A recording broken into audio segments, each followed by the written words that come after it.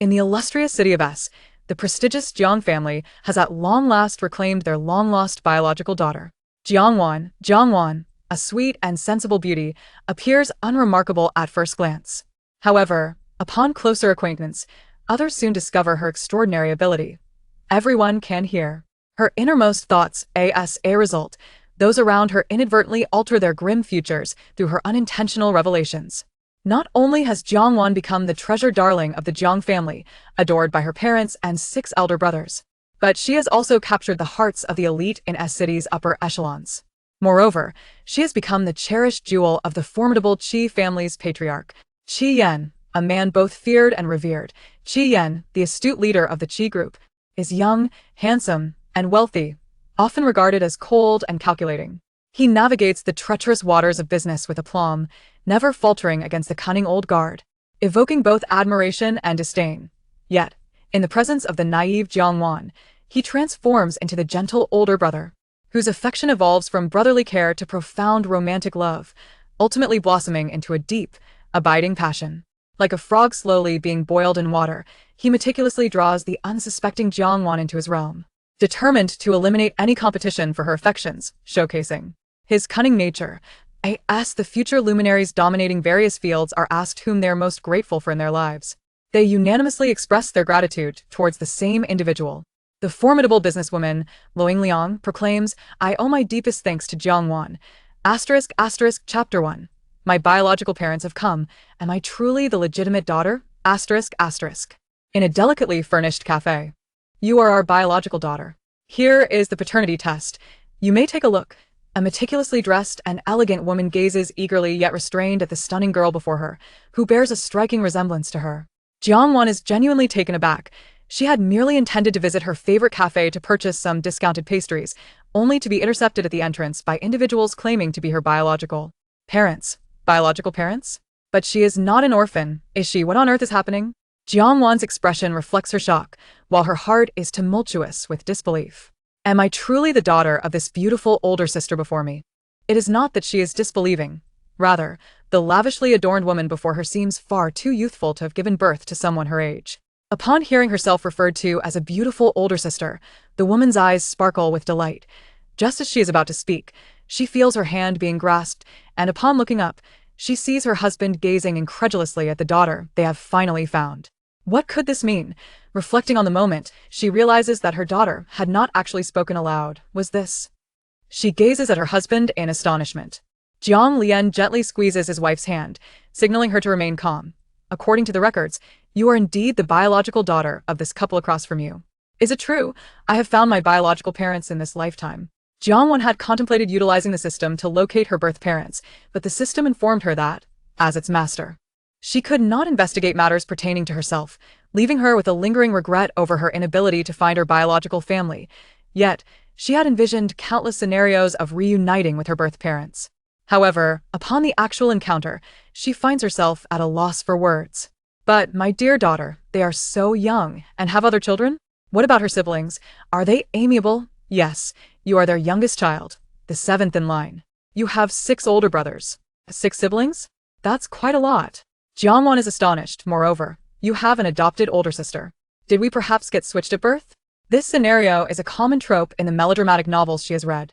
Flipping the paternity test report to the last page, she cannot decipher the details, so she simply checks the outcome. The report indicates a 99.99 genetic relationship and tears well in the corners of Jiang Wan's eyes. She has truly found her biological parents. Not quite. You were abducted. Your mother was unable to cope with the trauma, leading to psychological issues. Coincidentally, your adopted sister was abandoned and your father, considering your mother's condition, chose to adopt her. They genuinely hoped that someone would find you and care for you. A shiver runs through Jiang Wan as she yearns for her biological parents, yet their sudden appearance fills her with trepidation. She is uncertain of what the future holds. Will her parents accept her? Will they be able to coexist harmoniously? However, upon hearing the comforting words, warmth fills her heart. Perhaps she will enjoy a pleasant relationship with her biological parents. Jiang Lian and Shi Lan sense their daughter's previously tense posture relax in an instant. They exchange glances, both perceiving mutual joy in each other's eyes. Could it be that their daughter is beginning to accept them? If one were to inquire about Jiang Lian and Shi Lan's thoughts on hearing their daughter's innermost musings, Their astonishment far outweighs any fear. This is their daughter, the precious child they poured all their love into. Even if she were a devil, their love for her would remain unwavering. Wan, or may I call you that? Sherlon gazes cautiously at her daughter. Seeing her mother's careful demeanor, Jiang Wan feels a pang in her heart and promptly nods. Yes, taking a deep breath, Mama. After uttering these words, she feels a sense of relief. Calling her mother is not as daunting as she had imagined. Jiang Wan understands that her parents did not abandon her intentionally. Hence, her favorable impression of them allows her to call them so readily. Oh, Sherlon had thought it would take some time for her daughter to call her. Yet here she is, unable to contain her tears of joy. Dear, don't cry. Our daughter has called for you. Jiang Lian quickly embraces his wife in comfort.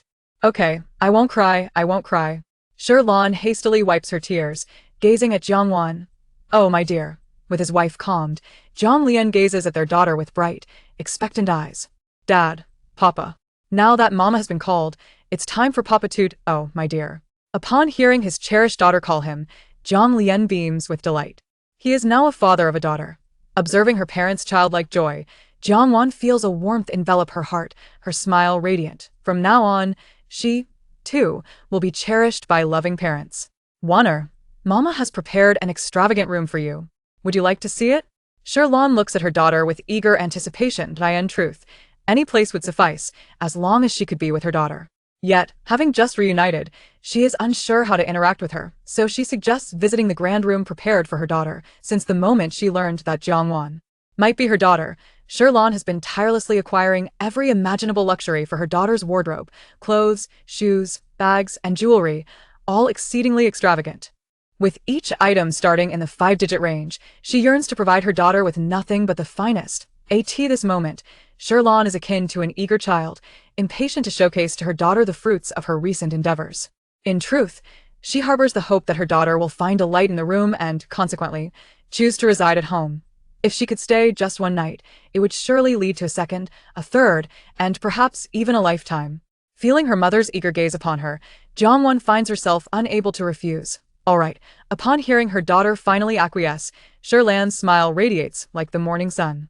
Then let us return home at once, she declares, rising with palpable anticipation. As if fearing that Jiang Wan might slip away, Sherlan clutches her tightly. Wano, do you have any dietary restrictions? I shall instruct the cook to prepare a splendid meal, and we can savor the delicious dishes upon our return. Jiang Wan gazes at her mother's firm grip, feeling a warmth in her heart. I have no restrictions. I eat everything, she replies nonchalantly. Sherlan and Jiang Lian, overhearing this, feel a pang of sorrow as they think of Jiang Zhe, their younger son and twin to Jiang Wan, who has always been notoriously picky about his food, refusing anything that does not meet his lofty standards. Yet, looking at their youngest daughter, they wonder, could she possibly be as discerning? Surely not. The couple resolves then, and they're to embark on a culinary adventure with their precious daughter, determined to introduce her to the finest delicacies the world has to offer. As Sherlan leads Jiang Wan ahead, the forgotten Jiang Lian smiles wryly, pulling out his phone to call the family steward, instructing him to prepare a feast for their daughters.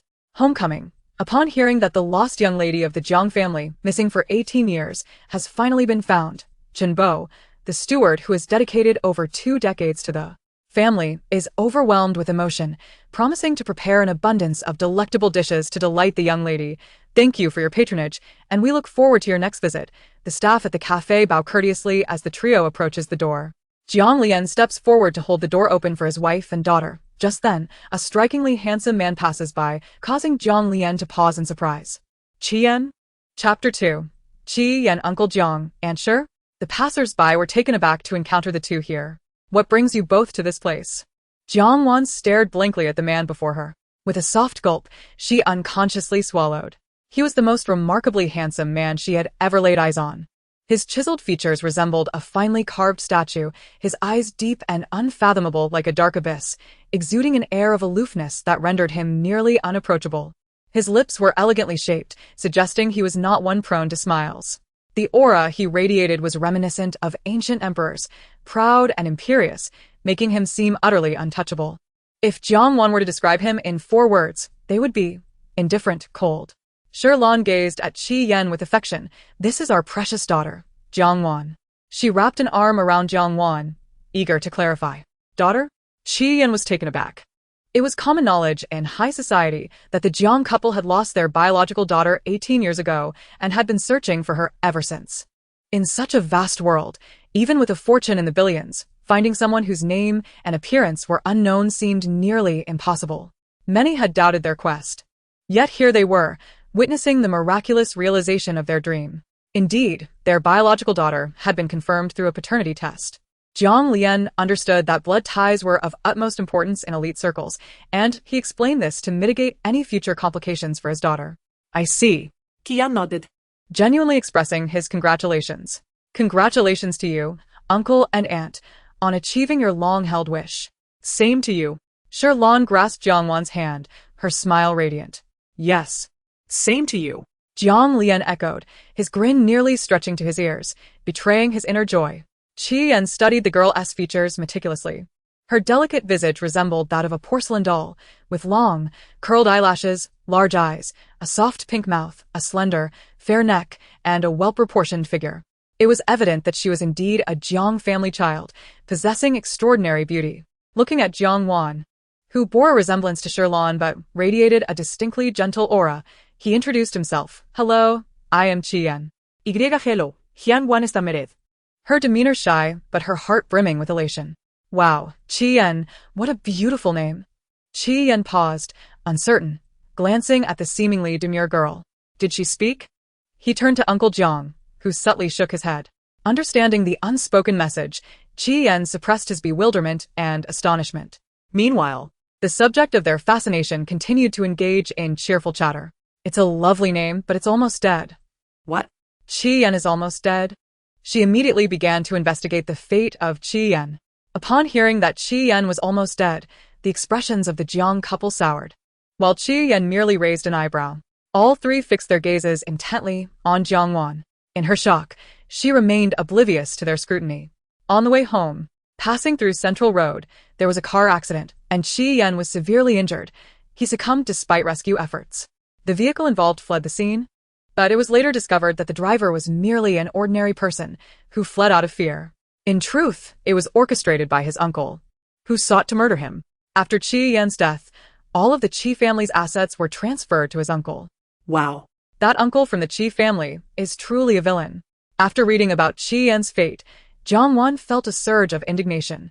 It was evident that for the sake of money, he disregarded all familial bonds. Indeed, the drama of high society was rife with such sordid tales.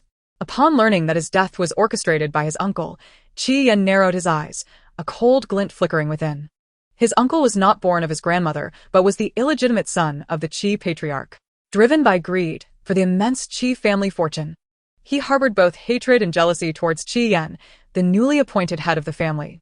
While he had not undertaken any grand actions, he had resorted to underhanded schemes. And this time, he had crossed the line. Indeed, it was desperation that drove him to this point. Qian's demeanor was characterized by indifference, coldness, and ruthlessness. As long as he was not provoked, he would not initiate conflict. However, once provoked, he was relentless in his vengeance. The illegitimate son had attempted a power grab, and Qian had swiftly curtailed his financial influence, leading to the latter's miserable circumstances. Once accustomed to dining at six-figure establishments, he now struggled to afford even four-figure meals. Thus, he resorted to the desperate act of attempting to eliminate Qian. And he had succeeded, at least, without Jiang Wan's interference. Now aware that someone intended to ambush him on his way back, how could Qian foolishly walk into such a trap? Yen, if you have no pressing matters, let us take a detour. Central Road is under construction. We should head via Beiwang Road. Would you like to join us? Jiang Lian inquired. Oh. Central Road is under construction? I wasn't aware. Beiwang Road sounds good. It's a safe route. Jiang Wan responded eagerly, her mind racing with possibilities. The three listened intently to Jiang Wan's thoughts, collectively exhaling a sigh of relief. All right, uncle. I have no urgent matters. Even if I did. Nothing is more valuable than life itself, she replied, casting a discreet glance at the quiet and obedient young man beside her. Noticing his gaze, she flashed him a sweet smile.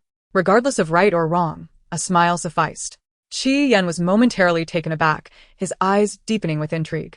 Shirlan and Jiang Wan settled in the front seat, while Qian mentioned he needed to discuss matters with Jiang Lian, taking his place in the back seat. As soon as the vehicle started, Qi Yan eagerly initiated conversation. Uncle, before he could finish, Jiang Lian shook his head. We're unclear about the situation ourselves. What does it matter? She's his daughter, and that suffices. Who could hear it? Any astute observer would discern his unfinished thoughts, Jiang Lian remarked. As if referring to a specific individual, just moments ago in the cafe, her thoughts had been silenced. Jiang Lian was taken aback. As he had never encountered such a phenomenon, the inability to articulate those words left him momentarily stunned. Curiosity got the better of him, and he repeated the phrase, only to receive the same result. Qi Yan raised an eyebrow, attempting the same, with a matching outcome. The driver, having overheard their unusual conversation through the rearview mirror, was utterly perplexed. Were the boss and President Qian well? Jiang Lian and Qi Yan exchanged glances, and it was Jiang Lian who first broke the silence. I observed the surrounding people. No one appears out of the ordinary. I see. Qi Yan nodded, his gaze meeting the driver's through the rearview mirror. The driver, startled, nearly lost control of the steering wheel, causing the vehicle to swerve in an S shape. Fortunately, the experienced driver steadied the wheel. While the car stabilized, the driver's heart raced as if it might leap from his chest. That brief encounter had terrified him. Despite Qi Yan's youth, his aura was immensely powerful. The moment their eyes met felt almost life-threatening. Old Zhang, drive steadily, Zhang Lian called out to the driver. Yes, boss. Realizing his employer's displeasure, the driver focused intently on the road ahead. Any further distractions could jeopardize his job. Chapter 3. Return to the Jiang residence. Meanwhile, the happenings in the back seat had not gone unnoticed by Sherlan, who was engaged in an intimate conversation with Jiang Wan. What has happened with your father? Turning her head to glance at the vehicle behind, she curiously inquired. I have no idea. Jiang Wan responded, equally astonished. Her interest piqued, she swiftly began to investigate. The driver and Qi Yan's eyes met, causing a start. The information she uncovered left Jiang Wan utterly astounded. That individual is remarkably formidable. Upon hearing her daughter's revelation, Sherlan was momentarily taken aback, her expression subtly shifting. Midway through their journey, Qi Yan had disembarked. His men had just sent word that they had apprehended the would-be assassin. It turned out that shortly after boarding the Jiang family's car, Qi Yan had dispatched a message to his subordinates, instructing them to prepare thoroughly and drive his vehicle to the central ring road. The assassin, mistaking the car for Qi Yan's, had charged at it. Unfortunately for him, Qi Yan had already laid an elaborate trap, and as soon as the assailant approached, he was swiftly captured by Qi Yan's operatives. Thus, Qi Yan had to attend to this matter. One could only wonder what dismal fate awaited Qi Yan's illegitimate uncle. Truly, he is the leader of his generation. As they watched Qi Yan's figure recede into the distance, Jiang Lian spoke up. Although his eldest son was also quite exceptional, he paled in comparison to Qi Yan, a truth he was reluctant to admit. With broad shoulders, a slim waist, and long legs, Jiang Wan was captivated by Qi Yan's retreating silhouette. Once Qi Yan departed, Jiang Lian, who had entered the vehicle with his wife and daughter, noticed that Jiang Wan was still fixated on Qi Yan's figure, and his handsome face darkened instantly. This lad is indeed a troublemaker. In their circle, there are hardly any young women who do not admire Qi Yan. Would his long-lost daughter also be enchanted by that scoundrel? In stark contrast, Sherlan wore a beaming smile, radiating satisfaction. It is no wonder that she is Sherlan's daughter. She possesses an eye for quality. Qi Yan is undoubtedly the most influential figure among the younger generation, commanding the respect of those fearless ruffians. To put it in ancient terms, he is akin to a newly ascended emperor, one wielding genuine power. My daughter truly has discerning taste. However, Zhang Lian interjected, cautioning, daughter. Qi Yan is not the paragon you might think. He is nearly 30, a veritable older man. Sensing her daughter's apparent infatuation, he promptly began to enumerate Qi Yan's flaws. Sherlan, on the other hand, had a different perspective. Such an outstanding young man, even if he is a decade older than my daughter, is still worthy of her. Naturally, one should aspire to marry the best. Thus, she quickly defended him. What do you mean by an old man nearing 30? Qi Yan is only 28, the same age as your eldest son. In Sherlan's eyes, the 10-year age difference was inconsequential.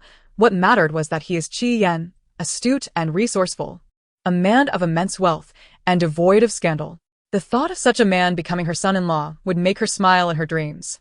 In high society, which affluent matron does not dream of marrying off her daughter to Qi Yan?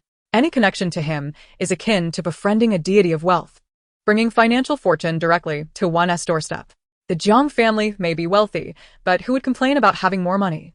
Jiang Wan listened in bewilderment to her parents' debate, her mother proclaiming Qi Yan as a rare gem, handsome, prosperous, and scandal-free, while her father countered, asserting that all men are inherently flawed.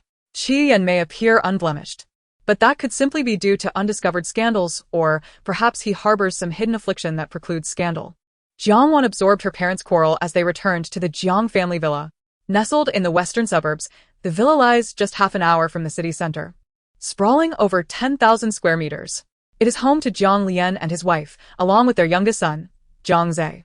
The other 5 sons have largely established their own lives. The eldest, 28-year-old Jiang Chu, has fully assumed his father's position, embodying the archetype of a domineering CEO.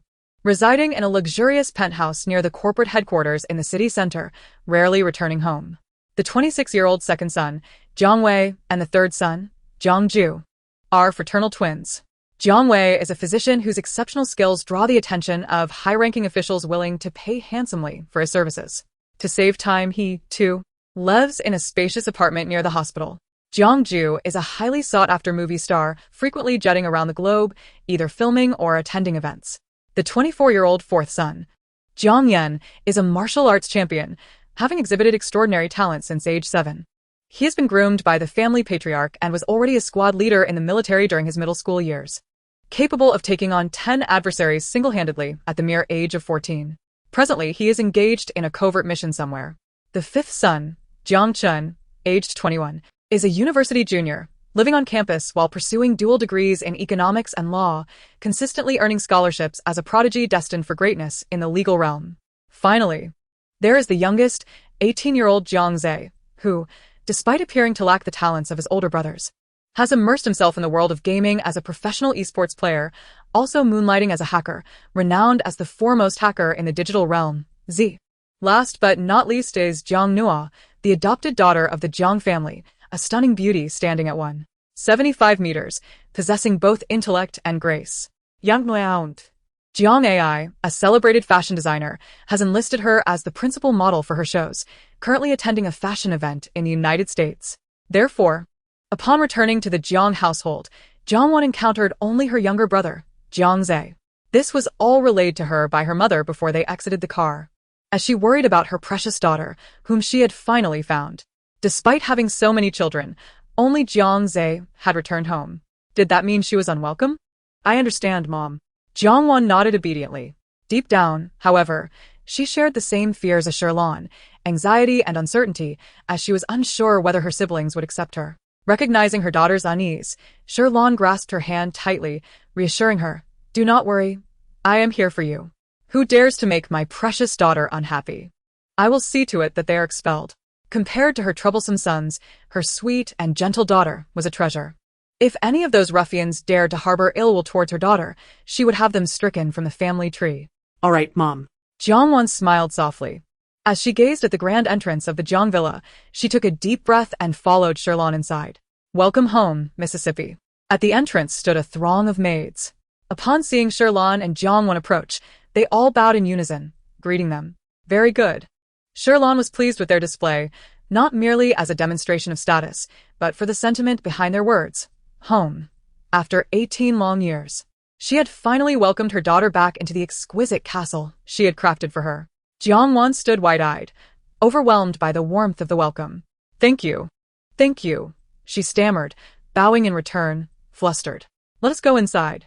Jiang Lian, standing on Jiang Wan's other side, took her hand, bolstering her courage. All right, Dad, she replied, glancing at Sherlan, Mom. She beamed with happiness. Dad, Mom. Just as they stepped into the villa, a dashing young man approached, calling out to the Jiang couple. He then turned to Jiang Wan. Wanner, this is your younger brother Jiang Zhe, and you are twins. Sherlan exclaimed, holding Jiang Wan's hand, introducing her to the boy before them. Jiang Wan gazed at the individual before her, whose lustrous black hair was subtly interspersed with clusters of understated green strands. Possessing striking features, they shared an impressive resemblance, akin to 89% similarity. Yet, rather than exuding femininity, there was an undeniable coolness that enveloped them. Simply standing there, an innate nobility radiated from their being, rendering them impossible to overlook. "Hello, big brother," Jiang Wan greeted dutifully. Hello," Jiang Zhe responded, assessing his sister. Though she bore an 89% resemblance to him, her demeanor was distinctly more tranquil and gentle compared to his unruly spirit. Observing the clarity and brightness in her large eyes, devoid of excessive desire upon encountering the opulence of the Jiang family's residence, Jiang Zhe nodded in satisfaction. Whether as a biological sister or otherwise, as long as she wasn't a troublemaker, he could accept her. "All right, since my daughter has returned," Jiang Zhe, step aside. Sherlan, noticing her daughter's attention being drawn to her troublesome son, expressed her discontent. She promptly approached, ushering him aside, then affectionately guided Jiang Wan into the living room. "Wanner, let us sit here and rest. Dinner will be served shortly." "Okay." Casting a glance at her brother, who was pushed aside by their mother, Jiang Wan followed her into the living room. Jiang Zhe displayed no signs of displeasure at being dismissed by the family matriarch. He had grown accustomed to such treatment. As the youngest in the family, he was expected to be pampered by all. Yet his troublesome nature had often left Jiang Lian and Sherlan exasperated, resulting in a lack of special affection toward him. Had it not been for Jiang Zhe's face, which bore a striking resemblance to Sherlan, with a touch of Jiang Lian, the couple might have doubted if their youngest son had been swapped at birth. Given his wayward behavior that made one wish to throttle him, "Darling, I've prepared an enormous walk-in closet for you, filled with beautiful clothes suitable for your age. After dinner, we can go see if you like them. If there's anything else you desire, just let your mother know." Sherlan, her eyes filled with affection for her regained daughter, held Jiang Wan's hand tightly while seated on the couch, fearful that a mere blink might cause her daughter to vanish again. All right, Mom. For the first time, Jiang Wan, who had grown up in an orphanage, truly felt an overwhelming sense of maternal love, her heart brimming with happiness, her nose slightly tinged with emotion. She indeed had parents who cherished her. "Yes, daughter. If there's anything you want, just tell your father. We have plenty of money," Jiang Lian interjected, eager to reclaim his daughter's attention. "Okay, Dad." Jiang Wan flashed a sweet smile at her father, causing his grin to broaden uncontrollably. Observing the warmth showered upon his new sister by parents who usually dismissed him with indifference, Jiang Zhe felt a pang of jealousy. However, he held no bitterness, for he had always known how desperately his parents wished to find their daughter. "Little sister, have some fruit." Jiang Zhe immediately placed a platter of fruit before Jiang Wan. "Thank you, big brother." As Jiang Wan was being questioned by Sherlan about her past life, she glanced at the fruit platter before her, then at her expectant yet slightly proud brother, and felt a swell of gratitude towards him. "No need to thank me." Jiangsha. Caught off guard by the purity in Jiang Wan's eyes, felt his ears flush. "Oh, my brother is so wonderful, truly a good older sibling." Jiang Wan bit into an apple, the sweet juice flooding her mouth. "This is delicious. Brother, you're so kind." Flattered by her praise, Jiang Zhe's ears and neck turned crimson. "However, it seems my brother is in quite a predicament. I must prevent him from going out. Otherwise, he may very well end up confined to a wheelchair in the future." Jiang Zhe froze, realization dawning upon him as he stared blankly at Jiang Wan. Did she just speak? "You cough, Jiang Zhe." Jiang Lian interrupted his youngest son with a cough. Huh? "Dad, what is up?" Jiang Zhe looked at his father, bewildered. "Do you have any plans for later?" "Oh, Wenqi asked me to hang out. He said it's a rare chance for him to return from abroad, so he wants to catch up." Jiang Zhe reported honestly, facing his father's stern gaze. Li Wenqi was his good friend, a wealthy heir whose family boasted assets in the billions. His parents had arranged for him to study abroad, and now that he was back for a holiday, he wanted to reunite with their group of friends. Hang out? "Where will you be gathering?" Jiang Lian frowned. "Where could it be?" "Naturally. It's at that ostentatiously named club, Heaven and Earth." Jiang Zhe hadn't even finished his reply when Jiang Wan silently added this thought to her mind. Jiang Zhe's eyes immediately fixed upon Jiang Wan's face. He could swear on his 18 years of chaotic life that she had not spoken just now. "Where is that?" Jiang Zhe was still in shock when Jiang Lian, concerned that he might inquire further, immediately interjected. "Heaven and Earth." Jiang Zhe shuddered involuntarily at the mention. What's south wrong with that place? Before he could voice his confusion, he caught a warning glare from his father. Despite often being dismissed, there remained an understanding between them. Jiang Zhe suppressed his shock and curiosity. "Absolutely not," Jiang Lian commanded, regardless of what had transpired at that venue. The answer was simply no. Yet, having already committed to his friend, He felt it would be disrespectful to back out at the last moment. Silence. Jiang Lian's glare was withering. You've just regained your sister, yet you wish to abandon her for your delinquent friends? Are you seeking a beating? Jiang Lian glared fiercely. When it came to disciplining his son, Jiang Lian was not one to jest. Out of his 6 children, Jiang Zhe was the most troublesome, earning him the most reprimands. Since he was old enough to understand, it had been a pattern of frequent beatings. If left unchecked, he truly might wreak havoc in the household. Jiang schlucked, Shrinking his neck. Though discontent brewed within him, he dared not retort. Meanwhile, Jiang Wan, quietly nibbling on her apple, marveled at her father's effective parenting. Dad is formidable. He's amazing. Hearing his daughter's thoughts filled with admiration for him, Jiang Lian's stern demeanor softened into a warm smile the moment he glanced at her. Indeed, it is often said that daughters are a father's little cotton-padded jackets. Such sentiments ring true. Faced with his father's double standards, Jiang Zhe felt a pang of bitterness. He shot a resentful glare at his little sister, who continued to praise their father in her mind, feeling utterly despondent. He could already foresee the further degradation of his already tenuous standing in the family. Innocently puzzled, Jiang Wan pouted. Why are you staring at me? It's not like I'm the one preventing you from going out. While it's true that Dad is restricting your outings because I've returned, you should be grateful to him. Otherwise, you'd be facing a future in a wheelchair. Your friend has barely spent a few days abroad. But now he struts around like he's a deity. He crashed into someone and had the audacity to demand an apology.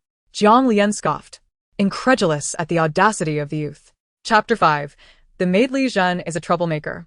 The individuals frequenting that establishment are hardly of humble means, and it will undoubtedly attract trouble. Driven by a misguided sense of brotherhood, you would rush to defend him, only to end up injured and facing dire consequences.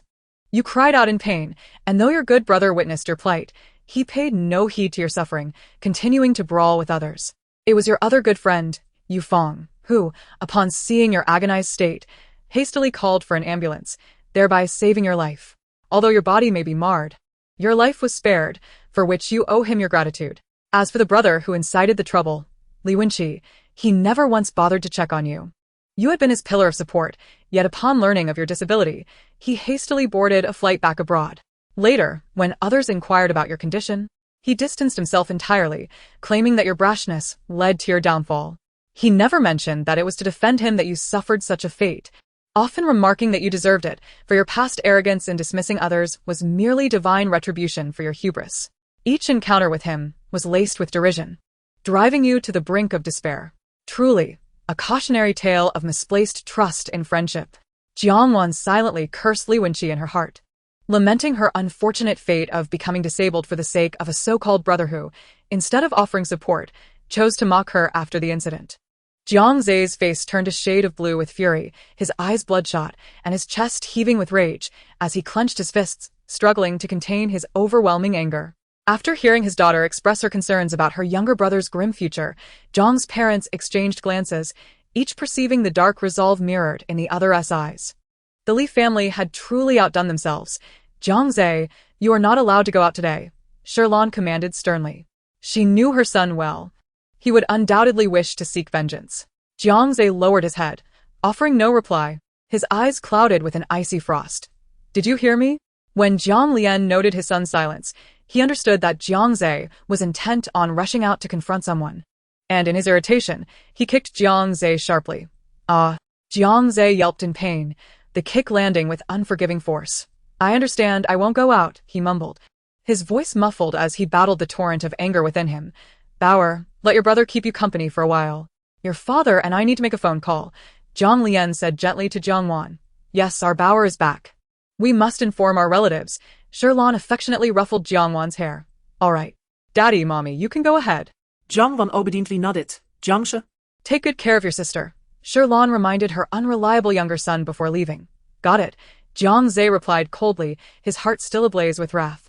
Bauer, I'll have someone bring you some pastries to tide you over, Shirlan said to Jiang Wan. Okay, she responded sweetly. Once Jiang Lian and Shirlan departed, Jiang Wan remained quiet, nibbling on the remaining half of her apple, while Jiang Zhe took a considerable amount of time to quell his fury. He glanced uncertainly at his obedient younger sister. Although he had heard her unspoken thoughts, questions still flooded his mind. How could he accept that someone he considered a good brother would ultimately betray him? Jiang Wan felt the weight of Jiang Zhe's gaze upon her, making her uneasy. What's wrong?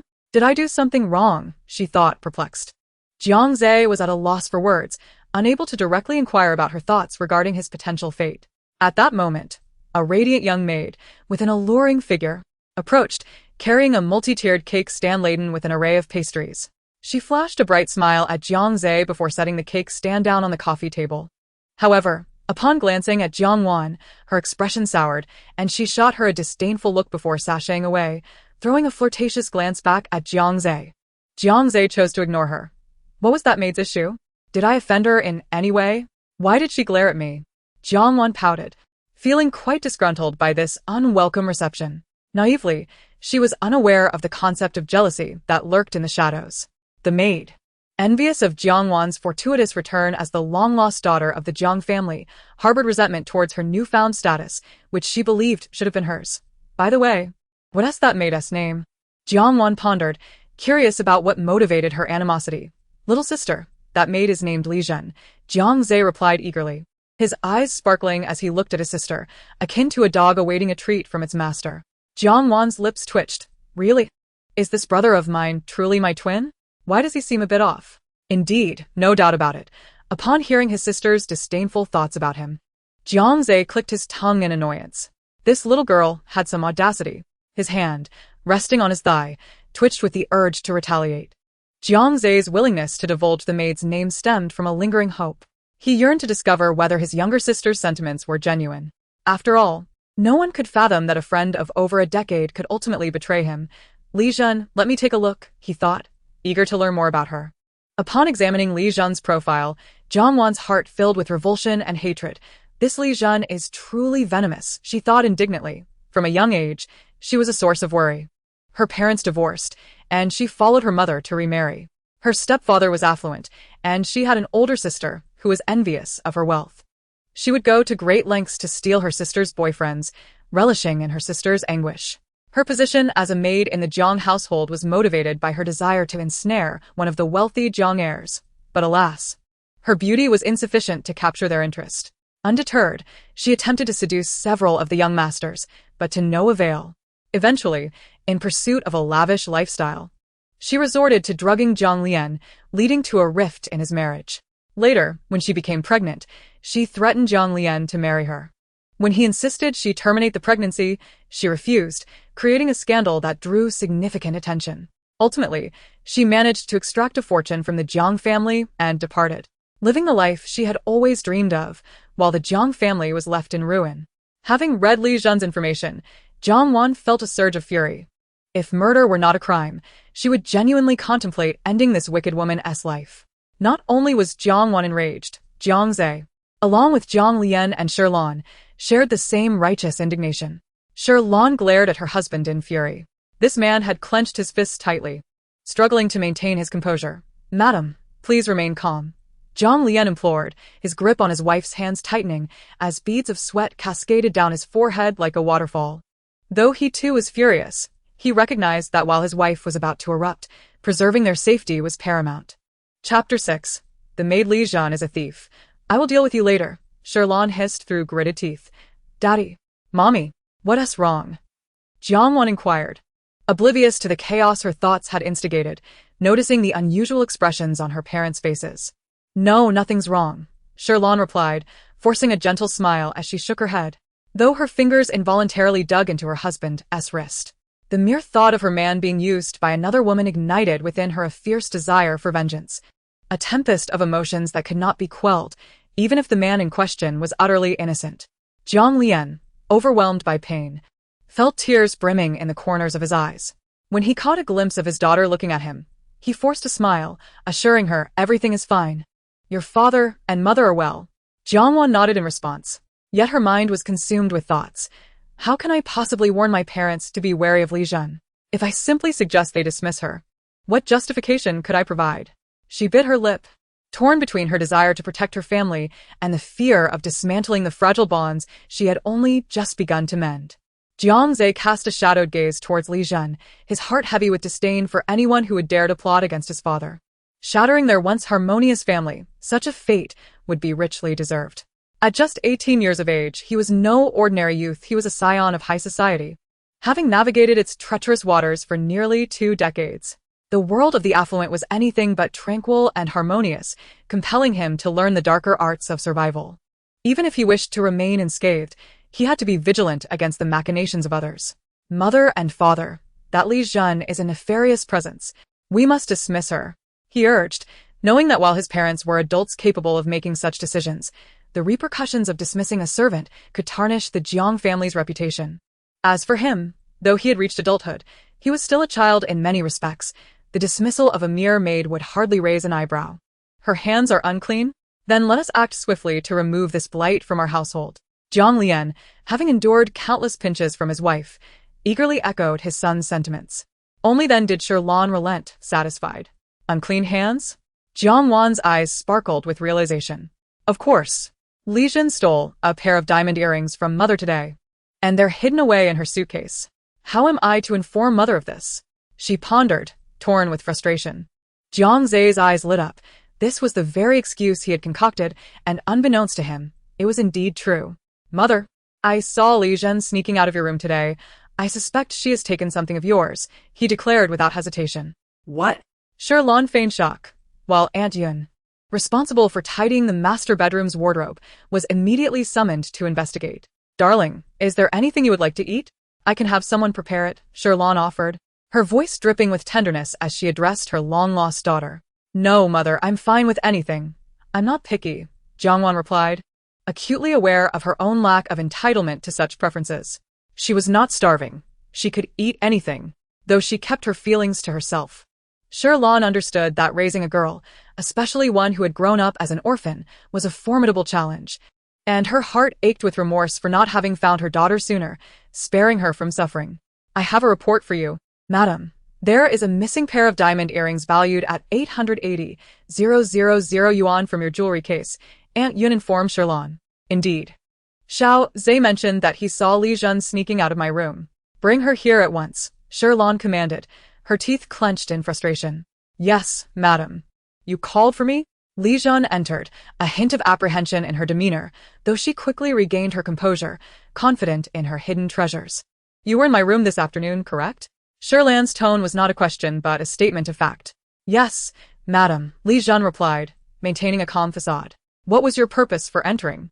To clean, Li Zhen answered. My room is attended to by someone else. Why were you the one to enter? Shirlan's piercing gaze bore into Li Zhen, who faltered under the intensity of her scrutiny. I have misplaced a pair of earrings worth 880,000 yuan. The only individuals permitted in my room, aside from Aunt Yun, are you and I. Therefore, you must have taken them. Madam, I did enter your room. But I assure you, I did not steal anything, Li Zhen protested vehemently. Not you? Aunt Yun has worked for me nearly a decade. The gifts I have given her could purchase several pairs of those earrings. She would not jeopardize her integrity for such trifles. Hence, you are the sole suspect. The elderly patriarch gazed at Jiang Lian with a pitiable expression, which only served to irritate him further. Do not look to him for support. I am the head of this household, Shirlan stated coldly. Li Zhen, I shall grant you one final opportunity to return what you have taken, and I will overlook this transgression. The fury that boiled within her at the thought of this woman disrupting her family for monetary gain was insatiable. She longed to see her utterly obliterated. Madam, though Li Zhen hails from humble beginnings, she would never resort to petty theft, Li Zhen insisted, unaware that her secrets had been thoroughly unraveled, maintaining an air of defiance. Yet I witnessed you hastily exiting my room. Do you still deny it? Jiang Zhe interjected. Madam, I truly did not steal anything. Feel free to search me. Li Zhen maintained her innocence, her expression unwavering. Search her belongings, Shirlan commanded Aunt Yun, her tone resolute. Yes, madam. Li Zhen stood resolutely, exuding an air of confidence, convinced of her clever concealment. As anticipated, Aunt Yun searched through Li Zhen's possessions 3 times, yielding no results. Madam, we found nothing, Aunt Yun reported, her countenance darkened with worry as she contemplated the loss of 880,000 yuan from her own earnings. Shirlan glanced at her son, who understood her unspoken cue. I recall seeing a video a few days ago. The suitcase handle should be detachable. Let us take a look, Jiang Zhe suggested casually. Absolutely not, Li Jun interjected hastily, her composure fracturing for the first time. Jiang Zhe's gaze remained fixed on her, his voice leaving no room for dissent. Disassemble it. Yes. Aunt Yun quickly retrieved the necessary tools. Wow, my brother is so handsome. Jiang Wan gazed at Jiang Zixing with starry eyes. Upon hearing his little sister's heartfelt thoughts, Jiang Zhe tilted his head with a sense of pride, tossing his hair back in an arrogant manner, a visage that made Jiang Lian's fingers itch to give him a massage. They had found a pair of diamond earrings, madam. The very ones you had misplaced. At that moment, Aunt Yun also opened her hand, revealing a small pouch containing the diamond earrings lost by Sherlon. No, madam. I was wrong. I was momentarily bewitched. Please forgive me. Seeing the tide turning against her, Li Jun immediately pleaded. Call the police, Sherlon interjected promptly. Upon hearing that the police would be involved, Li Jun panicked. No, please don't. Madam, I beg you. I'm still a college student. My mother has remarried, and I must earn my own tuition. I'm about to pay it, and I can't come up with the money, which is why I sought your mercy. Li Jun wept bitterly, her tears flowing like rain. The story unfolded with genuine emotion. Aunt Yun, unaware of the true circumstances, was already moved, her face filled with compassion. Meanwhile, Sherlon wore an expression of derision. Were it not for hearing her daughter's inner voice, she might have been inclined to resolve the matter peacefully. After all, for a family of their stature, a mere 100 or 200,000 was but a trivial expense. However, the fact that Li Jun harbored intentions to disrupt their family could not be overlooked. Call the police. I care not for your excuses. If you dare to steal, you must be prepared to face the consequences. Madam, I implore you. Li Jun was genuinely terrified, and she fell to her knees before Sherlon, incessantly begging. She had not yet married into wealth to enjoy the luxuries of life. How could she afford to have a stain on her record? If she had a criminal record, which noble family would dare to wed a woman who had once been a thief? Were she an ordinary person, Sherlon might not have appeared so unyielding. But considering that this was a malicious woman intent on shattering her happy family, she remained unmoved by Li Jun's pleas, her demeanor icy and unfeeling. Realizing that Sherlon was truly impervious to her entreaties, Li Jun swiftly shifted her gaze to Jiang Lian. Her eyes, glistening with tears, were exceptionally bright. Jiang Lian felt a sudden chill from the murderous glare directed at him, and cold sweat drenched his back as he barked, "Shut up, thief." Li Jun had gazed into the mirror countless times, well aware that her left side was more beautiful, especially since she had trained herself to appear even more pitiful with tears cascading down her face. Any man would be moved by such a sight. Originally, she had prepared herself thoroughly, thinking that since the matter had reached this irretrievable point, she would go all out, showcasing her sorrowful visage to Jiang Lian. She had absolute confidence that any man would surely be touched. Alas, she miscalculated. The men of the Jiang family were the most devoted and affectionate. At 52 years of age, Jiang Lian had grown up alongside Sherlon, and their relationship had always been stable, devoid of quarrels. Over the past 50 years, given his status, he had encountered countless women, but those outside cared not whether he was married. As long as he was wealthy, they would cling to him. None more beautiful or accomplished than Li Jun. Yet, Jiang Lian's heart belonged solely to his wife, Sherlon. He never spared a glance for other women.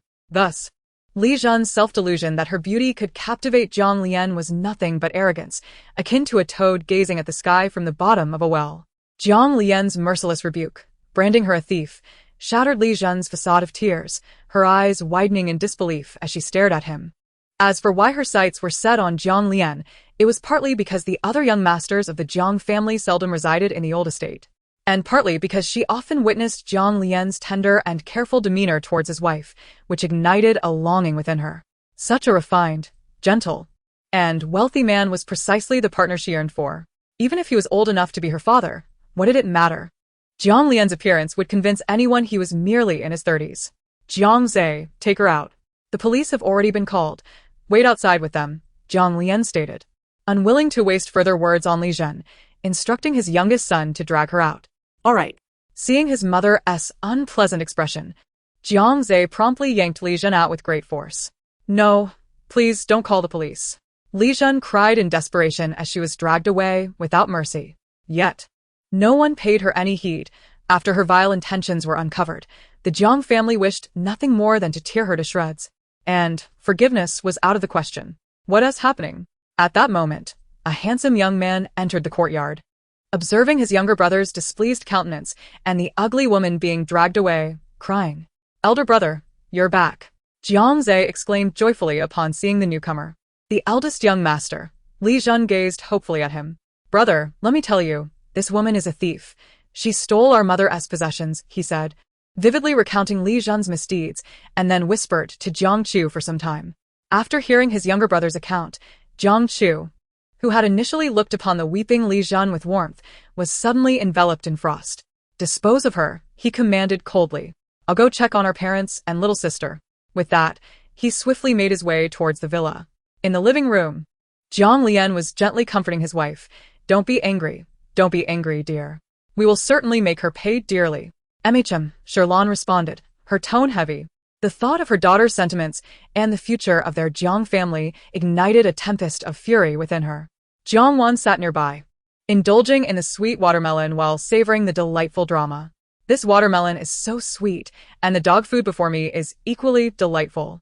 Jiang Wan felt elated as she enjoyed her treat, while the affectionate Jiang family simultaneously felt a tinge of embarrassment upon hearing their daughter's thoughts. Just then, Jiang Chu entered the living room, catching every word of her heartfelt musings. Although he had previously heard his younger brother mention their sister's sentiments, he had not grasped the details. Now, hearing them plainly, he was momentarily taken aback. "Parents," Jiang Chu greeted his parents first before turning to the sweet girl beside them. Earlier, he had received a photo of his sister from their mother, and upon seeing it, he had found her to be exceptionally well-mannered. Now, witnessing her in person, he was captivated. "She truly is my sister, so beautiful, resembling our parents." "Hello, little sister, I am your elder brother, Jiang Chu," he said, offering a warm smile to Jiang Wan. She immediately stood up, respectfully saying, "Hello, elder brother." Chapter 8. The eldest brother gave 5 million as a welcome gift. Discussing a transfer. "Wow, elder brother is so handsome, a complete replica of father. Father was so dashing in his youth. No wonder he captivated mother." Jiang Wan appeared demure, yet her heart was racing with excitement. Her thoughts not only praised the two men but also playfully teased her mother. The Jiang father and son, basking in their daughter's sister's compliments, proudly held their heads high, their expressions and movements eerily similar. Truly they were a pair. Shilan, upon being teased by her daughter, was instantly enveloped in a blush. She shot her daughter a resentful glare. "What nonsense. Here, little sister, take this card. It contains 5 million. The password is 6 sixes. It's a welcome gift from your elder brother," Jiang Chu said, handing Jiang Wan a bank card. Jiang Wan gazed in astonishment at her brother and the card in his hand. This was truly the mark of a wealthy family. A welcome gift of 5 million right off the bat. Seeing that her younger sister was slow to respond, Jiang Chu directly placed the card into her hand. take it. Jiang Wan felt her entire body stiffen, her breath becoming shallow. It felt as though she were holding not a card containing 5 million yuan, but a bomb. Goodness. She had never seen so much money in her life. Witnessing her daughter's shock over what was, in her eyes, a trivial sum, Shirlan felt a pang of discomfort in her heart. Her precious daughter, who should have been showered with love and luxury, was now so cautious due to the malice of others. In her heart, she cursed the person who had wronged her daughter and their entire lineage. They had better pray that she never discovers their identity. Otherwise, she would surely unearth their ancestral graves out of rage. "Sweetheart, this is a gift from your older brother. Keep it and buy whatever you desire in the future. We are not short of money." Shirlan gently grasped Jiang Wan's hand and tucked the card into her pocket. "This is merely a meeting gift from your brother. There will be more from your other brothers yet to come.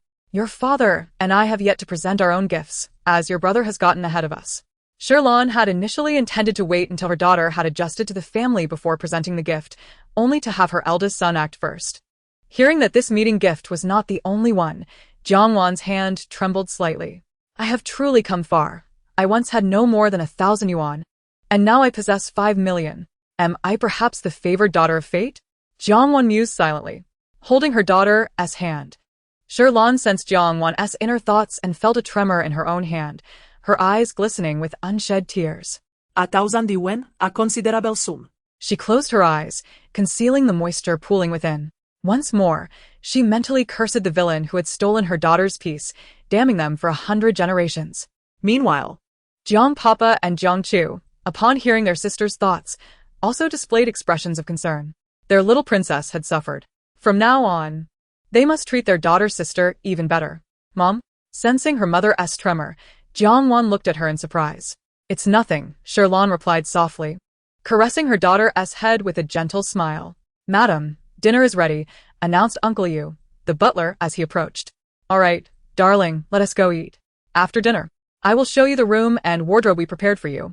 She affectionately led Jiang Wan toward the dining room. Okay, Mom.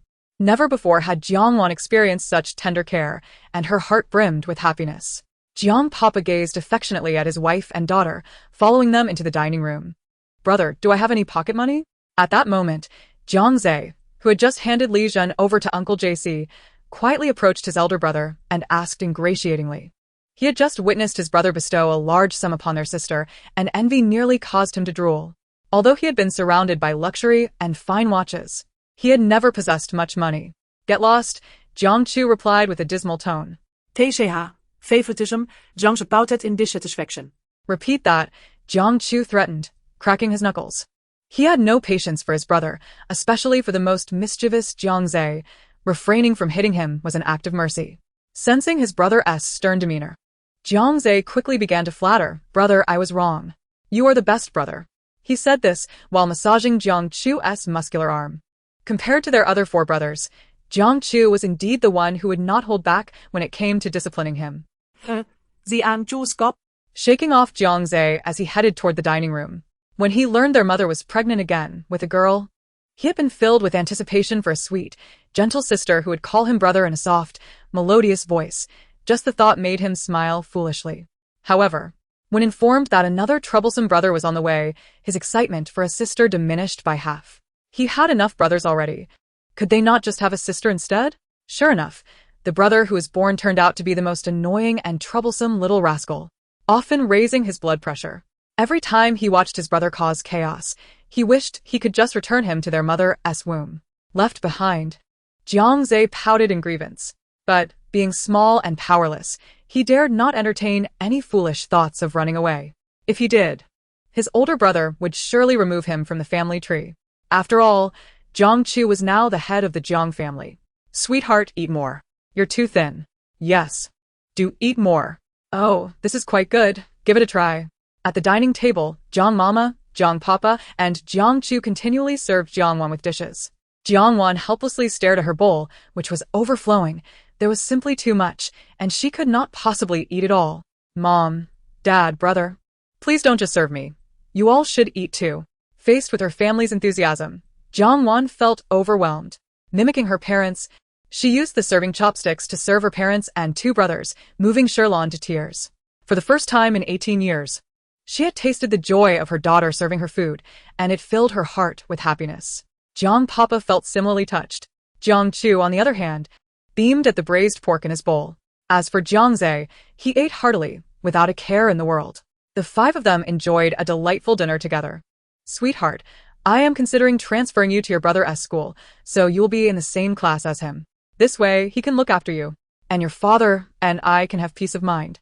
What do you think? Sherlon proposed cautiously. Transfer? Jiang Wan was taken aback. This was something she had never contemplated. Yes, to St. Blue. St. Blue? Jiang Wan exclaimed in surprise. That was the renowned private high school attended by the city's wealthy elite. Indeed. Jiang Wan fell silent. She had never considered transferring schools. Mom, can I not transfer? I'm in my final year now, and in just a year, I'll be taking the college entrance examination. After a moment of hesitation, Jiang Wan replied. Jiang Lian and Sherlon exchanged glances, and Jiang Lian spoke. Sweetheart, we don't want to force you to transfer. Your father understands that this is a crucial time for you. However, I did some research on your current school, and the faculty is rather average. St. Blue, on the other hand, boasts the very best in both faculty and education nationwide. Attending there would only benefit your future. Jiang Wan scratched her head, truly reluctant to transfer. Although my current school is ordinary, there is so much gossip. I haven't even finished enjoying it. I heard the study committee member from Class 3 and the class monitor from Class 7 are a couple. The class flower from Class 6 is chasing the four-eyed guy from Class 9. The physical committee member from Class 5 brings milk to the younger girls every day. There are so many interesting tidbits. How can I leave them behind? Chapter 9. Jiang Zhe confirmed the authenticity of Jiang Wan's thoughts. The four members of the Jiang family were momentarily at a loss for words. They had initially believed their daughter sister was reluctant to leave her current school due to her feelings for her classmates and her hesitation to adapt to a new environment. They had not anticipated that her inner musings would leave them utterly speechless. Jiang Lian and Shirlan were at a loss for how to respond, as was Jiang Chu. Meanwhile, Jiang Zhe's eyes glinted mischievously as he grinned. Jiang Wan cough. Jiang Lian shot an irate glare at his youngest son for calling his precious daughter by her full name. Jiang Zhe, sensing the impending wrath from his father, quickly corrected himself. Xiao Wan, I assure you, transferring to our school will definitely benefit you. Why? Although our school is an elite institution, it is rife with gossip, as you well know. The upper echelons of society are often the most scandalous, and our school is no exception. Once you transfer here, you will be inundated with endless tales. Of course, if such tales do not pique your interest, then disregard my words. Upon hearing Jiang Zhe's claim that their school is the hub of gossip, Jiang Wan's eyes instantly sparkled with excitement. Her previous reluctance to transfer evaporated, and she exclaimed with fervor, "Mom and Dad, I want to transfer." Her voice was filled with urgency, as if anyone who dared to oppose her would incite her wrath. Jiang Lian and Shirlan exchanged a glance, both sharing a knowing smile. "Very well, I will arrange it at once," her father replied. There was no need for elaborate planning. The Jiang family held shares in Shenglan, making it a simple matter to enroll his daughter with just a word. "Thank you, Mom and Dad." Jiang Wan expressed her heartfelt gratitude. "You are our precious child. There is no need for thanks," Shirlan said, gently ruffling Jiang Wan's hair with a warm smile.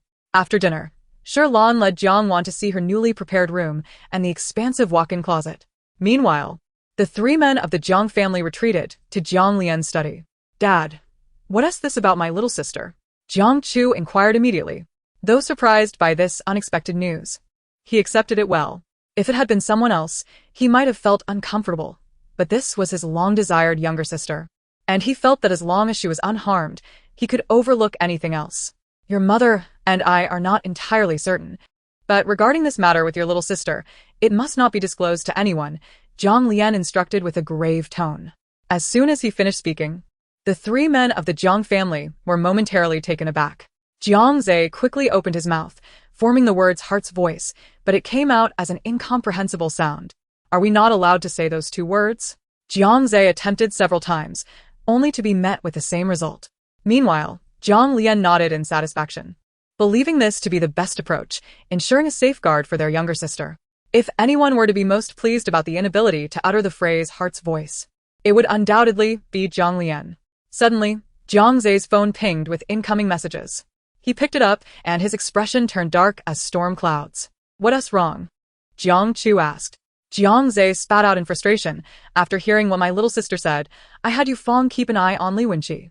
As expected, after having a few drinks, he became unruly, and at the club, he picked a fight over a slight bump.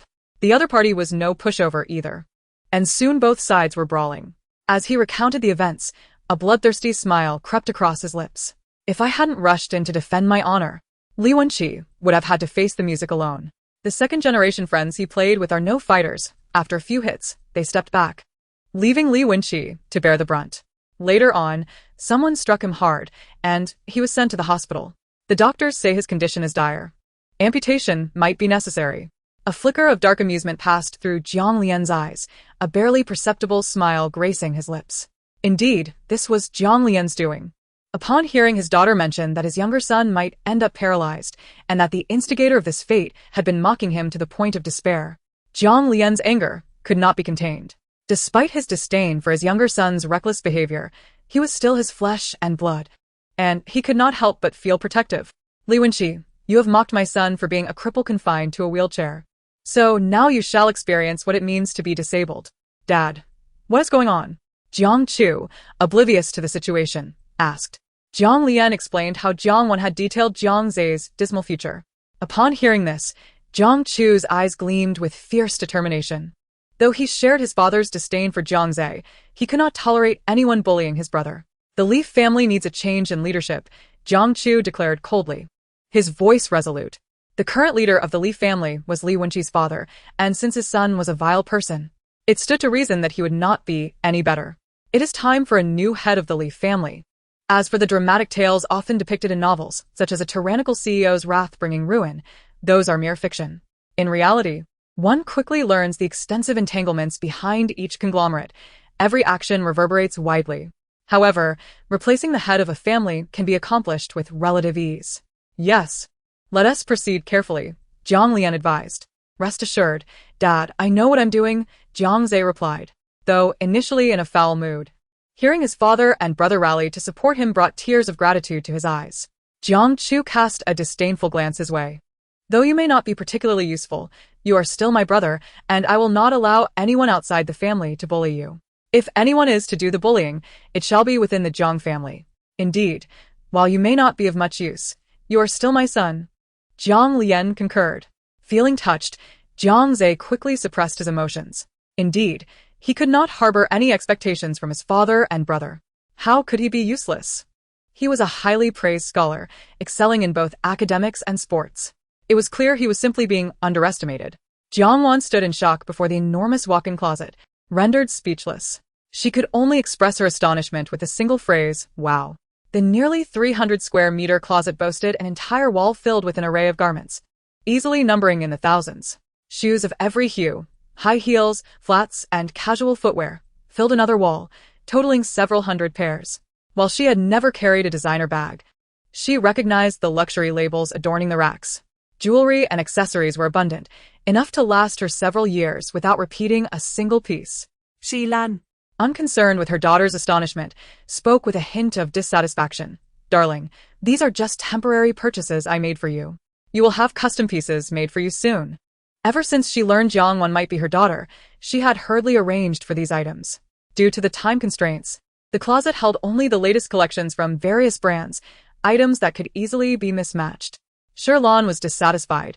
Her precious daughter deserved only the finest. These were merely stopgap measures until the bespoke garments were ready. Jiang Wan rubbed her sore jaw from having kept her mouth agape for too long. Hearing her mother's dissatisfaction, she quickly waved her hands. Mom, this is more than enough. I don't need any custom pieces. She had no idea when she would wear these items, let alone bespoke designs that might take years to arrive. Chapter 10. The Generous Welcome Gift from Mom and Dad. Upon hearing this, Lan was displeased, insisting, this is far from sufficient. You are my daughter, and you deserve only the best. She exuded an air of regal authority, radiating confidence. Jiang Wan gazed up at her formidable mother, starry-eyed with admiration. Mom is so cool. Lan paused, her daughter's praise causing her ears to redden. Looking at her adorable daughter, Lan smiled warmly. Having finally welcomed her daughter back, she was eager to offer her the very best the world had to offer. Surely this was not enough. Darling, there's more, Lan said, producing a palm-sized box and handing it to Jiang Wan. What is this? Jiang Wan asked, perplexed as she accepted the gift. Open it and see, Lan encouraged. Jiang Wan opened the box to find a black card nestled inside. This is a card I arranged for you, a supplementary card with a limit of 100 million. Use it freely, Lan proclaimed grandly. She had been prepared for this card long ago. It was merely a matter of finding the right moment to present it to its rightful owner. Jiang Wan's hand, which clutched the box, stiffened abruptly, and she felt as though her breath had momentarily ceased for 3 seconds. Her mind was a blank as she gazed at the black card lying quietly within the box. What had her mother just said? A supplementary card for her, with the freedom to spend up to 100 million? 100 million. What an unfathomable sum. Observing her daughter's incredulous expression, Lan felt a pang of sympathy. Such a trifling amount of money had left her daughter utterly flabbergasted. If it were given to Jiang Zhe, that mischievous boy would surely leap for joy. Mom, I can't accept this card, Jiang Wan stammered, her hand rigid with anxiety. It felt less like money and more like a ticking time bomb. Accepting it would mean foregoing sleep for the foreseeable future. You simply cannot refuse, Lan interjected, sensing her daughter's reluctance. This was prepared especially for you. I intended to give it to you after dinner, but your older brother got to it first. You've already accepted his gift. How could you possibly turn down your mother's? But this is no ordinary gift. It's a hot potato. Jiang Wan protested internally. There are no buts, dear. You must grow accustomed to this. This is merely a gift from your mother. Your brother has already given you one. And you have 4 more brothers who will also present you with gifts once they return from their commitments. Moreover, your father and I have not yet informed your grandparents about your return. When they learn of it, they too will wish to give you gifts, and I assure you, their offerings will far surpass mine. If you refuse, It will only sadden them. You wouldn't want to see your grandparents heartbroken, would you? Sherlon was not deliberately hiding the news of her daughter's return. Rather, like herself, the four grandparents had yearned for their granddaughter for 18 long years. If they were informed of her discovery, Jiang Wan would surely be whisked away by them. And Sherlon felt she had not yet had her fill of her precious daughter. Thus, she planned to wait until Jiang Wan had forged a deep bond with her family before breaking the news. Hearing her mother's words, Jiang Wan's eyes widened in astonishment. So many relatives. So, should I accept this? Of course, Sherlon replied emphatically, nodding her head. She then pointed to the black card, indicating that there was another card beneath it. Another one? Jiang Wan's fingers trembled slightly. She carefully lifted the black card and set it on the coffee table, revealing a rather ordinary bank card underneath. What is this? This is the bank card that your father and I arranged for you upon learning of your arrival into our family. We deposit 10 million every month. Even during the years you were absent, this practice has remained unbroken. It has continued for 19 years now. You have returned, so it is only right that it is entrusted to you. This was the very first action taken by her parents upon discovering they were to have a daughter, saving money each month, ensuring that even if the Jiang or Shi families faced hardship, their daughter would be secure. However, since Jiang Wan's disappearance, the card had been left without a rightful owner. Jiang Wan felt darkness encroach upon her vision. She could scarcely bear it. While she had been able to accept the idea of 100 million, now holding the prospect of over 2 billion in savings was nearly overwhelming. Mom, She exclaimed, her grip on the box trembling, her voice quavering. Seeing her daughter in such a state of shock, Sherlon smiled ruefully. You cannot refuse this, but you can certainly put it away. In your room. There is a hidden compartment that contains a safe where you can store valuable items. This card, too, can be kept there. Upon hearing she need not carry it with her, Jiang Wan finally felt as though she belonged to the world of the living again. All right, I will place it in the safe. She thought that if she had to keep it on her person, she would surely develop a persecution complex, believing that everyone was plotting to steal her fortune. Knock, knock, knock. The sound of someone knocking on the cloakroom door interrupted her thoughts. Wife, daughter. Came Jiang Lian's voice from outside. come in. Sherlon called out. Jiang Lian opened the door, smiling as he entered. He first gazed lovingly at his wife, then turned to his daughter. Upon seeing her pale complexion, his pupils dilated, and he quickly asked, "What's wrong, daughter? You were just fine a moment ago. Why do you look so pale? What happened?" "Nothing, just a little startled," Sherlon replied, gesturing towards the bank card in Jiang Wan's hand as her husband looked on. Bewildered. Upon seeing the card containing such a substantial sum, Jiang Lian finally understood the source of his daughter's distress. "Darling, it's all right. You'll get used to this sort of thing after a few more occurrences," he reassured her. Jiang Wan's eyes widened in disbelief. "Once almost sent me into shock. You suggest I should get used to it happening more often? Is this a sign that you wish for me to leave more swiftly?" "Enough of that. My heart can't take it." Before she could finish her thought, Jiang Lian, sitting beside Sherlon, produced a black card and handed it to Jiang Wan. "Take this. It's your father's black card. Spend freely up to 100 million. His extravagant offer echoed that of Sherlon. Jiang Wan stared silently at the black card before her. As her father had said, perhaps with more exposure, she would become accustomed to it. Indeed, the second time she encountered the black card, she found her heart rate had stabilized, allowing her to face it with calm. "Mother has already given me her black card," she stated, implying that her father's card was unnecessary. Seeing his daughter decline the offer, Jiang Lian feigned sadness. "Sweetheart, do you not like your father?" Jiang Wan gasped in shock, hurriedly denying, "Of course not. I adore my father." Noticing her mother's pout, she quickly added, "I love Mom, too." Sherlon's face brightened with a radiant smile, while Jiang Lian feigned displeasure. "So, you only accept your mother's black card and not your father's? Isn't that a sign of favoritism?" Jiang Wan scratched her head, bemused. Why were they competing for her affection? "So, should I accept it?" "Absolutely you should." Jiang Lian beamed, promptly placing the black card into Jiang Wan's hands. Holding the 3 cards, which felt like scalding hot potatoes, Jiang Wan sensed a hint of danger to her very existence. Yet, these were tokens of her parents' profound love, and she had no choice but to accept them. "Father, what about my older brother and younger brother?" she inquired as she carefully set the cards aside. "Your older brother is busy working. He's in his study attending a video conference. Your younger brother, however, is chatting with friends," Jiang Lian replied. Chapter 11. The Origin of the System.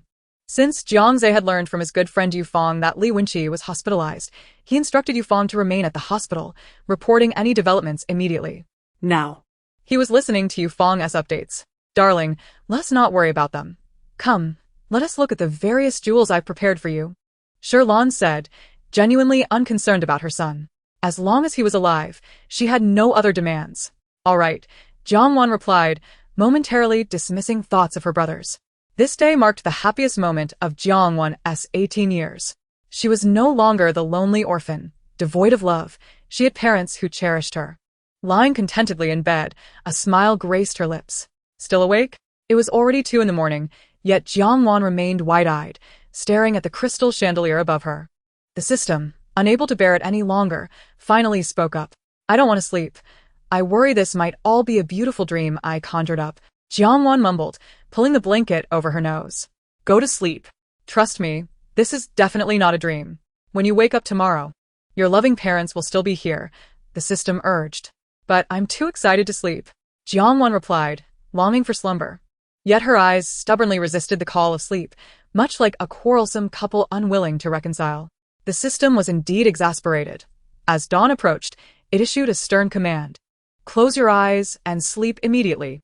Upon hearing the system's authoritative tone, Jiang Wan pouted and replied, I don't want to sleep. Jiang Xiaowan, you must understand that today marks your first day of reuniting with your parents. Do you truly wish to jeopardize their favorable impression of you by sleeping in? The system threatened. At this, Jiang Wan's eyelashes fluttered, and she conceded. All right. She then closed her eyes, forcing herself into slumber. Thank you, Tong Tong. Jiang Wan expressed her gratitude. She was genuinely thankful for the system's presence, as it had ensured her safety throughout her life. To inquire about the moment the system bound itself to Jiang Wan, one must trace back to when she was 3 years old. Ever since she could remember, she had resided in an orphanage called Home of Happiness.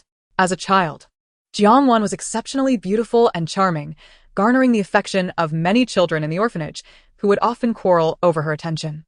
Yet, there was one girl who harbored jealousy towards Jiang Wan's popularity. She consistently bullied Jiang Wan, either shoving her or speaking ill of her. Unable to defend herself, Jiang Wan endured the torment. One fateful day, an elegantly dressed couple arrived in a luxury car, seeking to adopt a child. They immediately set their sights on the most exquisite and obedient Jiang Wan. Though she, too, felt a yearning for loving parents, an internal voice warned her against being taken in by the superficial couple. Shocked that someone was speaking to her within her mind, she considered informing the matron of the orphanage. However, the system, which identified itself as the gossip system, cautioned her that if she did so, someone might dig into her brain. It also warned that being adopted by the couple would lead to the same dire fate. Terrified, Jiang Wan shook her head vehemently when the matron asked if she wished to go with the couple, causing their expressions to sour. They promptly chose another child, namely, the very girl who had tormented Jiang Wan. Despite the bullying, Jiang Wan was kind-hearted and hoped the girl would refuse the adoption. But the girl misinterpreted Jiang Wan's actions as jealousy over her soon-to-be parents, and she lashed out with cruel words. Eventually, the girl was adopted. Afterward, Jiang Wan inquired about the system's purpose, and it revealed that it was a creation of a powerful figure from a future interstellar era who had inadvertently discarded it. Lacking energy to breach the dimensional barrier and return to its creator, it was forced to bind itself to a host to accumulate energy through their experiences. Jiang Wan was chosen as its host. Though she was initially confused, her innate kindness led her to agree to assist the system, thus commencing her life of daily gossip consumption. Jiang Wan affectionately named the gossip system Tong Tong. She initially wished to call it Little Eight, but the system vehemently opposed, asserting that it sounded like an insult. Despite knowing it was not human, it understood the derogatory nature of the term. Eventually, they settled on Tong Tong, which conveyed a sense of dominance and authority, symbolizing their partnership in navigating life's intricacies. A year later, Jiang Wan encountered the girl who had been adopted, only to find her battered and returned. The girl, once arrogant, had transformed into a sullen shadow of her former self. The system consistently advised Jiang Wan to keep her distance from the girl, deeming her unfavorable, and Jiang Wan obediently complied.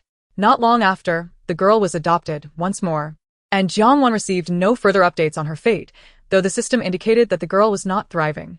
Before long, Jiang Wan drifted into a peaceful sleep, a smile of contentment gracing her lips.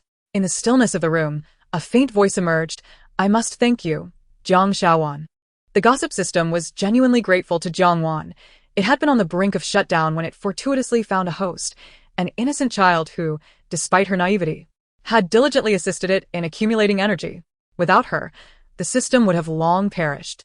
That night, it was not only Jiang Wan who struggled to sleep. Her parents, Jiang Lian and Shirlan, on the second floor, were equally restless. Shirlan frequently glanced at her phone, reminiscing over the cherished family photos of her husband, and their daughter, Jiang Wan. This was the culmination of an 18-year dream, to possess a photograph with their daughter. After dinner, she had insisted on capturing mother-daughter portraits, which eventually evolved into a family photo, with Jiang Lian also wanting to be included. Naturally, there were a few snapshots of their sons as well, but those were set aside. To her, the daughter held paramount importance. "Honey, shall we not sleep?" Jiang Lian finally suggested, noticing Shirlan's unwavering gaze on the photos. It was already past 2 in the morning, and while she was wide awake, he was beginning to feel the weight of fatigue. "I don't want to sleep," Shirlan replied, her excitement rendering her insomniac. "What if I fall asleep and wake up to find this has all been a dream?" Hearing her words, Jiang Lian's eyes flickered. He, too, feared this was merely an illusion. "Regardless of whether this is a dream or not, we must take care of our health," he reassured her. "Consider this. If it is not a dream, you, as the mother, will need to prepare breakfast for our daughter in the morning.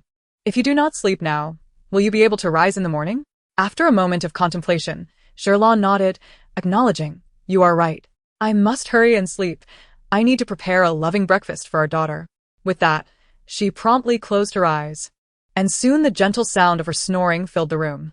Confirming that his wife had truly drifted off, Jiang Lian too closed his eyes, swiftly entering the realm of dreams. In the days since discovering their daughter, they had been utterly drained. The hours spent waiting for the verification report felt eternal, but thankfully, the outcome was favorable. Their beloved daughter, long yearned for over 18 years, had finally returned to them. They offered their heartfelt gratitude to the heavens. Chapter 12. Family Dynamics. Jiangsha. Good morning, Dad and Mom. On Monday, at 6:30 a.m., Jiang Wan, with her ponytail swaying, donned her blue-trimmed white shirt and blue school skirt, along with white leather shoes, as she entered the dining room. "Good morning, my little treasure," Shirlan exclaimed, rising to embrace her affectionately. Jiang Lian, who had been engrossed in news on his tablet, promptly set it down to greet his daughter. "Good morning, darling." Jiang Wan took a seat, enjoying her breakfast while engaging in conversation with her parents. This marked the 4th day since Jiang Wan had returned to the Jiang family. Because she had just been found, Shirlan could not bear to be apart from her daughter for an entire day and had refrained from sending her to school at Shenglan. Instead, she took Jiang Wan on daily shopping excursions. However, as a new week commenced, Shirlan reluctantly had to allow her daughter to attend school. Today was Jiang Wan's first day at Shenglan. "Where's my brother?" she inquired, only realizing after she had finished her breakfast that she had been oblivious to his absence. As her words filled the room, a brief silence enveloped the dining area. Jiang Lian and Shirlan's breakfast action seemed frozen in time. Jiang Wan blinked in confusion, wondering if she had inadvertently said something wrong. With a loud clatter, Shirlan dropped her spoon into her bowl of porridge. "Jiangsha." As he ground his back molar, he uttered each word with deliberation. Recently, the couple's attention had shifted entirely to their daughter, leaving their young son entirely forgotten. However, the neglected Jiang Zhe felt no sense of diminished status due to his sister's reclamation of their parents' focus. Instead, he was rather grateful that she had drawn their attention away, granting him a moment of respite. Last night, being the weekend, Jiang Zhe had engaged in a gaming session with his friends until the early hours, and even now, he had yet to rise. "Ah, Tai, Shirlan, shout out to him." Before long, a young man burst into the room. "Madam," he announced. The newcomer, in his 20s, was a servant of the Jiang family. Given the predominance of males in the household, they had employed several male servants to assist with physically demanding tasks, as having female servants proved inconvenient for their sons. "Go fetch Jiang Zhe for breakfast." Shirlan emphasized the word fetch, indicating that even if Jiang Zhe were sleeping like a log, he was to be dragged down. "Yes, madam," Ah Tai promptly responded, sprinting up the stairs. His fluidity of movement suggested that such tasks were routine in the Jiang household. Let us observe a moment of silence for the young master. Jiang Wan silently mused as she picked up her spoon and began to eat with carefree abandon. Meanwhile, Jiang Lian and Shirlan exchanged a glance and also began to eat quietly. "Ah Tai, I swear I'll kill you," A thunderous roar erupted from upstairs, followed by heavy footsteps and Jiang Zhe's irate muttering. Young master, it's Madame's command, Tai replied calmly. In contrast to the tempestuous Jiang Zhe, Tai maintained an air of composure. Damn it. When Jiang Zhe was brought to the dining room by Tai, he was clad in pajamas, barefoot, and with disheveled hair. A far cry from the handsome youth he had once been. Jiang Wan blinked in surprise, her face a portrait of sympathy. Poor guy. Upon hearing Jiang Wan's comment, I am this and get flattered. You're the one who is pathetic. Jiang Zhe, be quiet. Jiang Lian barked immediately, sensing the atmosphere turning sour. The familial hierarchy silenced Jiang Zhe, who bit his lip and glared at Tai with fiery eyes. It's all this guy's fault. Tai remained unfazed, appearing indifferent. After all, he was merely following the madam's orders. Seeing her younger son unabashedly glare at someone, Sherlan, furious, picked up a cup and hurled it at Jiang Zhe. By instinct, he caught it. Jiang Zhe, I told you last night that today is Bauer's first day at school. Didn't I repeatedly urge you to rise early? So she wouldn't be late? Did you treat my words as mere whispers in the wind? Sherlan transformed into a roaring T-Rex as she confronted her younger son. Jiang Zhe blinked, his gaze unfocused as he stared ahead. Perhaps he thought his mother had mentioned something about it. However, he had been engrossed in his game and hadn't paid close attention. Seeing Jiang Zhe's absent-minded expression, Sherlan's chest heaved with frustration. Indeed. Children were only here to collect debts. Jiang Lian quickly grasped his wife's hand, attempting to soothe her. Dear, don't be angry. It's too late now. Let them head to school, and we can discuss it later. It's already 7 a.m. Our daughter's first day at school. She needs time to familiarize herself with the environment and meet her new classmates. At this moment, Sherlan remembered the matter at hand. Right. It's Bauer's first day at school. She mustn't be late. She shouted at Jiang Zhe, hurry back upstairs and get dressed. If I don't see you in 10 minutes, you won't have a single cent of your allowance this month. While the couple generously provided their daughter with a secondary card worth hundreds of millions for her to spend freely, they felt it was still insufficient. They hoped for her to spend as much as possible to make up for their previous shortcomings. Conversely, they viewed their younger son's monthly allowance of 100,000 as excessive. If not for the fear that he might need money for his 4 grandparents, they would have preferred to give him even less. Their younger son seemed like a bottomless pit, unlike his older brothers, who managed to get by with half of that amount. Jiang Zhe never seemed to have enough, and would often borrow from his siblings. Upon hearing this, Jiang Zhe felt a surge of indignation at the thought of losing even that meager allowance. However, given that these were his parents, he could only suppress his frustration and rush upstairs to wash up. In less than 10 minutes, the clean, refreshed, and strikingly handsome youth hurriedly descended the stairs. Let us go. He called out to Jiang Wan, who was waiting quietly for him. As Jiang Wan followed Jiang Zhe outside, she carried her new backpack. Bauer. If anyone bullies you, just tell your brother, and he will take care of them. Yes, while your brother may not be much use otherwise, he certainly knows how to throw a punch.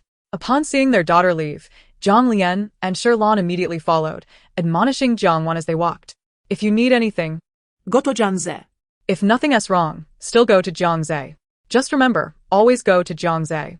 Jiang Wan nodded in agreement with a smile. Meanwhile, Jiang Zhe's eyes burned with frustration. Was the disparity between his sister and him so glaring? Their daughter could be a serene little fairy, while he was merely a labor. The bias was palpable. Of course, Jiang Zhe dared only to mutter such grievances in his heart. He wouldn't dare voice them in front of his parents. Mom and Dad, you should head inside. I'll be back after school, Jiang Wan said, gazing at her parents with eyes full of reluctance, as if she were departing for a long journey abroad. All right, Bauer, if you miss me, just call. My phone is always on. Sherlan gazed at her daughter with longing. Dad's phone is always on too, Jiang Lian added immediately. Okay, goodbye, Mom and Dad. Jiang Wan waved at her parents. Jiang Zhe rolled his eyes at the scene. Were they trying to be humorous? She was merely going to school, not embarking on an overseas study program. Was it really necessary to act as though she were leaving for years? Drive, hurry up. Jiang Zhe couldn't bear it any longer and called out to Uncle Zhang, the driver in front. Yes, young master. Uncle Zhang immediately started the engine and drove off. Bauer, if you want anything at school, just buy it. Don't let yourself go hungry. Sherlan chased after the car for a few steps, urging her daughter. Okay. Mom, don't worry. Jiang Wan called back. Chapter 13. A boy who doesn't he get along with Jiang Zhe as the car sped up. Lan stopped running after a few steps, gazing longingly at the departing vehicle. Just a few hours, and their daughter would return. Jiang Lian comforted his wife by embracing her. Yes, I know. It's just that after finally finding our daughter, it's hard not to feel a sense of loss. Phew, finally some peace. Jiang Zhe sprawled across the seat in a disheveled manner. The separation from his mother left him feeling a sense of loss. A sentiment mirrored in Jiang Wan. After enduring 18 years of longing, Jiang Wan found it surreal to finally experience maternal love. The car fell into silence as they approached Shangwan. Jiang Zhe broke the quiet, saying, "Once we reach school, don't overthink things." Huh. Jiang Wan didn't comprehend. She blinked her big eyes at Jiang Zhe. What do you mean? I never overthink. Jiang Zhe felt exasperated. Forget it. He continued to lounge in his seat, closing his eyes to rest. Wait, what does my brother mean? Why does he keep saying things that don't make sense? I never overthink. Has he been dazed by Mom's scolding?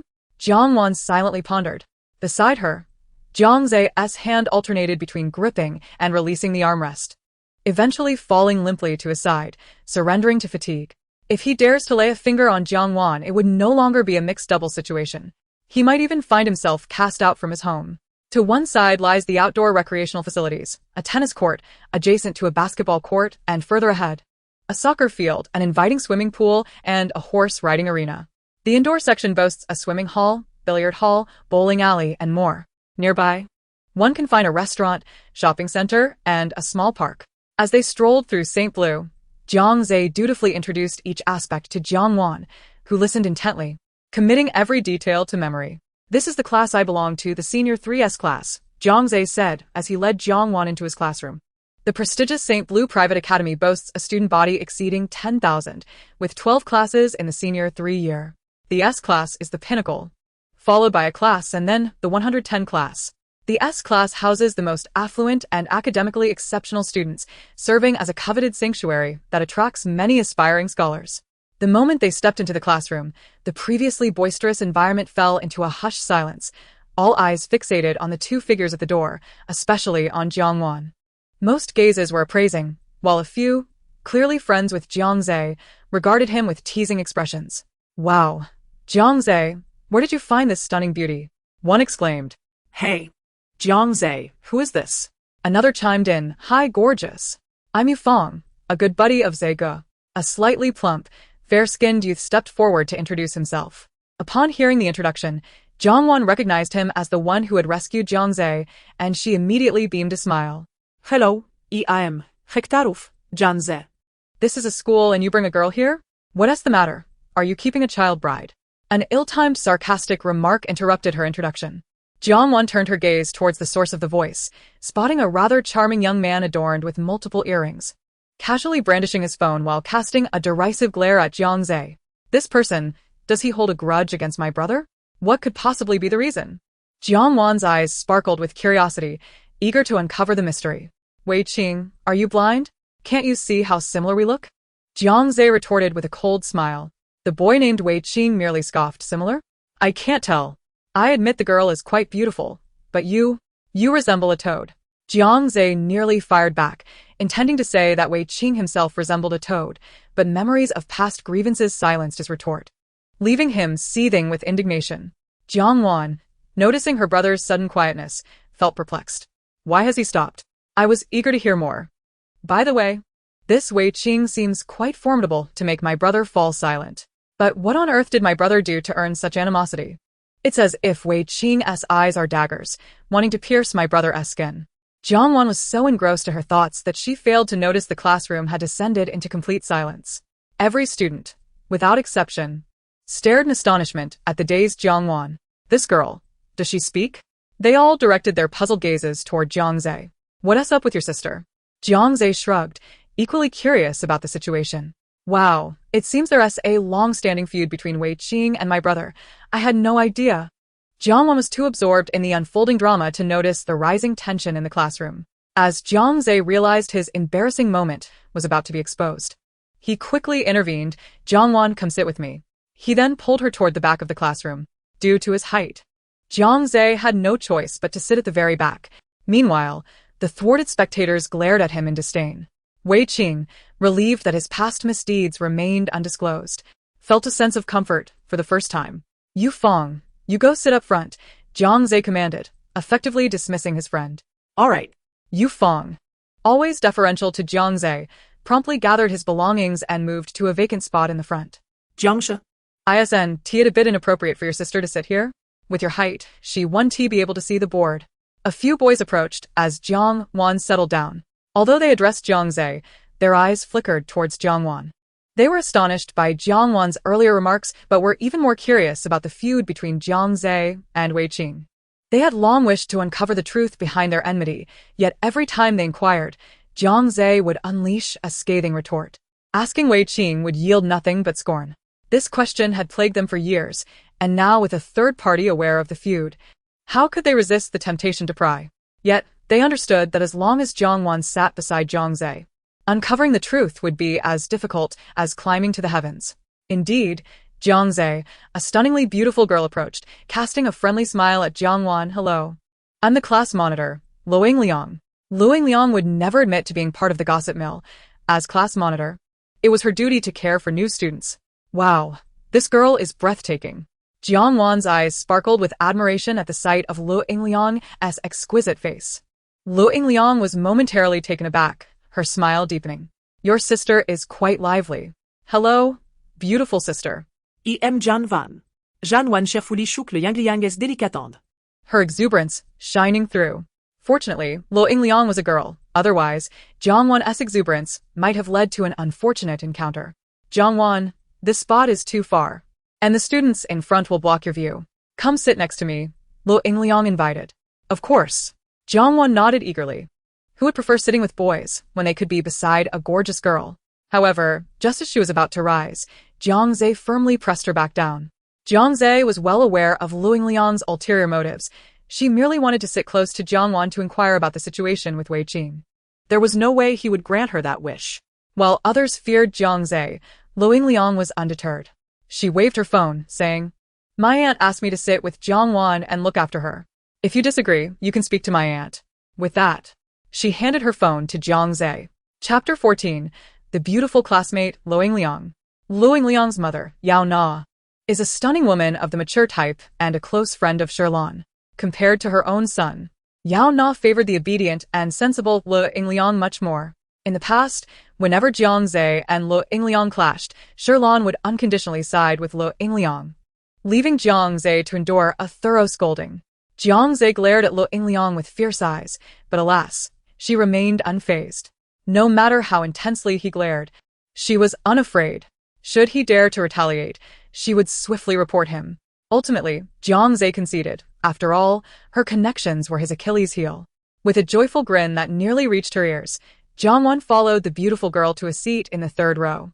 The sight of her uncontainable happiness only served to irritate Jiang Zhe further. That brat, isn't she thrilled to sit away from me? Upon settling in, Luing Liang promptly introduced Jiang Wan to the surrounding students. This is our class, and indeed the entire Senior 3 academic prodigy Gu Nua. She gestured towards a strikingly handsome, yet exceedingly aloof boy seated to Jiang Wan's left. Hello, I'm Jiang Wan, she greeted, her demeanor sweet and respectful. The academically gifted Gu Nua responded coolly, his demeanor as frosty as ever. Gu Nua has always maintained an icy demeanor towards everyone. Do not take offense. For in due time, you shall come to understand, Luing Liang elucidated. All right, Jiang Wan nodded in acknowledgement. This is Feng Yun, our class representative, she said, gesturing towards a striking girl with long black hair standing ahead of Gu Nua. Hello, my name is Jiang Wan, she greeted again. Feng Yun smiled gently, replying, Hello. I am Feng Yun. Should you have any questions in the future, feel free to ask me. Okay, thank you. Hello, I am Xiao Kiki, chimed in Luing Liang. But before she could finish her introduction, an adorable girl with 2 prominent canine teeth turned around eagerly to greet Jiang Wan. Hello, I am Jiang Wan. A glimmer of mischief flashed in Xiao Kiki's eyes as she continued. The boy who has a feud with your brother is named Wei Qing. He is an exceedingly renowned model and a perennial favorite among major magazines. He has known your brother since childhood, yet it is unclear what animosity exists between them, as they tend to clash vehemently upon meeting. If not for the intervention of others, they would have come to blows multiple times. Jiang Wan's eyes widened in astonishment as she internally mused, Is it truly so exaggerated? What vendetta could they possibly have? I must delve into the intricacies of their relationship. As her thoughts echoed within her, a chorus of curious gazes converged upon her. Even the perpetually aloof Gu Nua turned to glance at Jiang Wan. Under the scrutiny of numerous eyes, even the typically unflappable Jiang Wan felt a twinge of discomfort, blinking her large eyes in bewilderment. What's going on? Why is everyone looking at me? Jiang Zhe, his expression darkening, shouted at Jiang Wan. Jiang Wan, what nonsense are you thinking? Before he could finish his admonition, several boys restrained him, one even covering his mouth to silence him. Likewise, Wei Qing found himself in a similar predicament. It's nothing at all. We're just joking around, Xiao Kiki reassured, waving her hands dismissively. As her words settled, the gazes that had been fixated on Jiang Wan were quickly diverted. Oh. Jiang Wan nodded, still bewildered. What an odd class this is, she thought to herself. You are the peculiar one, indeed, was the collective sentiment of Class S. I've discovered that Wei Qing's mother, Xiao Qing, is the illustrious editor-in-chief of a renowned magazine. Her breakout work, titled Purity, was published 13 years ago, featuring none other than Wei Qing himself. As a child, Wei Qing was remarkably beautiful, androgynous in appearance, capable of captivating both genders. In that particular issue, Xiao Qing sought numerous child models, but was unsatisfied until she encountered her own son, whom she transformed into a girl for the shoot, propelling her to fame.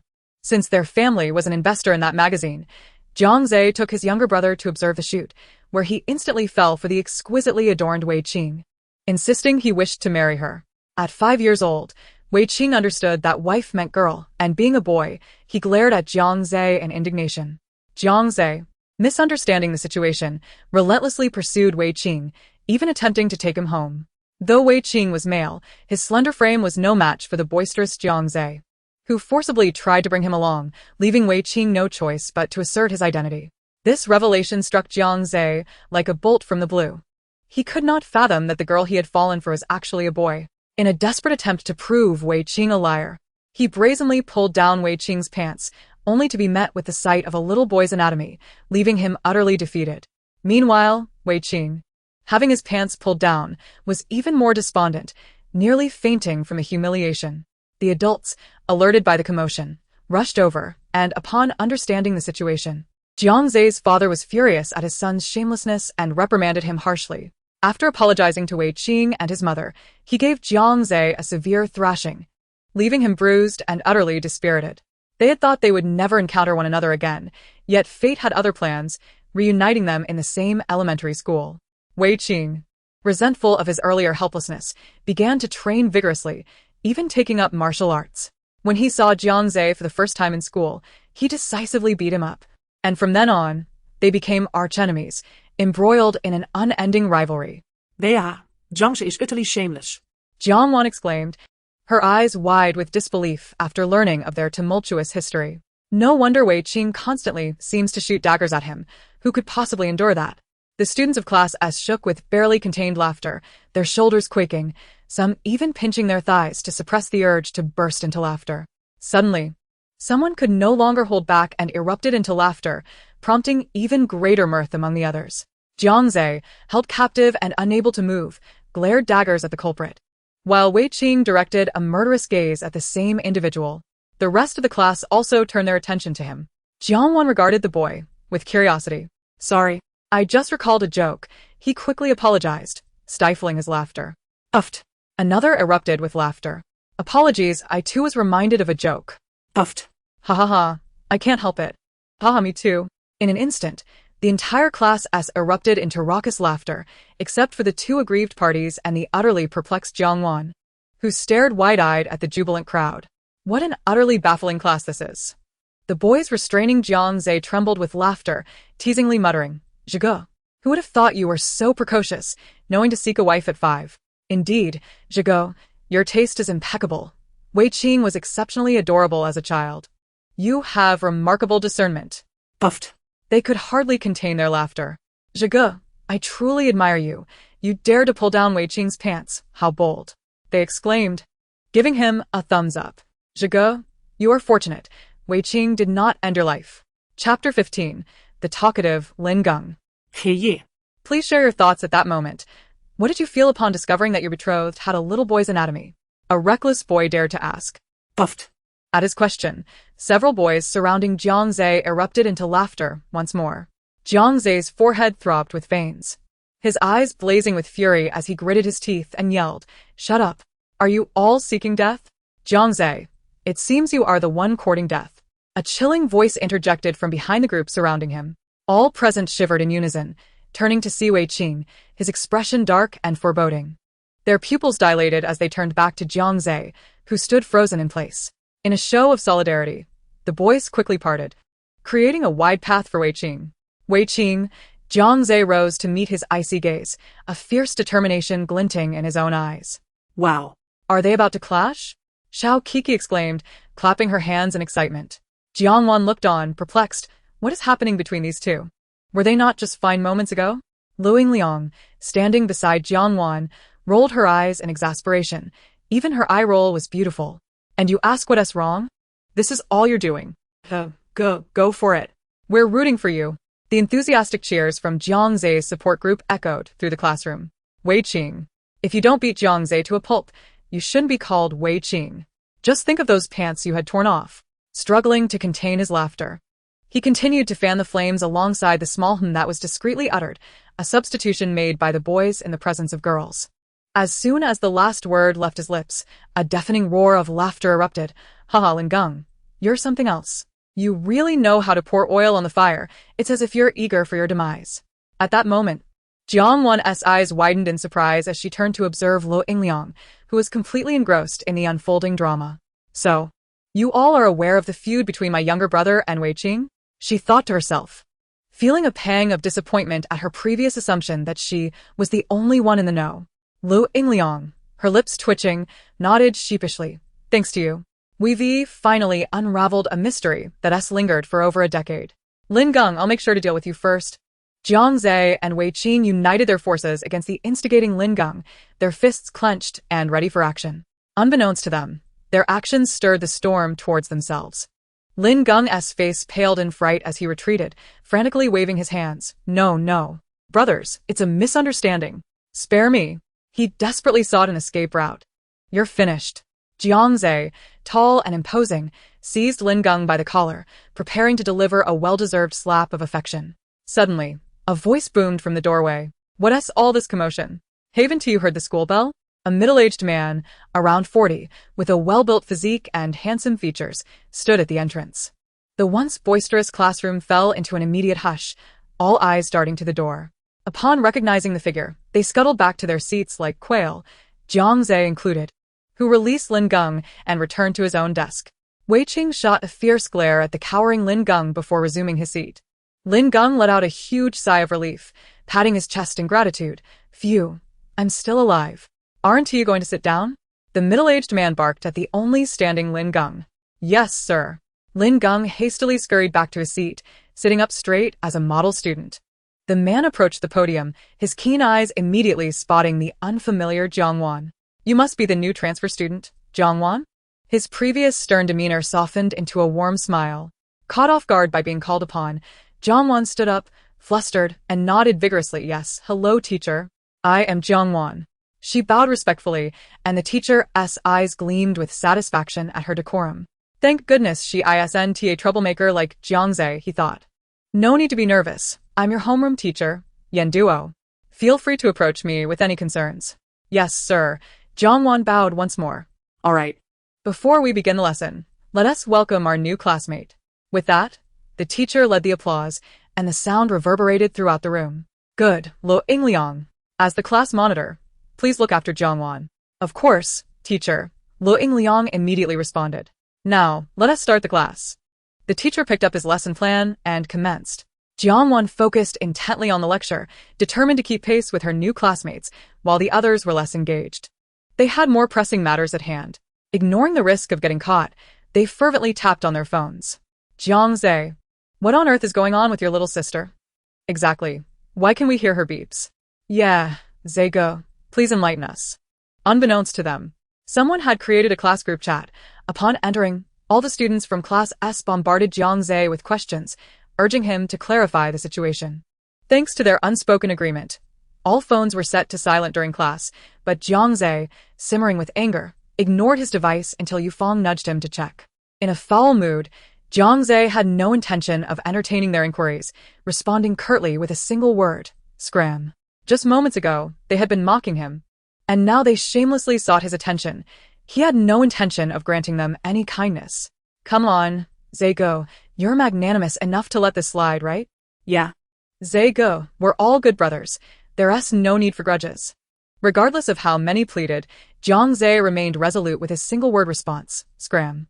It wasn't that he was unwilling to explain. He simply didn't grasp the situation himself. So, how could he provide clarity?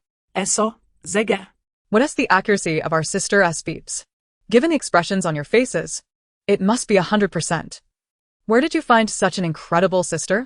But doesn't that terrify you? Exactly. The thought of having all your hidden secrets exposed is downright frightening.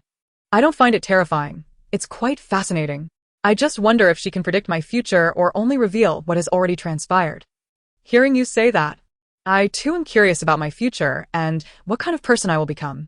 The classroom buzzed with various opinions regarding Jiang Wan's peculiar abilities. Some praising while others criticized. All right, that's enough for today. Class dismissed. As the bell rang, Teacher Yen departed with the lesson plan in hand. Phew, finally, class is over. That was exhausting. I despise lectures. They drain my brain cells. As soon as class ended, the S-class erupted into chaos. Lin Geng bolted for the door, but alas, he could not escape the clutches of the devil. Where do you think you're going, little Geng? Jiang Zhe caught up to him, wrapping his arm around Lin Geng's neck. I was just about to head out too. Come. Let us find a place to have a proper chat. Lin Geng's face paled. No, Zego, I was wrong. Please have mercy on me. What do you mean wrong? Everything you said was spot on, Jiang Zhe replied, pulling him out of the classroom. Count me in. Wei Qing stepped forward. At this moment, Lin Geng truly felt like he was facing his doom. Dealing with Jiang Zhe alone felt like child's play. And now he had a martial arts champion like Wei Qing on his tail. Would he even make it back alive? Please, brothers, spare me. I know I have a foul mouth. Just treat me like I'm nothing and let me go. Lin Geng clung to the door frame, desperately pleading for mercy. However, Jiang Zhe and Wei Qing, both steely-hearted, were unmoved. They had pent-up frustration that needed an outlet, and since they couldn't vent it on the true instigator, Lin Geng would have to suffice as the scapegoat. Oh, dear, little Geng is in for it. He has angered not one, but two formidable foes. He may not escape unscathed, said Xiao Ko, crossing her arms and watching Lin Geng's desperate struggle with a smirk. Two formidable foes? Jiang Wan inquired, glancing between her brother and the brooding Wei Qing. Indeed, Jiang Zhe is the notorious bully of our St. Blue, and any local ruffian who hears his name is likely to be frightened to the core. On the other hand, Wei Qing has been the martial arts champion for 3 consecutive years. Both individuals possess formidable tempers and are prone to resorting to violence at the slightest provocation. Lu Yingli stands beside Jiang Wan, elucidating her confusion. A bully? But he told me he is a top student. Jiang Wan exclaimed, bewildered. Sensing the astonishment reflected in Jiang Wan's eyes, Lu Yingli chuckled. Yes, he did say he was a top student. Although both titles share the word, bully, the implications are quite different. Gu Nua let out a derisive snort upon hearing this. Jiang Zhe is still as audacious as ever.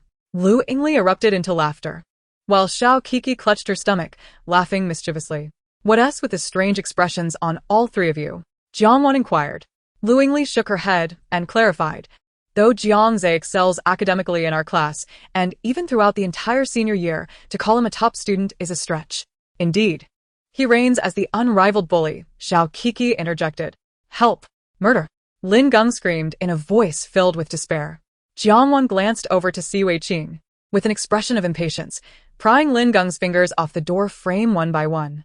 With only one finger left, Lin Geng's body was being pulled outward by Jiang Zhe. No one around stepped forward to assist. Instead, they stood by, chuckling at the spectacle. Aren't you going to help? Jiang Wan asked Lu Yingli, wondering if, as class president, she would not intervene. Lu Yingli shook her head, no need. This kind of scene plays out several times a day. You'll get used to it. If I intervened every time, I'd be utterly exhausted. Why is it always you'll get used to it? Jiang Wan pondered silently. That fellow is Lin Geng, a notorious chatterbox who dares to offend anyone. Everyone has had their share of his biting remarks. Even the most esteemed individuals lose their temper in his presence. A day without receiving a beating leaves him feeling unsettled. Is that truly a hobby? Jiang Wan gasped in astonishment. I certainly do not possess such a penchant. Lin Geng bellowed, having caught wind of Jiang Wan's thoughts. But before he could utter more, Jiang Zhe seized him by the neck and dragged him away. Help! A heart-wrenching cry for salvation echoed from outside. Jiang Wan rested her chin on her hand, her curious eyes blinking. What is it? What's so interesting? Suddenly, everyone in the class turned to Jiang Wan in unison, causing her to shudder. What's wrong? She stammered. In perfect synchrony, they all turned back, maintaining their previous positions, yet upon closer inspection, one could see their ears perked up, their gazes subtly directed toward Jiang Wan. Meanwhile, Jiang Zhe and Wei Qing, who had already distanced themselves, exchanged a knowing glance and, with a silent agreement, returned. No. Lin Geng cried out in terror, but as soon as the words left his mouth, Jiang Zhe silenced him. Shut up. Let me hear what you have to say. His tone was wickedly playful. Lin Geng is the sole heir of the Lin family, yet due to his incessant chatter, he unknowingly offends many, remaining blissfully unaware of the consequences. Throughout his life, he has endured countless beatings because of his loose tongue, yet he remains unrepentant, seemingly immune to the lessons learned from his misadventures. From a young age, he has insulted the maids who cared for him, calling them ugly, which brought them to tears. At 1 year old, he pointed at a visiting aunt and declared her to be grotesque, unaware that she had just undergone cosmetic surgery, prompting her never to return to the Lin household. At the age of 2, during a wealthy matriarch's 60th birthday celebration, while everyone else wished for her longevity, Lin Geng blurted out, "May you grieve and follow the changes," causing the matriarch to faint on the spot, leading the Lin family to be blacklisted by her. 3 years old, at a cousin's wedding, he claimed to have seen his cousin kissing another boy, inciting the groom to call off the wedding, resulting in his cousin viewing him as a sworn enemy, and now, at 32, she remains unmarried. At 4, during a wealthy wedding, as the host delivered a speech, Lin Geng loudly accused the wealthy man and his mistress of being adulterers, leading to a swift enmity between the Lin family and the newlyweds, who would sabotage any business dealings with them henceforth. At 6, during a banquet hosted by another millionaire, he publicly declared, "I won't play with bastards," embarrassing the host. At 10, he remarked that a neighbor's son was effeminate, leading to a severe beating, yet he remained unyielding. At 12 and countless instances beyond. Wow. It's truly remarkable that Lin Geng has survived to this day, Jiang Wan exclaimed, utterly astonished after reviewing Lin Geng's 18-year-long saga. His survival is a testament to sheer luck. Laughter erupted around her as muffled giggles filled the air. Jiang Wan raised her head in confusion. Every single person present was shaking with suppressed laughter, their faces flushed. What's going on? Is it some sort of collective madness? She wondered. No sooner had she thought this than the shaking intensified. Outside. Jiang Zhe stared incredulously at the despondent Lin Geng. You truly are fortunate. It's astonishing you haven't been beaten to death yet. Lin Geng remained silent, feigning death. However, Lin Geng's fate is rather grim, not perishing at the hands of those who despise him, but rather by his seemingly affable cousin. Truly, one must beware of the wolf in sheep's clothing. As Jiang Wan's thoughts echoed, a collective gasp resonated among the onlookers. Lin Geng, to be killed? The once silent Lin Geng outside widened his eyes, overshadowed with gloom. Lin Geng's admission into Class S was not solely attributed to his affluent lineage. He is also an exceptionally intelligent individual. His sharp tongue has earned him many enemies, not all of whom possess the tolerance to overlook his transgressions. However, his keen intellect has allowed him to evade danger and retaliate. Hearing Jiang Wan suggest that he might meet his end at the hands of his cousin filled him with disbelief, yet a part of him knew it to be true. He had always suspected his cousin's insincerity. Chapter 17. Lin Geng, destined to fall at the hands of his cousin. Lin Geng's mother and father had been married for several years without children. While the couple was not overly concerned, Lin Geng's aunt was frantic, repeatedly urging Lin Geng's mother. If there are no children, the vast Lin family estate will go to someone else. Lin Geng's mother remained unfazed, yet his aunt's ambitions were transparent. Daily, she would take her 5-year-old son, Li Chong, to visit the Lin family, ostensibly to alleviate Lin Geng's mother's boredom, but in reality, it was to foster a bond between her son and Lin Geng's mother, subtly hinting at the bleak future of her own son without a familial connection to the Lin legacy. The aunt harbored dreams of adopting her son into the Lin family, ensuring he would inherit the wealth and prestige. Unbeknownst to her, the Lin family would never select an heir from the maternal side. Any successor would naturally be chosen from within the Lin lineage. The aunt's incessant scheming was ultimately in vain, as Lin Gung's mother unexpectedly became pregnant at the age of 32, giving birth to Lin Gung. The arrival of Lin Gung shattered his aunt's aspirations of having her son become the Lin family's heir, along with her dreams of upward mobility. Lin Gung's cousin, who had long been indoctrinated by Aunt Lin with dreams of inheriting the Lin family's future and becoming the heir of a wealthy family, found his aspirations shattered in an instant. Since Lin Gung's birth, his cousin had feigned affection, masquerading as a caring elder brother, while secretly plotting to eliminate Lin Gung without a trace. Recently, his cousin had taken a girlfriend, whom he adored immensely. However, she demanded an exorbitant dowry amounting to tens of millions. Given that Aunt Lin and her husband were merely ordinary workers with an annual income of a few thousand, it was impossible for them to meet such a demand. Consequently, Lin Gung's cousin was compelled to hasten his nefarious plans. He first orchestrated Lin Gung's abduction, demanding a ransom of 10 billion from the Lin family, creating the illusion that the kidnappers were solely motivated by financial gain, thereby liberating himself for future indulgences. During Lin Gung's captivity, his cousin maintained a facade of concern for Lin's mother, ensuring she felt his sincerity, all the while anticipating that following Lin Gung's demise, he would be adopted and ascend to become the true heir of the Lin family, thereby reaching the pinnacle of success. After Lin Gung was murdered, Lin's mother, unable to bear the shock of seeing her son's dismembered body, fell into a lingering illness. Lin's father, devoted to his wife, neglected his business to remain by her side. Overcome with grief for her son, Lin's mother soon followed him in death. Left alone, Lin's father exacted his revenge on Lin Gung's cousin's family before taking his own life.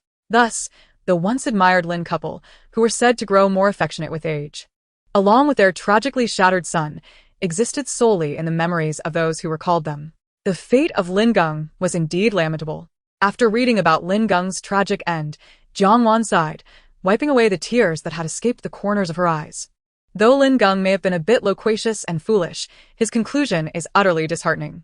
Just then, a sorrowful cry of despair emanated from behind her. Startled, Jiang Wan turned to see a petite girl, silently weeping. Observing the expressions of those around her, she noted that everyone wore a mask of sorrow. What is happening? Can sadness be contagious? Lu Yingliang explained, "We were just discussing the movie we watched a couple of days ago." It was so moving that she couldn't help but cry, pointing to the girl, whose tears flowed freely. "Oh, I see. And you? Why are your eyes red as well?" Lu Yingliang feigned ignorance. Jiang Wan pressed her fingers to her eyelids. "I was reminded of a novel I read recently, and I couldn't help but be moved." She offered a strained smile.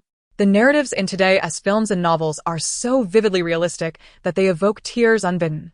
Indeed, the two shared an awkward laugh. Outside the classroom, Zhang Zhe observed the sullen Lin Gung and patted him on the shoulder, saying, "Every word my sister spoke is undeniably true, so you must contemplate your course of action wisely."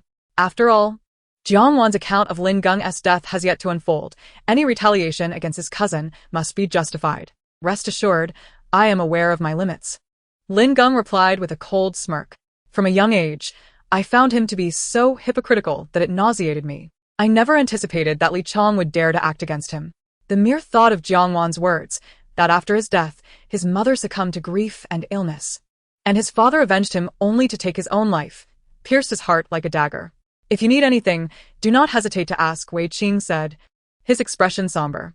Although Lin Gung was often outspoken and blunt, he was a genuinely good person. They regarded him as a true brother, and the thought of losing him weighed heavily on their hearts.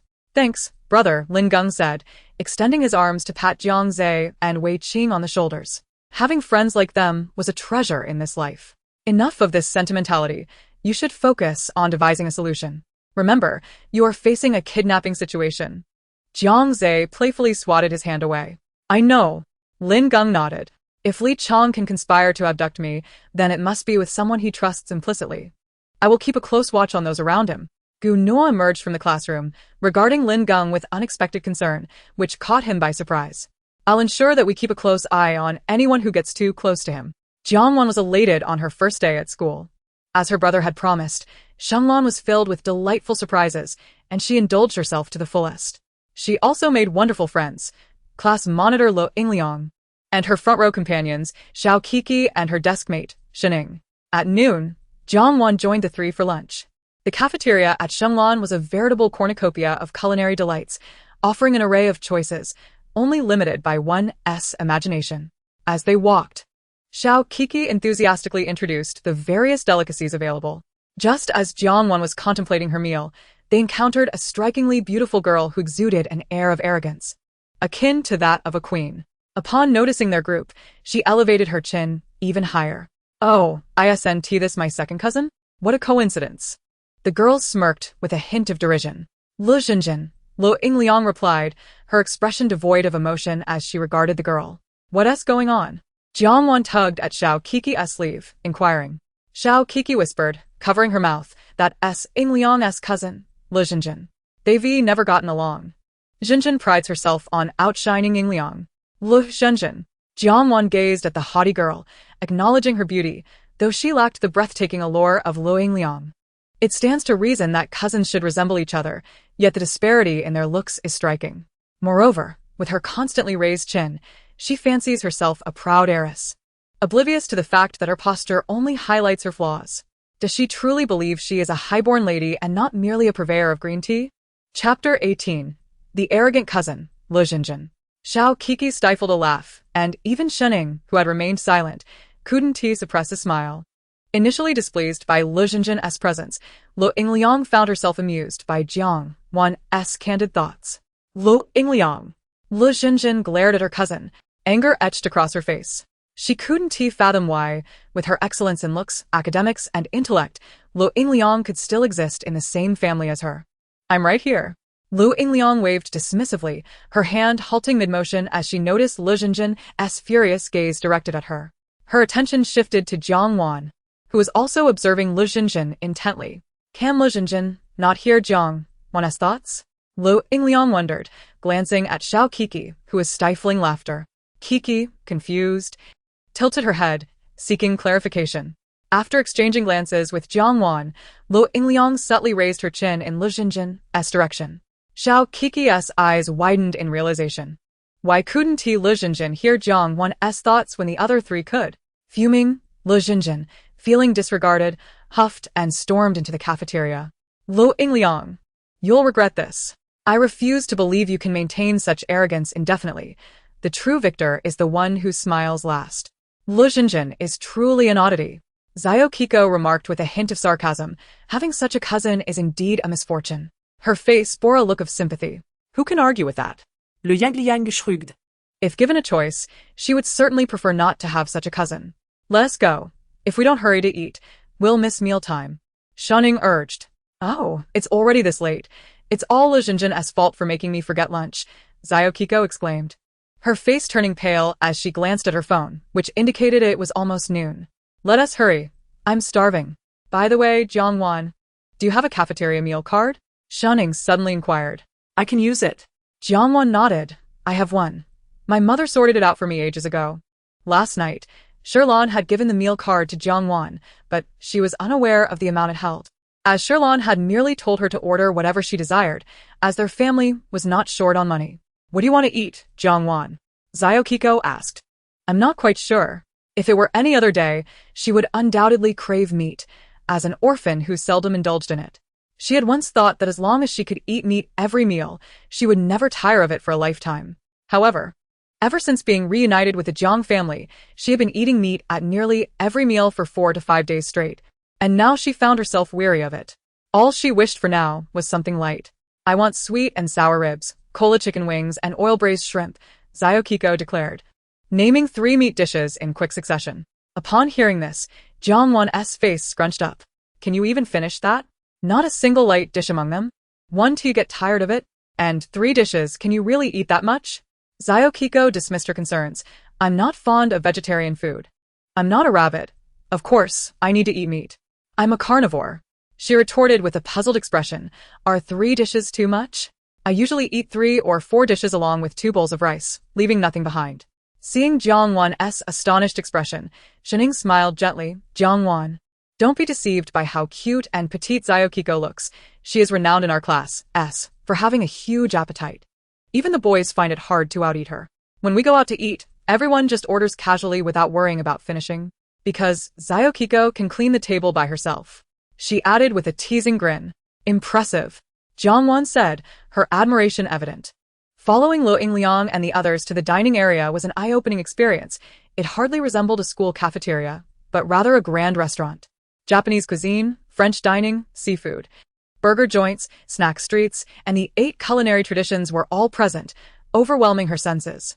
Jiang Wan, go take a look at what you'd like to eat, Lu Yingliang suggested, encouraging her to browse before deciding. No need, like Zyokiko, I'll just have stir-fried dishes. Let us stick to something light. All right.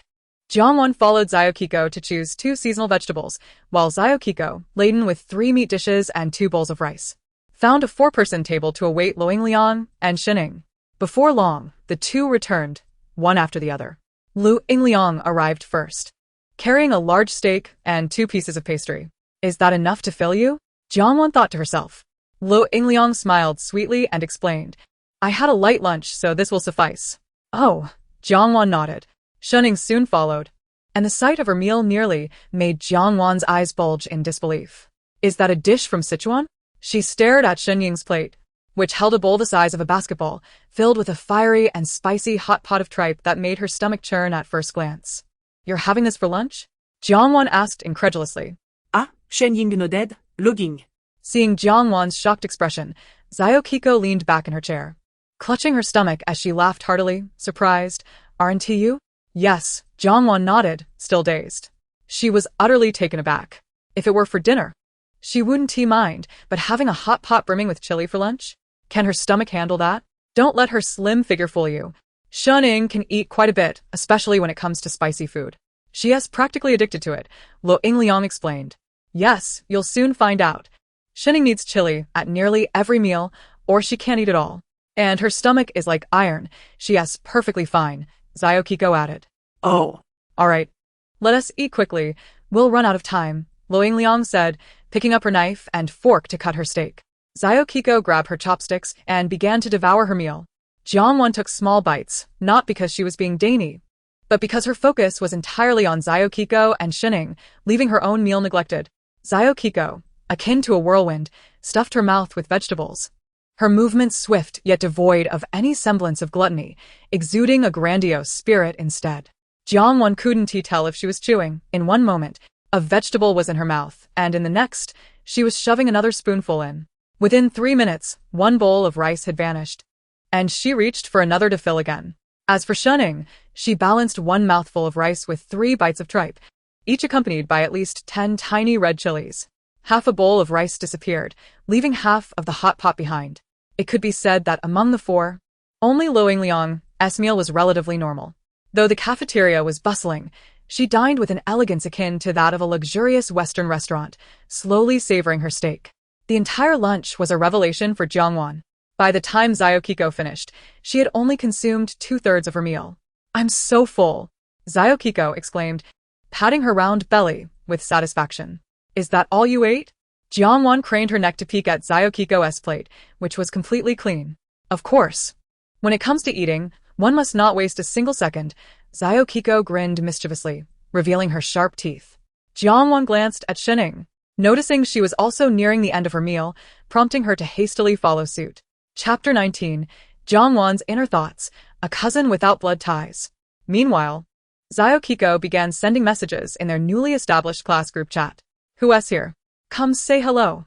Breaking news. Jiang Wan. Others can't hear this. What is going on? Responses came in swiftly. Just now, I ran into Lu Jinjin at the cafeteria with Yingliang and Shining. Lu Jinjin was being her usual passive-aggressive self. Jiang Wan thought to herself that Lu Jinjin is a high-class green tea. Lu Jinjin didn't react at all. If she had, it would have been explosive, but she showed no indication whatsoever. So, what is going on? Can anyone outside our class hear Jiang Wan? I'm not sure. We'll have to observe. All right, Kiko.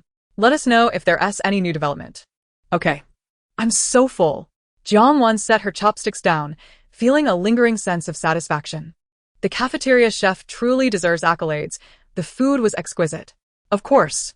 Don't be fooled. Although they're all chefs, Those who work as chefs here at St. Blue are elite chosen through rigorous selection, earning salaries comparable to blue-collar workers, Zio Kiko remarked, putting her phone down and giving a thumbs up. Truly, a noble academy, Jiang Wan agreed, reflecting on the ordinary school cafeteria she had previously attended, which served only bland, mass-cooked meals. Ingliang, look over there. Shining pointed her chin at a table 3 tables away from theirs.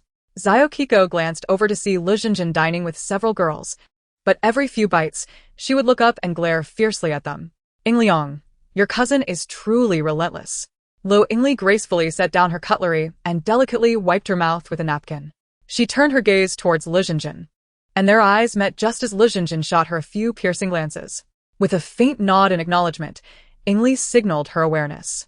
Jiang Wan and the others also caught sight of Lu Jinjin's icy glare, and Xiao Kiki disdainfully curled her lips, remarking on Lu Jinjin's peculiar behavior, reminiscent of her mother. The notorious green tea mistress. Green tea mistress? Jiang Wan was taken aback. Xiao Kiki, invigorated by the mention of a topic that piqued her interest, immediately elaborated. Ingli's third uncle was previously married through a family arrangement, but there was little affection between them. Lu Jinjin's mother served as the secretary to Lu Sanxiu. And as the saying goes, where there's a need, a secretary is indispensable. Before long, she became pregnant, using the unborn child to pressure the legitimate wife into making room for her. After 4 or 5 years of marriage without any children, when the unexpected pregnancy occurred, Lu Sanxiu was so elated that he hastily divorced and married Lu Jinjin's mother. Jiang Wan was astounded. How do you know all of this so well? Lu Jinjin should be 18 just like us. How does Xiao Kiki know these details? Logically, she hadn't even been born 18 years ago. Oh, you needn't inquire. Such matters are hardly secrets in high society. Ask anyone, and they'll provide a similar account. Jiang Wan glanced at Lu Ingli, who nodded in agreement. Then Lu Jinjin's mother is rather formidable, managing to enter the Lu family as a commoner and still remain there. One must admire that, Jiang Wan mused internally. What more could there be? Her curiosity was piqued. Indeed, the intrigues of the wealthy elite are plentiful. Noticing Jiang Wan's keen interest, Xiao Kiki continued. Lu Jinjin's mistress mother is no pushover either.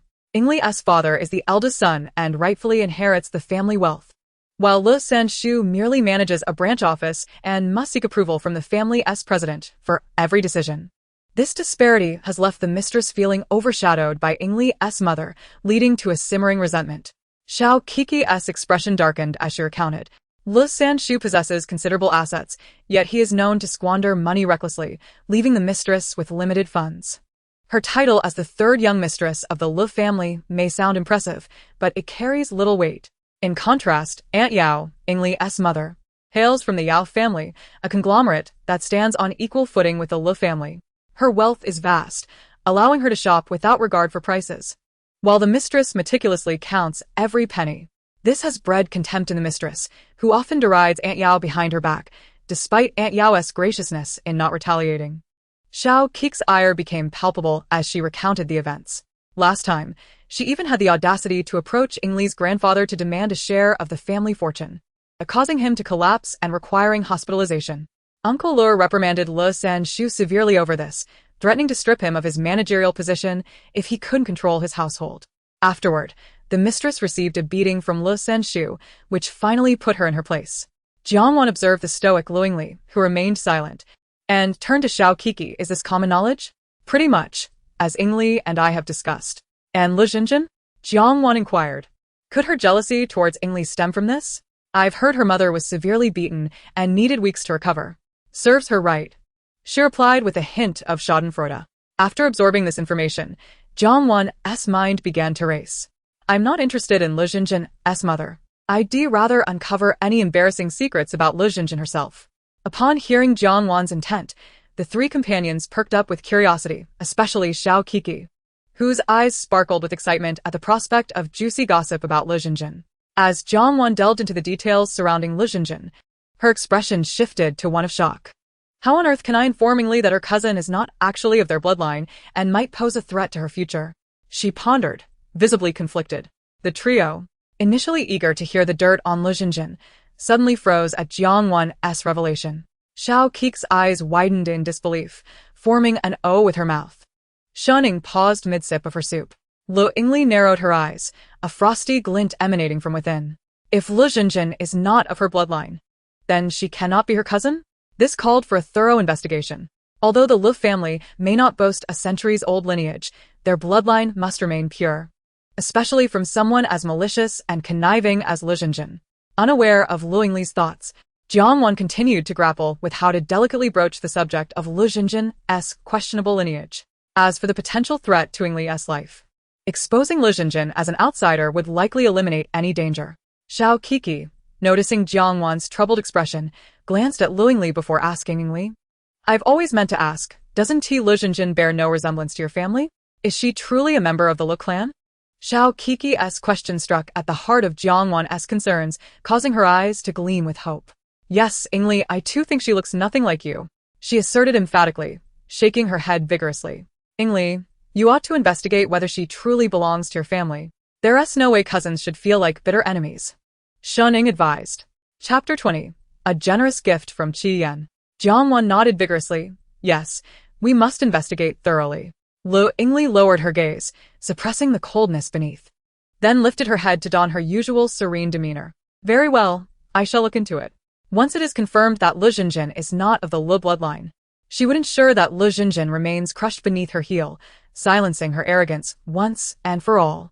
Wise le Yanglies Assurance. Jiang Wan felt a wave of relief wash over her, casting a grateful glance at Xiao Kiki. Truly, a fortuitous ally. Meanwhile, Xiao Kiki exchanged a knowing smile with Shining, both reveling in their secret triumph. "Ziger, did you have me keep an eye on Li Wenqi that night?" Yu Fong asked Jiang Zhe, recalling his confusion over why Ziger had instructed him to monitor Li Wenqi. At the venue, he had been puzzled by the need for such vigilance, until he later witnessed Li Wenqi embroiled in a brawl that left him injured. Now, reflecting on it, he realized it must have had something to do with Jiang Wan. "Indeed. My sister mentioned that I should stand up for Li Wenqi out of loyalty, which resulted in him sustaining a spinal injury, leaving him disabled. He was subsequently ridiculed by that ingrate, Li Wenqi, to the point of contemplating ending his life. Of course, he refrained from mentioning the latter part, as it would tarnish his brother's image." Yu Fong's mouth formed a perfect O around the chicken leg he was chewing. "Our sister is remarkable," he murmured, struggling to find words, overwhelmed by admiration for Jiang Wan. Jiang Zhe shot him a cold glance. "Who is our sister?" "She is my sister," he proclaimed proudly. Of course, Yu Fong conceded, intimidated by Jiang Zhe's imposing presence. "Then Ziger, is there still a need to keep an eye on Li Wenqi? Now that he is disabled, is it necessary?" "Keep watching," Jiang Zhe replied, his eyes glinting with a hint of coldness. "Reflecting upon my sister's words, he had been subjected to ridicule by Li Wenqi, leading him to attempt suicide multiple times. Although he is unable to fathom the depths of his former despair, he is acutely aware of his resentment. He despises his frail body, detests Li Wenqi for his mockery, and harbors a profound disdain for the world's injustices. While Li Wenqi may excel academically, he is determined to claim his own victories. Do not dare suggest that he is free from calamity, unscathed by the taunts that once plagued him. He disregards such notions. Vengeance is a dish he intends to serve cold, and Li Wenqi shall not escape his retribution." all right. Yu Fong nodded in agreement. Regardless of the task assigned by Zhe Go, he would comply without hesitation, for as Zhe Ji's most devoted subordinate, he would unfailingly adhere to his commands. "Rest assured, you shall not be wronged," Jiang Zhe assured him with a pat on the shoulder. To those who treat him kindly, he would reciprocate, and to those who wronged him, none would be spared. "Mom, I'm back," Jiang Wan exclaimed as she rushed towards the villa upon alighting from the car. Not only was Shirlan reluctant to part with her daughter, but Jiang Wan, having just basked in maternal affection, constantly thought of her mother. Upon entering the living room and seeing the man seated on the sofa, Jiang Wan instantly grew reserved, her complexion reddening, not out of shyness, but rather out of a sense of shame. She had not anticipated guests in their home, nor did she wish for them to witness her more unruly side. "Is my darling back? Come here, I've missed you so much." Shirlan beamed upon seeing her daughter, waving her hand joyfully. Mom. Jiang Wan hurriedly ran up and linked her arm with her mother's. "How was your first day at school, darling? Did you enjoy it?" She lan inquit. Remembering the 2 large melons she had devoured that day, Jiang Wan nodded enthusiastically. "Yes, I was very happy." Shirlan, having fretted throughout the day about her daughter's adjustment to a new environment, finally felt relieved. "That's wonderful. By the way, do you remember your brother Qi Yan?" Shirlan pointed to the striking young man on the sofa. Yes, hello, Brother Qian. Jiang Wan greeted him with a nod. Hello, Xiao Wan. Qian replied with a gentle smile. By the way, this is a gift for you, he said, producing a small box and placing it on the coffee table in front of Jiang Wan. Jiang Wan was taken aback, glancing at her mother in confusion. Take it.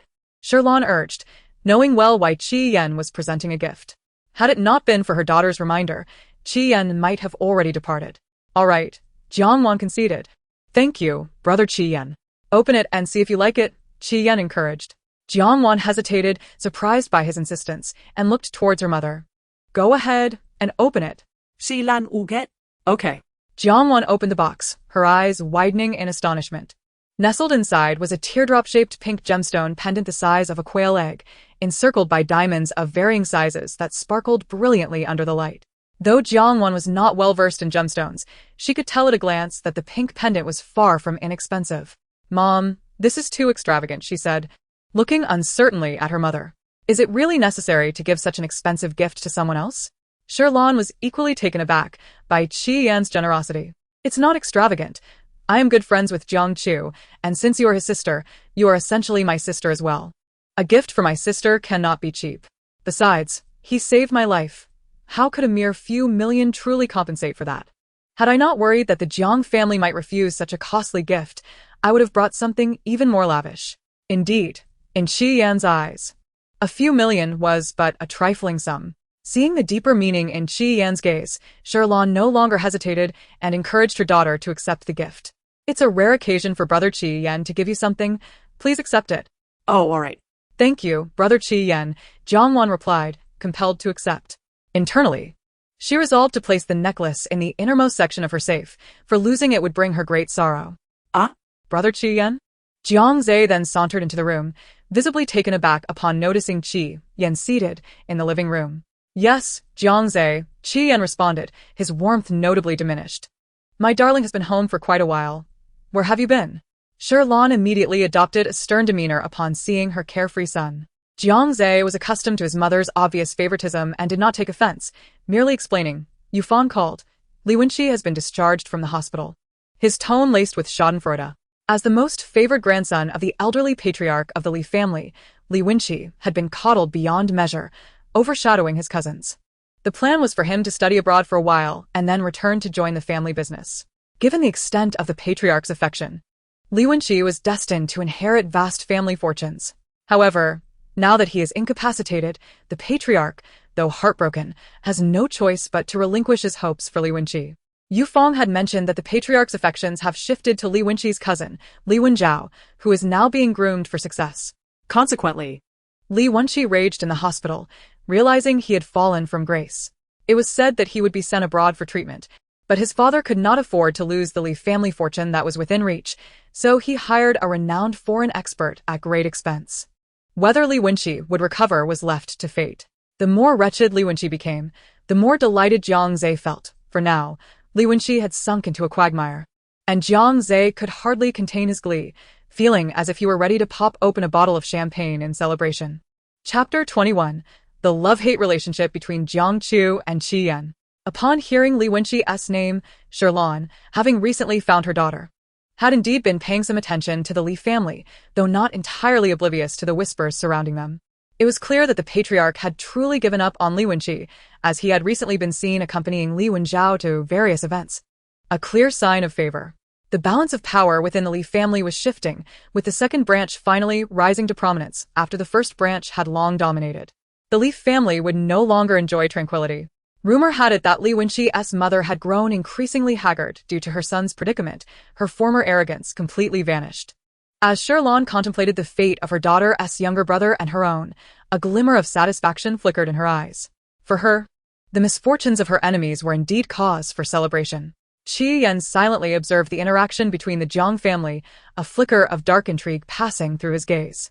He had heard whispers regarding the Li family, but had been too preoccupied with his own affairs to devote attention to others. Yet, upon reflection, it struck him that Li Wenqi's downfall coincided with the day Jiang family had reclaimed their daughter. Observing Jiang Zhe's mischievous grin and Sherlan's satisfaction, it became apparent that they had likely gleaned some information from Jiang Wan, possibly even regarding Jiang Zhe's own troubles. Indeed, Qi Yan, who had swiftly risen to command the vast assets of the Qi family at such a young age, possessed an extraordinary intellect. Piecing together the intricate web of events from just a few exchanged words between the Jiang family members. "Mom, I have matters to attend to. I'm heading upstairs," Jiang Zhe declared, immediately retreating to the upper floor. He loathed spending time with Qi Yan, who had an uncanny ability to extract personal information with just a few questions. "That impudent boy doesn't even know to greet your brother Qi Yan," Sherlan fumed, her eyes blazing with indignation at her son's rudeness. "It's nothing, Annie." Qi Yan quickly waved off her concerns. He truly did not take offense. He was far too mature to bicker with a child. As Sherlan and Qi Yan engaged in light conversation, Jiang Wan remained a silent observer, merely a decorative presence in the room. "I long to return to my room," Jiang Wan grumbled inwardly, while nibbling on a banana. Sherlan and Qi Yan were engrossed in their conversation when they both paused, hearing Jiang Wan's silent thoughts. "Well, Auntie, it's getting quite late. I should take my leave," Qi Yan promptly suggested. "Oh no, it's so late already. Stay for dinner and wait for Jiang Chu to come back," Sherlan insisted. Among the younger generation, Sherlan held a particular fondness for Qi Yan. His character and dealings were refreshingly candid, making it hard not to like him. "All right then, I apologize for the intrusion." Qi Yan hesitated briefly before nodding in agreement. However, what Sherlan did not notice was the glint of determination that flickered in his eyes. "Darling, after a long day at school, you must be tired. Go rest in your room. I'll call you when dinner is ready," Sherlan said, gently holding her daughter's hand. Upon hearing that she could finally retreat to her room, Jiang Wan concealed her delight, internally cheering, "Long live Mom. Mom loves you." "Okay, Mom. I'll head to my room now," she replied. The thought of her daughter expressing love for her brought a radiant smile to Sherlan's face, her eyes squinting with joy. "Good, hurry along." Jiang Wan politely addressed Qi Yan. "I'll be heading back now." "All right," he smiled softly in acknowledgement. In Jiang Chu's study, he lounged on the sofa, legs crossed, gazing at Qi Yan seated opposite him. "I heard from my dad about your predicament. Has it been resolved?" Jiang Chu inquired. "Yes. Thanks to your sister," Qi Yan replied, his tone laced with gratitude. "Your third uncle?" The old man said it was none of his concern and instructed me to handle it entirely. Twirling a ring on his left index finger, he continued, "You know my character. I initially intended to send him away, but then I reconsidered. Why should I risk my hard-earned business empire for such a scoundrel? There are countless ways to deal with him, without self-damage. Ultimately, I sent him off to mine in Africa." After hearing Jiang Wan's silent plea, he followed the Jiang family as they departed, sending someone to drive his car along the usual route, while discreetly trailing them with a group of followers. As anticipated, Jiang Wan's intuition proved correct. Someone sought to murder him in a staged accident. Having prepared meticulously, he apprehended the assailants on the spot. They were merely newcomers, hired by his third uncle for monetary gain, and upon capture, they confessed out of sheer fear without the need for coercion.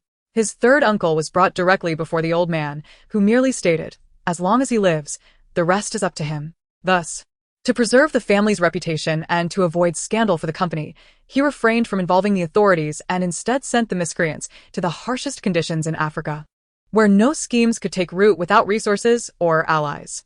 Jiang Chu nodded in agreement with Qi Yan's actions. "You came to my home solely to express gratitude for my sister saving your life?"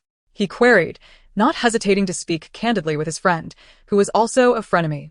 He found it hard to believe that the ever-calculating Qi Yan could be so naive. "You think so little of me?" Qi Yan shot back with a sidelong glance. "Surely you have some self-awareness?" Jiang Chu retorted, unconvinced of Qi Yan's purported sincerity. "Not really," Qi Yan replied, shaking his head.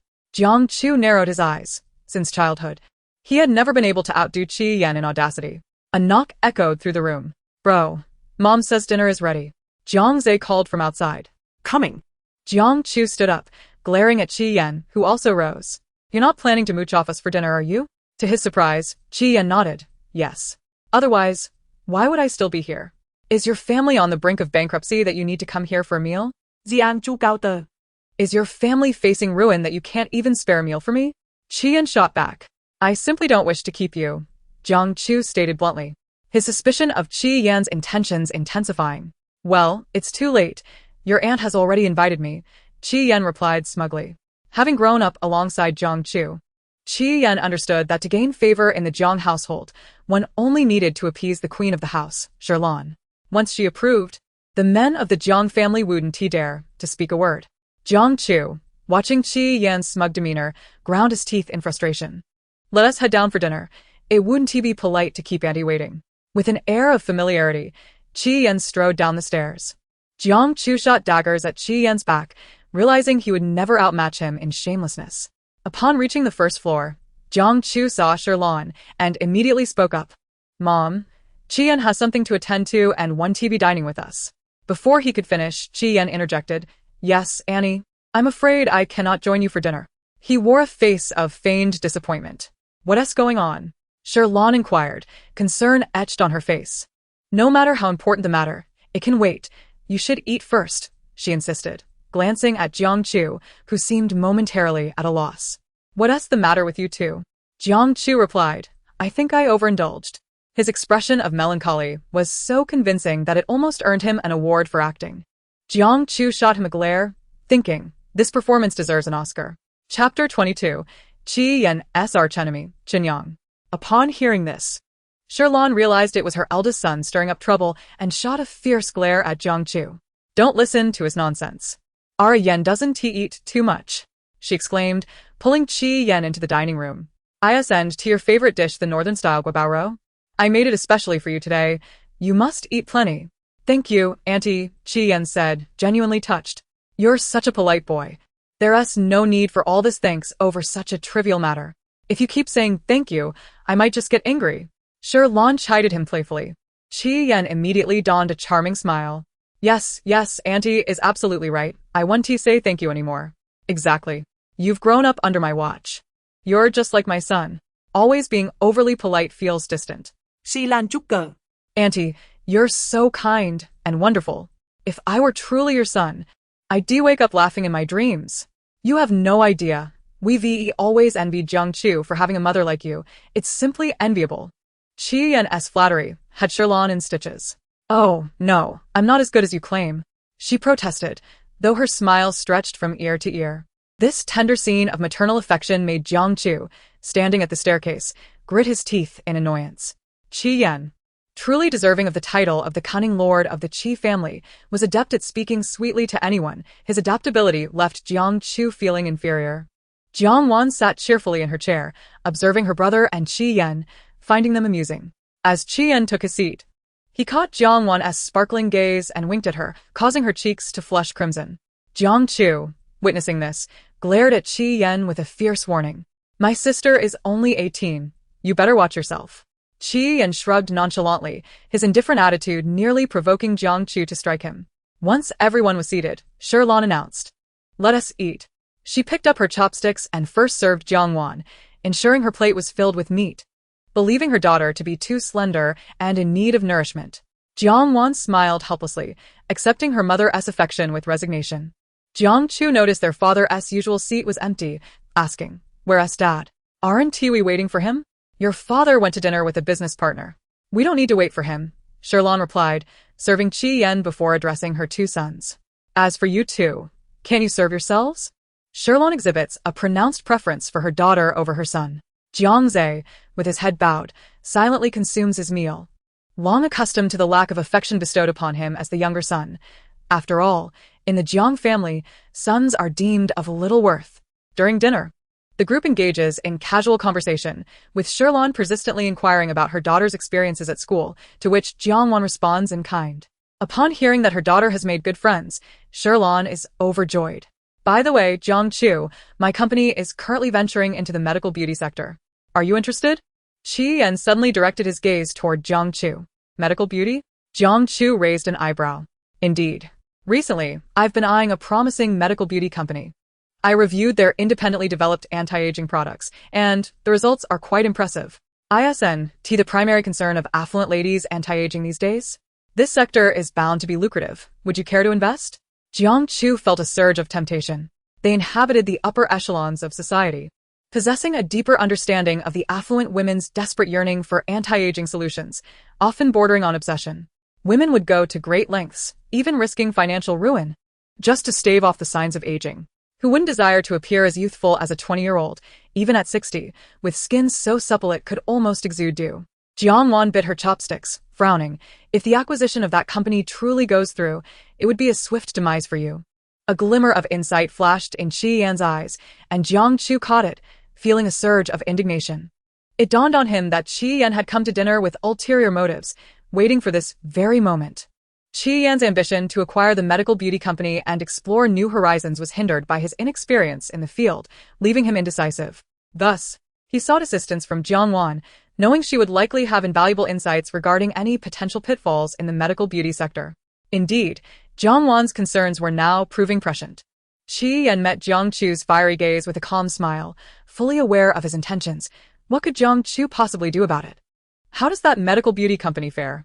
Jiang Chu inquired. Though his irritation lingered, he too was intrigued by the prospect of entering this lucrative market. After all, in today's society, money from women was all too easy to earn. Who could resist such temptation? I've conducted a visit, and everything appears promising. I merely sought your opinion, Qi Yan replied, his eyes subtly drifting toward Jiang Wan. It does seem promising. But isn't it convenient that the products were developed specifically for you? Naturally, their quality is assured, having clandestinely applied for patents, just waiting for you to fall into their trap. This company is a scheme orchestrated by your rival, Chen, who has meticulously crafted a pitfall for you. They have already secretly launched their products. Once you invest heavily in acquiring the medical beauty company and begin production, their products will be on the market, ready to eclipse yours. Should you attempt to sue, you will find yourself outmatched, as they have secured patents. Not only will you lose, but you will also be countersued for theft. And should you seek out the owner who sold you the company and products, you will find no trace of them. They are merely an ordinary person with a fictitious name, hired to act in this elaborate charade, leaving with the money once you take the bait. Should you invest and not hear any returns, it will become a mere illusion, all while your rival mocks you, proclaiming that Qi Yan has pilfered their painstakingly developed medical beauty patents, causing the stock price of the Qi Group to plummet, resulting in a staggering loss of billions. The reputation of the Qi Group will plummet, and Qi Yan's position within the company will enter uncharted depths of despair. Moreover, Chen Yang has bribed several minor shareholders to create chaos within the already precarious Qi Group, exacerbating the turmoil. That rival is indeed ruthless, managing to dismantle his adversary without a single skirmish. Though his methods are insidious, they are undeniably astute. Upon absorbing Jiang Wan's insights, the shadows in Qi Yan's eyes grew increasingly difficult to conceal. His suspicions had compelled him to seek Jiang Wan's perspective. After all, he had only recently announced his intentions to enter the medical beauty industry when a promising company with well-developed products had approached him, offering reasonable terms. Although outwardly normal, the owner had exhibited signs of nervousness and urgency, a red flag for someone seasoned in business. His suspicions were validated. Chen Yang had indeed laid a trap for him. Chen Yang was truly formidable, having refrained from confronting him while eagerly attempting to undermine him. Perhaps he had been too lenient. Chapter 23. The Gossip of Qi Yan. Jiang Chu glanced at Qi Yan, noticing the glint of intrigue in his eyes. Given your insights, that company does seem promising. However, I believe it is prudent for you to conduct thorough investigations into their background. Consider this. If the company is satisfactory to you, it must possess significant value. Why then would they choose to partner with a newcomer in the medical beauty field? Wouldn't it be wiser to collaborate with an established company in the industry for greater profit? Furthermore, opportunities that seem too good to be true often are. Do such windfalls ever fall into our laps? Indeed, a thorough investigation is warranted. Jiang Wan nodded in agreement. You are correct. I shall conduct a thorough inquiry tomorrow. Qi Yan affirmed. The owner of that company met with Chen Yang at a small barbecue restaurant called In Love, with barbecue on South Street. They frequently hold meetings there. As Chen Yang, a wealthy individual, would not attract suspicion in such a modest establishment. They have met there several times without anyone noticing. Coincidentally, they are scheduled to meet again tomorrow evening to discuss business. If your contacts assist, it will be a straightforward endeavor. I must devise a strategy to persuade Qi Yan to dine at In Love with barbecue. A wealthy heir like him has likely never set foot in such a humble eatery. This presents a challenge.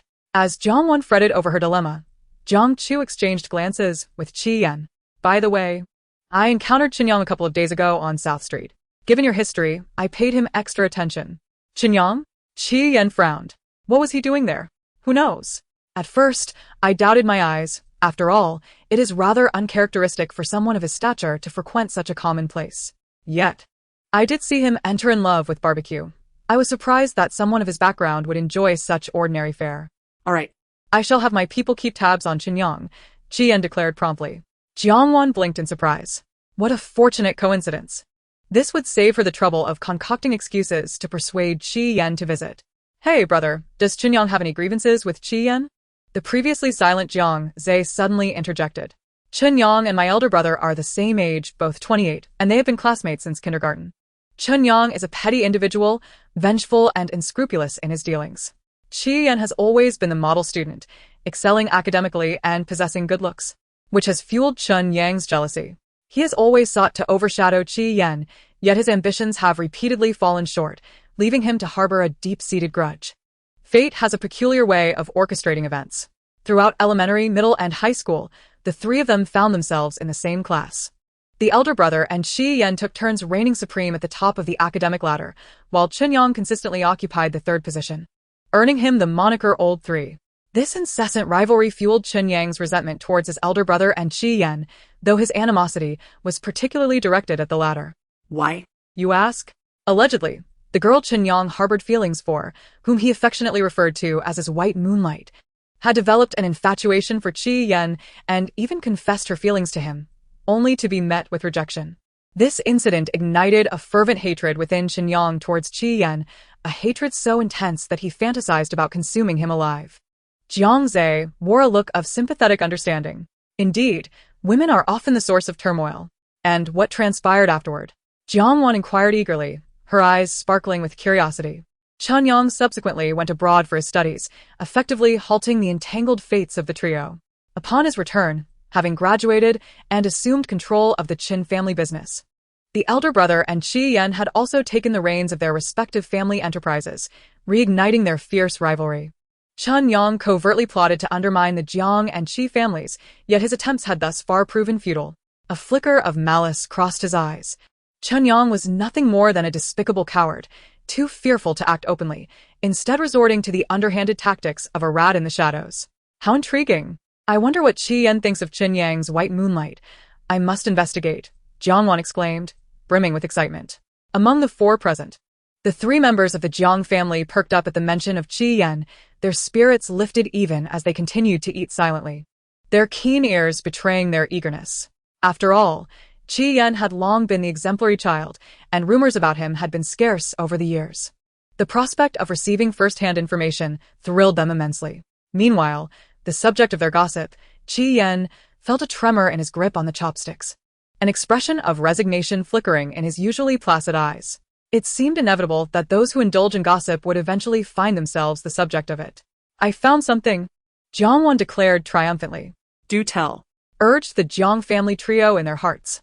Throughout elementary, middle, high school, and even university, Qi Yan has always been the center of attention, surrounded by a throng of admirers who could easily populate a bustling metropolis. The girl Qinyang fancied, known as Baiyu, was a delicate yet stunning beauty, embodying the gentle grace of a Jiangnan maiden, a true paragon of purity, not a scheming vixen. Upon first encountering Qi Yan in university, Baiyu was captivated by his commanding presence and fell deeply in love. Alas, Qi Yan, being asexual, coldly rejected her confession. Qi Yan really is a blockhead, Jiang Wan mused inwardly.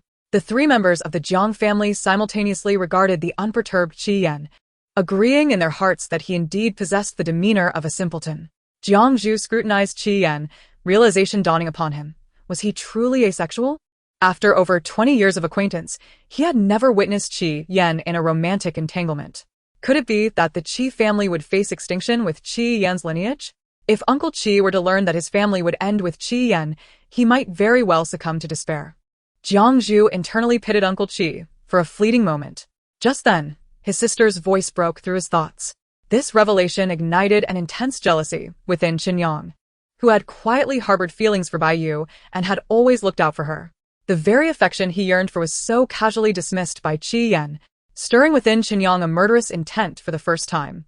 Wow, this Qinyang, despite being rather unimpressive, turns out to be a hopeless romantic, Jiang Zhu conceded. He had witnessed the intricate emotional entanglements of Qinyang, Qi Yan, and Baiyu from beginning to end. Qinyang often exuded an air of disdain towards everyone, save for Baiyu, for whom he displayed an unparalleled tenderness. After graduating high school, Qinyang went abroad for his studies, determined to outshine Qi Yan. He toiled relentlessly, diligently studying while his peers squandered their youth in frivolity, earning numerous accolades. When summer break arrived in his freshman year, he returned home to showcase his accomplishments to Qi Yan, only to encounter Bai Yu and be instantly smitten by her gentility. The moment he discovered that she favored Qi Yan, he nearly shattered his pristine smile. Using his connection with Qi Yan as a pretext, Chen Yang sought to ingratiate himself with Bai Yu, but she remained impervious to his charms, deepening his resentment towards Qi Yan. It was then that Chen Yang first contemplated eliminating Qi Yan, and after Bai Yu's rejection, he took action. Chapter 24. Who concealed the truth behind the accident? Jiang Wan's eyes widened in shock. Goodness. Chen Yang truly deserves condemnation for harboring such malicious intent towards Qi Yan from such a young age. Upon hearing this, Qi Yan and Jiang Zhu exchanged glances, shadows of foreboding clouding their expressions. It had been during the summer of their sophomore year that both were gradually assuming control of their family businesses. After attending a banquet with industry magnates, they were en route home when they encountered a devastating car accident caused by a drunk driver. Despite thorough investigations revealing no signs of foul play, they had believed it to be a mere traffic mishap. Only now did they learn that Chen Yang had orchestrated the entire ordeal from behind the scenes. Chen Yang is the epitome of villainy, seeking to eliminate Qi Yan while diverting suspicion onto an innocent bystander, hiring the driver to commit his heinous act. The driver, emboldened by alcohol, had been so intoxicated that he nearly collided with Qi Yan's vehicle, merely grazing its side, ultimately sparing Qi Yan's life. Jiang Wan felt an overwhelming sense of relief wash over her. Qi Yan's demeanor darkened. It was the first time he had brushed so closely with death, awakening within him a profound awareness of human frailty and insignificance. Despite dispatching multiple teams to uncover the truth, each returned with the same conclusion: an accident. While he might have questioned the validity of one report, the consistent findings of several teams compelled him to accept the incident as a mere accident, unaware that it was, in fact, a malicious act. What a bunch of inept fools, he cursed inwardly, frustrated at their inability to uncover even the slightest clue. Upon returning, he resolved to dismiss them all. Wow, elder brother was also present during that incident and narrowly escaped harm. How fortunate! Jiang Wan exclaimed, feeling an immense sense of gratitude. Jiang Zhu gazed at his sister, his heart swelling with affection. Indeed, she was far more deserving of his care than his younger brother. Casting a sidelong glance at Jiang Zhe, who appeared to be ravenously devouring his meal, Jiang Zhu felt a flicker of disdain. Jiang Zhe, seemingly attuned to his brother's disapproval, met his gaze with a defiant pout before returning to his meal. He had long since accepted his lack of status in the family and remained indifferent to his elder brother's disdain, which seemed a constant in their relationship. Chen Yang is utterly revolting, showing no regard for the lives of innocents. All in his quest to eliminate Qi Yan while employing a driver to act with such reckless abandon on a main road, truly devoid of conscience, Jiang Wan seethed internally. Wait a moment, considering that Qi Yan nearly perished in the accident and that elder brother was also at risk. Both families must have conducted investigations into the circumstances at the time. How could they have failed to uncover the truth behind the malicious intent? Jiang Wan pondered aloud, a flicker of realization dawning upon her. Qi Yan and Jiang Zhu exchanged a knowing glance, bracing themselves for the revelation that Jiang Wan was about to unveil. They had a premonition that the truth, which had troubled them for over a decade, would finally be unveiled today. Indeed, the car accident from years ago had cast doubt not only on Qi Yanzuan but also on Jiang Chu, both of whom were skeptical of its accidental nature. However, the investigations conducted by both families concluded that it was merely an unfortunate mishap, with no signs of foul play to be found, leaving them no choice but to reluctantly accept this so-called truth. Shirlan and Jiang Zhe listened in silence. Shirlan elegantly nibbled on a rib, her face adorned with a charitable smile, yet her eyes were veiled with frost. She could never forget the anguish she felt a decade ago upon hearing of her eldest son's accident, having already lost her most cherished younger daughter. She could not bear the thought of losing her beloved and dutiful eldest son, upon whom she had pinned her hopes. Fortunately, Jiang Chu had emerged unscathed. Otherwise, Shirlan would have been left questioning whether she still had any hope of living. Jiang Zhe's demeanor was scarcely any better. At the age of 8, he was already quite perceptive, and of his 5 elder brothers, he had always favored the eldest. The others took delight in bullying him. Yet it was his eldest brother who consistently defended him.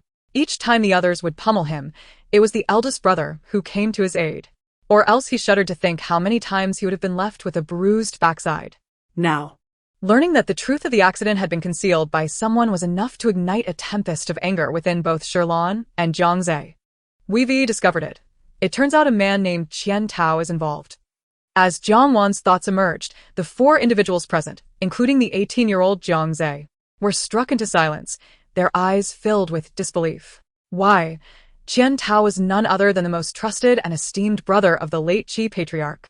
The immense success of the Qi family's enterprise was undoubtedly intertwined with Qian Tao's assistance. Moreover, it was Qian Tao who had repeatedly come to the aid of the late patriarch in times of peril.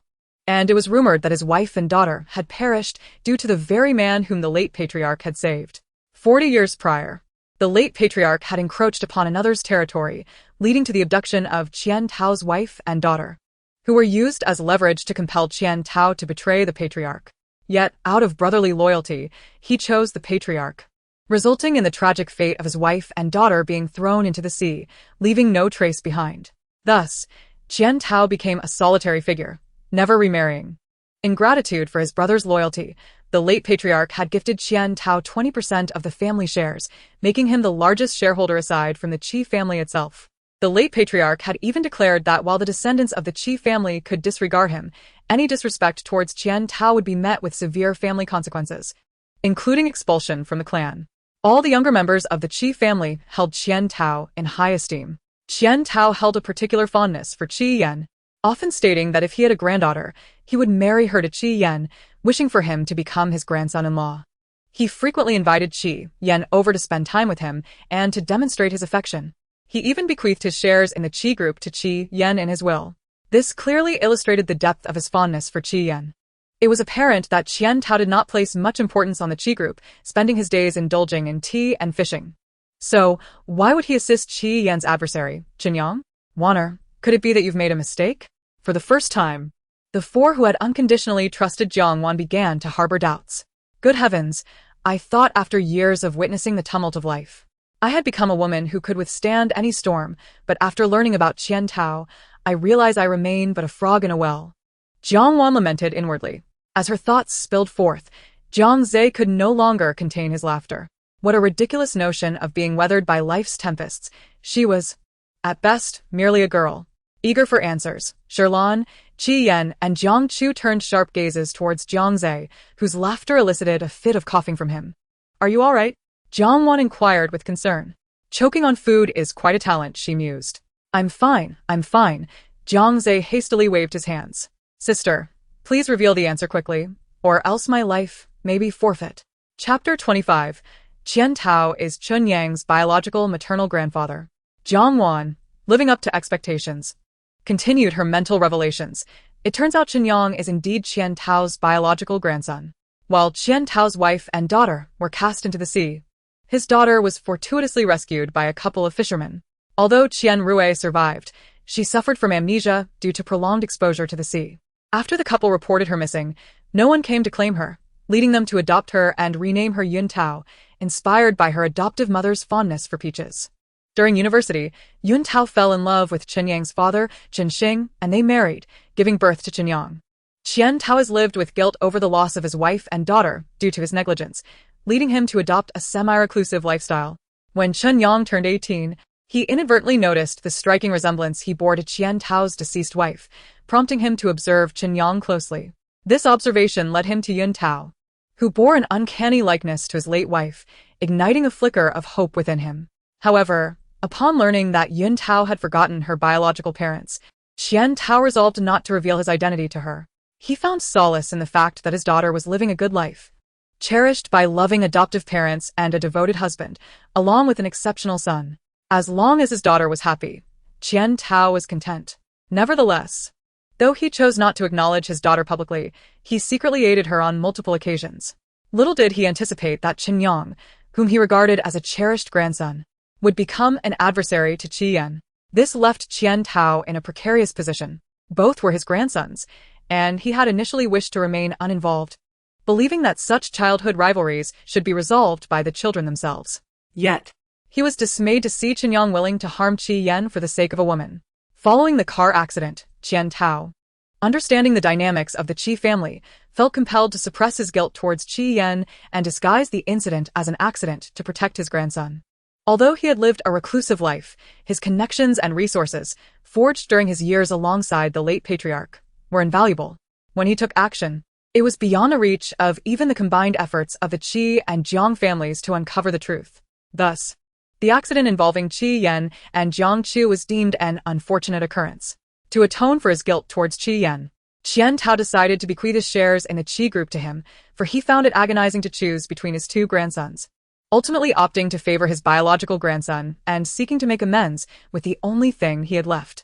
Jiang Wan sighed inwardly, realizing that Qian Tao was, in fact, quite a commendable individual, though fate had played a cruel trick.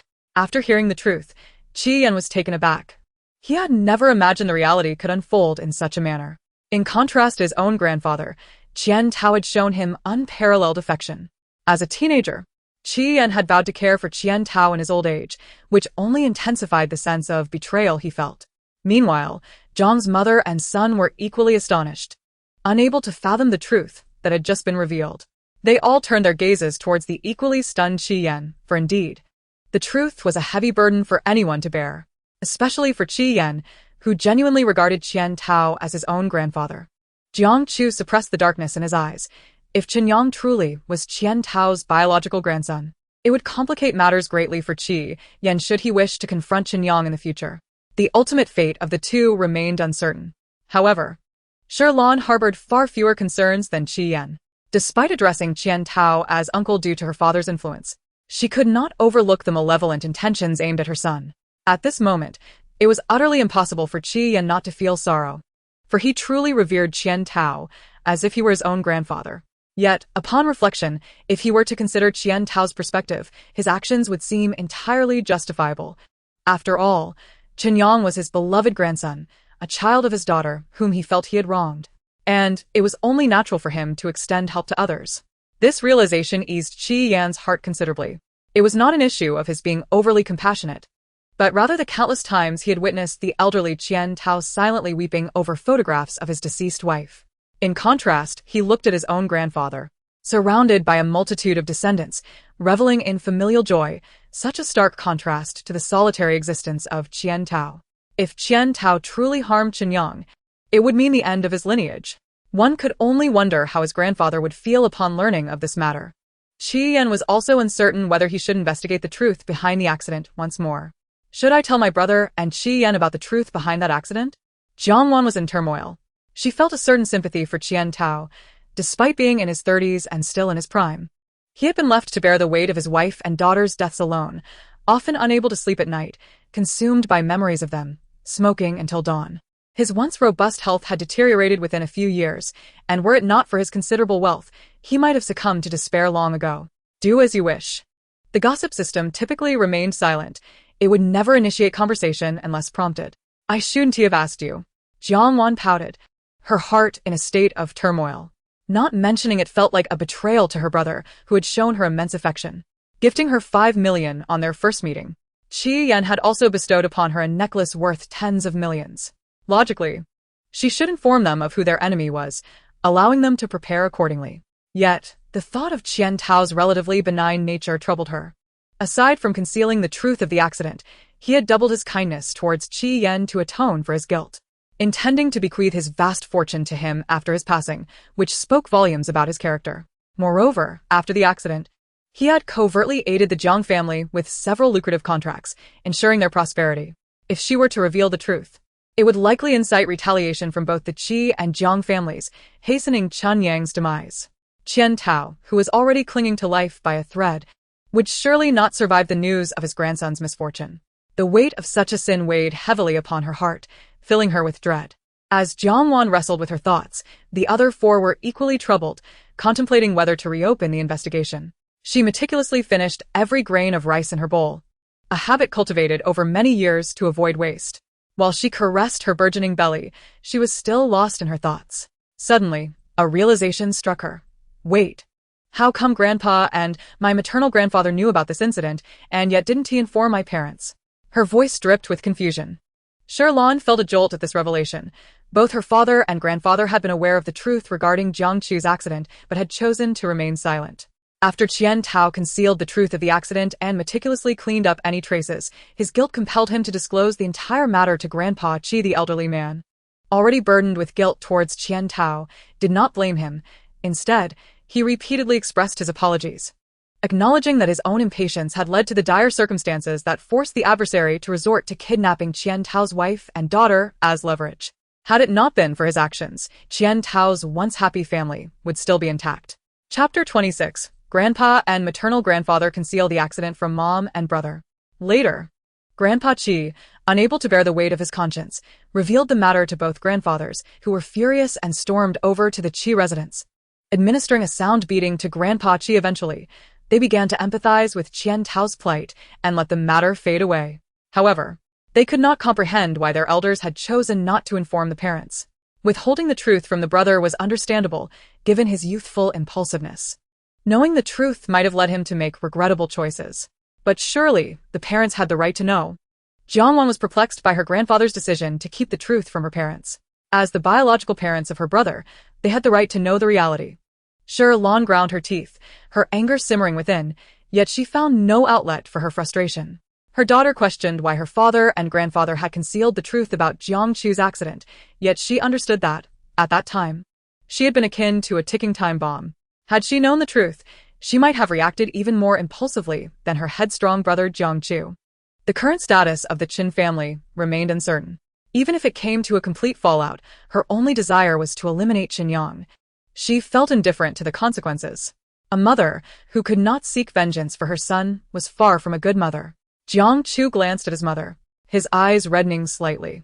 Even after more than a decade, the memory of his mother's madness upon hearing of his accident remained vivid in his mind. When she confronted the reckless driver, she had nearly beaten him to death, her fury uncontrollable. Had it not been for the intervention of others, the driver would likely have met a grim fate. The instability of his mother's emotions was frightening. He could hardly imagine what would have happened had he truly been harmed. She would have undoubtedly spiraled into madness. Jiang Zhe quietly finished his meal, sitting silently to the side, anxiously watching his mother. He had witnessed her previous outbursts and dreaded returning home, fearing the sight of her bloodshot eyes.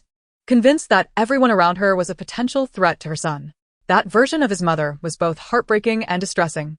His second brother's choice to become a doctor was closely related to their mother's condition. She had caused them all much pain, yet they felt powerless to help.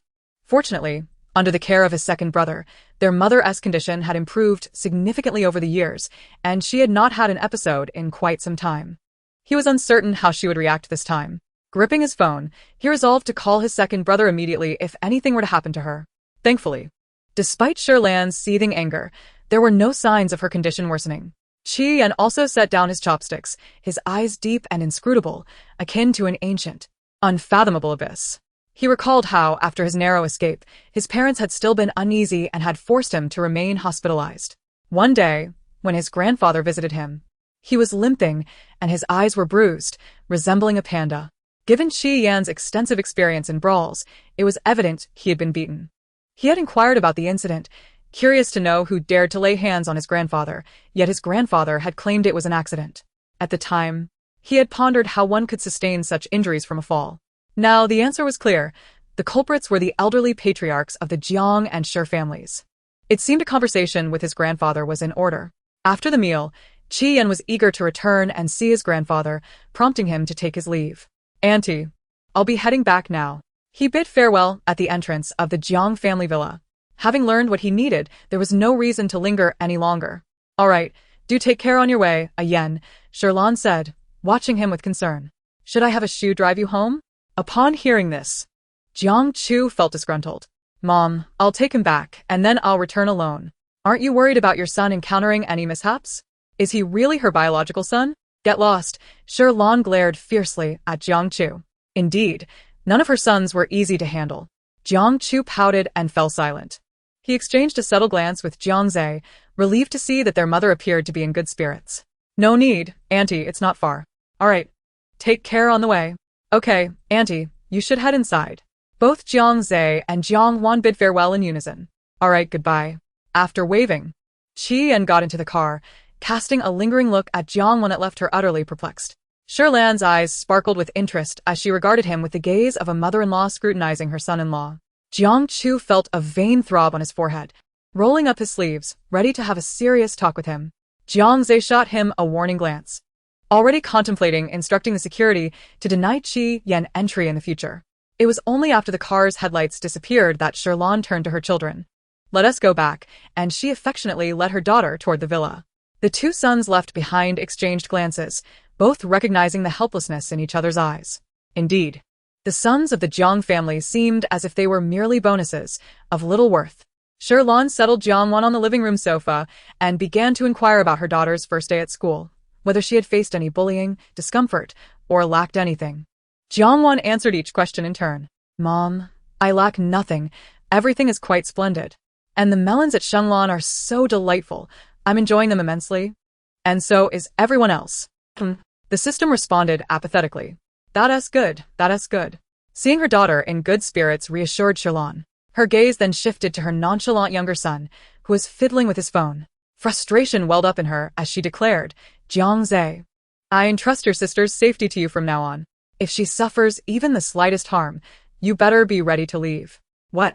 Jiang who was chatting with friends, was taken aback. "Wait, why am I responsible for her safety?" Shirlan shot him a glare, and he quickly surrendered. I understand. He nodded vigorously. Then, with a mischievous glint in his eye, he added, "Mom, I could be my little sister's bodyguard too, but is there a fee for that?" His expression was full of expectation. "Get lost, do you believe I'll smack you?" As she spoke, she reached out as if to hit him. Jiang Ze's pupils trembled. Muttering, "If you don't want to give me anything, then fine." Shirlan snorted coldly and turned to Jiang Wan, adopting a tender motherly demeanor once more. "Did you encounter anything interesting today?" she asked with a smile. She was curious about what amusing happenings the children had come across lately. Jiang Zhe, that mischievous brat, never shared his school stories or any amusing incidents. It was utterly dull. At the mention of this, Jiang Wan perked up, nodding vigorously, Yes. My brother almost got into a fight with a boy named Wei Qing." "Wei Qing? The one from the Wei family?" Shirlan recalled, unsure of what Jiang Zhe had done to provoke such animosity from the usually well-behaved Wei Qing. Other mothers often viewed their sons through countless layers of maternal filters, believing their children to be the best, but in Shirlan's eyes, Jiang Zhe was merely a troublemaker, often causing disturbances, while other children were far more obedient and sensible. Yes, that's him. Jiang Wan was uncertain if Wei Qing was indeed from the Wei family, but she nodded earnestly. "Wei Qing was truly unfortunate. When we were young, my brother mistook him for a girl and insisted on marrying him. Even when Wei Qing ignored him, he kept pestering him. When Wei Qing clarified he was a boy, my brother didn't believe him and went as far as to pull down his pants to confirm. They ended up in the same school. So they see each other every day. It's a history that will haunt him forever." Chapter 27. The system is upgrading. Zhang Lian and Shirlan are feeding dog food. Suddenly, Jiang Chu, who had been sitting calmly on a single sofa with his eyes closed, burst into laughter. Jiang His face flushed with embarrassment, shot lethal glares at his older brother. But alas, Jiang Chu, perched at the pinnacle of the food chain, was unperturbed. He continued to laugh. Jiang Wan tilted her head, puzzled by her brother's sudden outburst. "What's so funny?" Shirlan shot an annoyed look at her eldest son, though the corners of her mouth betrayed her amusement. Ever since she learned that Jiang Zhe had a feud with Wei Qing, she had been curious about what heinous act Jiang Zhe had committed to earn such ire from the usually gentle boy. Despite her inquiries, Jiang Zhe refused to divulge anything, even under the pressure of his 5 older brothers. While the family was perplexed, they understood that children grow up and keep their secrets, so as parents, they could not pry too much. Little did they know, a long-buried secret that had troubled them for years was about to be unveiled. No wonder Jiang Zhe had been tight-lipped. Mistaking a boy for a girl and wanting to marry him was certainly a scandalous affair. And he was lucky not to have been beaten to a pulp. "No worries, don't mind your brother." Shirlan subtly glared at Jiang Chu. "Behave yourself." "All right then. Since Mom has spoken, I'll try to hold back my laughter." Jiang Chu managed to stifle his amusement. Meanwhile, Jiang Zhe, the target of mockery, puffed his cheeks in displeasure. Of course, he could only sulk in silence, for the other 3 present were not individuals he could afford to offend. "Do you think my brother is acting a bit strange?" Jiang Wan internally called out to the gossip system. Upon being named, Jiang Chu immediately stiffened, replaying his past in his mind. It seemed, perhaps, he had no embarrassing history to speak of. Anything? The gossip system remained silent, prompting Jiang Wan to call out again, only to receive no response. Realizing something was amiss, she noted the system's unusual reticence. It typically responded cheerfully. "What's wrong?" she asked, concerned. Finally, the system replied, "There's just too much gossip today. I'm a bit overwhelmed and haven't digested it all yet." Oh. "As long as you're okay." Jiang Wan sighed in relief. The system may not be human, but it had been by her side since childhood, and she had long considered it an irreplaceable family member. She didn't want anything to happen to it. "Also, it seems I might be upgrading soon." The gossip system dropped another bombshell. What? Jiang Wan's eyes nearly bulged. Upgrading. She was astonished. Yes, the gossip system was capable of upgrades, akin to charging. It required a full battery of 100 units, and it upgraded once sufficiently filled. Since acquiring the system, she had only reached level 32, and it had been 6 months since her last upgrade. To think that after just one day at Shenglan, the system was ready to upgrade indicated the abundance of gossip there. Clearly, she would need to indulge in more gossip in the future. "I'm off to upgrade now," the system announced before going silent. You're all in the living room." A warm male voice resonated from the entrance. "Dad, you're back." Jiang Wan exclaimed joyfully upon seeing her father return. Jiang Lian felt a sense of warmth in his heart as he observed his daughter beaming at him. Indeed, the saying that daughters are their father's little cotton-padded jackets was truly unerring. Observing his two sons, the elder and the younger, still seated on the sofa, displaying little emotion at his return, a fiery resentment surged within him, akin to a rocket propelling skyward. What purpose do sons serve? They often claim that raising sons is a safeguard against old age, yet despite having several, each one is perpetually occupied, busier than he himself. When the time comes for him to rely on them in his twilight years, he cannot help but wonder if he will even catch a glimpse of their presence. Thus, it seems that having so many sons is of little utility. Perhaps it would be wiser to nurture a devoted little daughter instead. "How was your first day at school, Sweetheart? Upon seeing his beloved daughter, Jiang Baba felt an instant release from the fatigue of a long day's work. It was wonderful. The St. Blue fruit is truly as delightful as brother mentioned, especially the abundance of juicy gossip. I've had my fill of it. She beamed, excitement sparkling in her eyes. Everyone is leveling up, and I can't wait to see what new features await us.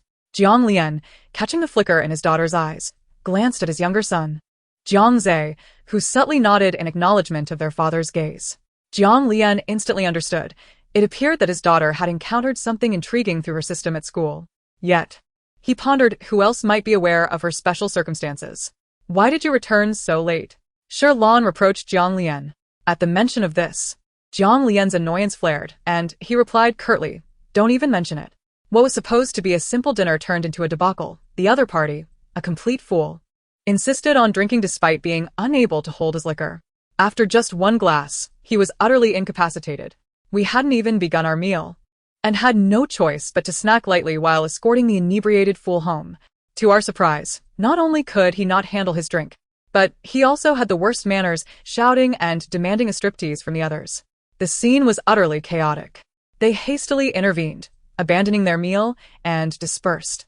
As the host, Jiang Lian felt compelled to ensure the intoxicated guest's safe return.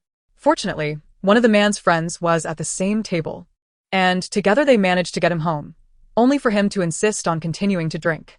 Jiang Lian recounted the chaotic evening with a bittersweet expression. Having never encountered such a disgraceful drinker before, he resolved never to dine with that man again. Poor husband, Shi Lan quickly consoled him, her heart aching for his plight. Jiang Wan listened, wide-eyed. She had heard of those who couldn't hold their liquor, but a striptease? The mere thought sent shivers down her spine. Who would wish to witness such a sight from a grown man? It was truly an assault on the senses. Jiang Chu remained impassive, having encountered ill-mannered drinkers himself. He was accustomed to such encounters as the president of a large corporation. Jiang Zhe, however, wore a look of regret, lamenting his absence from such an amusing spectacle. "It's not a burden. Everything I do is for our family, and it is all worthwhile," Jiang Lian declared, grasping his wife's hand sentimentally. Shi Lan, moved, praised. "You are simply wonderful, my dear." "Not at all. It is you who has endured," Jiang Lian readily returned the compliment. The couple, hand in hand, exchanged praises, enveloped in an atmosphere of romantic bliss. The reactions of Jiang Wan and her brothers to their parents' public display of affection varied. Jiang Chu Skop. Heft. Jiang Zhe rolled his eyes in amusement. Yet Jiang Wan, cheeks flushed, gazed at her loving parents with sparkling eyes, reveling in their affectionate bond.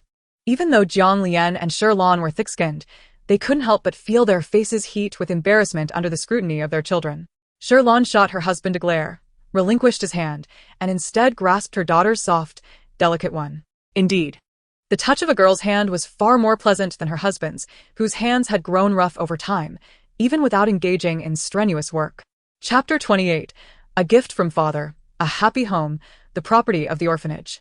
Displeased with being cast aside by his wife, Jiang Lian cast a sharp glance at his two sons, who wore mocking expressions. It was evident that his sons were born to be a source of vexation. His daughter, however, brought him solace as he looked at her sweet smile directed at him. From his briefcase, he retrieved a red booklet, resembling a property deed, and handed it to Jiang Wan. Here you go, dear. Jiang Wan tilted her head in confusion. What is this? She accepted it, noticing the bold characters that read real estate property certificate. Your mother and I were uncertain of what to gift you upon your return. So we took the liberty of presenting this to you as a welcome home gift, Shi Lan explained, standing beside Jiang Lian. We are immensely grateful to Director Jiang for all the care she has provided you over the years, so we purchased the land of the happy home.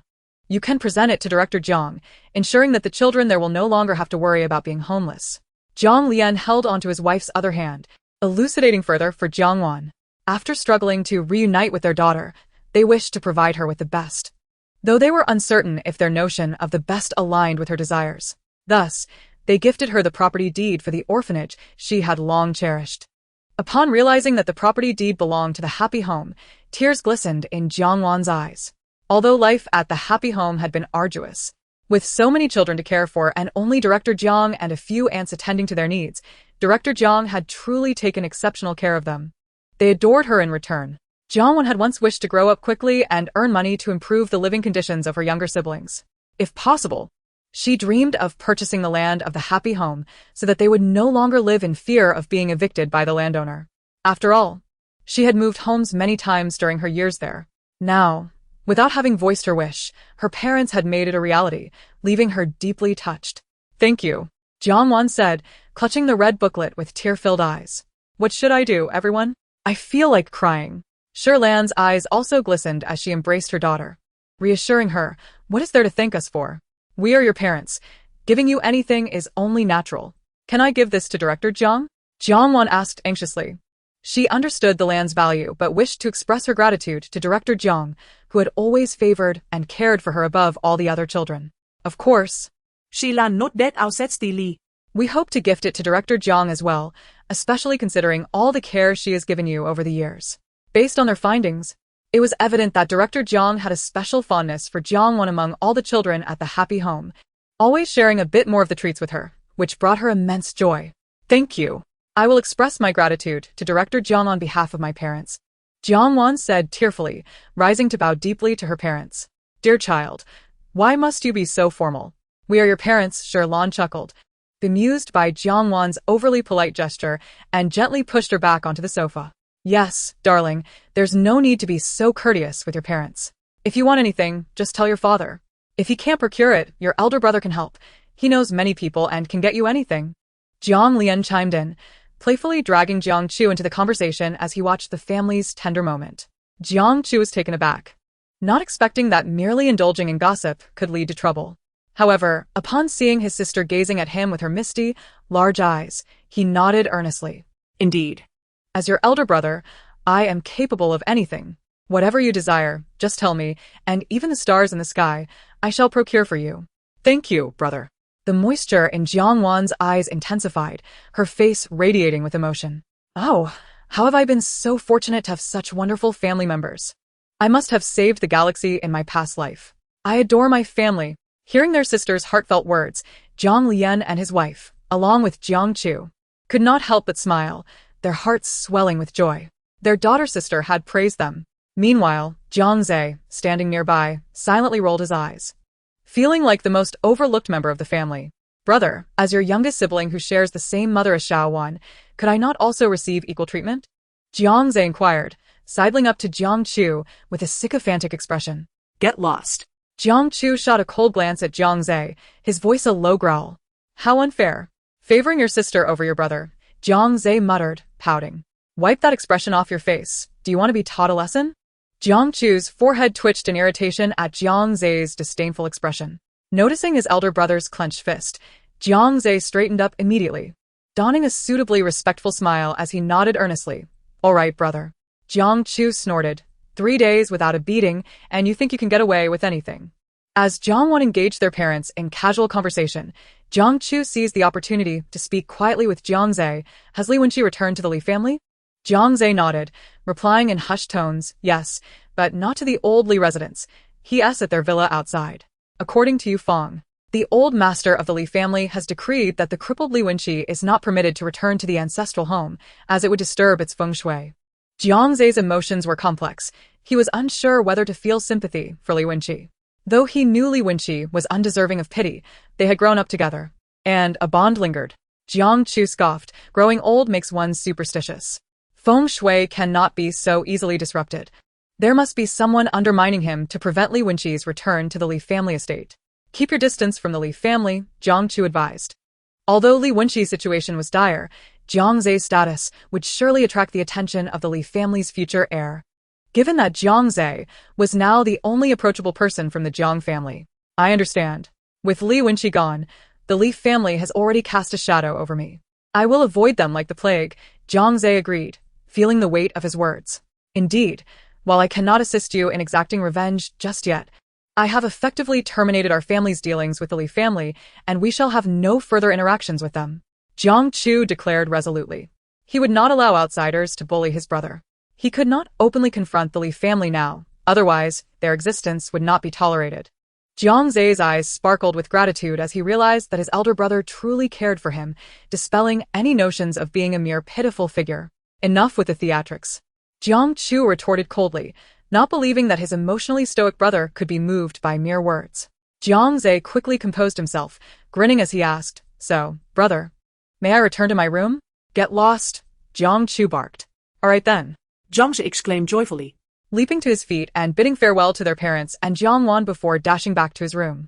If one were to inquire about Jiang Zhe's urgency, it was undoubtedly due to gaming. Aside from games, what else could possibly captivate the sixth young master of the Jiang family? In Chapter 29, Lu Yingli informed her mother, Lu Mama, about Lu Xinjin's situation. Mom, I have something to tell you. After dinner, Lu Yingli pulled her mother into her room. What is it, dear? What is this about? Lu Mama asked, her expression one of confusion. Then, as if struck by a revelation, she winked at her daughter with a hint of mischief. Is it about a boyfriend? Don't worry, you're of age now. Even if you have a boyfriend, I won't say anything. Tell me, what does he look like? Is he good to you? Faced with her mother's relentless chatter, Lu Yingli felt exasperated. Mom, can we focus here? Seeing the fiery determination in her daughter's eyes, Lu Mama realized she had misjudged the situation. Oh, really? You should be seizing the opportunity to find a good man. Otherwise, all the good ones will be snatched up, and you'll be left with the leftovers. Mom, do you want to hear what I have to say or not? Lu Yingli interrupted, feeling regret for bringing it up. Fine, go ahead, Lu Mama replied, sitting up straight, ready to hear what was deemed important. Lu Yingli took a deep breath. Mom, do you think it's possible that Lu Xinjin isn't really my uncle's daughter? Without directly answering, she posed the question indirectly. Lu Mama was taken aback, staring blankly at her daughter. Upon seeing Lu Yingli's serious demeanor, she reached out to feel her forehead, checking for fever. What are you talking about? Feeling challenged, Lu Yingli retorted, Mom, I'm discussing something serious here. How could I not be normal? Fine, I think that is highly unlikely. Lu Mama shook her head. Why? Lu Yingli pressed, curious about her mother's unwavering conviction. You know how it is in our family. Although your uncle is a love child, he is still the old man's son, and has been indulged. If there were any rumors about a love child, Lu Xinjin's mother would have been thoroughly investigated by our family before allowing the marriage, so it's improbable. Deep down, Lu Mama hoped it was true, but she knew it was highly unlikely. What if it were true? Le Yangli inquired. Then that would be splendid. I could finally put that scheming Xia Cha-Cha in her place, and she wouldn't dare prance around me anymore. Lu Mama had long been frustrated with Xia Cha-Cha, who, despite belonging to a wealthy family, was a source of irritation due to her condescending attitude. Lu Ingli smiled triumphantly, Mom. Just think about how you would deal with that scheming Xia Cha-Cha. Lu Mama was taken aback. What do you mean by that? Lu Ingli countered with a question of her own, Mom. Are you aware that the Jiang family has found their long-lost daughter after 18 years? Of course, Lu Mama nodded. This was common knowledge among families that were closely knit. The Jiang family had been purchasing clothing for young girls in abundance, and Shirlan had extravagantly acquired numerous pieces of jewelry. Initially, they thought it was for Jiang Noah, who was abroad for a fashion show, but they had guessed incorrectly. Rumors circulated that the Jiang family had a 189-year-old daughter who bore a striking resemblance to Shirlan in her youth. The Jiang family had not concealed the existence of this girl, and with a little inquiry, one could discover that the true heiress had been reclaimed. Weren't we discussing Xia Cha-Cha? How did we get onto this topic? Mom, you might find this hard to believe, but that genuine heiress, Jiang Wan, possesses a unique ability. Lu Ingli said, her eyes gleaming with an unsettling excitement. A unique ability? Does she have superpowers? Lu Mama mused whimsically, unable to suppress her laughter. Lu Ingli rolled her eyes at her mother's fanciful notions. Close enough. What? Lu Mama was confused. Mom, listen closely. Lu Ingli leaned in and began to disclose how Jiang Wan could hear the thoughts of others, revealing all their private matters to Lu Mama. Initially uninterested, Lu Mama's eyes widened in disbelief as her daughter's tale became increasingly fantastical, eventually nearly popping out of her head. Lu Ingliang disclosed Jiang Wan's peculiar situation to her mother, eagerly anticipating her questions, only to find her mother staring blankly ahead. Mom, don't you have anything to say? Is it truly that difficult to accept? At least give her some reaction. It was only then that Yao Na snapped back to reality, questioning whether it was she or her daughter who had lost their sanity. Neither of us is insane. This matter is undeniably true. If you doubt it, you may call Aunt Shirlan to verify. Upon realizing her daughter was not fabricating a tale, Yao Na fell into silence. Lu Ingliang remained patient, allowing her mother to process the information. After a lengthy pause, Yao Na finally spoke in a hoarse voice. If Lu Jinjin's situation is genuine, then both she and her mother will be expelled from the Lu family, and their fate will be dire. Isn't that what you wish to see, Mom? Reflecting on past grievances, a flicker of hatred flashed in Yao Na's eyes. No, I absolutely do. It would be best if Xia Cha-Cha were submerged in the mire, never to rise again. Yao Na could never forget how Xia Cha-Cha, having successfully married into the Lu family due to her pregnancy, soon realized that Lu San held a lowly position within the family, wielding no real power and having limited assets to squander. Xia Cha-Cha shamelessly set her sights on her husband, casting flirtatious glances at Lu Yuan on several occasions. Had it not been for her own cumbersome pregnancy, Yao Na would have eagerly confronted that wretched woman. Nevertheless, after both women had given birth, she found an opportunity to confront Xia Cha-Cha, thus sealing the animosity between them. Their daughters, too, seemed like sworn enemies, harboring a mutual desire for each other's demise since childhood. Mom, what about this matter? Lu Ingliang looked at her mother with hopeful anticipation. Enough. You need not involve yourself in this. I will arrange for someone to investigate, Yao Na declared, naturally referring to her own family. This was precisely the response Lu Ingliang had been waiting for, her lips curving into an almost uncontrollable smile. All right, Mom. I await your good news. She approached her mother, knowing well that her mother had trusted contacts who could discreetly investigate the situation. However, she hesitated when it came to her father, fearing his displeasure upon discovering that she had concealed this matter from him. I will speak to your father, Yao Na replied. As the current head of the Lu family, it was imperative that her husband be informed of any infiltrators within their ranks. All right then. I shall return to my room and rest. Good night, Mom. With the burden lifted from her shoulders, Lu Ingliang cheerfully bid her mother good night and dashed back to her room. This girl, Yao Na mused, shaking her head in a blend of amusement and exasperation at her usually composed daughter's spirited demeanor. After sitting in contemplation for a moment, her unease prompted her to reach for her phone and send an inquiry to Jiang Mama Shirlan. Upon receiving confirmation, her usually steady gaze turned cold and calculating. Xia Cha-Cha, let us see how you meet your end this time. Chapter 30. Lin Geng returned home to confide in his father about Li Chang's malicious intentions. While the Lu family was engaged in a heartwarming mother-daughter dialogue, the Lin household was experiencing a different kind of father-son interaction. After dinner, Lin Laozhang intended to follow his beloved wife into their room, but his pleasant intentions were thwarted by the burdensome presence of his son, who had come to collect a debt. What is it? Speak quickly. Lin Zhuang glared at Lin Geng, who had forcibly dragged him into the study. I have something serious to discuss, Lin Geng responded with a grave expression. Serious? What could a little brat like you possibly have to say? Lin Zhuang scoffed, dismissive of his son's capacity for important matters. However, as soon as he finished his sentence, Lin Geng turned on his heel, leaving Lin Zhuang bewildered. Where do you think you're going? Lin Geng replied without turning back. I'm going to tell my mother that you called me a little brat. Hearing this, Lin Zhuang broke into a cold sweat. If his wife discovered that he had insulted their son, it would be akin to inviting disaster. Come back, come back. Lin Zhuang urgently called out, but Lin Geng remained resolute, opening the door to leave.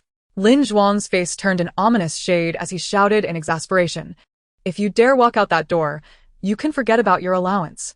Lin Geng paused mid-stride, turning back to face his father, whose countenance was now stormy. After a brief moment of hesitation, Lin Geng relented and returned. There was little choice. Lin Zhuang had grasped his soft spot. Although the Lin family was affluent, they were not indulgent parents, particularly Lin Geng's mother, Tianmin. While she was usually gentle, her discipline was exceedingly strict. Having endured hardship before marrying Lin Zhuang, she was not one to squander their newfound wealth. The monthly allowance she provided to her son was meager compared to other families, where children might spend hundreds of thousands. Lin Geng's allowance was capped at a mere 50,000, and that was only after his mother became exasperated with his reluctance to spend. For ordinary families, 50,000 was a significant sum, while in wealthy households, it barely sufficed.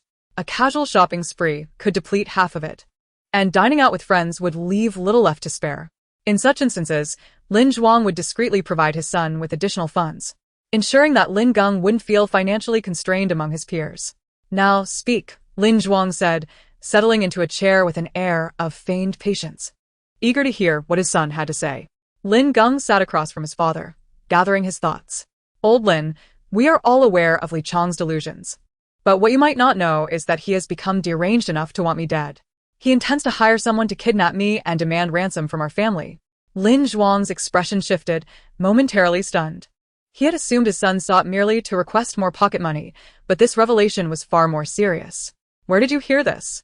Lin Zhuang asked, his casual demeanor replaced with a stern gaze. The situation was absurd, yet upon reflection, given the nature of his wife's younger sister's family, his son's claims were far from implausible. However, curiosity nagged at him. How could Lin Geng be so certain? Surely he hadn't overheard Li Chang plotting to harm him? Such coincidences were rare, and if they did occur, they surely wouldn't involve his troublesome son. Lin Geng, sensing his father's skepticism, found himself at a loss for a satisfactory answer. You don't need to concern yourself with where I obtained this information. Just know that it is true. If you don't clarify your source, I won't intervene.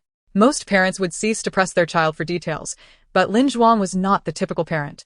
The sharp tongue of Lin Geng was a testament to that. Realizing his father was resolute, Lin Geng felt his frustration boil, his temples throbbing. Both father and son engaged in a silent standoff, their eyes locked in a battle of wills, ultimately ending in Lin Geng's defeat. Fine, but before we discuss further, I need to make a call. He needed to consult Jiang Zhe, as this matter involved his sister. Go ahead, Lin Zhuang nodded. Lin Geng sent a lengthy message to Jiang Zhe, an epic composition of 5,000 words, 4,000 of which condemned his father's unreasonable behavior. Fortunately, Jiang Zhe understood Lin Geng's temperament and patiently read through it all. The final lines contained the crux of the entire message. I told my father about my situation, but he doesn't believe me. He insists I disclose my source, or he won't help. Zhe, can I reveal our sister's secret to him? Get lost, that's my sister. Jiang Shi shouted fiercely. All right, go ahead. He was acutely aware of the gravity of the situation. After all, so many people were already privy to his sister's uniqueness. So adding one more person to the list was inconsequential. Brother Xie, I'll treat you to a drink another day. Let's invite our sister along. Lin Geng said with a playful grin. At the end of his message, Jiang Zhe sent a cartoon image of a little chubby doll pointing its finger at the distance, urging the recipient to get lost. Upon seeing the cartoon, Lin Geng chuckled lewdly, thinking, Brother Zhe is truly a tsundere. Noticing his son had closed his phone, Lin Laodat inquired, Can you share now? Yes, Lin Geng nodded.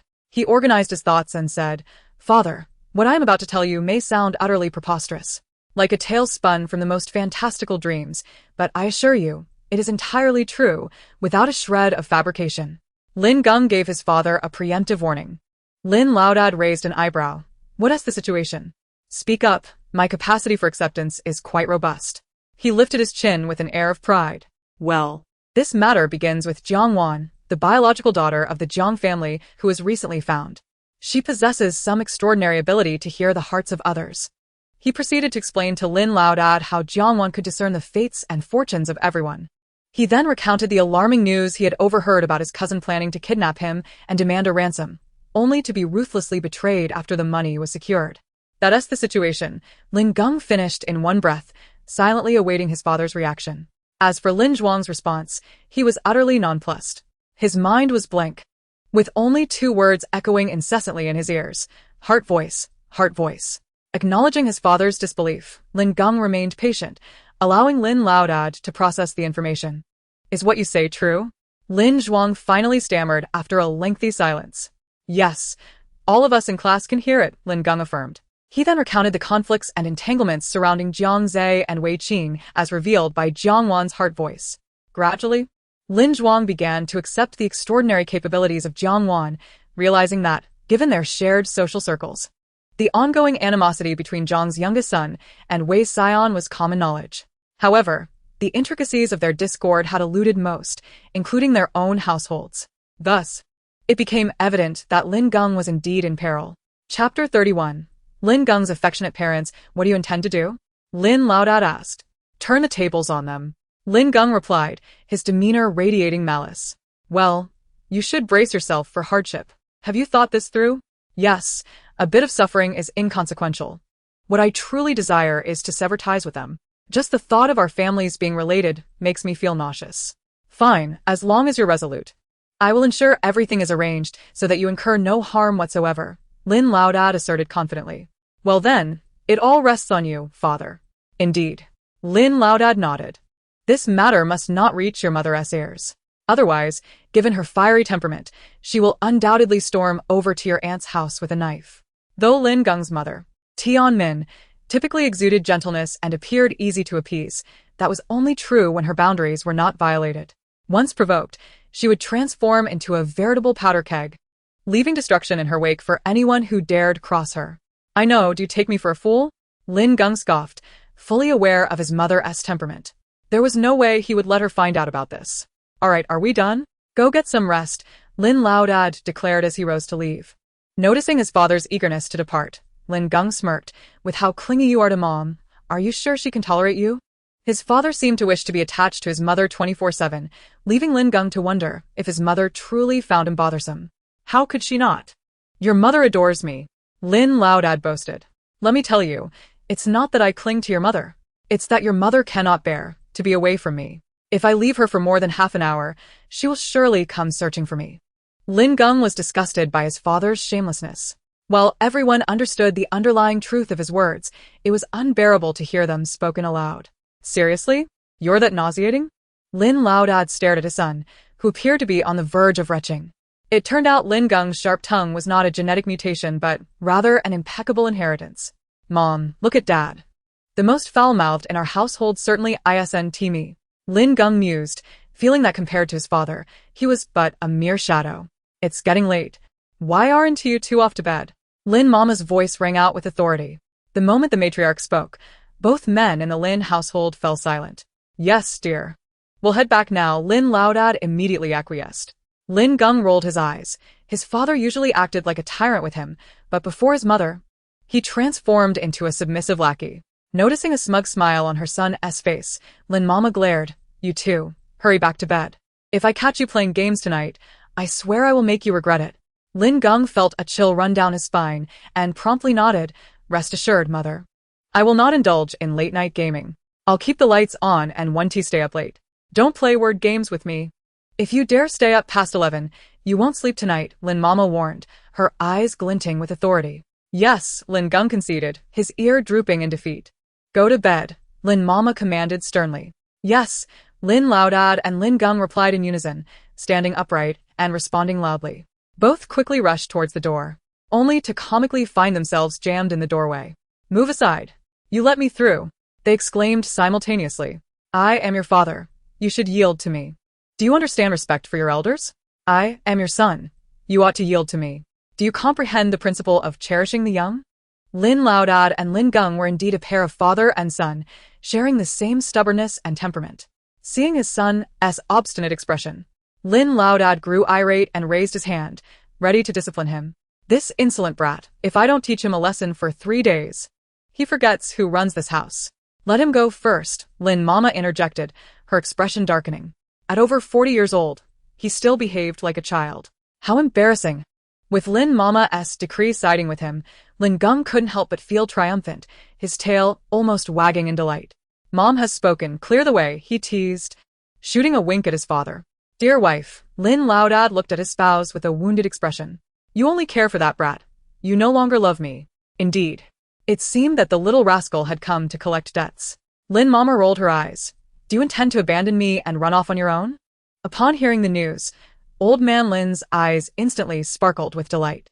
His legs moved swifter than his mind, and he promptly stepped back to grant his son passage at the door. I knew, compared to that little rascal, my dear wife, you still love me the most, he said, scampering over to Lin Mama with an endearing, albeit nauseating, demeanor. The overly sentimental display from his father sent shivers down Lin Geng's spine, causing him to hunch his shoulders and rub his arms, utterly embarrassed.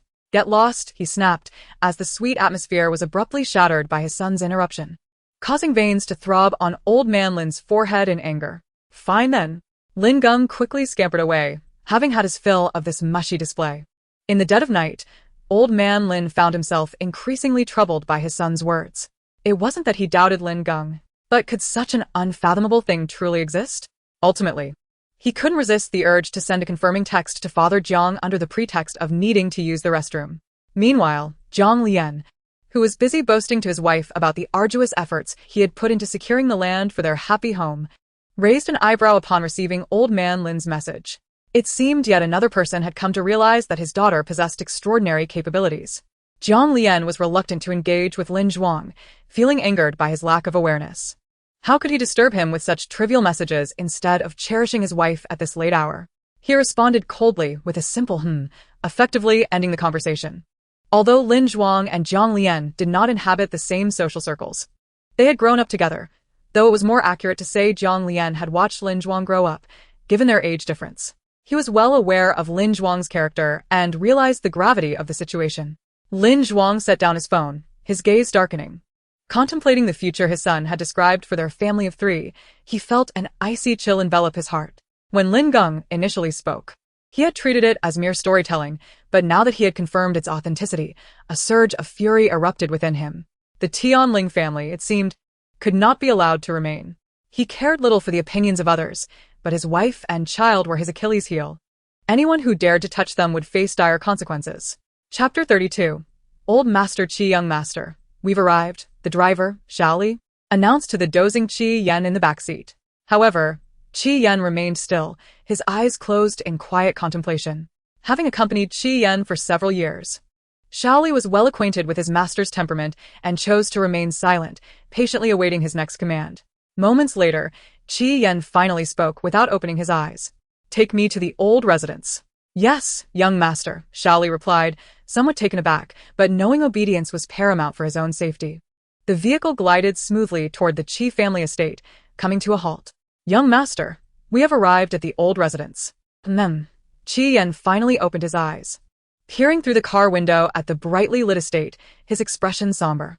Xiaoli exited the vehicle and opened the door for Qi Yan, who hesitated for a moment before stepping out, adjusting his attire as he headed toward the house. I'll be staying at the old residence tonight, Qi Yan stated without looking back. Understood, young master, Xiaoli responded respectfully. Young master, you're back, Mr. Chen exclaimed, surprised to see Qi Yan, who typically only returned to the old residence once every 10 days or 2 weeks. To return 2 days in a row was indeed noteworthy. Yes, Mr. Chen. Is grandfather home? Yes, he is in the study practicing calligraphy.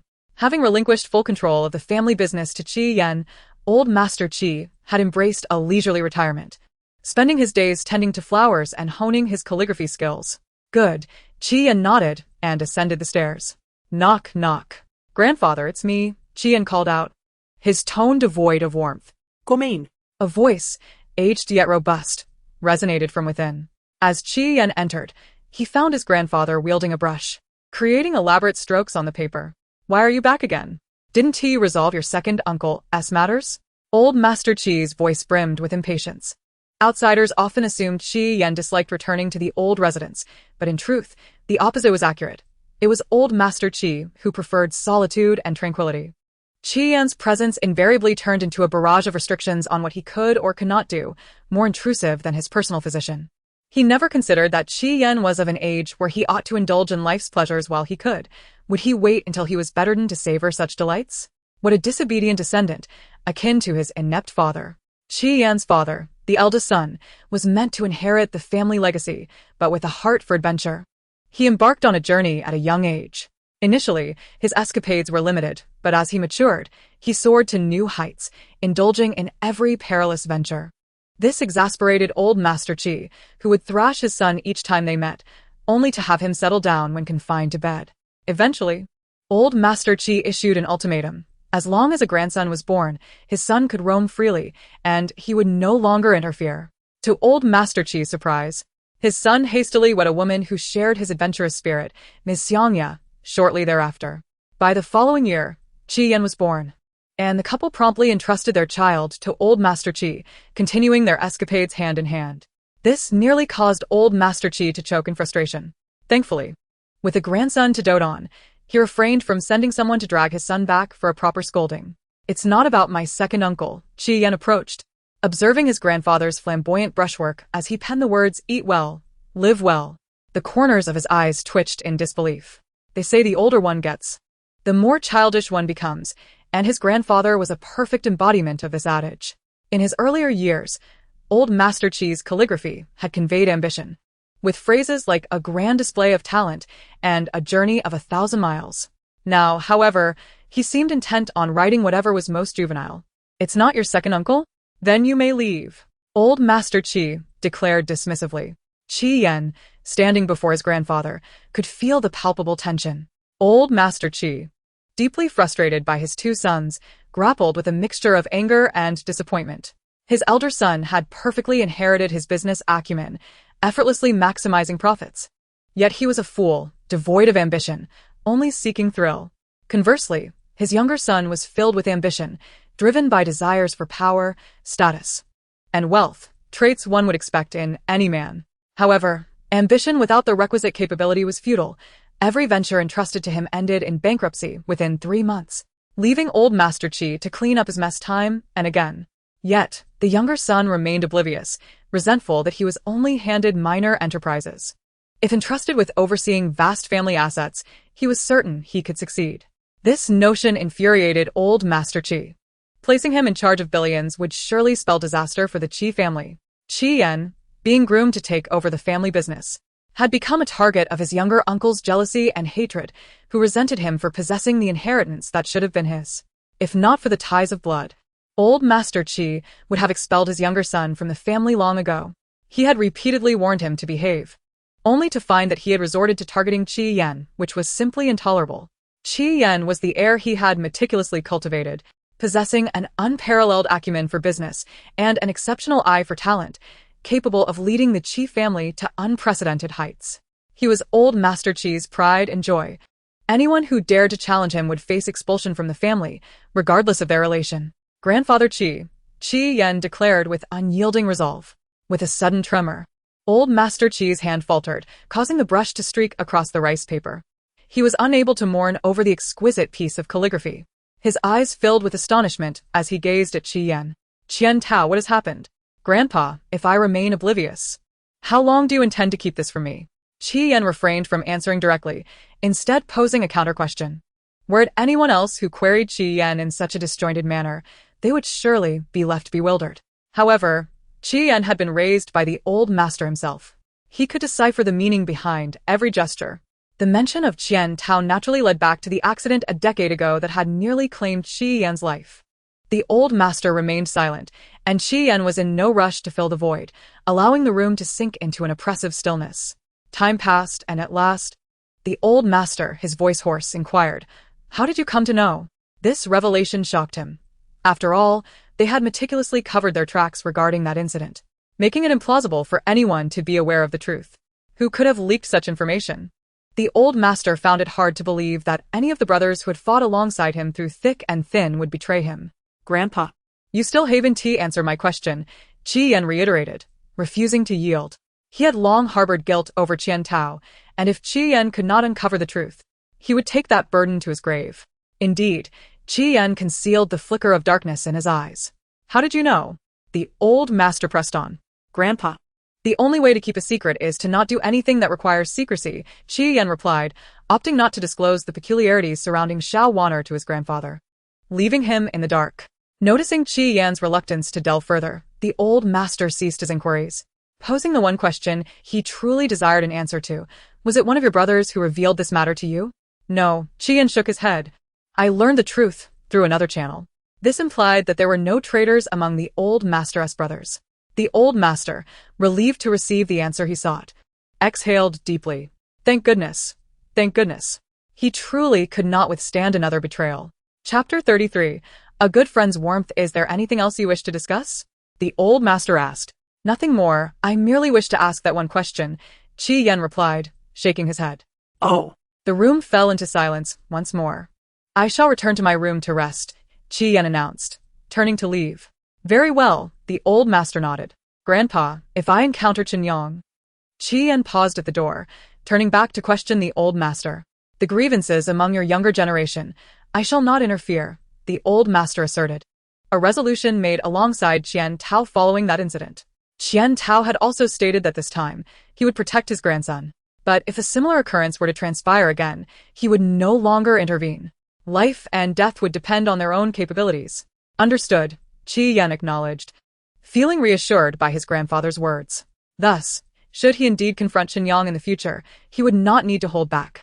Shortly after Qi Yan departed, Chen Bo entered with a tray of tea. After closing the door, he approached, placing the tray on a nearby table to report. A Yen just returned from the Jiang family. The Jiang family? The old master paused mid-sip, surprised to learn that a Yen had recently been at the Jiang household. Yes. He was having tea with those two old fellows, Chen Bo continued. They haven't returned, still traveling abroad. The old master nodded, a furrow of confusion on his brow.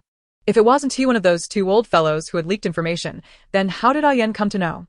As for the Jiang family, since A Yen was aware, the Jiang family's eldest, Jiang Chu, who was close to him, would surely be informed as well.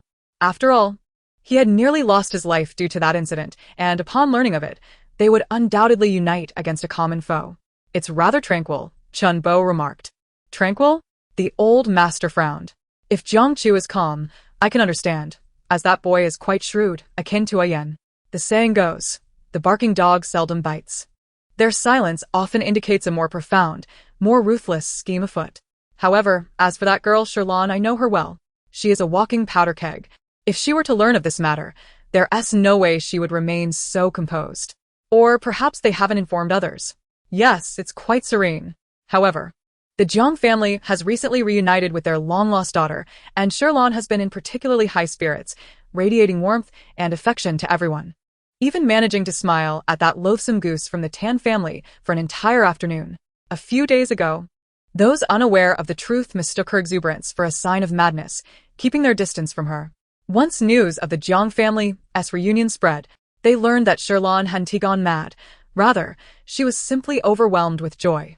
After all, it's the daughter she has longed for over the past 18 years. Who wouldn't be ecstatic? Oh. The old master exclaimed, his mouth agape in surprise. He had been so preoccupied with the troubles concerning his second son that he hadn't paid attention to others.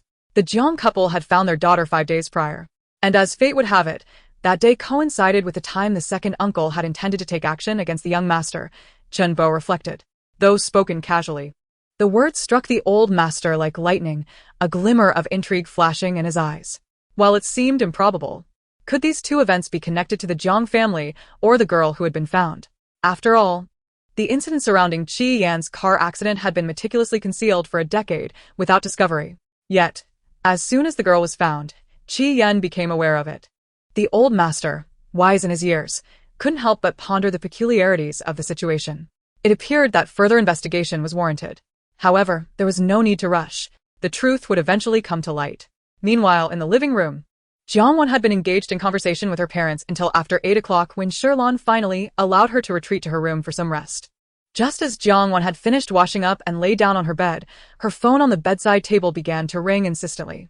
With one hand drying her hair and the other reaching for her phone, her eyes sparkled with joy upon seeing the name Wan Wan on the screen. Immediately answering the call, Jiang Wan exclaimed, "Hello." Xiao Wan. Xiao Wan, whose full name was Xin Wan, was Jiang Wan's closest friend from public high school. And the two often shared secrets. "Wan Wan, didn't you say you were taking a leave of absence? Why have you transferred schools? What happened?" As soon as the call connected, Xin Wan eagerly inquired. A few days prior, the teacher had informed Jiang Wan of her leave, and Xin Wan had called to check in on her. Jiang Wan had reassured her that everything was fine, not wanting to worry her friend unnecessarily. However, this morning, their homeroom teacher dropped the bombshell that Jiang Wan had transferred schools. This revelation left their close-knit group in shock and concern, especially considering the critical juncture of their senior year. What on earth had transpired? Ordinary public high schools prohibited the use of mobile phones, so Xin Wan had endured an entire day of anxiety, eagerly waiting until evening self-study ended to call Jiang Wan and inquire. Jiang Wan felt a wave of warmth. Indeed, a true friend was thinking of her. Xiao Wan, thank you. But you need not worry. I am perfectly fine, truly. Even though she knew Xin Wan couldn't see her, she nodded emphatically, affirming that she was indeed well and extraordinarily happy, happier than ever before. Really? Xin Wan asked, her tone uncertain. Yes, really. Not only am I well, but I am also incredibly happy. Jiang Wan beamed, her smile radiant with boundless joy. All right then, as long as you're okay. Xin Wan felt a wave of relief wash over her, reassured that her friend was unharmed. But can you tell me what exactly happened? Her curiosity piqued. Jiang Wan found herself at a loss for words. She was unsure how to explain the whirlwind of events from the past few days. To be honest, it still felt surreal. Xin Wan remained patient, silently waiting for her to gather her thoughts. Finally, Jiang Wan organized her thoughts and said, "I found my biological parents." When the thunderous news struck, it nearly shattered Xin Wan, who exclaimed sharply, "Have you found your biological parents?" Jiang Wan was taken aback by the penetrating power of this revelation. Xin Wan's piercing cry pierced through the microphone and struck Jiang Wan's eardrums, leaving her momentarily dazed. "Calm down, little Wan, we are ladies. It would be best to maintain composure, wouldn't it?" Jiang Wan said, rubbing her ears in exasperation. "Calm down? What do you mean by calm?" Xin Wan could not contain her excitement. She leaped off the bed and began to whirl around the room. How could she remain composed upon receiving such earth-shattering news? Calmness? What is that? Can it be consumed? Understanding Xin Wan's nature, Jiang Wan recognized that although she often claimed to be a cultured lady, her true self was that of a boisterous, carefree girl. No matter how much she pretended, her essence remained unchanged. Jiang Wan pursed her lips, silently waiting for her friend to process the momentous news. Before long, Xin Wan began to bombard her with questions like a rapid-fire machine gun. How have your family treated you? Do they have an adopted daughter? Are they treating you and the adopted daughter the same? After 18 years, they found you. Could there be a hidden agenda behind this? Are they transferring you to sever ties with your former acquaintances? Are they expecting you to donate your kidney, heart, or bone marrow? Do you have any other siblings? Have they bullied you? Her eyes were filled with concern. Chapter 34. Best Friend Xin Wan. Xin Wan was an avid reader, a true bookworm with a sharp mind, yet she could not apply her knowledge in the real world. She could recite the contents of novels effortlessly. Having read numerous stories about biological daughters being mistreated by their families and even being forced to donate organs to their so-called adopted sisters, she was determined to prevent such tragedies from befalling her dear friend. If it were true, she would rescue her friend from peril. Jiang Wan rolled her eyes in disbelief. What on earth was this about? Sister, what novels have you been indulging in lately? Have you gone mad? I must inform you, I've transferred schools. If you don't focus on your studies with the upcoming monthly exams, no one will be there to tutor you. Just wait and see how you fare at the bottom of the class. Jiang Wan warned sternly. The embarrassment would be minor, but if her parents found out she ranked at the bottom, she would be in serious trouble. If Xin Wan's mother discovered her daughter's poor performance, she would certainly face a relentless scolding, with stir-fried bamboo shoots and pork being an unchanging staple in Xin Wan's future meals. Threatened by Jiang Wan, Xin Wan's earlier frenzy subsided immediately, and she shrank back, eyes filled with fear. But they say that the events in novels are often based on reality, right? Jiang Wan's exasperating tone only fueled Xin Wan's anger. How could she care so deeply for her, yet also frighten her? It was infuriating. Read fewer novels, Jiang Wan warned. Oh. Xin Wan nodded, but then continued, You still haven't answered me. Her tone was filled with urgency. Faced with Xin Wan's relentless inquiries, Jiang Wan felt defeated. Rolling her eyes, she replied curtly, No, none of what you're saying is true. My parents treat me exceptionally well. As she recalled the kindness her parents had shown her in recent days, along with the property deed for their home placed on the nearby cabinet, Jiang Wan's eyes sparkled with joy. She animatedly recounted her experiences since returning to the Jiang family, having longed for someone to share her exhilaration with, unsure of whom to confide in. Now, Xin Wan had become her confidant. Throughout the entire narration, Xin Wan listened intently, her eyes widening with each revelation until her mouth gaped open as if it could accommodate a tennis ball. So, that's how it is. Therefore, there's no need to worry. I am content, very happy, Jiang Wan concluded, expressing her current emotions. Meanwhile, Xin Wan was slowly digesting the experiences of her friend over the past few days. You mean to say your parents are super wealthy? They treat you exceptionally well? You live in the luxurious Wanding Mountain Villa? They prepared a grand room for you along with a walk-in closet of over 300 square meters filled with high-end brands and an abundance of jewelry? Your elder brother even gifted you 5 million as a meeting present? And you transferred to the prestigious St. Blue Academy, a school that many envy? Am I dreaming? Or are you? Xin Wan's voice quivered with disbelief. Wasn't this the very scenario she had always fantasized about? Did you peek at my novels? The setting in my stories is precisely like this. Her tone brimmed with skepticism. Jiang Wan twitched at the corners of her mouth, thinking it was futile to explain further. Suddenly, Xin Wan shrieked again. Xian Wan, are you trying to give me a heart attack? Jiang Wan shouted, covering her ears, which were once again nearly deafened by the commotion. At this moment, an angry voice echoed from outside Xin Wan's room, startling her into silence. Jiang Xiaowan. Sisters must not forget each other in times of prosperity, Xin Wan said playfully, trying to curry favor. All right, tell me what you wish to eat, and your wealthy sister will buy it for you, Jiang Wan proclaimed grandly. Long live the wealthy sister, Xin Wan exclaimed joyfully, bouncing onto her bed. Once, the close-knit group of friends had discussed the best remedy for worries, the wealth of a close friend. They vowed that whoever became wealthy must not forget their dear friends. Xianwan, with the monthly exams coming up, if your ranking improves by a few places, I will gift you that digital camera you've been longing for. Jiang Wan tempted. Xinwan's eyes sparkled with hope. Really? The digital camera she had dreamed of for years cost several thousand. She could never afford it, and her mother would never buy it for her. Now, her best friend was promising it to her if she improved her grades. How could Xinwan not be ecstatic? For the sake of her dream, she was ready to give it her all. Yet, Xinwan hesitated. What's wrong? Jiang Wan asked, puzzled. That camera costs several thousand. Do you think your parents will let you buy it as a gift? If it were for yourself, they might not mind, but giving it to someone else? My mother would kill me. Jiang Wan paused, for she had not considered this aspect. Her gaze shifted to the property deed on the cabinet, and her expression became resolute. It's possible.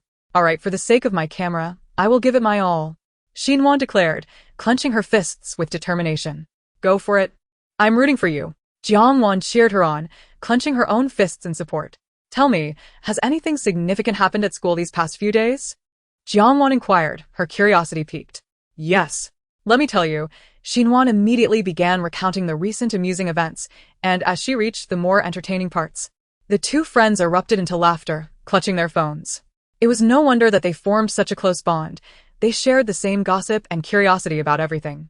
After being apart for merely 45 days, Jiang Wan and Xinwan conversed as if they had not spoken in years, engaging in an endless exchange of topics until nearly 11 p.m. It was only when Xinwan's mother, passing by on her way to the bathroom, heard the commotion and scolded her that they hurriedly ended the call. Jiang Wan, holding her phone after hanging up, wore a radiant smile of happiness. Though she had been stolen from her parents at birth, never having experienced parental love, the people she encountered treated her with exceptional kindness.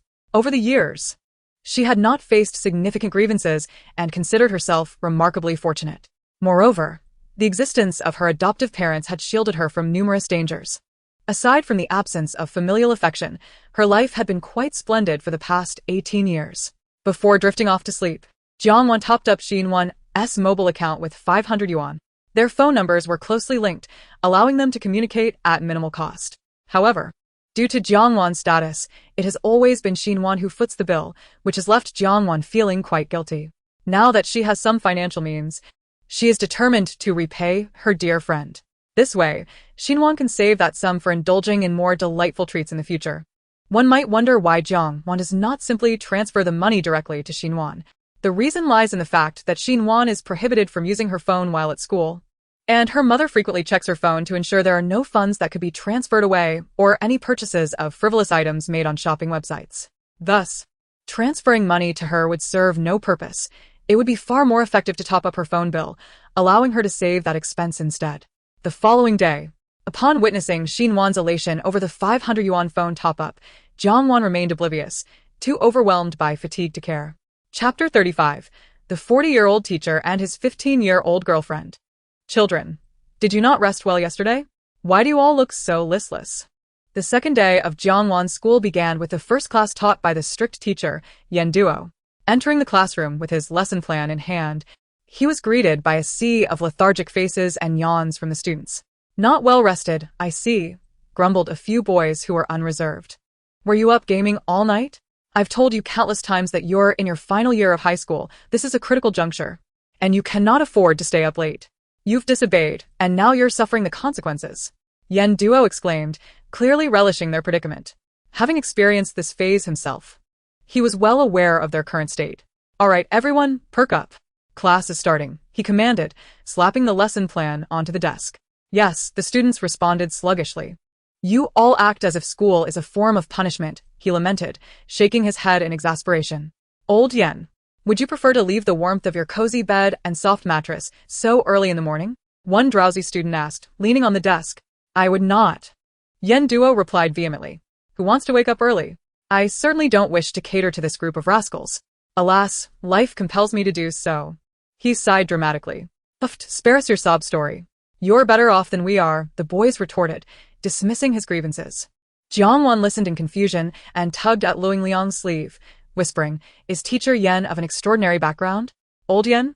Indeed, he possesses a unique background. Though he appears merely as a high school teacher, he is, in fact, the young master of the Yen family. By lineage, we in Class S ought to address him as Uncle, Luing Liang explained. Jiang Wan was taken aback. But why would someone of such stature choose to teach at a high school? Shouldn't a wealthy heir be managing the family business or embarking on entrepreneurial ventures? Luing Liang continued, Old Yen is exceptionally intelligent but detests the treachery and conniving nature of the business world. Fortunately, he has older siblings to shoulder the family's responsibilities, so he is free to lead a carefree life. He believes that a school is the one place devoid of scheming, hence his choice to teach here. Those are his very words. Jiang Wan nodded, yet before she could voice her thoughts, the girl in front, Xiao Kiki, turned and whispered, Do you think Old Yen is particularly unique and handsome? Jiang Wan's eyes sparkled as she eagerly nodded, Yes, he is exceptionally handsome. Xiao Kiki smirked, You're quite naive. Jiang Wan felt a wave of confusion wash over her. Was she really so gullible? Did she truly believe Old Yen's flattering words? The truth was that he was already 40, unmarried, and lacked a girlfriend. His family insisted he marry quickly, otherwise they would cut him off. Yet Old Yen, with remarkable resolve, refused to marry and ended up assigned to this position. You're quite well informed, Jiang Wan remarked, genuinely impressed. Xiao Kiki, more astute than Jiang Wan, who possessed an insatiable curiosity, had to be admired. It's common knowledge among the upper echelons. I'm not like you, with your all-seeing gossip system. What I know are merely the tales that circulate among the elite. I see. Jiang Wan nodded. Xiao Kiki stopped turning around to chat with Jiang Wan. Yan Duo warned, glaring at the girl whose half-body was leaning over Jiang Wan's desk. Yes, she replied, feigning nonchalance. I wonder what secret Old Yen harbors that makes him so hesitant to marry. Perhaps he has some issue? Jiang Wan's eyes flickered. Glancing at the handsome yet austere teacher, Yen at the podium, her curiosity piqued regarding his reasons for remaining unmarried. I must investigate, she mused. As her inner thoughts escaped her lips, the previously noisy classroom fell silent, leaving Yan Duo astonished. Had these children suddenly developed a sense of self-discipline? They didn't require him to shout thrice for them to quiet down? Remarkable, he thought, nodding appreciatively. Oh my! Jiang Wan suddenly exclaimed. Jiang Wan, quiet down. Yen Duo chided, startled by her outburst just as he had been praising the students in his mind. Teacher. Jiang Wan raised her hand. Is there something you wish to share, Jiang Wan? He inquired. Sir, your phone is ringing. You should answer it. She urged. Yen Duo hesitated, glancing at his phone, which indeed was ringing, though he had kept it on silent. How did Jiang Wan know? It's nothing important. Let us proceed with the lesson. Jiang Wan, sensing his reluctance, insisted, please do answer. It might be something significant. Before she could finish her sentence, they heard, if you delay any longer, your 15-year-old girlfriend will be struck down by a drunk driver, resulting in a tragic loss of 4 lives. Yen Duo stood frozen, staring at Jiang Wan in shock. You, teacher, I really think you should pick up the phone. Lo Yingliang urged immediately. Yes, teacher, it could be critical. Gu Nua added. Of course it's important. Your girlfriend wishes to inform you that she is pregnant with triplets and is asking if you want them. If not, she intends to contact a hospital for an abortion. The voice continued. If you don't hurry and answer, she'll think you don't want the child, and in a fit of anger, she'll head to the hospital to terminate the pregnancy. Just as she reaches the intersection when the light turns green, a delivery truck driven by a drunken driver will run the red light and strike her dead, taking 4 lives in total. Upon hearing this, Yen Duo's face turned pale. Without a second thought, he answered the phone. Hello, Xiao Yu, don't cry. I was just in class. Where are you now? At the intersection? The light is green? Stay put. I'm coming right away. He rushed out, shouting, stay right there. Do not cross the street. Do you hear me? His tone was unusually grave, instilling immediate fear in his girlfriend, causing her to freeze in place. The students in Class S watched as their teacher left, pondering what would happen to the lesson now that he was gone. Instead of focusing on their studies, they were more intrigued about old Yen's girlfriend and the unfolding drama. How inconsiderate. He secretly has a girlfriend and didn't he even share it with us? They murmured. When Yen Duo arrived at the location his girlfriend had mentioned, chaos had already ensued. The road was littered with car parts, and there were fresh bloodstains on the ground. Panic surged through him as he called out, Xiao Yu. Xiao Yu. Desperately searching for her. When he finally found her, she was crouched at the intersection, trembling and staring vacantly at the overturned truck. If only she had heeded Yen Duo's advice and refrained from crossing the street, she would not be in this predicament now. The more she contemplated, the more fear gripped her, causing her entire body to tremble. Yen Duo, witnessing his petite girlfriend in such distress, felt an overwhelming sense of heartache. He hurriedly scooped her up in his arms, anxiously checking for any signs of discomfort while gently inquiring, Xiao Yu, are you alright? Is there anywhere that hurts? When he received no response from her, his anxiety escalated, and he called out, Xiao Yu, Xiao Yu, with her cradled in his arms. He swiftly made his way towards a nearby vehicle. Chapter 36. Yen Duo inquires about Jiang Wan's condition. Old Yen? At the sound of a familiar voice, Lan Yu's eyes gradually began to focus. It's me. I'm here. Don't be afraid. Holding onto the still trembling Lan Yu, Yen Duo felt his eyes welling with tears of compassion. Wow, why did it take you so long to arrive? I was terrified. Lan Yu clung tightly to Yen Duo's neck, weeping uncontrollably. No one knew that she had narrowly escaped death, had it not been for Yen Duo's timely warning. She might not be here at all. I was wrong, Yen Duo fervently apologized. After placing his girlfriend in the passenger seat, he said, let us head to the hospital first. Lan Yu nodded, wiping her nose. Phew, finally, everything is all right. Jiang Wan exhaled a sigh of relief. But I truly envy Teacher Yen. Triplets, 2 boys and 1 girl. What a winner in life. After Yen Duo's departure, the class was left without a teacher, and the students spontaneously engaged in self-study. Some were studying, others were drawing or chatting, while a group led by Jiang Zhe in the back was busy gaming on their phones.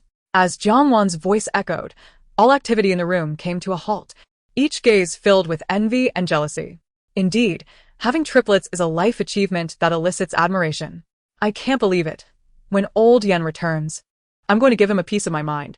Absolutely. How could he keep this from us for so long? The more I think about it, the angrier I become. He needs to treat us to a meal at Wangjiang Tower. Jiang Zhe set down his phone with a scoff. 1 meal isn't enough. We should eat off him for an entire month, his tone laced with mock ferocity. Amongst the class, he shared the closest bond with Yen Duo, as they both enjoyed gaming together in the evenings. However, The fact that Yan Duo had a girlfriend and hadn't he shared this significant news with him truly upset Jiang Zhe. A notification pinged on his phone. It was a message from Yan Duo asking, "What is going on with Jiang Wan?" Jiang Zhe rolled his eyes, dismissing it and continued gaming. Why should he bother with him? He had kept such a major event to himself when they had agreed to remain single together. Yet here was old Yan, abandoning their pact to embrace a new relationship. Jiang Zhe felt blood rush to his head, realizing how much he had trusted Yan Duo, only to find himself the fool. Yan Duo was currently accompanying Lan Yu for a checkup, holding the prescribed medication as they awaited the elevator. The message he sent to Jiang Zhe seemed to vanish into the void, causing his previously elated mood to diminish. That little rascal, he muttered under his breath. Who is it? Lan Yu inquired, leaning closer. Jiang Zhe, one of my students, Yan Duo replied, putting his phone away and wrapping an arm around her waist as they stepped into the elevator. What is going on with Jiang Wan? After returning home and soothing his girlfriend to sleep, Yan Duo emerged with his phone again, sending another message to Gu Noa. One might wonder why he didn't post this in the class group chat. It was because the original group included Jiang Wan and several other teachers. Gu Noa saw the message from the homeroom teacher, but didn't reply. Instead, she immediately added him to a newly created group chat titled Gossip and Drama. As soon as Yan Duo entered the group, he quickly saw the messages and replied, "Old teacher, you're being quite inconsiderate. We used to game together. And now you have a girlfriend and didn't he tell us? Do you not consider us family? Get lost. Am I your father or mother? Why would I need to tell you about my girlfriend?" Yan Duo shot back, irritated. He hadn't even informed his own parents about this development. Why would he disclose it to a bunch of teenagers, especially his students? His words stirred a hornet's nest, prompting a flurry of responses from the online participants, condemning him. Old teacher, I don't appreciate that. I share all my troubles with you, yet you didn't tell us about such a significant event. It's truly disheartening. Exactly. I even confided in you about my dad being abusive to my mom, and you kept this from us. I even told you about my secret crush on my goddess. The last comment was accompanied by a forlorn emoji. You're just being disloyal. I won't be sharing anything with you from now on. Me neither. In the chat, comments flew back and forth, making it seem as though Yan Duo had committed some unforgivable offense, inciting a gathering of grievances. Yan Duo frowned in contemplation. Could it be that he was truly in the wrong? No, wait. Wasn't he simply inquiring about Jiang Wan's situation? How had this devolved into a public trial against him? Can someone explain Jiang Wan's condition to me? The group fell silent, no one willing to elaborate. Are you all mute? If you're angry, at least make a sound. Squeak. Squeak. Squeak. Squeak. Suddenly, the chat was flooded with squeaks, sending Yan Duo's frustration into overdrive. He was desperate to understand what Jiang Wan's situation entailed. Do you want me to kick you all? Here, my foot in the face emoji. That's how it is. That's what you heard. Right. Stop wasting my time and explain. We don't know the specifics either. It's just that on the day she arrived, we suddenly heard her voice. Yes, and you see, those two words can neither be typed nor spoken. Yan Duo furrowed his brow deeply. All right then, notify me if there's any further news. Old Yan, when are you treating us to a meal? Right, triplets? 2 sons and a daughter. You're instantly a family man. How enviable. Indeed, by the way, old Yan, you're quite impressive to have tripled your blessings in one go. The group was filled with a mix of mockery and envy. Yet, Yan Duo barely noticed the latter comments. His eyes remained fixated on the phrase triplets, 2 sons and 1 daughter. He was about to have a daughter. Hooray! His grin widened, nearly reaching his ears. Today was a day of genuine joy, a day of celebration. Yan Duo spun around in his room, silently singing with delight. If it weren't for Lan Yu being startled and still asleep, he would have lifted her up for an exuberant kiss. The members of Class S were inundated with messages in the group, yet the main subject of discussion seemed to have vanished, prompting them to hold an impromptu trial until the class bell rang. Each expression bore the mark of indignation, and one could only imagine the reception Yan Duo would face upon his return to class. After lunch, Jiang Wan, Luing Jiang, and Xiao Kuku, having satisfied their appetites, ambled leisurely towards the teaching building. Oh, isn't that the talented Luing Jiang? As they traversed halfway, they unfortunate stumbled upon Lu Zhenjun and her sycophants. Lu Zhenjun crossed her arms, regarding Luing Jiang with a mocking expression. Her attitude today was even more pronounced than before, exuding an air of arrogance, as if she were a queen. However, Luing Jiang chose not to retaliate this time. observing Le Zhenzhen as one would a grasshopper in autumn, knowing her time of boasting would soon come to an end. Le Zhenzhen noticed Lo Yingliang behaving unusually, and she furrowed her brows fiercely. However, she soon broke into an even more arrogant smile. Have you also received the news that my father will be promoted to vice president at the headquarters? Is that why you no longer confront me as you used to? Indeed, power is a splendid thing. As long as one stands high, those who once looked down upon you dare not belittle you any longer. Lo Yingliang narrowed her eyes. She had not heard of such news.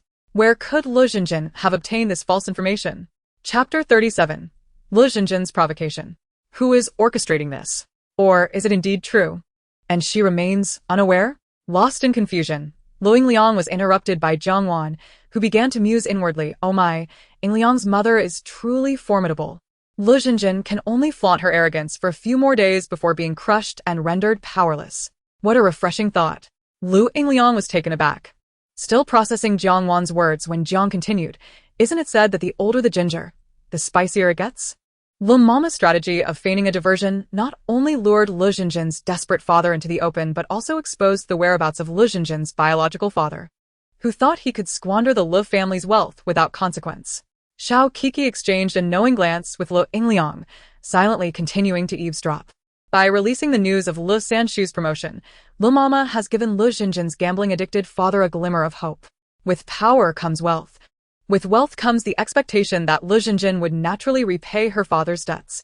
Thus, her biological father approached Le Zhenzhen's mistress, demanding a sum of 100 million. Enraged, the mistress retaliated with harsh words, but the unrelenting gambler refused to relent, leading to a heated altercation. Meanwhile, the detective who had been tailing the mistress promptly informed Le Mama, who arrived with her team to catch the gambler and the mistress red-handed.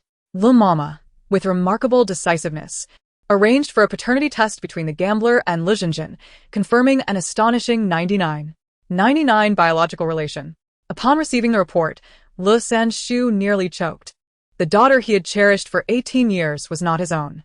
Unable to bear such a betrayal, he swiftly dealt with Le Zhenzhen and her mother, ensuring they would never resurface again. They were dispatched abroad to fend for themselves, and accustomed to a life of luxury, Le Zhenzhen could not accept a mundane existence. In pursuit of wealth, she plunged into the murky depths of the underworld, but the foreign land harbored its own dangers, and before long, she succumbed to a disease that claimed her life. Her mistress mother, similarly reliant on men for survival, faced an equally dismal fate. With Le Zhenzhen's disappearance, Lu Yingliang's future was no longer threatened. She would rise to become a renowned businesswoman, a role model for many women, a truly perfect conclusion, deserving of applause. Lu Yingliang's eyes sparkled with intensity. Upon hearing of Le Zhenzhen's fate, a flicker of pity crossed her gaze, but it was fleeting. For mercy towards an enemy is cruelty to oneself. Le Zhenzhen had never evoked such compassion in her. She yearned to see her utterly crushed. Having absorbed Jiang Wan's thoughts, Lu Yingliang turned her gaze towards Le Zhenzhen, her lips curling into an enigmatic smile. Oh, really? I had not received such news. Truly. Congratulations to my uncle on fulfilling his long-held wish. Le Zhenzhen bit her lip, her face a mask of fury. You think you're so clever, don't you? She spat through gritted teeth, glaring at Lu Yingliang. Even if her father became vice president, he would still be working under Lu Yingliang's father, leaving Le Zhenzhen forever beneath her. How could that be? I am genuinely congratulating my uncle. Zhenzhen, you mustn't always assume the worst of others. You are the one with a wicked heart. Although Le Zhenzhen struggled academically, it did not mean she lacked the wit to understand Lu Yingliang's subtle insults. She lunged forward, raising her hand to strike Lu Yingliang. Zhenzhen, no. Her sycophants gasped in shock. They had not anticipated that Le Zhenzhen would actually resort to violence. They rushed in to restrain her, exhaling in relief as they managed to subdue her. If Le Zhenzhen struck Lu Yingliang, she would escape punishment, but her followers would undoubtedly face consequences, potentially endangering their families and rendering them pariahs. In truth, Le Zhenzhen's entourage did not follow her out of genuine loyalty. Given a choice, they would never align themselves with her. Yet, due to their family backgrounds, they could only follow someone like Le Zhenzhen, a foolish heiress seeking to assert her dominance, which earned them praise from their elders. Let me go. Le Zhenzhen struggled fiercely. Are you plotting a rebellion? She shouted menacingly. Zhenzhen, think carefully about who stands before you. One of the girls gripping her wrist said calmly. Instantly, Lu Jinjin froze, her anger dissipating as her mind cleared. She ceased her struggle, maintaining her haughty demeanor. Fine, I understand. Let me go. Seeing that Lu Jinjin had genuinely calmed down, her followers finally released her. Lu Yingliang, consider yourself lucky this time. Next time, your luck may not be so favorable. Once my father wields real power at the headquarters, I will ensure your demise is truly ignoble. Very well, I shall await that day, Lu Yingliang replied with a dismissive attitude, causing Lu Jinjin to almost snarl in frustration. Jiang Wan marveled at Lu Jinjin's furious antics. She truly is incompetent yet so eager to leap into the fray. Doesn't she feel the need for a few jabs to alleviate her frustration? It's quite the spectacle. Xiao Kiki, who had remained silent, couldn't help but smirk. Jiang Wan was indeed amusing. Lu Yingliang also bit her lip, suppressing laughter. This was quite the challenge. Perhaps due to Jiang Wan's overly direct and unfriendly gaze. Lu Jinjin's eyes locked onto her. What are you staring at? Keep looking, and I shall have your eyes gouged out. Lu Jinjin barked viciously at the girl beside Lu Yingliang. Since she could not find a way to deal with Lu Yingliang, she turned her ire towards her ally. Xiao Kiki, who was familiar with Jiang Wan, saw this unfamiliar girl and couldn't help but introduce her with a sly smile. Allow me to present to you Lu Jinjin, the young lady before you, Jiang Wan, sister to Jiang Zhe. Upon hearing the name Jiang Zhe, Lu Jinjin's pupils dilated in shock, and the sycophants behind her gasped collectively, their faces paling with fear. Who is Jiang Zhe? In the hearts of the people of Shenlan, he is a figure of terror, showing no distinction between genders, only discerning whether someone has provoked him. Moreover, he lacks any semblance of gentlemanly decorum. Should a woman offend him, she would not escape unscathed. They had witnessed numerous instances where those who crossed him spent months in the hospital. Thus, their fear was palpable. Lu Jinjin, too, was no exception. In fact, she was more terrified than anyone else. Jiang Zhe, though a bit unruly, hailed from an illustrious family and possessed striking looks. Which girl would not find herself smitten by such a man? Chapter 38. Who is the school bully? Lu Jinjin is, after all, an ordinary girl. She has long harbored feelings for Jiang Zhe, yet she also harbors a profound fear of him.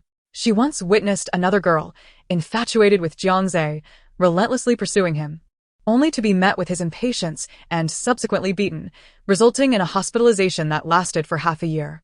After her release, the girl transferred schools, and since then, no further news of her has emerged. At that time, Jiang Zhe's violent display was intended to dissuade other girls from harboring similar affections, and indeed, thereafter, no girl dared to cast him those repugnant glances again. Given Jiang Zhe's straightforward disposition, he may remain single for life. Despite her affection for Jiang Zhe, Lu Jinjin dared not approach him any closer, choosing instead to observe him from afar. Thus, upon discovering that the girl before her was Jiang Zhe's sister, she felt a wave of trepidation wash over her. Would Jiang Zhe hold a grudge and retaliate against her? No, wait, Lu Yingli, you deceitful woman. How could you mislead me? Jiang Zhe's sister is clearly Jiang Noa, not this person. She is not foolish. Everyone knows who Jiang Zhe's sister is. Ha, Lu Yingli scoffed. I never claimed Jiang Noa isn't Jiang Zhe's sister. But hasn't your little mistress mother informed you? The true daughter of the Jiang family has returned. And she stands before you, Jiang Wan, Jiang Zhe's twin sister. But I suppose it makes sense that you wouldn't know. Your family has always dwelled on the fringes of high society, so it is only natural you remain oblivious to such inner circles. Xiao Kiki, standing nearby, chimed in with a mocking tone. As Lu Yingli's cousin, she could not speak so brazenly, yet Xiao Kiki felt no such restraint. She was the beloved of the Xiao family, protected by 3 powerful siblings, who would dare disrespect her.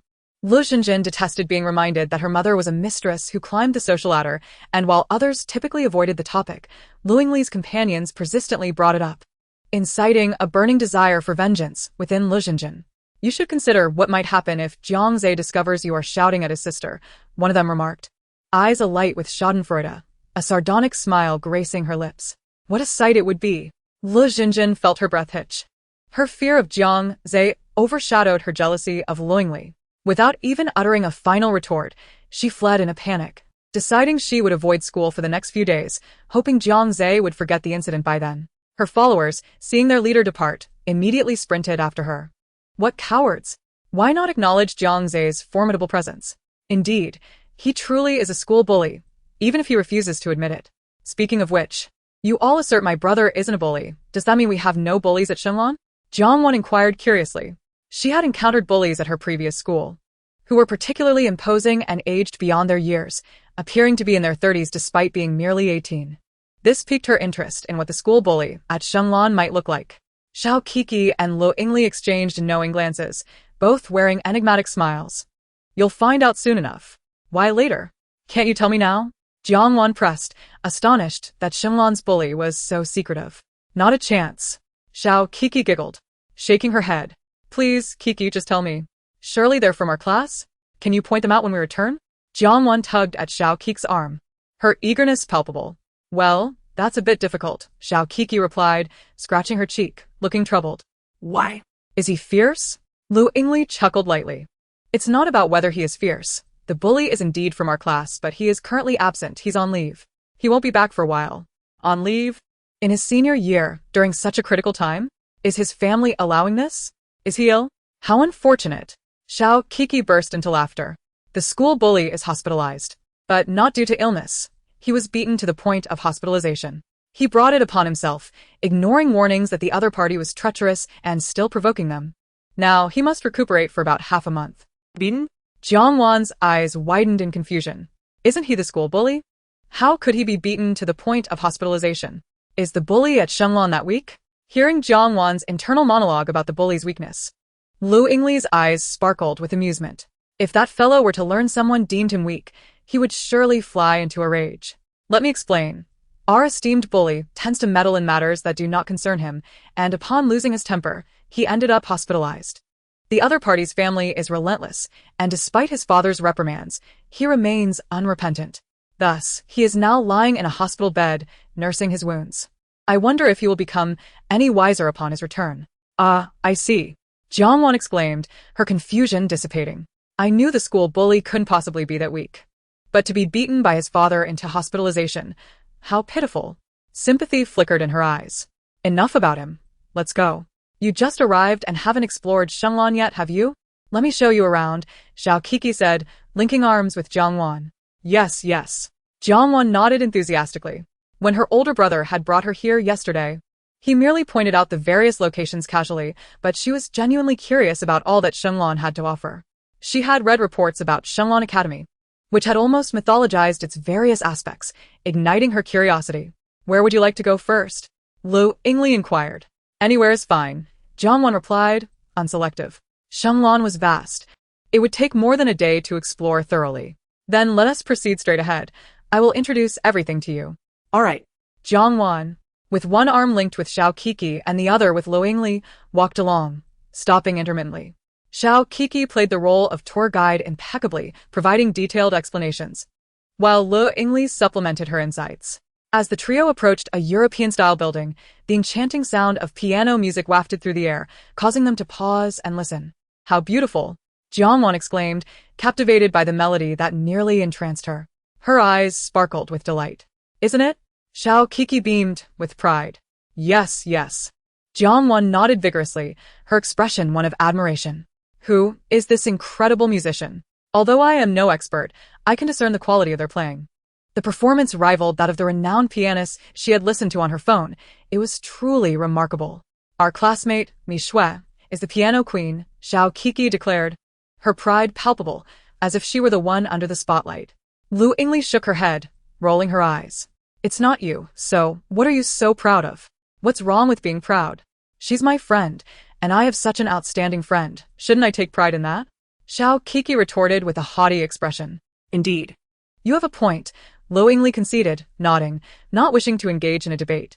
Chapter 39. The Piano Queen, Mi Shui. Her name is Mi Shui, Jiang Wan murmured, her eyes sparkling. What a beautiful name.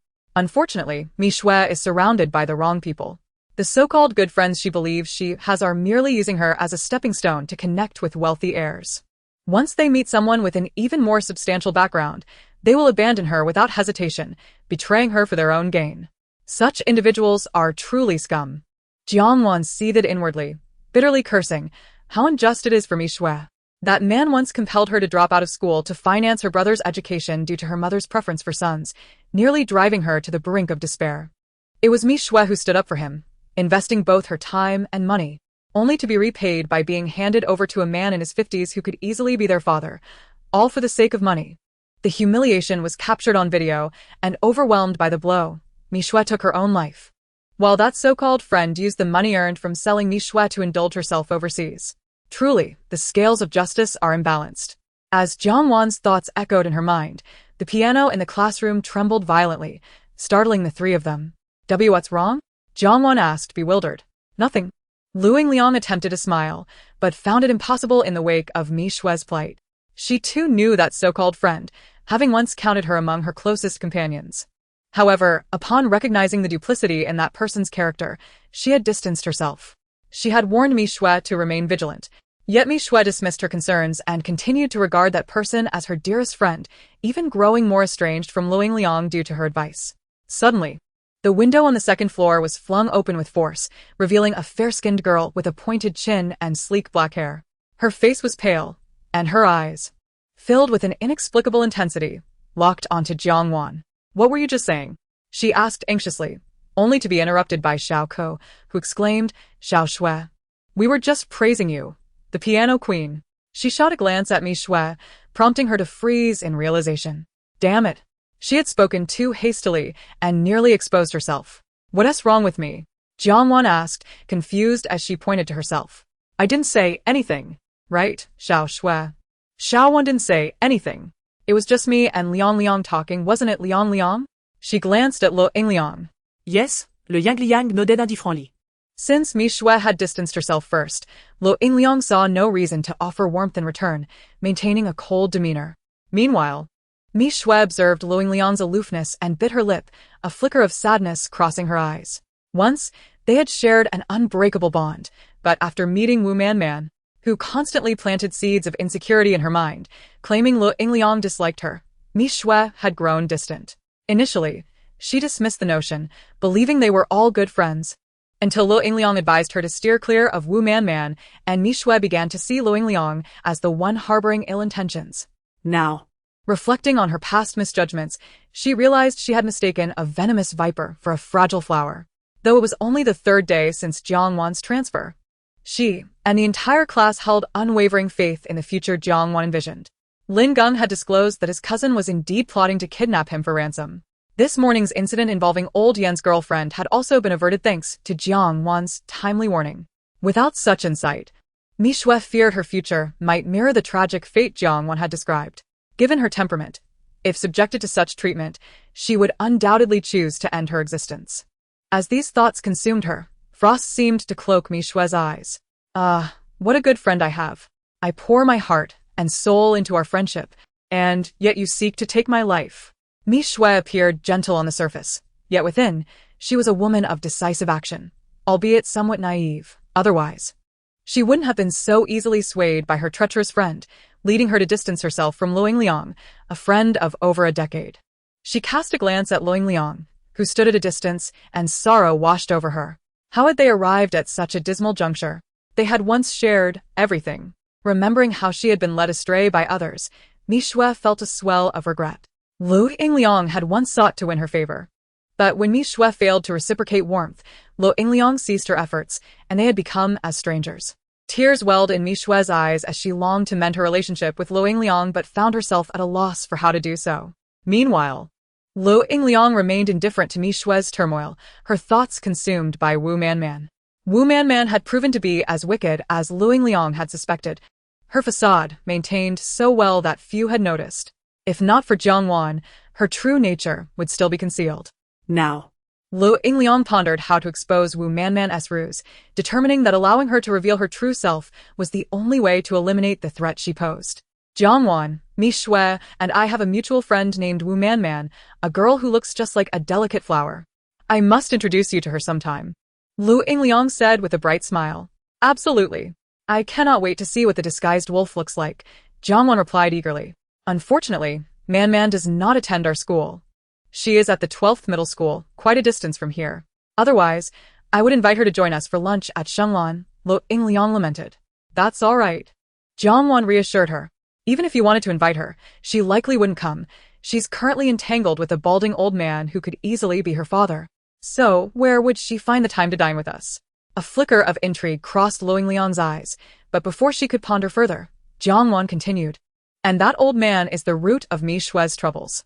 Once, when Mi Shue went to find Wu Man, she was spotted by that old man and his partner, who immediately took a liking to Mi Shue's beauty and grace. Wu Man's old man sought to curry favor with his partner and turned his attention to Mi Shue, instructing Wu Man to bring her to him. He promised Wu Man $1,000,000 as a reward, along with a green card to send her abroad. Longing to become wealthy, Wu Man seized the opportunity, luring Mi Shue out under the pretense of spending time together, only to drug her and deliver her to that old man. Thus, the tragedy unfolded.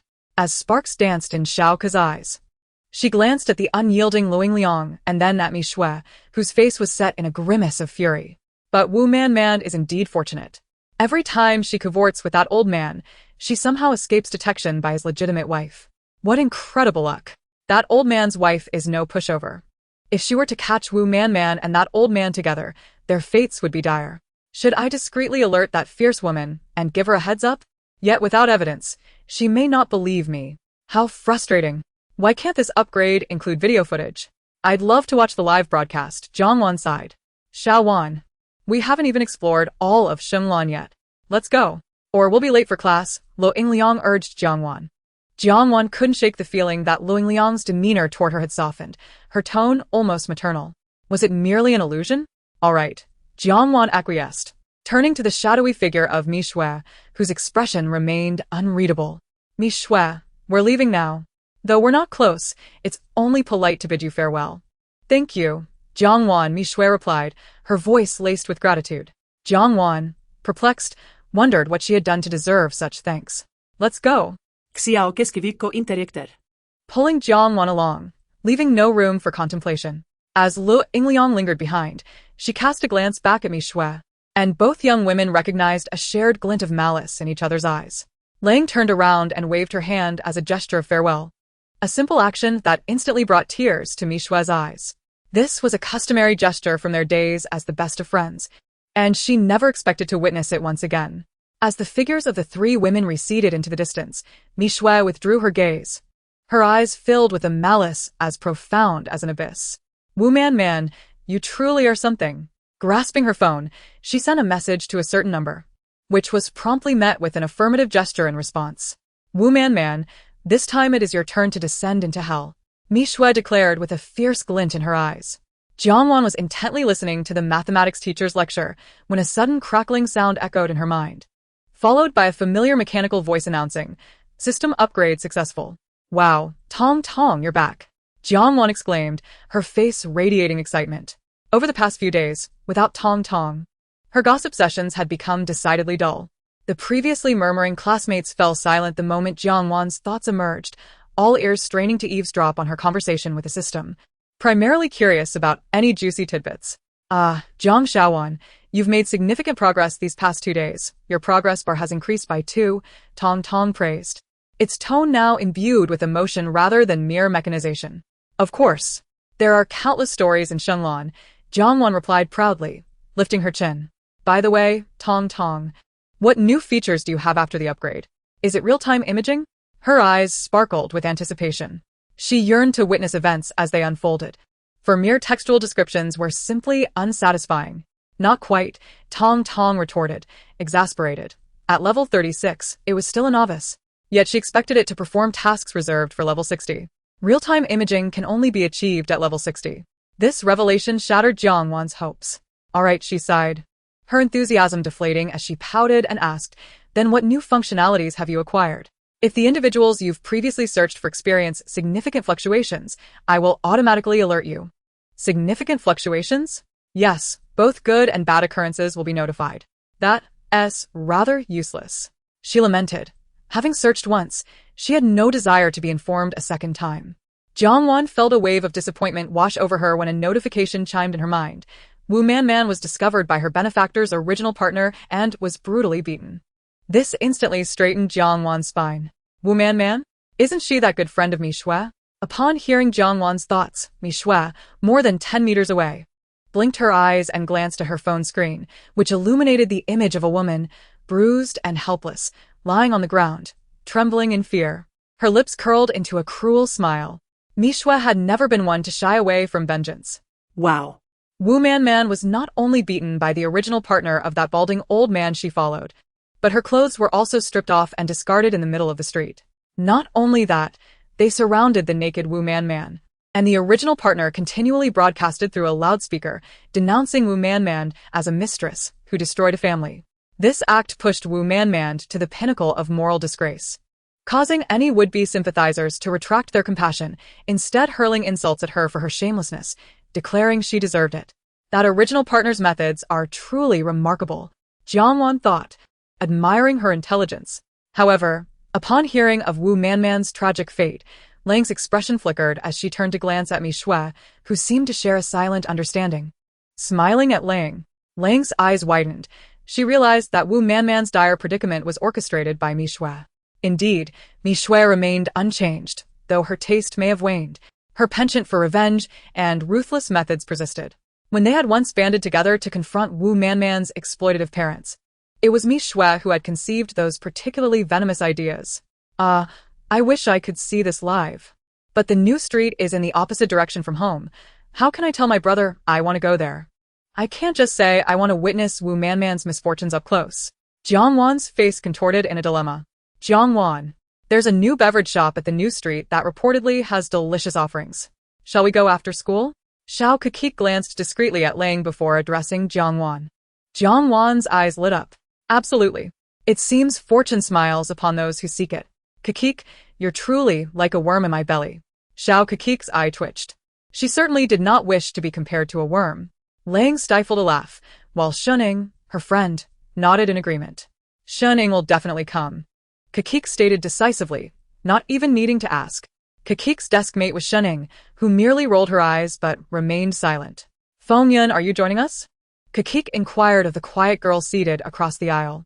Jiang Wan also turned to Fengyun, who was quite the opposite of Kekik, very reserved and introverted. I won't be going. I've been overflowing with inspiration lately and want to do more drawing. Fengyun shyly shook her head. Drawing? Jiang Wan asked, puzzled. Let me tell you, our little Yun is currently making waves in the art world. Kekik began enthusiastically, but was interrupted by Mi Shui's arrival. Jiang Wan, may I join you for ice cream? Mi Shui asked, her request catching Jiang Wan off guard, who nodded fervently. Of course. It's not like it's my family's business. Anyone can go. Zhige, Li Wenqi's treatment results aren't looking good, Yu Fang whispered to Jiang Zhe. Jiang Zhe narrowed his eyes. Is that so? Wenqi has been injured for several days now. As his good brother, I should at least pay him a visit. His gaze was laden with a chilling intent. All right, Zhige, I'll accompany you, Yu Fang replied promptly. Sister, Jiang Shi approached Jiang Wan. Brother has some matters to attend to tonight. Will you be all right returning home alone? He feigned ignorance about her plans to go out, yet he couldn't resist asking. Jiang Wan's eyes brightened as she was about to tell her brother about her evening plans. It's all right, brother. I'm going out for dinner with Kekik and the others. You needn't worry about me. In that case, he looked at Lang. I'm entrusting my sister to you all. Please take good care of her. His gaze then swept over Kekik and Shining. Understood. Rest assured. I couldn't possibly lose her, Kekik assured, thumping her chest. The four of them hopped into Mi Shui's car and headed straight for the new street. Upon arrival, they were greeted by a throng of people gathering outside the Haiyun Grand Hotel, which marked the coordinates of the new street. The sound of a loudspeaker blared from within, repeatedly announcing that Wu Man was a mistress who had destroyed a family. In today's society, what could evoke public outrage? Surely, the title of mistress was among the most contemptible. Many women marry in pursuit of happiness, only to find their efforts undermined by the existence of a mistress, who becomes the ultimate insult to their sacrifices. Chapter 41. Wu Man, beaten beyond recognition. Initially, some onlookers expressed sympathy for the young girl, but upon learning of her status as a mistress, they erupted in scornful insults. Others, indifferent to the situation, pointed fingers and whispered about her. How could she be so young and already involved as a mistress? What kind of upbringing did her parents provide to allow such shamelessness? The crowd's murmurs rose and fell, while those unable to squeeze into the throng stood on tiptoe, straining for a glimpse of the unfolding drama. So many people. Jiang Wan marveled at the sea of faces before her, utterly astounded. Indeed, it is the nature of humanity to revel in the spectacle. Shuning furrowed her brows as she surveyed the tightly packed crowd, utterly devoid of any openings. How are we to squeeze in? Although she was not well acquainted with Wu Man, she had certainly heard of her illustrious reputation. In such a situation, I find myself powerless, Xie Kiki lamented, shaking her head. Allow me, Mishue declared with an air of authority, and suddenly, over 10 burly men clad in black suits and sunglasses surged forth from behind her.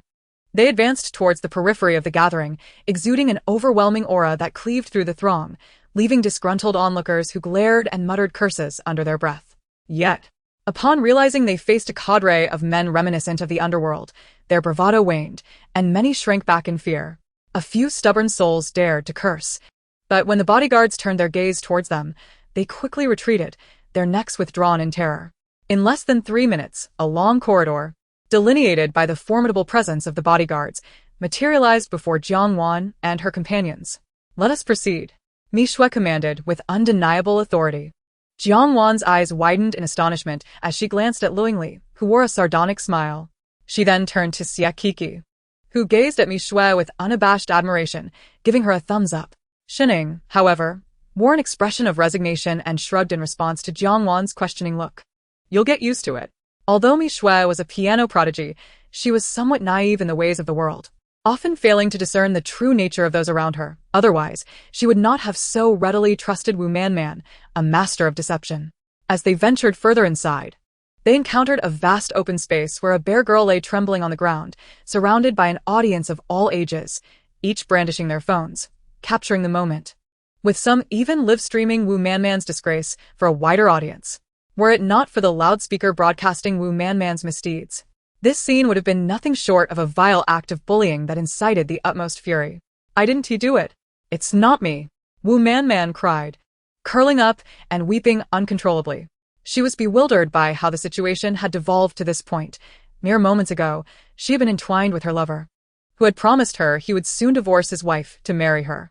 She had been lost in dreams of becoming a wealthy matron, free to indulge in whatever her heart desired, liberated from the shackles of financial worry and the need to curry favor with others. Her idyllic fantasies shattered in an instant when their hotel room door was forcibly breached and intruders seized her from the bed, mercilessly beating her. The very man who had just called her baby stood idly by, doing nothing as she suffered. Pain coursed through Wu Man's body, rendering her desperate for death. Her face ablaze with agony and marred by bloodied wounds that made even breathing a struggle. Before she could catch her breath, a group of fierce women stripped her of her clothing and hurled her outside to be ridiculed. Suddenly, she spotted a familiar gaze among the crowd pointing and jeering at her. It was her best friend, Mishue.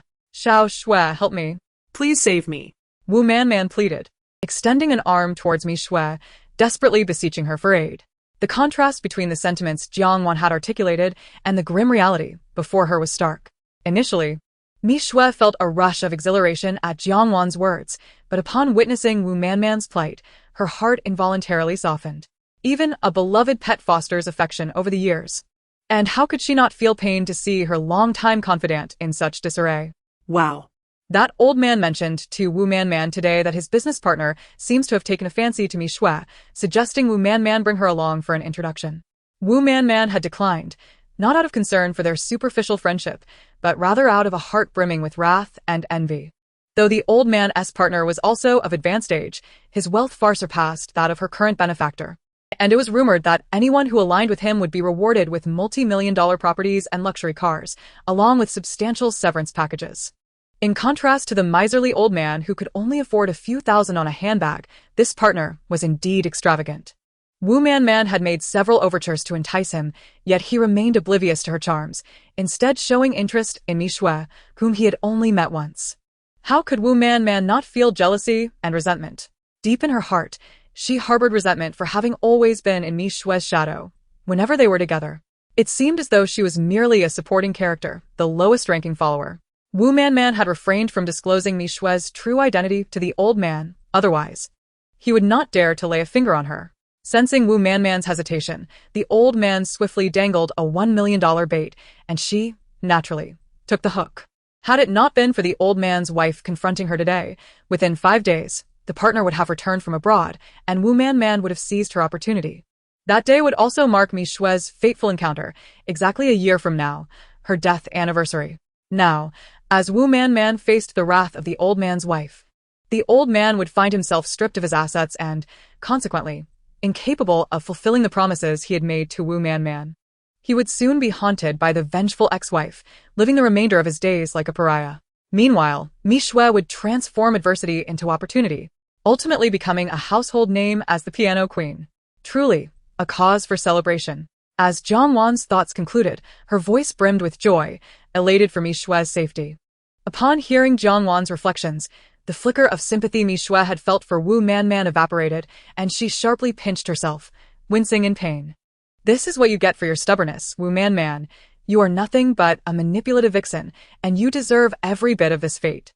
Wu Man, bewildered by the turn of events, was taken aback when Mi Shui, who had once shown her kindness, now regarded her with a look of utter detachment and loathing, as if they were strangers. Why? Why do you look at me like that? I merely aspired to be wealthy. What have I done wrong? How tragic. Xie Kiki, lollipop in mouth, observed the pitiful figure of Wu Man curled up on the ground.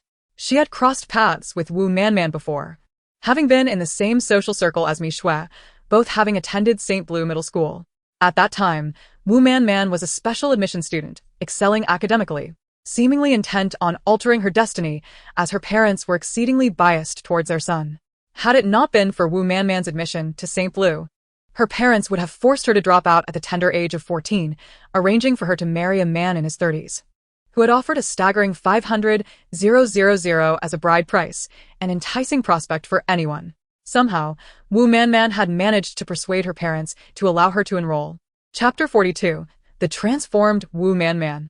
However, since entering St. Blue, Wu Man had not only mastered the art of makeup, but had also mingled with a group of frivolous wealthy girls, resulting in a dramatic decline in her academic performance. As the class monitor, Lo Yingli and the study committee member, Mi Shui, made concerted efforts to support their classmate, they were often seen together, attempting to help Wu Man improve her grades. At the time, they were not in the same class, but she had heard about them through friends. Eventually, circumstances shifted, and Lo Yingli withdrew from their trio, moving on to high school while Wu Man, having fallen to the bottom of the academic rankings, lost her status as a gifted student at St. Blue, along with all her scholarships. Unable to afford the exorbitant tuition fees, Wu Man had no choice but to transfer out of St. Blue. In her first year of high school, she, Lo Yingli, and Mi Shui fortuitously found themselves in the same class. Although their relationship was rather ordinary, she often overheard Mi Shui on the phone, calling out to someone named Man. It must have been Wu Man. To her surprise, even though Wu Man had fallen from being an exemplary student to a mediocre one, Mi Shui still chose to be her friend, which filled her with admiration. Initially, she believed this was the epitome of a beautiful friendship. But now she realized how naive she had been. True friendship seemed a mere illusion, overshadowed by self-serving interests. If genuine friendship existed, it implied that the stakes had not yet been sufficiently compromised. Perhaps some individuals were inherently flawed. As Shuning gazed at Wu Man, her thoughts mirrored those of Kiki. As her understanding of Wu Man was primarily derived from hearsay, naturally indifferent and not one to indulge in gossip, she seldom paid attention to others. Thus, the friendship between Mi Shui and Wu Man did not particularly concern her. She merely pondered the whims of fate. Once, the girl who had been specially recruited to the school with nearly perfect scores in middle school. She vividly recalled the resilience she saw in that girl's eyes, the unwavering determination for a brighter future, and an unwillingness to succumb to the injustices of fate. However, she ultimately lost her way amidst the temptations of a lavish lifestyle, embarking on a path that would lead to her ruin. All this served as a cautionary tale. One must not stray from the right path. To achieve success, one must progress steadily, step by step. And as long as one does not give up, success will eventually follow. Lo Yingli harbored even deeper reflections regarding Wu Man.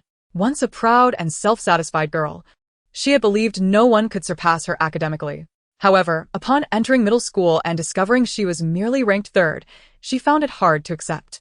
Gu Nuo was the undisputed top student, and she had resigned herself to being a stable second place, but the moment the rankings were announced, it felt like a blow to her pride. A girl had outscored her by 2 points, and to this day, Lo Yingli could not forget the tempest of emotions she felt at that moment: anger, resentment, humiliation, and a desire to meet the girl who had bested her. When she first laid eyes on Wu Man, a girl who dressed simply yet possessed a gaze brimming with a tenacity to traverse even the most treacherous paths, Lo Yingliang realized she could never compete with her. In Lo Yingliang's heart, learning was merely a task. She did not need to toil for 20 hours a day to alter her unjust fate. At that time, Wu Man was the first peer she genuinely admired, unlike Mi Shui, who, despite being an exceptional pianist at level 10, did not inspire the same respect from her. If she had an interest in piano, she too could achieve similar accolades. Thus, when Wu Man's grades declined and she mingled with those aimlessly wandering rich kids, it pained Lo Yingliang deeply, prompting her to persuade Mi Shui to help Wu Man reclaim her former glory. Sadly, those who have tasted the heights of success are often reluctant to toil endlessly to reach them again. Wu Man had changed. The light in her eyes had dimmed, resembling those she had encountered who were consumed by greed. Lo Yingliang felt as if the Wu Man she once knew was merely a figment of her imagination. She yearned to help Wu Man return to her simpler self, yet her efforts were in vain. Upon discovering that Lo Yingliang was aware of her decline, Wu Man began to sow discord between her and Mi Shui. Mi Shui, being oblivious to the complexities of human relationships, placed her unwavering trust in Wu Man, thus gradually distancing herself from Lo Yingliang. As the legitimate daughter of the Lu family, Lo Yingliang was unaccustomed to such indignities. If Mi Shui was too blind to see Wu Man's true nature, then she need not blame Lo Yingliang for failing to warn her of the consequences that awaited. Jiang Wan observed Wu Man with a sigh, having recently researched her background and the entangled relationships with Lo Yingliang and Mi Shui. It filled her with a sense of melancholy. A girl who once had a bright future had now succumbed to the allure of money, and her future seemed destined to fade away in a mire of despair. Life is unpredictable. One must learn to let go. Noticing Jiang Wan's sorrow, others spoke up. Indeed. Jiang Wan silently nodded. Over the years, she had witnessed countless tragedies through her system, yet she struggled to come to terms with them. Each time she encountered a tragedy, it weighed heavily on her heart. It seemed that the hope of developing an impenetrable emotional barrier was nothing more than a delusion. Mi Shui stared at Wu Man with a cold, piercing gaze for an extended moment, only for Wu Man to eventually avert her eyes. Mix was squinted. And in that final exchange, she clearly discerned the flicker of guilt lurking in Wu Man's eyes. What was she guilty of? Remembering Jiang Wan's inner voice, Mi Shui felt her chest tighten, a fiery sensation building within her, yearning to burst forth.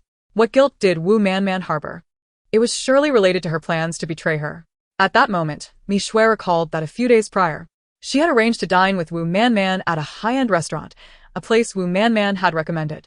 Wu Man seemed intimately familiar with the layout and menu, and Mi Shui had not questioned it. When it came time to leave, they encountered a portly, balding older man alongside another similarly rotund man.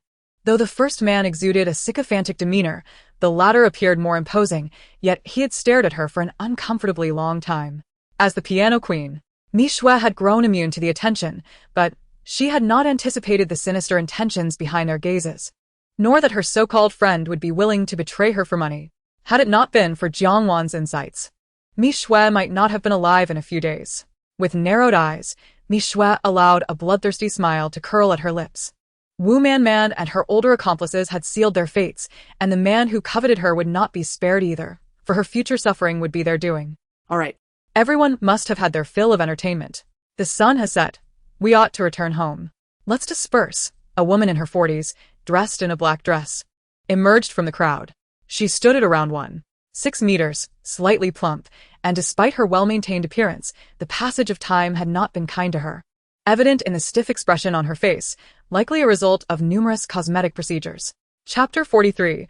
A delayed visit. Upon hearing the woman's voice, Wu Man, who had been curled into a ball, tightened her embrace, trembling visibly, showcasing her genuine fear of the woman. Get over here and take your little lover back. What a disgrace. Useless man. The woman barked as she approached Wu Man, turning back to shout at the man behind her. Coming. A middle-aged man, less than 1.7 meters tall, with a protruding belly and a crooked wig, scurried over, his eyes filled with fear and a hint of resentment. The woman reached Wu Man's side, her face twisted in disgust. Crying still? What a pathetic failure, she sneered, her tone venomous. Let us see if you dare to play the mistress again. With each mocking word, Wu Man trembled, and the woman chose to stop, fearing that further taunts might send Wu Man into a frenzy. Turning to glare at the cowering balding man, the woman's eyes flashed with disdain. She could hardly comprehend how she had ever married such a scoundrel. It is rather late today. Let us return to our respective abodes for some rest. I shall await you at the entrance of the Civil Affairs Bureau at 8 o'clock tomorrow morning. The balding man, believing the matter was settled, exhaled a sigh of relief, only to be met with his wife's piercing remark. What do we need to go to the Civil Affairs Bureau for? The woman retorted with a cold smirk. What else could it possibly serve, if not for marriage or divorce? The man's eyes widened in disbelief. I will not divorce. He shook his head vehemently. Despite his penchant for revelry, the thought of divorce had never crossed his mind. The woman, undeterred, sneered, suit yourself, but be prepared. Prepared for what? Prepared for a barren expanse atop your head. She laughed heartily, explaining.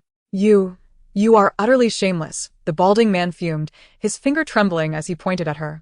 If it were possible, he would have lunged at her, tearing apart the woman who laughed so mockingly. Likewise, she replied with a smirk, I have spoken my piece. The rest is up to you. With that, she strutted away in her 3-inch heels, radiating confidence. Left behind, the balding man contemplated leaving, but he was unaware that Wu Man had been gazing at him for some time. Observing Wu Man's once pure and radiant visage, now marred with scars, he ultimately could not bear it and removed his jacket to wrap her in it. He did not embrace her, but instead assisted the weakened Wu Man as they departed together. Once the involved parties had left, the onlookers naturally dispersed. Well, the show is over, Mi Shui clapped her hands, casting a grateful glance at Jiang Wan. Allow me to treat you all to a meal. Sounds great. I'm famished. Li Ku immediately raised her hand in agreement. I crave something spicy, Shining suggested. With similar financial standings, each person possessed ample pocket money, and none hesitated to accept Mi Shui's invitation, knowing they could reciprocate in the future. It is through mutual exchanges that relationships endure. However, not everyone was in accord. No, I cannot. My family has prepared dinner, and they are just waiting for my return, Jiang Wan quickly declined. She had just informed her mother that she would be out for a drink with friends and would soon return home for dinner. Not wanting to disappoint her mother's anticipation, the other four, aware of Jiang Wan's circumstances, fell silent. Since we cannot have dinner, how about we find a beverage shop and grab something before heading back? Lu Ying suggested. That sounds good. Jiang Wan nodded enthusiastically. All right then, let us go. What are you doing back here? Jiang Chu glared at the person before him with evident irritation. I'm not here to see you. Why do you care? Qi Yan replied with an air of arrogance. Jiang Chu was so incensed he nearly toppled backward. Step aside. You're in my way.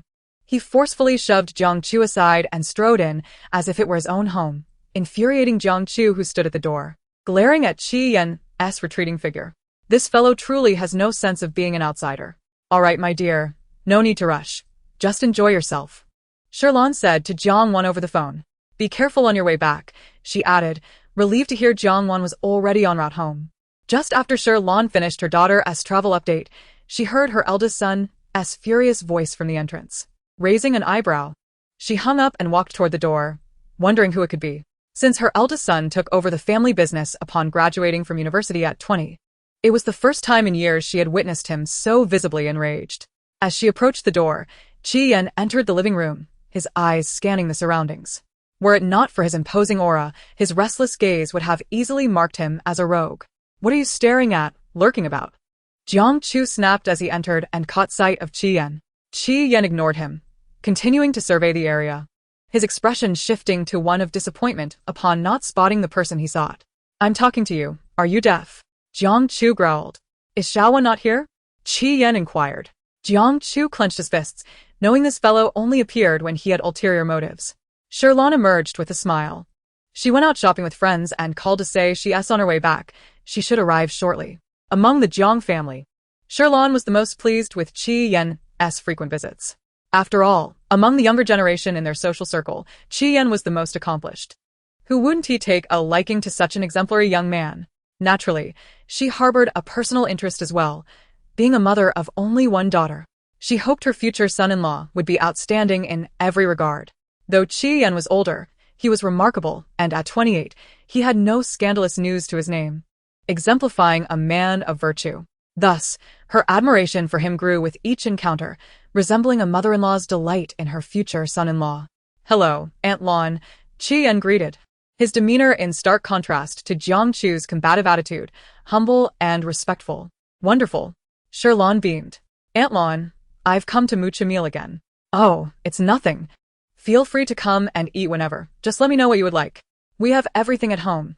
Sherlon replied with grand generosity. Thank you, Aunt Lon. You truly are the best. Chi-Yen said, casting a sideways glance at the haughty Jiang Chu, who raised his chin defiantly, nearly driving Jiang Chu to the brink of madness. Jiang Chu shot daggers at Chi-Yen, silently warning him, just wait until my mother leaves. You'll regret this. Chi-Yen merely scoffed. He was never one to shy away from a fight. Yen, take a seat in the living room. Jiang Chu. Be a good host to Yen. Aunt will ask the kitchen to prepare a few more dishes. Before leaving, she shot her eldest son a glare, signaling him to behave. Aunt Lon truly cares for me, unlike some people who claim to be good friends yet act all high and mighty over few meals. Kian mocked. You're just here for a meal? You have ulterior motives, malicious intentions. Jiang Chu glared fiercely at Chi-Yen. If this guy were genuinely here just for the food, the Jiang family wasn't he so impoverished that they couldn't afford to host him daily without complaint. But it was clear that he came with a purpose, which fueled Jiang Chu's rage. Chapter 44. Almost misunderstood as a couple, Jiang Chu and Chi-Yen. Upon being seen through, Chi-Yen adamantly denied it, who said that, I didn't Don't wrongfully accuse me. As long as he didn't confess, there would be no evidence, and no one could pin any blame on him. Chi-Yen, you're courting death. Jiang Chu exclaimed as he launched himself at Chi-Yen, pinning him down and shaking him by the collar with all his might. Chi-Yen, being taller and stronger, managed to grasp Jiang Chu's nape while kicking at his legs in retaliation. They had grown up together, often alternating between the Jiang and Chi households, and it was customary for them to bicker and brawl without anyone batting an eye. Thus, the Jiang family as servants refrained from intervening as the two wrestled. But to outsiders, Chi-Yen's movements appeared overly intimate, akin to an embrace. When Jiang Wan returned home, intending to head upstairs, she had to pass through the living room, where she fortuitously witnessed the two entangled in a rather suggestive tableau, leaving her utterly dumbfounded. Ah! What on earth am I witnessing? Where am I?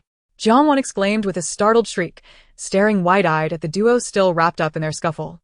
Upon hearing Jiang Wan's voice, both Chi-Yen and Jiang Chu turned their heads toward the entrance of the dining room. Little sister, you're back, exclaimed Jiang Chu, his face adorned with a benevolent smile reminiscent of an elder. Xiao Wan, you've returned, chimed Chi-Yen, his voice dripping with warmth. Both were genuinely delighted at Jiang Wan's return, yet their expressions of joy were abruptly halted by Jiang Wan's subsequent inner monologue. No one told me that Big Brother and Chi-Yen were a couple. Jiang Wan lamented silently, chastising herself for her lack of perception regarding such significant matters. No wonder Chi-Yen has been visiting our home with such frequency these past few days. It makes sense that even a gentle and exquisite lady like Bai Yu would not catch his eye. And here I thought my two brothers, both at the age of 28, remained single for no reason. So, this is the truth. Jiang Wan wore an expression of epiphany. Surely, my brothers are concerned that their affair might be exposed to outsiders, prompting them to keep it a secret until now. Thus, I shall feign ignorance and ensure that I do not embarrass them. Rest assured, my dear brothers, you may love freely. Your romance shall be safeguarded by me. Jiang Wan. Jiang Wan clenched her fist resolutely, her face set with determination. There was no need for such concern. Jiang Chu and Chi-Yen exchanged a glance. And in that moment, they realized their current positions were rather entangled. Their pupils trembled in unison as they swiftly straightened up, resembling children caught in a misdeed. Little sister, please allow me to explain. Jiang Chu im lot an sioli. No, I understand, Jiang Wan interjected, waving her hands dismissively. Xiao Waner, it's not as you perceive. Kiana stili clarifed. I comprehend, Jiang Wan nodded repeatedly. You do not understand, both Jiang Chu and Chi-Yen exclaimed in unison. Wow, such harmony. Truly a match made in heaven. Jiang Wan applauded inwardly like a seal. At this point, Jiang Chu and Chi-Yen were genuinely on the verge of tears. Especially Chi-Yen. Would he still be able to enjoy delightful meals here in the future? Baobei, you're back. Sherlon, having heard her daughter's voice from the kitchen, hurriedly emerged. Mom. Jiang Wan dashed towards her mother, embracing Sherlon's arm affectionately as if they hadn't seen each other in years. How was your day? What did you drink?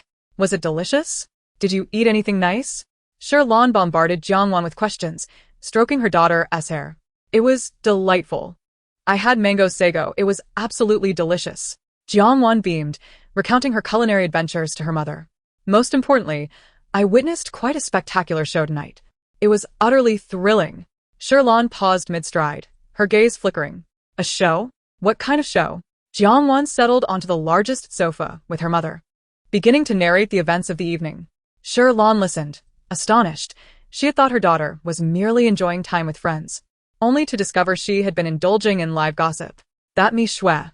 Sherlon expressed her concern, being from the same social circle. She was familiar with Mi Shui, an exceptionally talented pianist. Even though Mi Shui is distressed, she should distance herself from it. Especially since that Wu Man is now out of the picture, Jiang Wan replied. With Wu Man no longer a threat, Mi Shui will be safe. That is wonderful. Although, it is rather frustrating that the old man who had his sights on Mi Shui has not faced any repercussions. All of Mi Shui's troubles stem from him. And that is quite disheartening. Sherlon silently absorbed her daughter's thoughts, while she was unaware of the entire situation. She grasped the general idea. Wu Man was destined to harm Mi Shui in the future, but now that Wu Man had encountered misfortune, Mi Shui was safe. Which was a relief. Yes, Jiang Wan affirmed with a nod.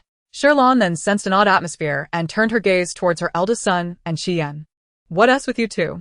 You were just at each other's throats, and now, after my mere 5 minutes in the kitchen, it seems as if you've transformed into different people?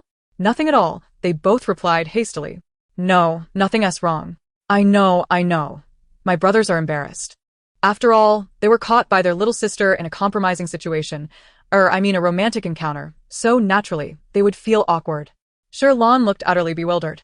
Each word her daughter uttered made sense individually, yet together, they formed a jumbled puzzle she could not decipher. Jiang Chu, exasperated, rubbed his temples. Mom, I was merely joking with Qian, and Xiao Wan saw it and misunderstood. He felt a pressing need to clarify to avoid suffocating in his own embarrassment. Yes, Qian insisted, gazing intently at Jiang Wan, his eyes filled with sincerity. I truly have no interest in men. My preferences are completely normal. Jiang Wan pouted. So, it was just a joke. How dull. The veins on Jiang Chu's forehead throbbed, but remembering that this was his beloved sister and not that insufferable Jiang Zhe, he managed to suppress his irritation. Madam, dinner is served, announced the maid as she entered the living room. Come along, children. It's time to eat. Sherlon beckoned her daughter, rising with an air of authority, as if they were preparing for battle rather than a meal. The table was adorned with 10 exquisite dishes: chicken, duck, fish, meat, seafood, and hairy crabs. All beautifully presented and mouth-watering, causing Jiang Wan to beam with delight. Jiang Wan's father was absent due to business, and Jiang Zhe had sent a message indicating he was visiting a friend, leaving only the 4 of them at the dining table. By the way, you haven't told me why you're really here. You're not just here to mooch off us, are you? Jiang Chu inquired while peeling a crab shell. Of course, mooching is my primary motive, but secondary to that, I need to inform you that the medical beauty company I'm interested in is genuinely problematic. And you mentioned encountering Qinyang at XINJ yesterday. I had someone follow him. Coincidentally, I found Qinyang dining with the owner of that medical beauty firm I intended to acquire at a small barbecue restaurant. My people recorded their conversation, which pertained to a series of schemes aimed at me. Although Qi Yan directed his comments towards Jiang Chu, his voice was deliberately loud enough for the others to overhear. Chapter 45. Jiang Zhe visited Li Wenqi, delivering scorn and ridicule. And the one most eager to hear was, indeed, Jiang Wan, who absorbed every word with rapt attention. Wow. Truly commendable for the leader of a major corporation to act so decisively. Yesterday, I was brimming with questions, and today they have all been resolved. It's faster than riding a rocket? Jiang Wan exclaimed in awe. The compliment caused Qi Yan to stand a bit taller. A proud smirk on his face directed at Jiang Chu, who was left grinding his teeth in irritation. It's a pity that the relationship with Big Brother isn't genuine. They actually seem quite compatible. Jiang Wan mused discontentedly. Although not a seasoned fan of such romances, she couldn't help but root for relationships like that of her brother and Qi Yan, both of whom were strikingly handsome. Clearly, this matter was far from over. The 2 men were left feeling rather vexed. Jiang Wan thoroughly enjoyed her meal, occasionally lamenting the missed opportunity to witness the drama up close. Sherlon, the audience, was equally pleased, savoring the presence of her obedient and considerate daughter, feeling no greater joy than this. Meanwhile, the 2 involved parties, Jiang Chu and Qi Yan, found their meals tasteless, their glances towards each other laced with disdain. How could they possibly be attracted to one another? Not only were they not each other's type, but they also shared a mutual loathing for the other. As Jiang Wan relished her meal at home, Jiang Zhe was equally content, especially relishing the misfortune of his rivals. Bang! Crash! Get out, all of you! The furious voice echoed throughout the vast villa, accompanied by the sound of shattering porcelain. As Jiang Zhe and Yu Feng stepped into the Li residence, the familiar roar reached their ears. It was Li Wenqi. Zeech. It seems Li Wenqi is truly having a hard time, Yu Feng remarked with a gleeful smirk. To be honest, he harbored little fondness for Li Wenqi, whose sharp tongue was far worse than Lin Geng's. While Lin Geng's words, though unpalatable, were rooted in truth, Li Wenqi's carried an air of arrogant mockery. Due to his stocky build, he had often been derided in subtle ways by the lean and lanky Li Wenqi, who had likened him to a fat pig. Despite his disdain, Yu Feng concealed his anger, for Jiang Zhe regarded Li Wenqi as a close brother. Upon learning of Li Wenqi's troubles, he was, apart from Jiang Zhe, the most delighted. Karma has finally caught up with that loquacious foe. What a relief. The two friends made their way through the villa, enjoying unimpeded access to Li Wenqi's room on the third floor, as they were considered his friends.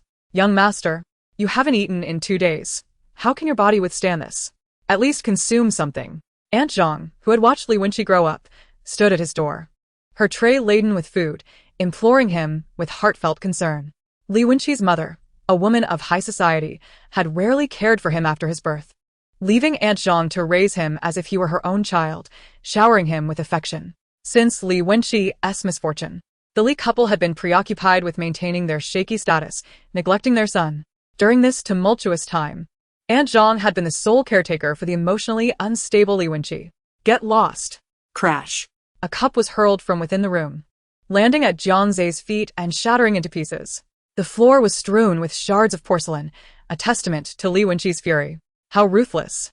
Yu Feng gasped from behind, though his expression betrayed delight. Aunt Zhang gazed into the room, her heart heavy with concern. Zhang Ma, Jiang Zhe addressed her with respect, aware that the one who had betrayed him was Li Wenqi, and he was not one to vent his ire on others. Aunt Zhang, with tears in her eyes, turned to see Jiang Zhe, her face lighting up as though she had found a savior. Young Master Jiang, you've come. She wiped her tears, her gaze filled with hope. Please, you should step back. We'll handle this, Jiang Zhe said. His upbringing forbade him from looking down upon anyone, even a servant. Aunt Zhang, recognizing Jiang Zhe as a good friend of her young master, nodded eagerly. Thank you, young Master Jiang. Please, do speak to my young master. He hasn't eaten in 2 days, and he cannot endure this.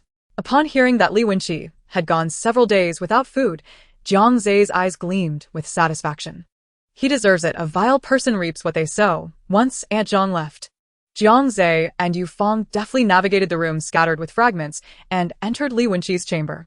This was Jiang Zhe's first encounter with Li Wenqi since the incident, and the once arrogant young man now sat on the bed, a blanket covering his lower half, his face devoid of its usual haughtiness, replaced by despair and hopelessness.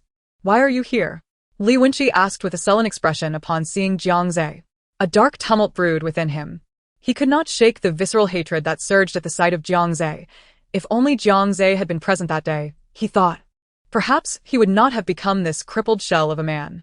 Thus, seeing Jiang Zhe whole and unscathed only intensified his bitterness and resentment. Why was it not Jiang Zhe who had suffered? Jiang Zhe was not oblivious. He had once viewed Li Wenqi as a brother and never imagined him capable of treachery. But now, having grasped the true nature of Li Wenqi, he recognized the malice lurking in his eyes and understood that Li Wenqi was cursing him internally. Yet, he remained indifferent, for he was the one in good health, and he would not stoop to quarrel with a cripple. I'm here to see you, after all.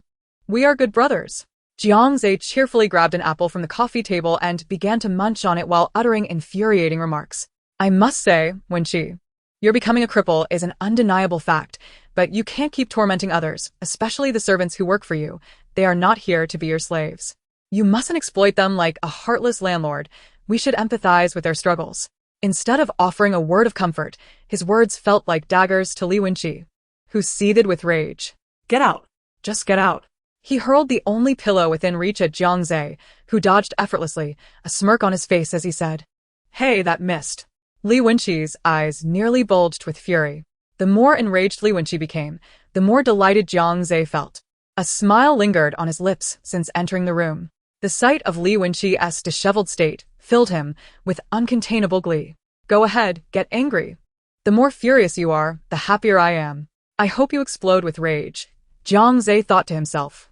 Though a twinge of complexity crossed his mind, if it weren't for his younger sister, would he be the one in such a wretched state? Really now? Why has your temper grown so foul? Jiang Zhe shook his head. Being angry is not good for your health. Don't glare at me. I'm merely speaking the truth. Though we are boys, health knows no gender. Anger can harm anyone's well-being. Chapter 46. Jiang Zhe, the frustratingly nonchalant. While Jiang Zhe maintained a light-hearted demeanor, Li Wenqi was practically steaming with rage. Get out. Just get out. The fury coursed through him as he glared vehemently at Jiang Zhe. Look at you.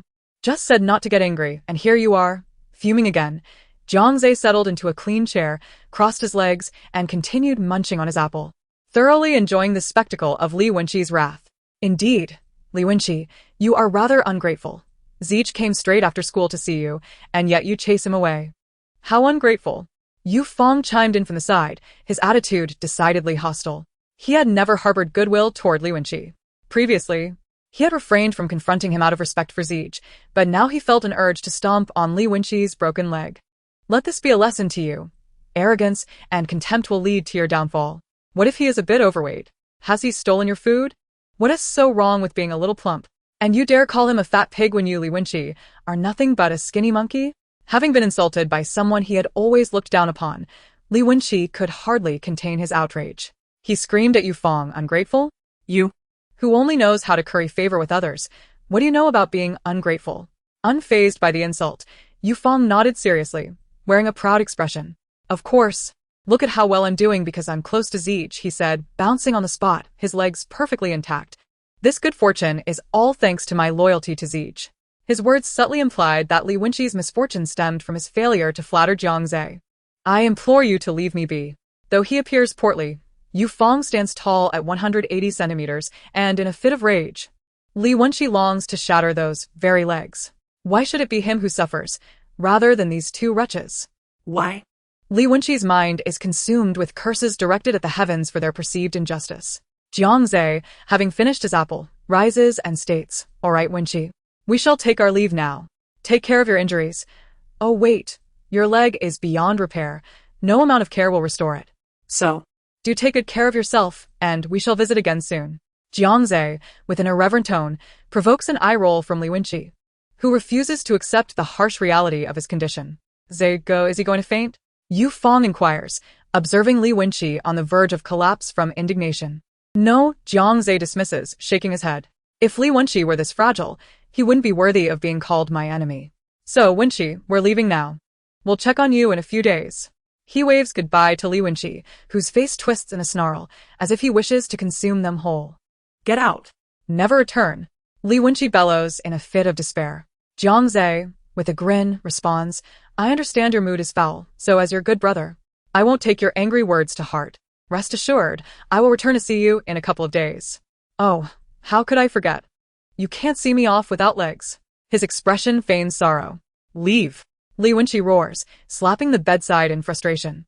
His pallid complexion, fiery eyes, and heaving chest betray his genuine rage. In this moment, he wishes nothing more than to eliminate the insolent Jiang Zhe. All right, we're off. Jiang Zhe waves at Li Wenqi. Just then, Zhang Ma rushes in, her face a picture of alarm. Having heard Li Wenqi's shouts from downstairs, she hesitated to intrude, hoping that the brothers might counsel him. But upon hearing the ferocity of his roar, she knew he was genuinely enraged, prompting her to ascend the stairs in haste. It's nothing, Wenqi is just in a foul mood, which we can comprehend. We're all brothers here. A few curses mean nothing, Jiang Zhe reassures, feigning understanding. Li Wenqi, taken aback by Jiang Ze's shamelessness, gestures towards Zhang Ma, exclaiming, Tell the security to never allow these two to enter again. All right. We want to come back. Just calm down, Wenqi. Zhang Ma attempts to soothe Li Wenqi before turning apologetically to Jiang Zhe. I am sorry. Wenqi's emotions have been quite unstable lately. Had it been in the past, she would have trusted the child she raised, but since Li Wenqi's unfortunate condition, his temperament has indeed become volatile. It's fine. Jiang Zhe waves dismissively. We'll take our leave now. He exits with Yufeng calling back Wenqi. We'll visit again in a few days. Leave. Do not return, you scum. Li Wenqi's fury reignites at Jiang Zhe's words. Wenqi, how can you speak so of Master Jiang and his friends? They came to see you as a brother.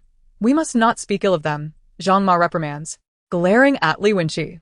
Although she is a servant, her long-standing tenure in the Li household has granted her considerable authority, treating Li Wenqi as her own child.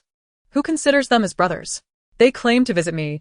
Who knows their true intentions? Jiang Zhe, accompanied by Yufeng, strolls downstairs, where Li Wenqi's mutterings of their ulterior motives still echo. Jiang Zhe chuckles, feeling elated. Li Wenqi's suspicions are not unfounded.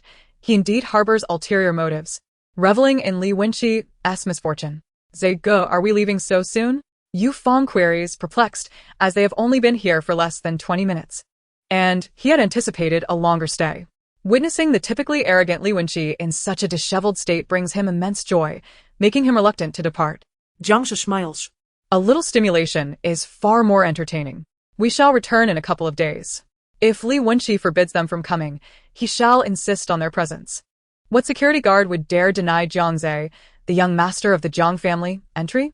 As they exit the Li family villa, Jiang Zhe turns, a glint of inscrutable malice in his eyes. Li Wenqi, this is merely the beginning of your misery. The future holds even more excruciating trials in store for you. And I hope you can withstand the retribution from Jiang's young master. A cruel smile tugs at his lips.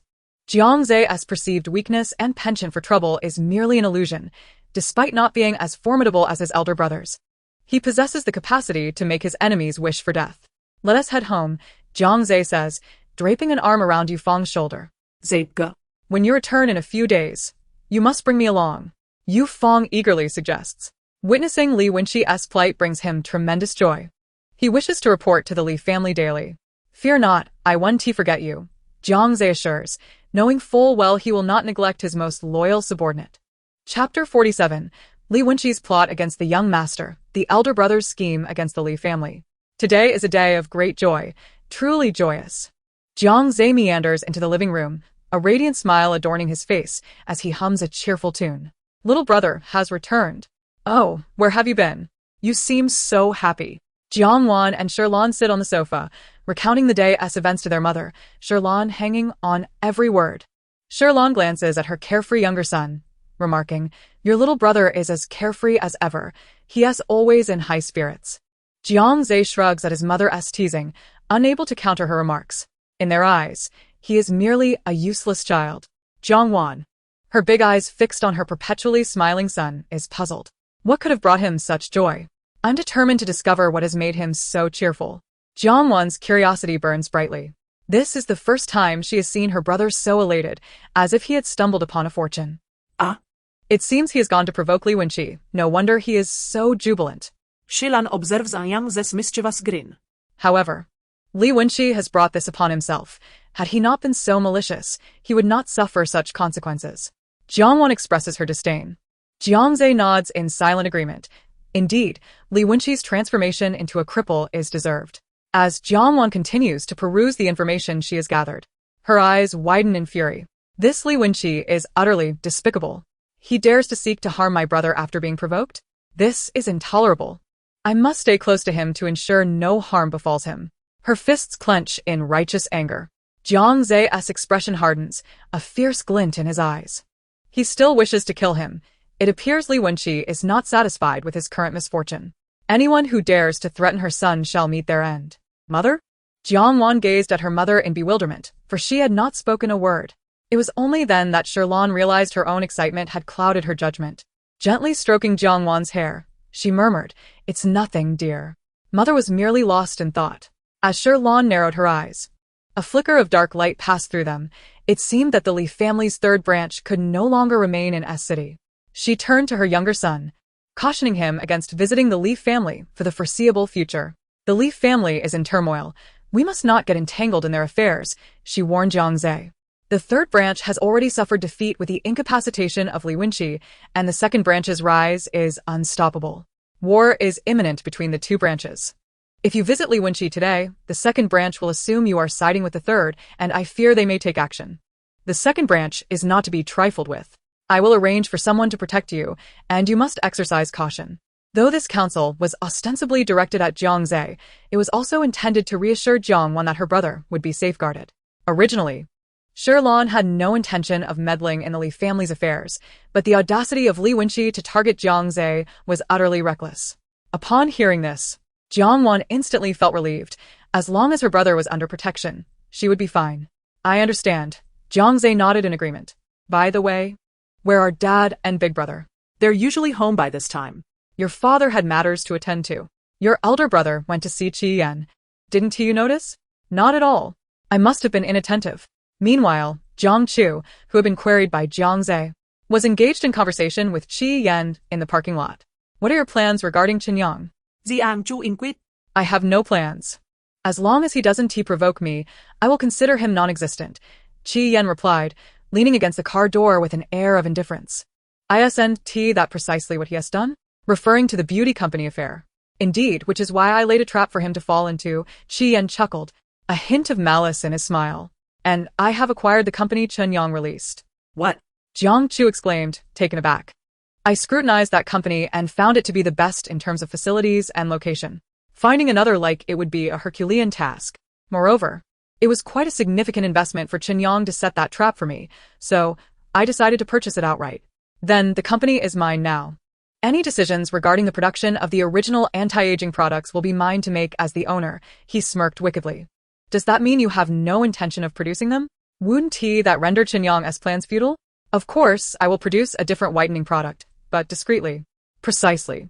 If Qinyang dares to sue, it will be a futile endeavor, leading to his complete downfall. He will reap the consequences of his own actions, he said, his confidence radiating. Qi Yan was never a man of virtue. He had long since dismissed the car accident as a non-issue. However, should another incident occur, he would not hesitate to crush anyone, regardless of whether they were the grandson of a wealthy benefactor. Do you wish to get involved? Qi Yan asked Jiang Chu. After all, both of them had sustained injuries from the accident. Jiang Chu shook his head. No, you alone are sufficient to deal with him. I shall refrain from intervening. Targeting the dim-witted Qinyang alone is simply too mundane. I have no interest. Very well, I shall return and devise a thorough plan. Qi Yan entered his vehicle, his mind already racing with countless schemes to ensure Qinyang's utter ruin. All right, see you later. Jiang Chu waved goodbye. Once Qi Yan's car had vanished from sight, Jiang Chu turned back towards the villa. Little Six is back. Upon entering the living room, Jiang Chu spotted Jiang Zhe. Big brother, Jiang Zhe waved. What are you discussing? Jiang Chu inquired as he settled into an armchair. Shirlan advised Jiang Zhe not to visit the Li family due to their recent unrest. Shirlan explained. The Li family? Jiang Chu's eyes sparkled with intrigue. Unrest is rather advantageous. Indeed. The conflict between the second and third branches of the Li family is about to unfold. It remains uncertain which side will prevail. I would prefer the second branch to triumph, although they are not without their flaws. Certainly, the second branch will emerge victorious, Jiang Chu asserted with confidence. And you? Shirlan looked at her eldest son with uncertainty, only to be met with Jiang Chu's enigmatic smile. It was clear to Shirlan that her eldest son was indeed involved in the internal strife of the Li family. Unbeknownst to her, Jiang Chu's support had bolstered the once weak second branch, allowing it to rise swiftly against the third branch. Jiang Chu's Achilles heel was his family, despite Jiang Zhe's mischief. He was still his younger brother, and any threat to family was an irrevocable enmity. Yet, Jiang Chu was no benevolent saint. The inevitable victor of the Li family feud would be the second branch, and once they ascended, it would spell the end for the Li family. He could not allow the Li family to persist, for they were a family of ungrateful ingrates. To prevent a potential betrayal, it was best for him to eliminate them first. Jiang Zhe gazed at his elder brother with gratitude, knowing that his brother's actions were undoubtedly for his benefit. Though Jiang Chu often expressed disdain towards him, he would immediately stand up for him when he was wronged. Jiang Chu rolled his eyes in annoyance. Before he could instruct Jiang Zhe to discard that repulsive expression, he overheard his younger sister's thoughts. The second branch cannot possibly prevail. Li Wenqi and his father are truly a disgrace. The son wishes to harm his brother, and the father seeks to eliminate his own nephew. How can they be considered human?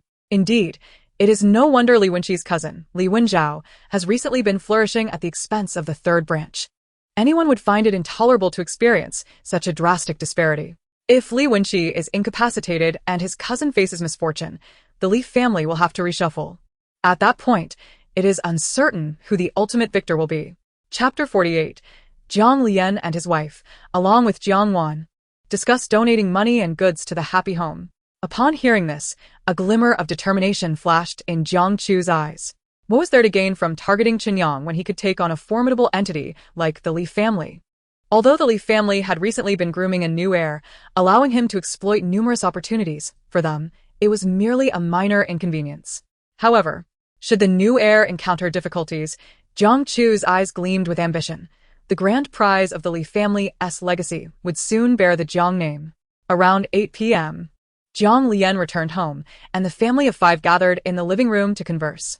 Bauer, Mother knows that the director of the orphanage has treated you exceptionally well, and we are deeply grateful for the director's nurturing. Therefore, your father and I have decided to take you back to the orphanage on Saturday to express our gratitude, Shirlan said, affectionately stroking Jiang Wan's hair. Jiang Wan's eyes widened in astonishment. Although she had longed to visit the orphanage during the holiday to see the director and her adorable younger siblings, she had never imagined bringing her parents along. Her mother's suggestion filled Jiang Wan with overwhelming emotion, and tears streamed down her cheeks in an instant. Seeing her daughter cry, Shirlan panicked. Oh yeah. Why are you crying? Did Mother say something wrong? I apologize, darling. Please don't cry. Gently wiping away Jiang Wan's tears, she tried to console her. It's not that. Jiang Wan sniffed, choking on her words. I'm crying out of happiness, not sadness. Shirlan was momentarily dumbfounded. How could one cry from happiness? Crying will only drive away good fortune. When you are moved, you should smile instead, my dear. Jiang Wan nodded earnestly. Yes, I won't cry anymore. She leaned gently into her mother's embrace, overwhelmed with a sense of happiness she had never felt before. Mother, I am truly so happy that you are my mom, she declared, her eyes filled with trust. Upon hearing this, Shirlan's eyes glistened with tears of joy. She quickly blinked to dispel the moisture gathering in her eyes. Just moments ago, she had been teaching her daughter to smile when moved, yet here she was, on the verge of tears herself. Mother is the happiest, because my precious daughter is little Honor. Shirlan spoke the truth. She had often envisioned the diverse possibilities of what her daughter might be like: adorable, aloof, headstrong, a sophisticated young lady, or even sweet and charming. She had also contemplated the scenario in which her daughter might stray into mischief, vowing to devote herself entirely to guiding her back onto the righteous path. When she discovered that her daughter, Jiang Wan, was not only diligent and hardworking but also possessed an infinite capacity for kindness, her heart swelled with joy, tinged with sorrow for the burden of maturity her daughter bore at such a tender age. Both mother and father had prepared a wealth of delightful provisions for their cherished little ones, a treasure trove of clothing, food, essential supplies, toys, and medicines. Behold, this is the list. Should anything be amiss, do not hesitate to inform your parents. We must ensure that everything is ready for our visit to the happy orphanage in a few days, Jiang Lian said, handing Jiang Wan a notebook filled with meticulously penned items. Just as Jiang Lian had indicated, the list was impressively comprehensive, encompassing everything from toothpicks and sewing kits to various electronic devices. Dad, everything seems thoroughly prepared. I have nothing to add, Jiang Wan replied, her gentle gaze revealing boundless warmth.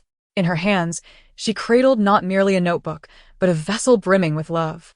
How could she be so fortunate to possess a family that cherished her so deeply? Oh dear, what should I do? I'm overwhelmed. I'm on the verge of tears.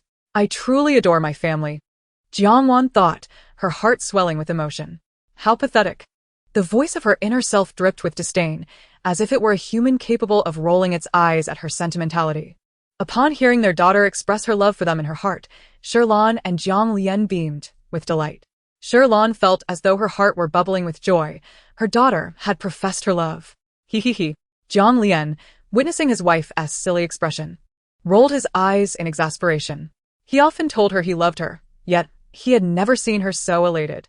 He felt a twinge of grievance. Noticing her husband's discontented gaze, Shirlan's cheeks flushed, and she silently mouthed, I love you, my dearest. Instantly, Jiang Lian's eyes sparkled with delight. Meanwhile, Jiang Wan, engrossed in the notebook, remained oblivious to the tender exchange between her parents. Her brothers, Jiang Chu and Jiang Zhe, bore witness to the scene, exchanging glances and pretending not to notice. Holding the list tightly, Jiang Wan resolved to buy gifts for her younger siblings after school the next day, planning to surprise them. The conversation continued between Jiang Wan and her parents until Shirlan finally suggested it was time for her to rest as the clock approached 9. Before heading to his room, Jiang Chu glanced at Shirlan. Mom, nearly everyone in the upper circle knows we have found our little sister. Are you not planning to inform the four elders? If we delay, they may hear the news from others, especially Grandma and Auntie. And that would surely lead to a dreadful situation for you. Although Grandma adored her daughter-in-law, Auntie, being her biological mother, was known to be quite severe. Taken aback by the inquiry, Shirlan realized that it had indeed been 67 days since they had found their daughter. It was high time the four elders were informed, especially since others were already aware. However, the thought of her own mother and mother-in-law's eagerness to see their granddaughter filled her with reluctance. She shook her head vigorously. This was her daughter, whom she still longed to cherish. If her daughter weren't in school, she would wish to stay with her every hour of the day. The prospect of her mother and mother-in-law rushing back upon hearing the news was daunting. She feared she might lose any semblance of her daughter's attention. Jiang Chu, observing his mother's hesitation, expressed concern. Mom, you must consider this carefully. Many of the elders' old acquaintances are still in S-City. Even if we remain silent, someone might inadvertently reveal the news during a conversation. You should think through the consequences. Yes, I've thought it through, Shirlan replied nonchalantly. If the worst that could happen was a reprimand, it was a small price to pay compared to the risk of losing her daughter. All right, as long as you're sure. I'll head to bed now. With his mother resolved, Jiang Chu felt relieved and decided to let the matter rest for the night, pondering instead the potential wrath of the four elders upon discovering his mother's concealment. Meanwhile, Jiang Zhe, who had silently listened to the exchange between his parents, was acutely aware of his subordinate position within the family hierarchy. After Jiang Chu departed, Jiang Zhe attempted to leave as well, but was swiftly caught by Jiang Lian, who grasped his collar. What's the matter, Dad? Jiang Zhe asked, bewildered. Speak with your classmates and ask them to refrain from mentioning the return of your little sister to the four elders, Jiang Lian advised, concerned for his wife. What if, in her fury, his mother-in-law truly berated Shirlan? It would be best if the elders remained unaware for as long as possible. Jiang Shi smirked. He could hardly make decisions even within his own home, let alone for others. I can't control that. I meant to say, do your best to ensure it. Jiang Lian insisted, his eyes narrowing. His younger son was quite the troublemaker. Seeing the fiery determination in his father's eyes, Jiang Zhe swallowed his initial refusal and conceded. All right, I'll do my best. He too wished to prevent his mother from facing Auntie's wrath, though whether his efforts would bear fruit was beyond his concern. Good. Now scram. Jiang Lian waved him off with annoyance. Jiang Zhe gritted his teeth, feeling a surge of frustration at his father's lack of loyalty. But he knew he couldn't confront him. He trudged back to his room, muttering under his breath. Wife, let us retire for the night, Jiang Lian said, his expression softening. Yes, Shirlan agreed, and they made their way back to their room. Jiang Lian wrapped an arm around his wife's waist and declared, Don't worry. If your mother truly intends to reprimand you, I will take the brunt of it. He spoke with heartfelt sincerity. Shirlan rolled her eyes. Of course. If you don't protect me, who will? My mother has no qualms about being heavy-handed. Yet with Jiang Lian, his gentleness seemed akin to a playful tickle.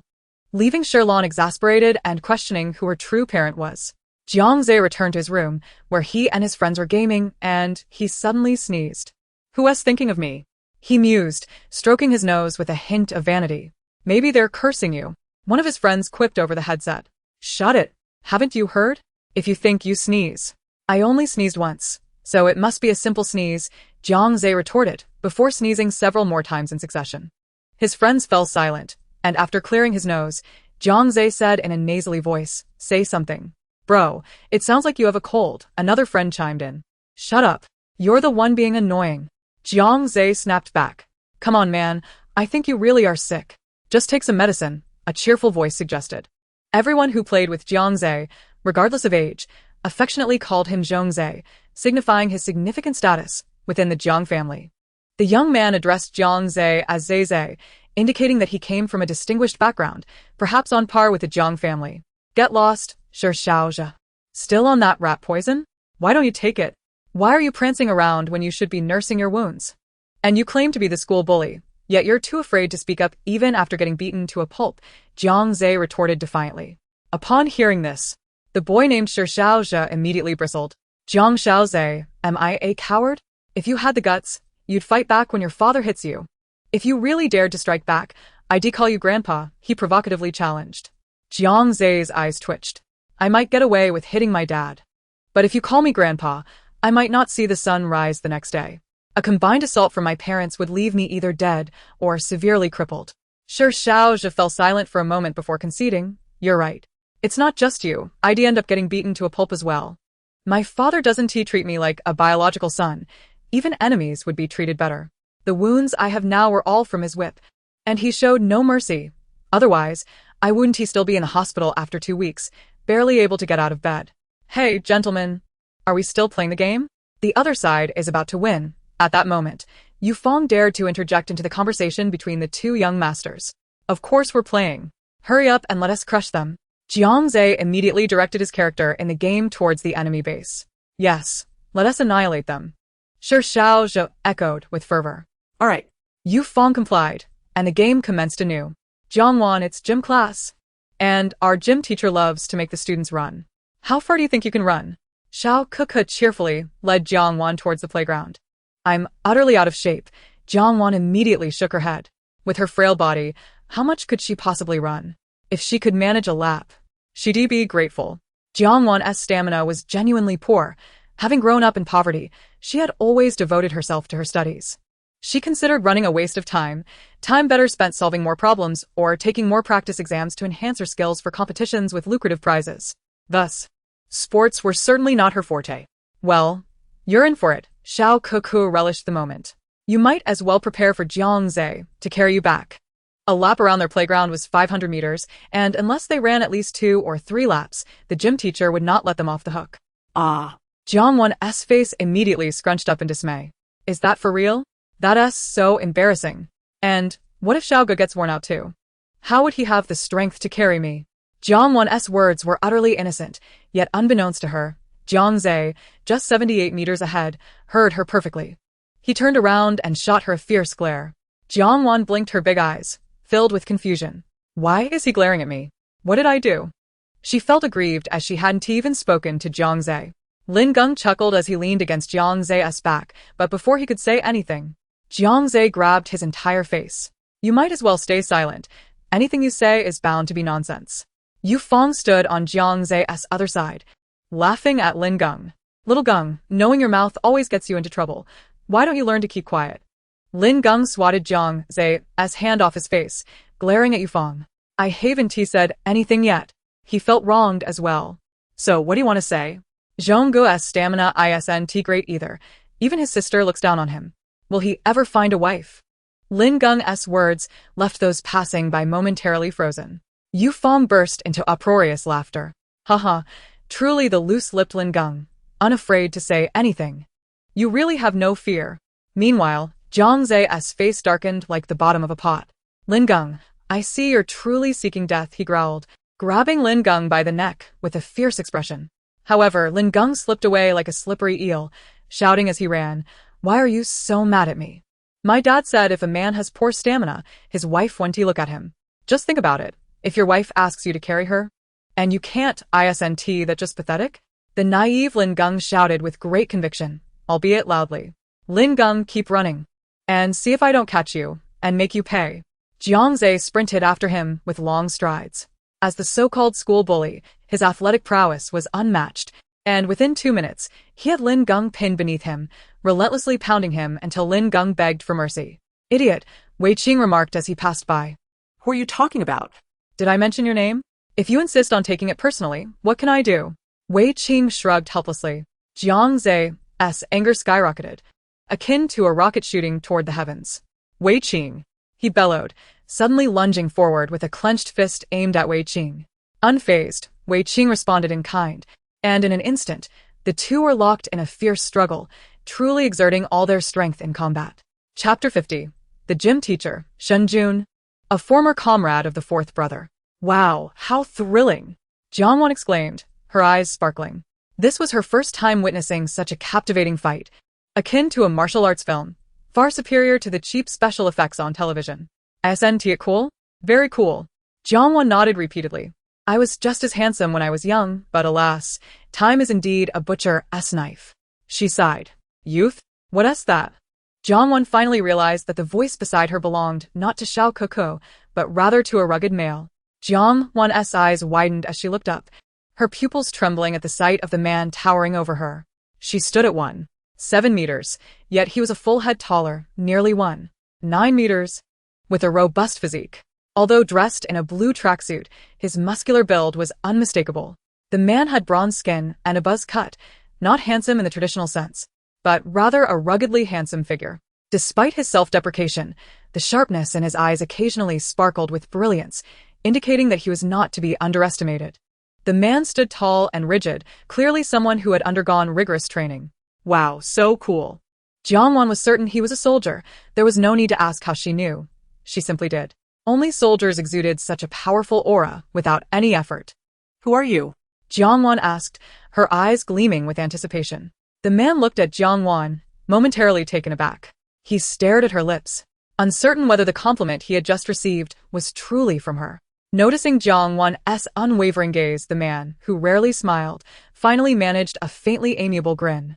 You must be Jiang Wan. I am Xinjun, your gym teacher. Hello, teacher. Jiang Wan immediately bowed respectfully at a 90-degree angle, suddenly treated with such deference. Xinjun's typically stern demeanor softened, his eyes reflecting a sense of warmth. Although he was a teacher, he was only 24 years old, embodying the decisiveness of a soldier alongside the exuberance of youth. Having been at Shenglan for over a year, the students affectionately called him Old Shen, treating him more like a friend. Being treated with such respect for the first time made Xinjun feel remarkably touched. Good. Jiang Wan. You truly are a wonderful child, Xinjun praised earnestly, nodding vigorously. Thank you, teacher, Jiang Wan replied, blinking her large eyes as she noticed a mist forming in Xinjun's eyes, tilting her head in confusion. Teacher, are your eyes wet? Under the watchful gaze of Jiang Wan, Xinjun momentarily felt a pang of embarrassment, his eyes glistening with unshed tears. He quickly averted his gaze and vigorously clapped his hands, calling out to the scattered students on the playground, as well as to the fiercely engaged Jiang Zhe and Wei Qing. Jiang Zhe, Wei Qing, after battling for so long, still brimming with energy? Let's all go for a run, shall we? We'll start with 3 laps. 3 laps? Old Shen, are you trying to tire us to death? It came the chorus of protests. I refuse. My legs will break. The uproar among the students of Class S erupted immediately, hands raised in fervent objection. I protest too. 3 laps? I can barely manage one. Standing beside Xinjun. Jiang Wan refrained from joining the loud complaints, but silently echoed their sentiments in her heart. She too did not wish to run. Xinjun raised an eyebrow, ignoring the clamor of protests from the students, and turned his attention to the gentle, smiling Jiang Wan. He was certain he had not witnessed her voice being raised until now. Jiang Wan, you don't wish to run either? Indeed, teacher, I cannot manage 3 laps. Jiang Wan was an honest child. She recognized her limitations, and 3 laps were beyond her capabilities. Perhaps even 1 lap was a stretch. Her gaze drifted towards the expansive playground. 500 meters was simply too taxing for her weary legs. Xinjun was taken aback by Jiang Wan's honesty, and a softer smile graced his lips. Very well, considering the new student, you shall run just 1 lap, and then you may disperse to attend to your own matters. Oh yay, Old Shen, you're simply marvelous. Old Shen, I've noticed you look especially handsome today. Yes, you've reached new heights of charm.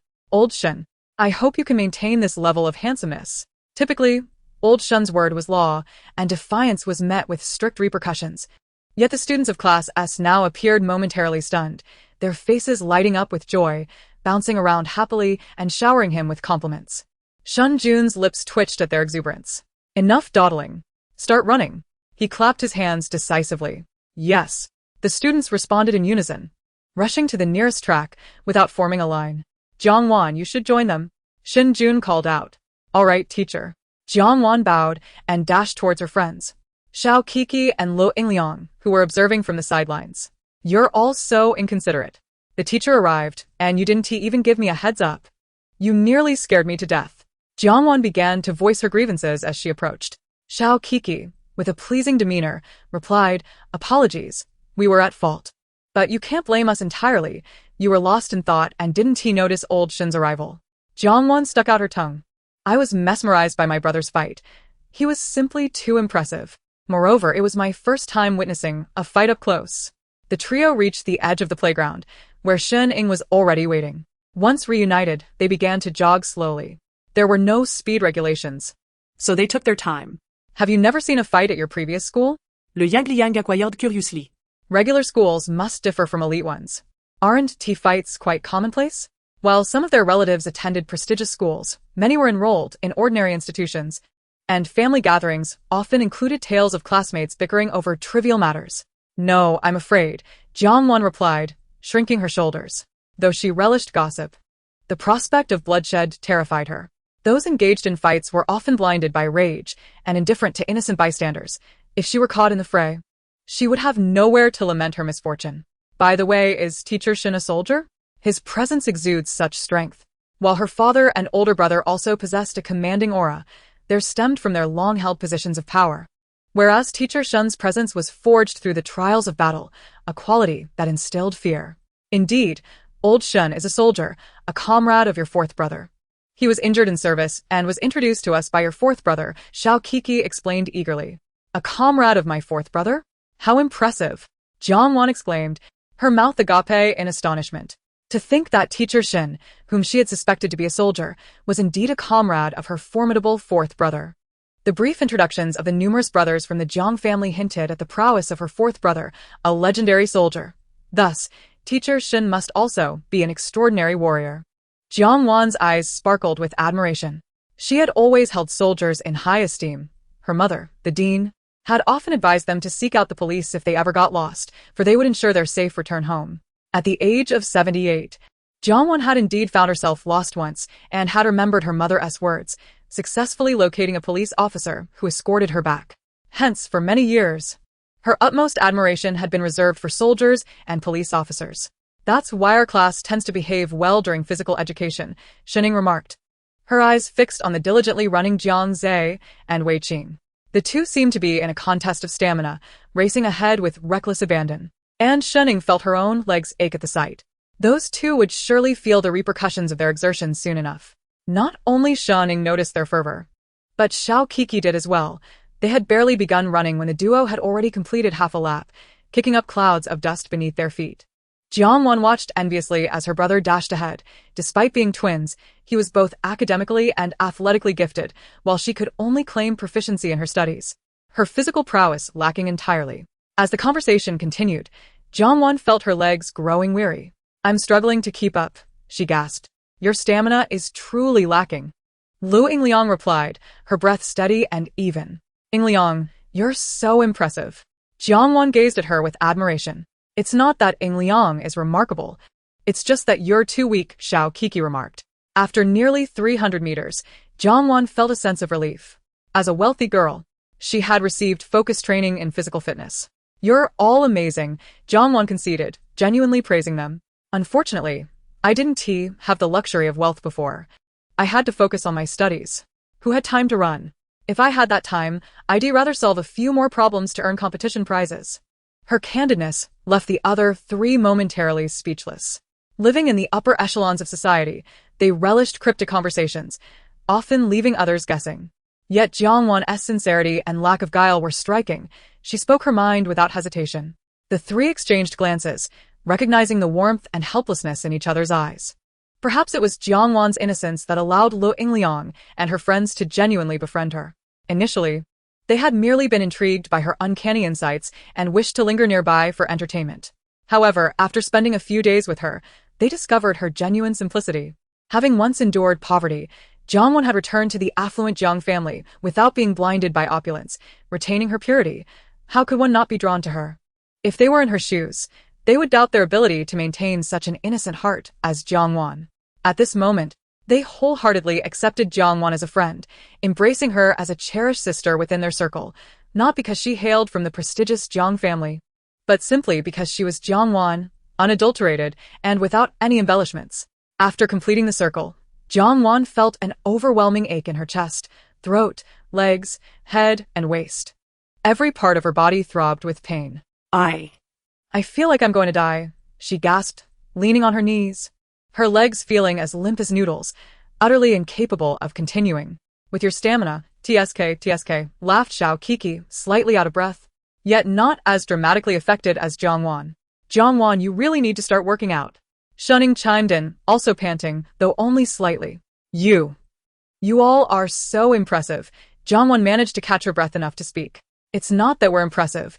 It's that you're simply out of shape, Willingly. The most physically capable of the four, remarked, having regained her breath after just a minute's rest. Let's find a place to sit and rest. Okay. Jiang Wan, let us help you. No, I can walk by myself, Jiang Wan insisted as she gingerly followed the three with her long, sore legs. Yuanmu, come on. Let us go play basketball. A boy shouted nearby. Coming. Someone replied. A pang of envy surged within Jiang Wan. Their stamina was remarkable. Being able to run 500 meters and still have energy for basketball. Why didn't she possess such vitality? She vowed to herself to exercise diligently in the future, oblivious to the fact that her legs were still weak and could give way at any moment. As she took a step forward, her balance faltered, and she felt herself teetering on the brink of falling. Jiang Wan, be careful. Shening, turning back to check on her, was met with a sight that made her pupils constrict. Jiang Wan's mind raced in a desperate attempt to stabilize herself, but her body, unfortunately, lacked the coordination, and she began to descend toward the ground. Sister, Jiang Zhe, who had been playfully wrestling with Yufeng, immediately turned upon hearing Xinying shout. Seeing his sister on the verge of falling, his expression shifted dramatically, and he sprinted over with all his might, but his distance rendered his efforts futile. Jiang Wan waited momentarily for the pain to strike, puzzled, when a bright, sunny voice above her asked, Are you alright? Can you still walk? At that moment, Jiang Wan's mind was blank. She looked up in confusion, meeting the worried gaze of a boy. Only then did she realize that someone was holding her up. Thank you, she stammered, still shaken. It's nothing, the boy replied, releasing her once he ascertained she was unharmed, and then walked back to join his friends, who were laughing and chatting as they departed. Jiang Wan glanced at the back of her benefactor, a tall boy, easily over 6 feet tall. He must be Yuanmu. For such height was indeed memorable. Jiang Wan, are you okay? Xiao Kiki, Willingly, and Shunning rushed over, their faces etched with concern. I'm fine, really? Jiang Wan shook her head. Sister, are you hurt anywhere? Jiang Zhe, having dashed over at breakneck speed, grasped Jiang Wan's shoulders, inspecting her for injuries. Around them, the majority of the students in Class S looked on with worry. Even though Jiang Wan had only been there for 3 days, her connection to Jiang Zhe had earned her recognition as part of Class S. Though they often engaged in playful banter, they were remarkably united. I'm fine, big brother. I didn't fall, so don't worry, Jiang Wan reassured him, shaking her head repeatedly. Fortunately, someone caught me, or I would have definitely fallen. What a good person. It's a pity that good deeds often go unrewarded. Jiang Wan sighed inwardly. Upon hearing her thoughts, the once bustling surroundings fell into a sudden silence. Luingli's eyes flickered. Meanwhile, Yuanmu, who had just assisted Jiang Wan and was walking away with his companions, paused upon hearing her internal voice and the amusement of his friends. He instinctively turned to look back, wanting to inquire why she had mentioned him. Puzzled by her remark about good deeds being unrewarded, what had transpired? Observing his friend's reaction, Yunfeng quickly tugged at him. They could hear Jiang Wan's thoughts, but they mustn't let her know. This was a collective decision of Class S. As Yuanmu was stopped, he turned to Yunfeng, who shook his head. Yuanmu suppressed his curiosity and quietly awaited the revelation of the secrets Jiang Wan might divulge about him. However, after a prolonged silence, he heard nothing more from her thoughts. Anxiety began to ripple through the group. Xiao Kiki, standing beside Jiang Wan, felt a surge of impatience. She was eager to learn about Yuanmu's fate, but could not directly inquire. Instead, she rolled her eyes and said, Jiang Wan, you might not know this yet, but the boy who just helped you is Yuanmu, a key player on our school's basketball team. He is a phenomenal 3-point shooter, absolutely amazing, she added, her face glowing with admiration. Wow, a 3-point shooter? That's so cool. Jiang Wan's eyes sparkled. Is he like Rukawa Kid? Her knowledge of basketball was limited to the anime Slam Dunk, and the idea of a 3-point shooter fascinated her. Yes, not only is he great at 3-pointers, but he's also a really nice guy. Once you get to know him, you'll see. He's very approachable, and you can always ask him for help if you need it. Okay, Jiang Wan nodded. He truly is a good person, but alas, he has a burdensome mother. To ensure her brother's lifelong financial security, She transferred all her shares in the Yuan group to him, while her brother is a lazy gambler. After losing billions at the gambling table, he turned to her for money, but she had none to spare. When threatened by the casino, he panicked and sold the shares of the group at a loss, ultimately to the rival company. The rival company colluded with some minor shareholders to forcibly oust Yuan Mu's father from his position as chairman. Yuan Mu's father suffered a heart attack from the stress and was rushed to the hospital, but it was too late. He had already passed away. Even as Yuan Mu was beating up his uncle in a fit of rage, his mother, in a moment of madness, stabbed him several times with a fruit knife from the table. Although he was later saved by the family's butler, he sustained injuries to his liver, leaving him unable to engage in vigorous activities like basketball in the future. Just as he narrowly escaped death, he learned that his mother had abandoned him to flee with his gambling uncle. Furious, Yuan Mu chased them to the airport and caught them just before the security checkpoint. In a fit of rage, he attacked his uncle, but his mother, unable to stop her towering son, struck him on the head with her hard suitcase. He never imagined she would truly harm him. The blow sent him bleeding to the ground, and she continued to hit him until he collapsed. Instead of caring for him, she seized the opportunity to board the plane with his uncle, leaving Yuan Mu to be taken to the hospital by kind-hearted strangers. After Yuan Mu was revived, he was left with severe aftereffects. Due to an injury to his brain nerves, he suffered from hemiplegia, resulting in uncoordinated limbs, causing him to fall several times each day. Thus, the future sharpshooter of three-pointers met his untimely demise. Truly, Yuan Mu's plight was exceedingly tragic. Jiang Wan wiped away the tears from the corners of her eyes, lamenting, "Why is it that good people never receive their due rewards? Yuan Mu is such a wonderful person, assisting the police in apprehending thieves, helping elderly ladies cross the street, and frequently aiding those in need. This world is so unfair." After listening to Jiang Wan's heartfelt musings, Yuan Mu's mind went blank.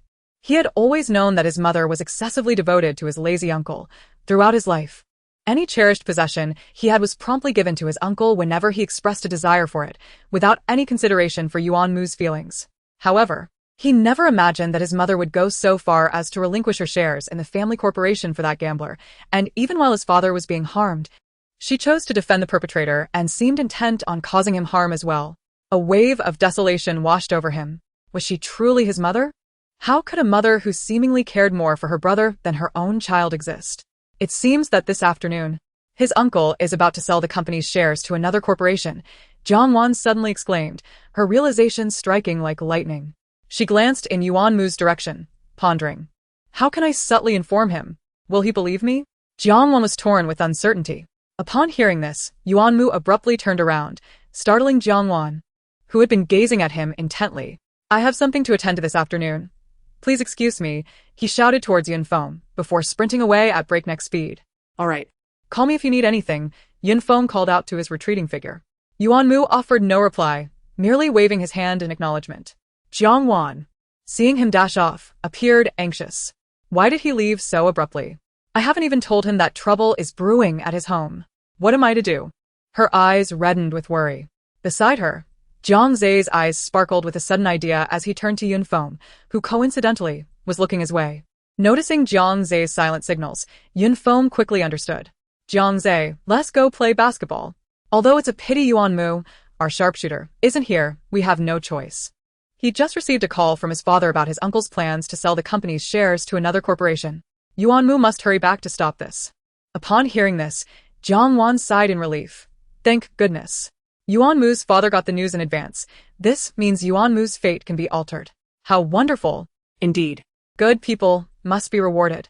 I see. All right, let's go play. Jiang Zai nodded vigorously, then turned to Jiang Wan, asking, Are you really all right? Jiang Wan quickly shook her head. I'm fine really. You go have fun. Okay, then I'll go play. You should find a place to sit and rest. Sure. Jiang Wan replied obediently. Jiang Zai and Yunfeng left, but he did not get to play basketball, as he was soon pulled away by Shinjun. Come on. Jiang Wan, let us head to the audiovisual classroom to watch a movie, Shining said, supporting Jiang Wan's arm. Jiang Wan was taken aback. Can we really go watch a movie so openly? Of course, Xiao Kiki replied with a smile. We're from St. Blue. Do you know the origin of the name St. Blue? No. Jiang Wan shook her head. She had heard of the prestigious St. Blue but had never learned its backstory. The term means the blue that surpasses blue, Lo Yingliang explained. The founder hoped that the students of this noble school would surpass their parents, becoming even more outstanding. However, the character for Victory carried a hint of utilitarianism, so it was changed to the character for Saint, wishing that every child, even with a brilliant future, would possess a heart of compassion, thus enabling them to endure longer. Wow. How impressive! Jiang Wan was truly in awe of the founder. Who is the founder of our Saint Blue? I would love to meet them. Xiao Kiki smiled mysteriously. You will meet them someday. All right then, but when is someday? Jiang Wan asked, feeling a bit disheartened. In the audiovisual classroom, Jiang Wan stared at the enormous screen displaying Crayon Shin-chan with a bewildered expression. Aren't we here to watch a movie? Why are we watching such a childish cartoon? To understand how this came to be, we must rewind 5 minutes.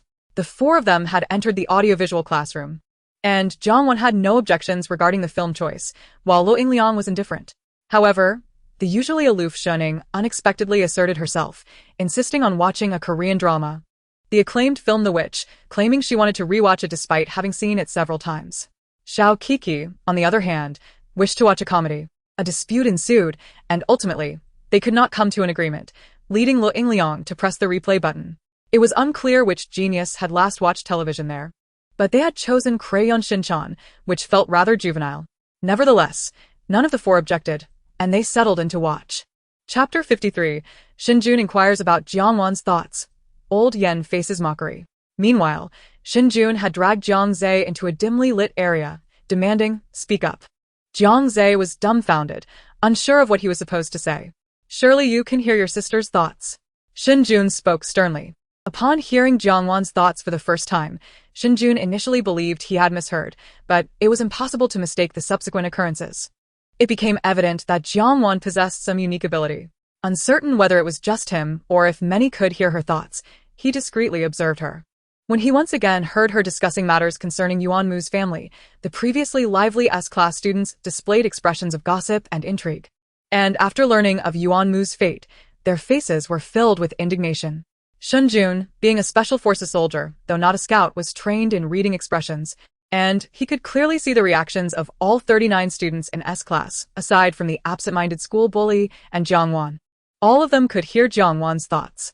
This revelation both shocked and relieved Shinjun. Fortunately, he was not the only one privy to Jiang Wan's inner voice. Otherwise, how would he approach Yuan Mu with the news of impending trouble? Would he have to tell him the truth? If Yuan Mu had never experienced hearing thoughts before, he would surely dismiss Shinjun as a fool.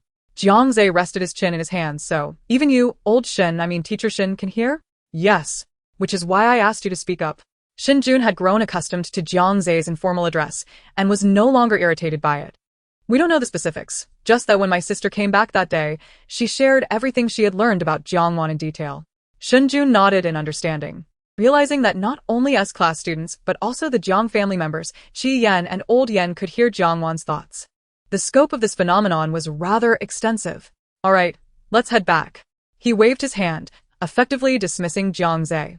Infuriated, Jiang Zhe felt as if he had been dragged into this situation against his will, only to be cast aside once it was over. How could they treat me like this? I am not a mere pawn. Enough with the glaring. Let's hurry back. If you keep that up, your eyes might pop out, and I won't be able to put them back. Humph. Jiang Zhe snorted coldly, turning away in anger. Shun Jun sighed as he watched Jiang Ze's retreating figure. Uncertain whether this unique ability possessed by Jiang Wan, the long-lost daughter of the Jiang family, was a blessing or a curse. However, at present, it seemed to bring more good than harm. After all, from what Jiang Ze had said, including his own observations, several children had evaded life-threatening predicaments thanks to Jiang Wan's inner voice. May it continue to yield positive outcomes in the future. Shun Jun stood still, contemplating his concerns. Ultimately feeling uneasy, he retrieved his phone to call Jiang Jia's fourth son, his good friend Jiang Ju, who was serving in the military. As was customary, he was met with a busy signal. Frustrated, Shun Jun slammed his phone down, muttering curses under his breath. "Damn it, you're never available when I need you." Resigned to his fate, he decided that he would have to observe the situation himself. "Good morning, everyone." Yen Duo strutted into the classroom, exuding confidence as he greeted the students of Class S, who were patiently awaiting his arrival. "Who is this?" one student queried, unfamiliar with him. "Hey, uncle. Are you in the wrong classroom?" Another added. "He looks like a stranger. Someone kick him out." "On it." Several boys sprang up, eager to confront Yan Duo, who had already ascended the podium. Upon noticing that the strongest boys in the class were approaching him, Yan Duo quickly raised his hands in surrender. I was wrong. I was wrong. I'll accept any punishment. Consider it a small loss to avert a disaster. Jiang Zhe, with one leg propped on a chair, scoffed. Old Yan, what nonsense are you spouting? How could you be at fault? If anyone is mistaken, it is us for thinking you genuinely considered us friends, sharing our innermost thoughts with you. Yet here you are, hiding even your romantic endeavors from us. It's truly disheartening. Indeed. You once put your arm around my shoulder and complained about women, saying that finding a girlfriend was trivial and that you had no intention of pursuing one. And now, just 2 months later, not only have you found a girlfriend, but you've also welcomed a little one. Yu Fong chimed in, filled with righteous indignation. Exactly. You have deceived us emotionally, another voice echoed. Such a deceitful scoundrel. We disdain associating with you. Yes. I loathe being deceived. The others chimed in, transforming what began as a trivial matter into a grand affair. With the sheer number of voices against him, Yan Duo found himself overwhelmed. He raised both hands in a gesture of plea. You all have misunderstood me. I never intended to have a girlfriend, but she simply would not relent. How could I, as a noble man of the new era, disregard her earnest affection? As he spoke, his tone shifted to one of self-pity. Sure. Both boys and girls hushed him in unison. The students of Class S were hardly inclined to believe Yan Duo's complaints. They saw through his guise as mere boasting. A display of vanity. Wow, what a romantic tale. Yan Laosher. It sounds like the plot of an idle drama. The beautiful and pure teacher was being relentlessly pursued by a wealthy playboy, and in desperation, she claimed to have a boyfriend. Just as you fortuitously passed by and became her cover. Little did you know, the playboy was driven away, and she latched onto you, insisting you become her boyfriend. Despite your best defenses, you eventually succumbed to her relentless pursuit, and before you knew it, you were together. Jiang Wan reflected on the teacher's audacity, while Yan Duo, hearing her accounting of the tale, puffed out his chest with pride. See? I was not lying. It truly was she who pursued me relentlessly. The students of Class S, however, found it hard to fathom how their teacher could charm someone as formidable as the teacher's wife. Fine, we'll believe you. But how can you still come to work with your wife pregnant? Have you no shame? Jiang Zhe scoffed. Indeed, as a fellow man, I find myself embarrassed. Lin Geng added with a cold snort. Embarrassed? Perhaps you should consider changing your gender, Yan Duo retorted, making a snapping gesture with his fingers. Ha! Little Geng. That might just work, Yu Cuckoo teased, winking at Lin Geng. What's wrong with girls going to the bathroom together? She shot back, recalling how Lin Geng had mocked her for going with Ying Liang the previous year. Chapter 54. The truth behind Yan Duo's departure from home. Lin Geng's face turned a deep shade of green at Yu Cuckoo's teasing. All right then, you can now enter the girls' restroom without a second thought. Consider it a victory. One of the boys laughed, slapping Lin Geng on the back. Get off me. Lin Geng snapped, shaking off the boy's hand. Yan Laosher. You still haven't explained how you left your wife to come to school, Mi Shui chimed in. It's not that I wished to abandon your teacher. Rather, I couldn't bear the thought of leaving you mischievous children alone. With this being the final semester, I must ensure you stay focused. How else will you attend a prestigious university, achieve greatness, and bring honor to your family? Yan Duo declared passionately. I must be here. Even if the heavens rain daggers upon me, I shall come, for you are my most cherished students. Several girls were moved to tears by Yan Duo's words, their eyes glistening with emotion. The boys looked at him with newfound warmth, surprised to realize how much they meant to him. Even Jiang Zhe, who often ridiculed Yan Duo, offered him a gentle smile, causing Yan Duo's eyes to twitch in disbelief. While he outwardly maintained composure, he inwardly wondered how he would face them if they discovered the truth. Perhaps it would be best if the truth remained buried. However, Yan Duo's optimism was misplaced. He had overlooked the all-seeing Jiang Wan, who, before he could breathe a sigh of relief, began to chuckle softly. Yan Laosher's words are truly moving. Look at that. He's made the girls cry with emotion. If only they knew the truth, that he was kicked out by the teacher's wife and had nowhere else to go. Which is why he came to school. How I long to share this juicy tidbit with someone. Jiang Wan lamented internally, as her thoughts echoed in the classroom. Silence fell. All eyes turned to Yan Duo, even the previously teary-eyed girls now glaring at him in outrage. Yan Duo, caught red-handed by Jiang Wan, could only sheepishly grin and scratch his head.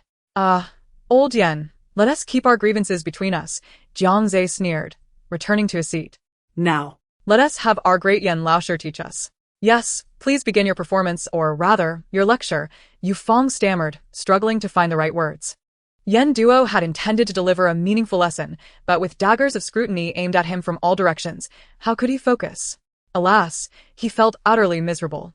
His wife had cast him out for being bothersome, and he had hoped to shower his beloved students with affection, only to be met with disdain. Little cabbage, growing yellow in the field, just 2 or 3 years old. He mused, resigning himself to the thought of finishing class quickly and retreating to the staff room for a moment of respite. With that, Yen Duo began his lesson. While the students listened, utterly disinterested, having long since memorized the material. In the back row, a group of boys led by Jiang Zhe stealthily pulled out their phones, eager to engage in some online gaming. However, before they could commence, the thoughts of Jiang Wan echoed in their minds. I must see how teacher Yen was driven out by his wife. Upon hearing this, everyone's eyes lit up, their curiosity piqued. From Jiang Wan's thoughts, it seemed that the teacher's wife was a relatively young, spirited woman with a commendable temperament. What misdeeds could old Yen have committed to warrant such expulsion? Intrigued, Jiang Zhe quickly stowed his phone, straining to listen, a gesture mirrored by everyone else. Meanwhile, Yen Duo, who was engrossed in writing key points on the blackboard, stiffened at the sudden interruption. He turned to call Jiang Wan to answer a question, only to be cut off by the equally curious academic prodigy Gu Nuo, who coldly pointed out, Teacher, you've misspelled a word in that problem. His eyes glinted with a frosty warning. It seemed that Gu Nuo had also been influenced by the unfolding drama. So that's how it is. Teacher Yen brought this upon himself. Jiang Wan chuckled, reveling in the misfortune. Ever since he learned of his wife's pregnancy, Teacher Yen has been on edge. Especially after she narrowly escaped a car accident, he has been in a constant state of anxiety, almost glued to her side, even following her to the restroom. When she pushed him away, he wouldn't even let her shut the bathroom door. Given that pregnant women are often sensitive, this only served to heighten her irritation. Yet, oblivious to his own behavior, he continued to prevent her from doing this and that, endlessly dictating her diet, which brought her to tears. Although he eventually soothed her, little did he know that the nightmare was only beginning. One night, while he was sound asleep, he felt a presence beside him. Upon opening his eyes, he was startled to find Teacher Yen standing by her bed, staring intently with an eerie smile. Terrified, she screamed at him, demanding an explanation, to which he replied that he was simply too excited to sleep, thus keeping vigil over her. Fearing for her heart's health, she promptly expelled him from the room. The following morning, instead of reflecting on his actions, he escalated his overbearing behavior, prompting her to hire a nanny experienced in caring for pregnant women, ultimately leading to Teacher Yen being cast out. How fitting that a language teacher possesses such eloquence. Jiang Wan concluded, her admiration palpable. Even the notoriously thick-skinned Yen Duo felt a flush creep across his handsome face as he absorbed the account of his own expulsion, stumbling over his words during the lecture, mispronouncing several. Below, the students, upon learning the truth of old Yan's exile, whispered and stifled their laughter. Poor old Yen. Jiang Zhe had initially contemplated causing trouble for him, but this revelation softened his heart. Given old Yan's plight, he deemed it unkind to retaliate, deciding instead to settle any scores at a later date. Jiang Wan's thoughts had inadvertently spared Yen Duo from a potential confrontation. At last, the school day concluded, and the students of Class S, like ordinary children, rushed out in groups, chattering animatedly. Laugh Kuku called out to Jiang Wan, who was busy packing her belongings. Jiang Wan, let's go home together. Not just yet. I want to buy a few things first, Jiang Wan replied, shaking her head. What do you need to buy? We'll come with you, Shuning interjected, with Lu Liang nodding in agreement. Perhaps it's best if I go alone. I have quite a bit to purchase. And it would take up a lot of your time, Jiang Wan declined gently. If it were Xin Wan, she would have readily accepted without hesitation. It wasn't that she didn't value her friendship with Laugh Kuku, Lu Liang, and Shuning. Rather, their circumstances were different. Xin Wan was merely a child from an ordinary family, focused on her studies, while Laugh Kuku and her friends were from affluent families with numerous commitments. Jiang Wan didn't want to impose on their time. Upon hearing this, Laugh Kuku and Lu Liang exchanged resigned glances. Are you worried about wasting our time? Laugh Kuku asked, a playful smirk on her lips. Jiang Wan's eyes widened in surprise. How does Kuku know what I'm thinking? You wear your thoughts on your face. It's quite apparent to us, Shining remarked, pointing to the subtle dimple at the corner of Jiang Wan's mouth. Jiang Wan nodded in agreement. Yes, you must have so much to learn after school. It would be inconsiderate of me to interrupt your valuable downtime. You really don't see us as good friends. Luing Liang sighed with a mix of appreciation and disappointment. Jiang Wan's maturity both pleased and saddened them. True friendship meant being there for one another, no matter the circumstance. Indeed, we could spare a little time. It's no trouble at all, laughed Cuckoo insisted. Although she had a French class later, missing one wouldn't be a significant issue. I have plenty of time. I don't need to study, Shining added, genuinely free since her classes were scheduled on weekends. Seeing that the three genuinely wished to accompany her, Jiang Wan relented. All right then. She bid farewell to Jiang Zhe and departed with Luing Liang and Shining. With no obligation to escort his sister home, Jiang Zhe cheered and dashed off with Yufeng. His elder brother had tasked him with protecting his sister at school and ensuring she returned home safely. A responsibility that irked the mischievous Jiang Zhe. But with his brother's authoritative presence looming, he dutifully assumed the role of his sister's guardian. These past few days had been stifling for him, and now that Jiang Wan was off to have fun, he felt liberated. What are you going to buy? Shun Ying inquired. Gift items, Jiang Wan replied, her expression radiating happiness. Gift items? Is someone celebrating a birthday? Luing Liang asked, intrigued. Not exactly. I'm preparing gifts for the children at the Happiness House. Ah? Our family has decided to visit the director and the children at the Happiness House during the holidays. So, as the older sister, I need to bring gifts for my younger siblings, Jiang Wan explained, her face softening at the thought of the little ones. In truth, she wished to buy gifts not only for the orphans but also for her parents and brothers. Yet, she was uncertain about their preferences, which left her in a quandary. After all, she had witnessed that her family used only the finest things, leaving her unsure of what would bring them joy. The Happiness House? Yes. It's an orphanage located in the outskirts of the Southern District. My parents are immensely grateful to the director for adopting and educating me. They wish to show their appreciation and have prepared a long list of gifts. As the older sister, I want to personally select gifts for my younger siblings. How wonderful! You truly are a good sister. Shen Ying affectionately patted Jiang Wan's head. Jiang Wan's unwavering confidence in her past at the orphanage earned her admiration not only from Shen Ying, but from the entire class S. How could one not respect someone who, despite emerging from adversity, remains steadfastly optimistic? St. Blue Academy, true to its elite status, was lined with luxurious vehicles, each worth millions. Jiang Wan, have you decided where to go? Shunning asked. Yes, I usually shop at Century Plaza. It has many affordable little shops. Despite her newfound wealth, Jiang Wan does not feel the need to purchase extravagant gifts. She believes that the value of a gift lies not in its price, but rather in the recipient's enjoyment of it. What is the point of an expensive gift if it is unwelcome? At Century Plaza, Lang Liang and Xiao Kiki exchanged glances, surprised that Jiang Wan, now affluent, would choose to visit such a location.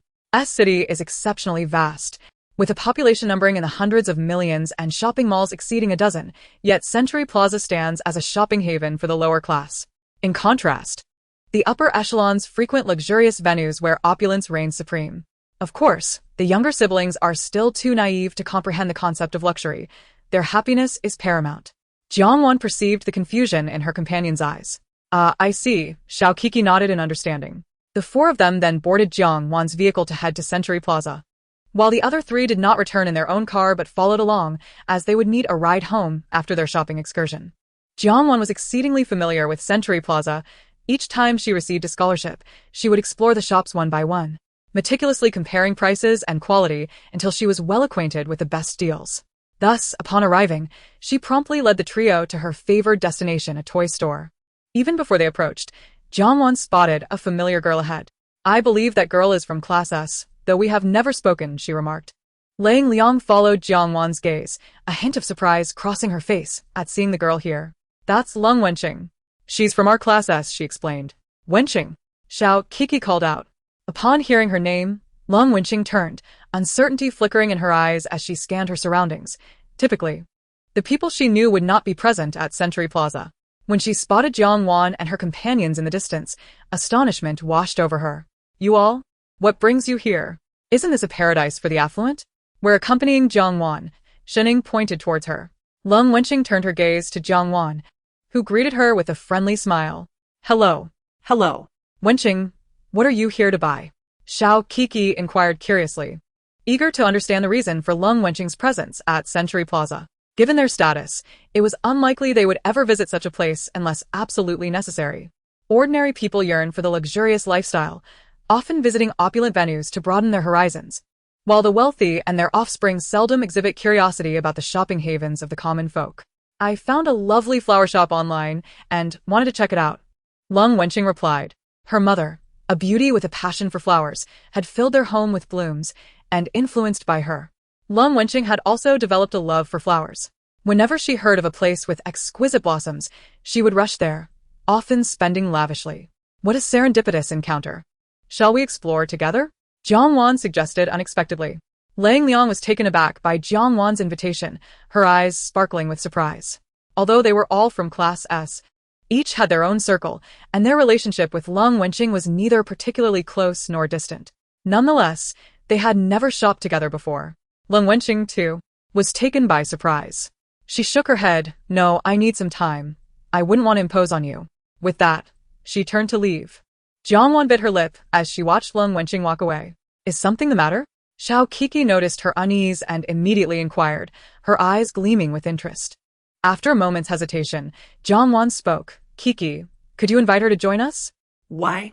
Xiao Kiki, known for her straightforwardness, pressed for an explanation. I just thought it was such a coincidence to meet a classmate here. Wouldn't it be more fun with more people? Jiang Wan awkwardly explained, feeling somewhat embarrassed by her own flimsy excuse. Meanwhile, Lung Wenqing, traversing the path Jiang Wan had mentioned, suddenly froze, her outstretched foot trembling in midair. Though her family would eventually rescue her, that would not occur until 3 years later, by which time she would be a mother of 2 and struggling with her mental health due to the trauma. The 2 children, tragically abandoned in that impoverished village, had been indoctrinated by their father to believe their mother was taken by nefarious individuals, fostering deep-seated resentment towards the Lung family. Years later, after relentless efforts, the brothers finally emerged from the desolate village, initially seeking their mother but finding themselves without connections or knowledge of her whereabouts. In a desperate bid for survival, they turned to a life of crime. Upon turning 25, they found their mother, but by then, the emotional toll had driven Lung Wenqing to take her own life 3 years after her return. The brothers, their determination fueled by the quest to reunite with their mother, unleashed their fury upon the Lung family when they learned of her demise. Within a year, the Lung family members met various tragic fates, some perished, others imprisoned, and a few lost their sanity, leaving no one unscathed. Sighing, Jiang Wan lamented, Lung Wenqing's future is so grim. She clenched her hands, resolute. I must prevent her from walking that path. At that moment, Lung Wenqing stood rigid, terror coursing through her. The images Jiang Wan painted filled her mind, and after Jiang Wan finished speaking, the tremors coursing through her body intensified. If she were to endure what Jiang Wan described, she thought it might be better to die. After a moment's hesitation, she turned back, looking at Jiang Wan with a gentle expression. I just reconsidered. I think I will join you all. Since Jiang Wan is new, I should accompany you to welcome you to our Class S family. Her heartfelt words prompted eye rolls from the other 3. Unaware of the underlying tension, Jiang Wan nodded enthusiastically, touched by Lung Wenqing's kindness. Thank you, Wenqing, you're so wonderful. Relieved, she thought, how fortunate. She changed her mind. Otherwise, I wouldn't know how to persuade her. Lung Wenqing bit her lip, falling silent, her expression betraying her discomfort. Xiao Kiki stifled her laughter, and Lang Liang and Shuning exchanged amused glances. Noticing the trio's suppressed laughter, Lung Wenqing felt a surge of irritation but could only take a deep breath to suppress her feelings. Jiang Wan tilted her head, perplexed by the odd expressions on her friends' faces. Sensing Jiang Wan's confusion, Shuning quickly nudged Lang Liang and Xiao Kiki. Jiang Wan, let us hurry and buy the gifts. You're right, it's getting late. We should get going before it gets dark, Jiang Wan urged, leading the group towards her favorite shop with a brisk pace. As Xiao Kiki glanced at Lang Liang and Shuning, she offered them a sweet smile, though her eyes sparkled with something else entirely. Understanding the unspoken message, Lang Liang and Shuning engaged Jiang Wan in conversation. As Xiaokik strolled along, her pace gradually slowed until she trailed behind Jiang Wan by a distance of 5 steps. She retrieved her phone and accessed a chat group devoid of Jiang Wan, her fingers dancing across the screen as she typed. Who's there? I am. Me too. Here. The moment Xiaokik's message was sent, an avalanche of replies flooded in. Who has time? What's up? Are we fighting? What happened? Who bullied you? Zayakik. Is my sister alright? This was Jiang Zhe, who at that moment was engrossed in a heated gaming session with Yufeng, Lin Geng, and others at an internet cafe. It was Yufeng who, upon noticing Zayakik's message, alerted Jiang Zhe, who, concerned for his little sister, hurriedly inquired. Jiang Wan is fine. It's Leng Wenqing who is in trouble. Zayakik responded. Leng Wenqing? What happened to her? What's wrong with Wenqing? What's going on with Qingqing? The few girls who were close to Leng Wenqing, upon hearing of her predicament, immediately began to ask questions. We encountered Leng Wenqing while she was out buying flowers on Xinjia. Jiang Wan mentioned she might encounter human traffickers and could end up in dire straits. So I wanted to see who had the time to help. Since Leng Wenqing didn't take that alley, it suggests that the old woman, the trafficker, is likely still lurking about, searching for her next target. Knowing this, we absolutely cannot let the villains escape. She concluded with a fierce expression. What? There are traffickers? I'm available. Count me in. I'm in. Me too. I also have time. Let us go eliminate them. Jiang Zhe declared, his expression fierce as though he were preparing to eradicate an entire clan. No one harbored more rage towards traffickers than Jiang Zhe. For his sister Jiang Wan had been taken from him. His little sister, who could have been cherished and loved, growing up without a care in the world, had instead been stolen away by those nefarious individuals, leading to his mother's illness and nearly tearing their family apart.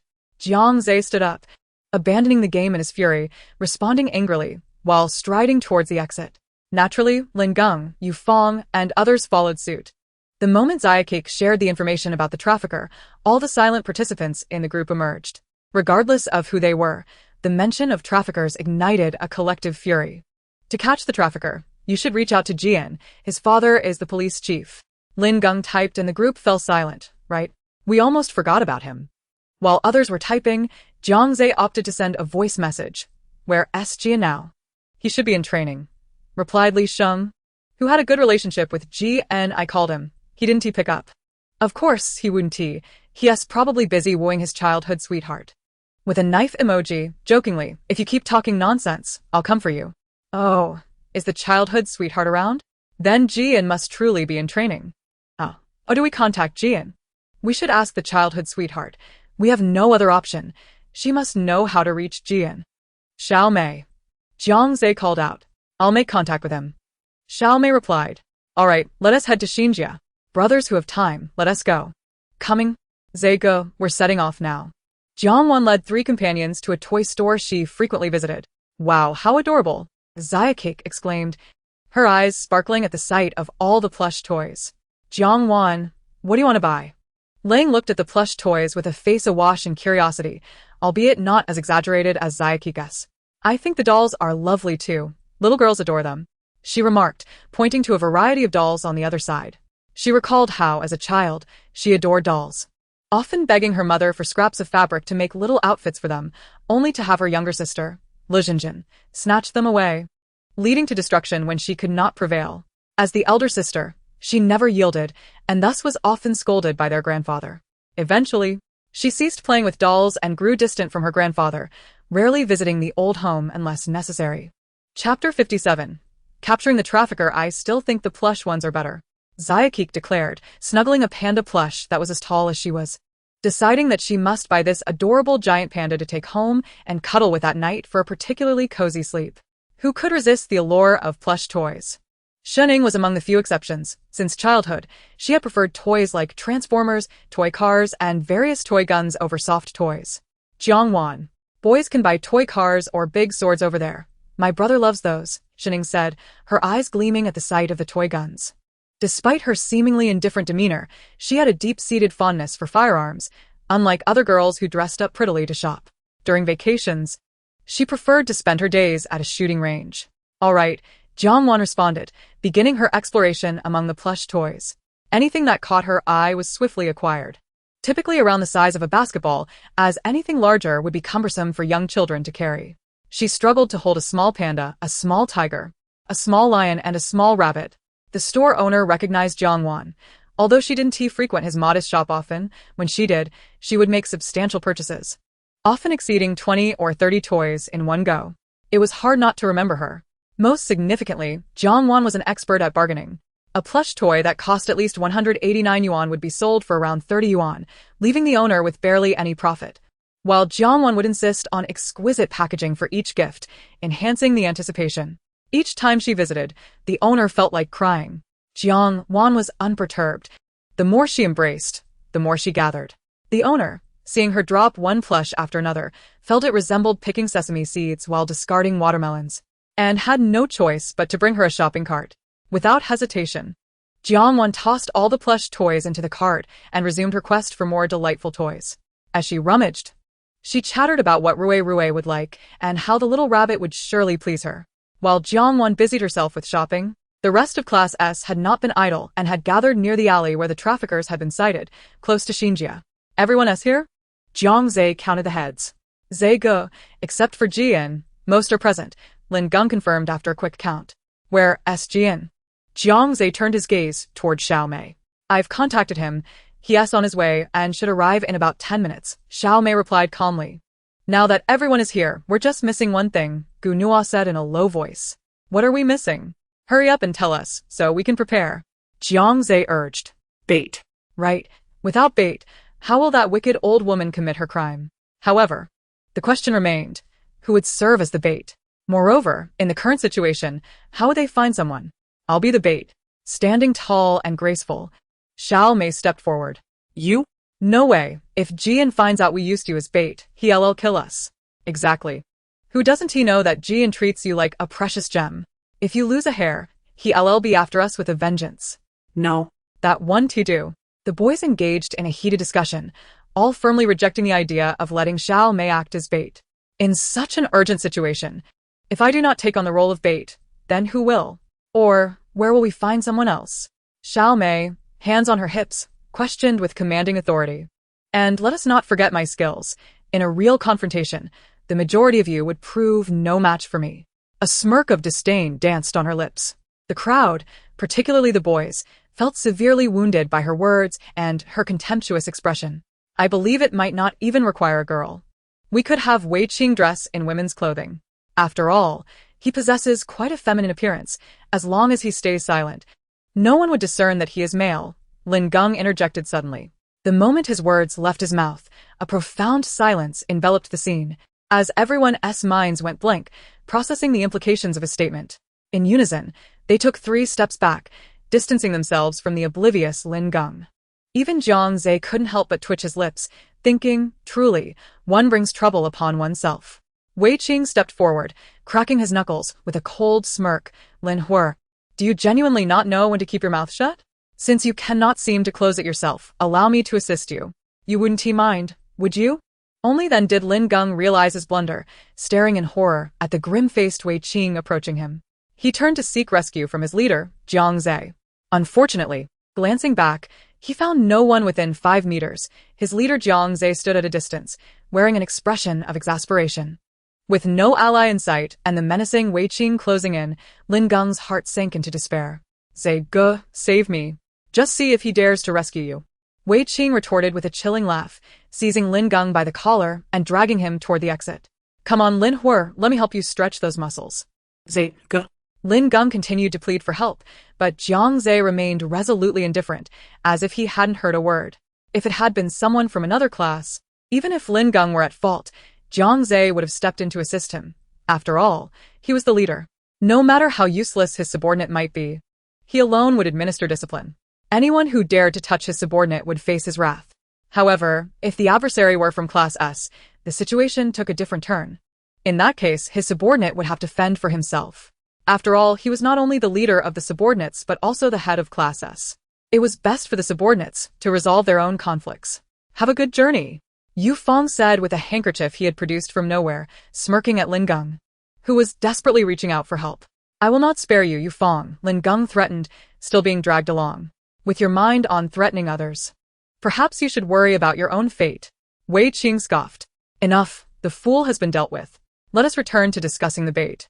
If you can find a new candidate within 10 minutes, I shall consider my words unspoken, Xiao Mei stated with a solemn expression.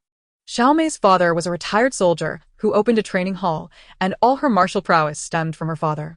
Influenced by him from a young age, She harbored a strong sense of justice, particularly abhorring criminals who would destroy families, such as human traffickers. In the past, whenever she encountered situations where someone seemed to be abducting a passerby, she would intervene, leaving her opponents incapacitated. Now that it was clear they were dealing with traffickers, how could she stand idly by? As her words echoed, the atmosphere fell silent once more. Everyone knew that apart from the exceptionally skilled Xiao Mei, there was no one else suitable to take on this role. A series of agonizing screams pierced the air, causing those who heard them to instinctively recoil in sympathy. Little Gung must be getting a severe beating, Yu Fong remarked, a glint of satisfaction in his eyes. Indeed, Lin Gung had a reputation for being loose-lipped, showing no regard for friend or foe, and Yu Fong had experienced being silenced by him before. Having been beaten a few times without change, Yu Fong had harbored a grudge against him. Several others nearby had also been on the receiving end of Lin Gung's barbs and wore expressions of delight. Chapter 58. Capturing Human Traffickers 2. What is happening? Is that Lin Gung's cry? Yes. We heard his screams from quite a distance. What has happened to him? Two strikingly handsome youths, each standing at 188 centimeters, approached, curious about the commotion. He being pummeled by Wei Qing. Hai Xiao, sporting bleached hair, said, arms crossed. He was among those Lin Gung had insulted. Oh, has he put his foot in it again?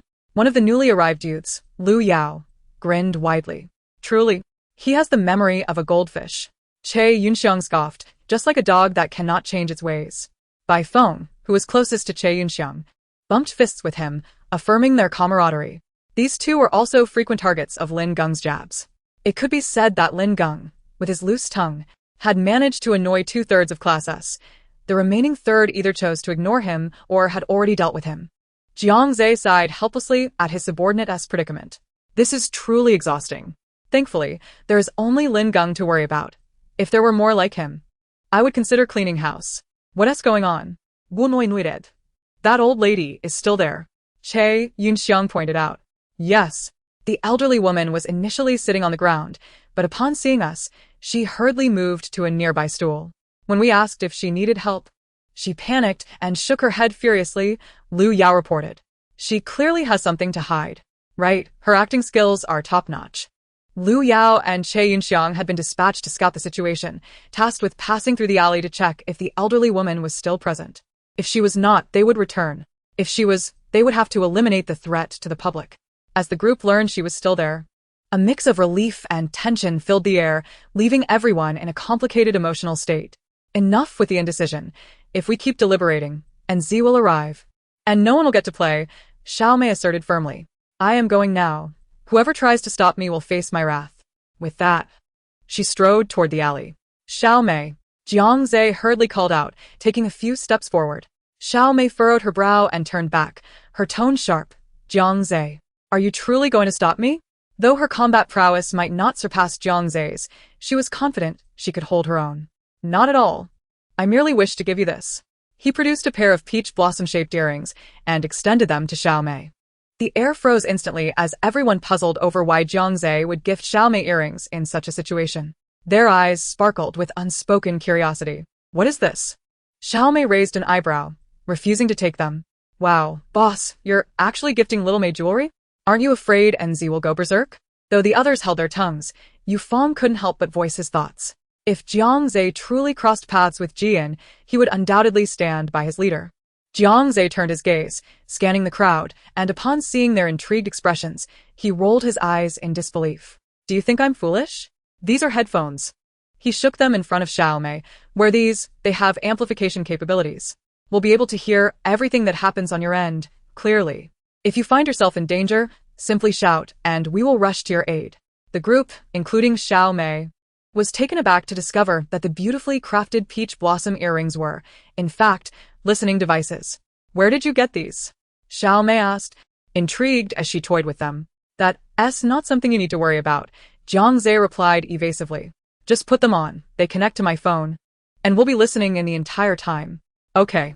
Xiao Mei gave an okay sign and placed the earrings on, while Jiang Zhe activated the connection on his phone. Be safe. Got it, stop nagging. She waved back at the group, her mood lifted as she entered the alley. Granny, are you alright? Xiao Mei ventured into the narrow alley that was originally meant for Lung Wenqing, where she encountered the trafficker's elderly wife, now sprawled on the ground. her face contorted in agony. Her eyes flickered momentarily before she hurriedly approached, feigning concern. Upon hearing the sweet voice of inquiry, old lady Li paused, momentarily taken aback. She had never anticipated that a young woman would actually step into this seldom-trodden alley. When she was informed earlier, she had been skeptical. Instantly, old lady Li retracted her focus, adopting a pained expression, exclaiming, "Oh dear, it hurts terribly." "Where does it hurt, dear old lady? Shall I take you to the hospital?" Xiao Mei gently assisted the elderly woman to her feet, while inquiring with genuine concern. Upon hearing the mention of a hospital, old lady Li immediately shook her head in panic. "No hospital, no hospital. If I go to the hospital and the doctor finds nothing wrong, it would expose me." "But what about your pain?" Xiao Mei aptly displayed a worried expression, advising, "Grandma, at your age, you mustn't be careless." No, I'm an old woman. I don't have many years left to live. A trip to the hospital would cost at least 1,000 or 800. I cannot afford that. I'll be fine resting at home." The thought of the hospital made old lady Li's face contort with discomfort. She had no desire to go there. Having no money to waste, Xiao Mei's eyes glimmered with understanding. "Then where do you live, dear old lady? I can escort you home." "Xiao Mei, do not act rashly." A voice echoed in her ear from her earpiece, Jiang Zhe's warning, but Xiao Mei chose to ignore it. Old lady Li's eyes lit up at the mention of being taken home, and she effusively praised, "Oh dear girl, you are truly a kind-hearted child. By the way, what do they call you?" "Grandma, my name is Maisie," Xiao Mei replied with a warm and friendly smile. "Maisie?" Old lady Li's eyes flickered. Didn't they call her Ching Ching? But she dismissed the thought, considering this young woman a great beauty, undoubtedly capable of fetching a high price. As for whether she had the right person, that was beyond her concern. Xiao Mei helped old lady Li slowly make her way toward the direction of the elderly woman's home, while Jiang Zhe and his companions, lurking in the shadows, followed suit. The only destination in this direction was a neighborhood called Yanshui. Gu Nuo scrolled through her phone, reading aloud the information she found. Yanshui community? What kind of place is that? Wei Qing inquired. A community that could easily be classified as a slum. It is the lowest tier of housing. Most residents are elderly, ill, or single mothers without the means to support themselves or unwilling to work. Essentially, it houses those with no survival skills. Everything here is the cheapest in the city. One can survive on about 300 yuan a month. Gu Nuo recited the details she uncovered. Survive on 300 for a month? Che Yunxiang's eyes widened in disbelief. What can you do with that? For me, a single meal costs no less than 10,000. I simply cannot fathom how one survives on 300 for a month. That breaks down to about 10 yuan a day. Even a bottle of water costs over 100. How terrifying. Ran Chuanwu shrank her neck in fear, unable to imagine living on so little. Thus, the disparity between wealth and poverty is truly alarming. A few of you go ahead and prepare. Notify us immediately if any suspicious individuals appear. Jiang Zhe promptly assigned the task. Though Zayakik had informed him that the traffickers were just the old woman and her son, it was prudent to be fully prepared. "I'll go," Yunfeng stepped forward. "Me too," Hai Xiao added. "I'll join as well." Ma Ji approached. "All right, stay safe." Jiang Zhe cautioned. "Don't worry." Ma Ji waved his hand as he departed with the others. Chapter 59. Capturing the Traffickers 3. Xiao Mei assisted old lady Li into the Yanshui community, observing the uneven ground strewn with garbage, the building walls peeling, and her heart sank. She had never imagined that such poverty existed in the city of S, a place she had only seen on television, resembling a slum. "Grandma, you live here? Is there anyone else at home?" Xiao Mei casually inquired. "Yes, I live here, just my son and me. Look, that gray building ahead, Unit 603 is my home." Old lady Li pointed to the dingy multi-story structure. "Oh, Building 9, Unit 603. Is it?" Xiao Mei had just heard Jiang Zhe mention that Yun Feng and the others had arrived at this community, but she was uncertain of the specific building. Hence the need to stay hidden. "Yes, Building 9, Unit 603, old lady Li replied amiably. She was attempting to dispel Xiao Mei's suspicions by revealing her information, unaware that Xiao Mei had already gathered all the necessary details. Upon hearing the exact unit number, Jiang Zhe immediately instructed Ma Ji and the others to head to Building 9. Subsequently, their main group hastily made their way to the Yanshui community. Xiao Mei helped old lady Li ascend the stairs and knocked on the door. Standing at the entrance was a gaunt man in his 30s, resembling a skeleton, clearly malnourished and showing signs of chronic insomnia. Hello, the old lady seems to have twisted her ankle. You should take her to get checked. Xiao Mei said to the man, handing old lady Li over to him. Upon seeing Xiao Mei, the skeletal man's eyes sparkled with an unusual light. He had never expected his mother would return with such a beautiful girl. The ethereal aura she radiated made it hard for him to breathe. He gulped, his eyes glimmering with greed. Old Lady Li, aware of her son's nature, swiftly interrupted him, turning to Xiao Mei with a warm smile. Dear girl, I can't thank you enough for bringing this old lady back home. You must be exhausted from such a long walk. Please, come in for a glass of water before you leave. She tightly grasped Xiao Mei's hand, unwilling to let go.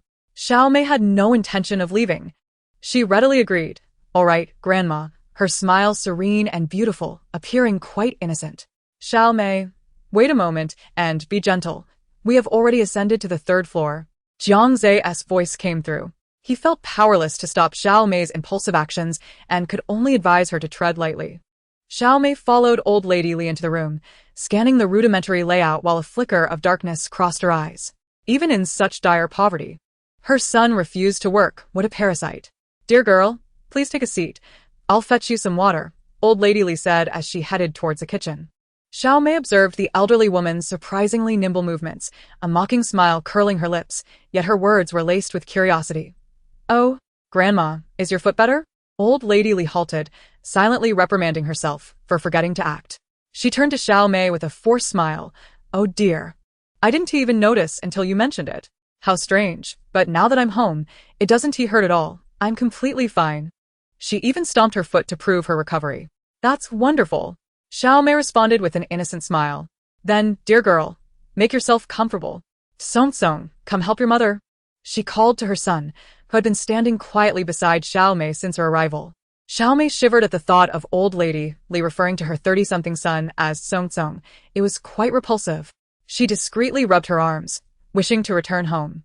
Li Tsong glanced reluctantly at his mother, who was smiling in a threatening manner, and begrudgingly stepped away from Xiao Mei. Once both old lady Li and Li Tsong entered the kitchen, Xiao Mei slowly covered her mouth and nose. The moment she stepped in, she was hit with a musty odor. She had to conceal her discomfort, feeling utterly vexed. The man had been gazing at her with insatiable greed, and she felt an overwhelming urge to smash his head. Cracking her knuckles, she could hardly contain her impatience. Meanwhile, in the kitchen, the mother and son from the Li family were conspiring. Mother, that girl is even more beautiful than the one in the photograph. Can we not sell her? Li Tsong smiled ingratiatingly at the elderly matriarch. She scoffed, not sell? You just acknowledged that she's even more stunning, which surely makes her worth more than the one in the picture. We could easily fetch 100,000. Just think, with that money, you could have any kind of bride you desire. Upon hearing the mention of such a substantial sum, a flicker of internal struggle crossed Li Tsong's eyes. In their impoverished household, his mother could barely earn 10 yuan a day scavenging, just enough to fill half their stomachs. However, that 100,000 could ensure they were well fed every day. Observing her son's hesitation, the matriarch added an enticing incentive. I'll even give you an extra 10,000 as pocket money. The prospect of 10,000 as spending money lit up Li Tsong's eyes. In comparison, women seemed far less significant. He nodded vigorously. All right. Satisfied, the elderly woman began dissolving sleeping pills into a glass of water. In a couple of days, they would abduct the girl in the photograph and sell her for another handsome sum. The individual had even promised an additional 100,000. Our future will indeed be brighter, the matriarch proclaimed, her face radiating hope. Li Tsong too felt a sense of longing for a future free from want. To others, 300,000 might seem a trifling amount, but to a family with savings barely reaching a few dozen, it felt like a fortune akin to millions. In their impoverished neighborhood, the total savings of all residents did not even amount to 300,000, and he would undoubtedly become the envy of many. As he imagined the envious gazes of those who had once looked down upon him, a grin spread across Li Tsong's face. My dear, would you like some water? The matriarch asked, handing a cup to Xiao Mei. She stared at the murky liquid within the darkened cup, her eyes twitching in disgust. No matter how positive her mindset, she simply could not bring herself to drink it. Thank you, but I can't, she forced out, hastily placing the cup on the table. The idea of consuming that water was utterly unthinkable. Noticing Xiao Mei's refusal, the matriarch's urgency intensified. Please drink up. This is worth 100,000. Li Tsong, now viewing Xiao Mei not as an object of desire, but as a lucrative prize, blocked her path. You can't leave, he declared menacingly. Why can't I leave? Xiao Mei asked, tilting her head in confusion. Step aside, I must go. No. Let me pass, or I won't be courteous. She extended her hand. Enough, young lady. I won't hide my intentions any longer. You should calm down, or you may regret it, the matriarch said, rising slowly, her demeanor shifting from kindness to menace, brandishing a large stick threateningly at Xiao Mei. Chapter 60. Capturing human traffickers. Xiao Mei turned to the elderly woman. Are you attempting to kidnap me? Girls must marry eventually. And I am merely trying to find you a suitable husband, the matriarch replied. Xiao Mei scoffed. What a charming way to put it. You intend to sell me? Don't you? Are you human traffickers? Human traffickers is such a harsh term. I am simply a matchmaker. Such sweet words. You impose your will upon me to find me a husband. Why not seek one for yourself? Xiao Mei retorted coldly. Since the charade was over, she felt no need to play along any longer. What a sharp-tongued little brat, the matriarch hissed, swinging the stick with alarming vigor, her frail facade crumbling. Xiao Mei grinned devilishly, muttering, Father, this is self-defense. With lightning speed, she seized Li Tsong, who was blocking the doorway, and delivered a fierce blow to his abdomen, causing him to roll his eyes back in pain. Seeing her beloved son attacked, the matriarch rushed forward, desperate to save him. However, Xiao Mei had no qualms about disregarding age or familial ties. In her eyes, there were only good and evil. Against the wicked, she displayed no mercy, kicking the elderly woman aside and continuing to pummel Li Kong. She had long harbored a desire to teach him a lesson, though the matriarch was vile. Li Tsong was no better. At his age, he should be working rather than relying on his aging mother. He was a societal parasite, and his existence was of no value. How dare you put Mei Mei in danger? What if she encountered peril? A furious Jian glared at Jiang Zhe and Gu Nua upon his arrival. He had just come from a nearby gathering, only to learn that they had placed Mei Mei in harm's way. The mere thought ignited a fierce urge to throttle them. As the others processed Jian's words, they exchanged knowing glances. It was likely that the mother-son duo of traffickers had posed a threat. With Xiao Mei's prowess in combat, who could possibly best her? Enough. Who can change Xiao Mei's decisions once she has made them? Gu Nua's remark deflated Jian's anger like a deflating balloon. As he said, Xiao Mei was resolute. Once she set her mind to something, no one could sway her. What is the situation now? Jian asked, his tone laced with frustration. Inside. The traffickers won't let Xiao Mei leave. She's about to take action, Jiang Zhe replied. And your people? Jian inquired, glancing behind him. Outside. Jian pointed to the staircase below. Hearing the commotion over his earpiece, Jiang Zhe looked at Jian. Bring them up quickly. Xiao Mei is about to strike. Hurry. Or the lives of those traffickers will be in jeopardy. Knowing how much she loathes evil, those two will be lucky to escape with their lives. Jiang Zhe's assumptions proved correct. When the group forcefully kicked open the dilapidated door, they found Li Tsong sprawled on the floor, his limbs contorted grotesquely, while the tear-streaked matriarch crawled desperately toward Xiao Mei. The sight of Xiao Mei unscathed amidst the gruesome scene of the Li family elicited startled reactions. Indeed, Xiao Mei was a force to be reckoned with, and they had underestimated her. Mei Mei, are you all right? Jian rushed toward Xiao Mei, gripping her shoulders with a pale face, his eyes scanning for any signs of injury. Once assured of her safety, he barked. Do you have any idea how dangerous this was? Why would you take such a risk alone? Are they all dead? Do you think it's acceptable for a girl like you to step forward? You have no idea how worried I was. Shut up.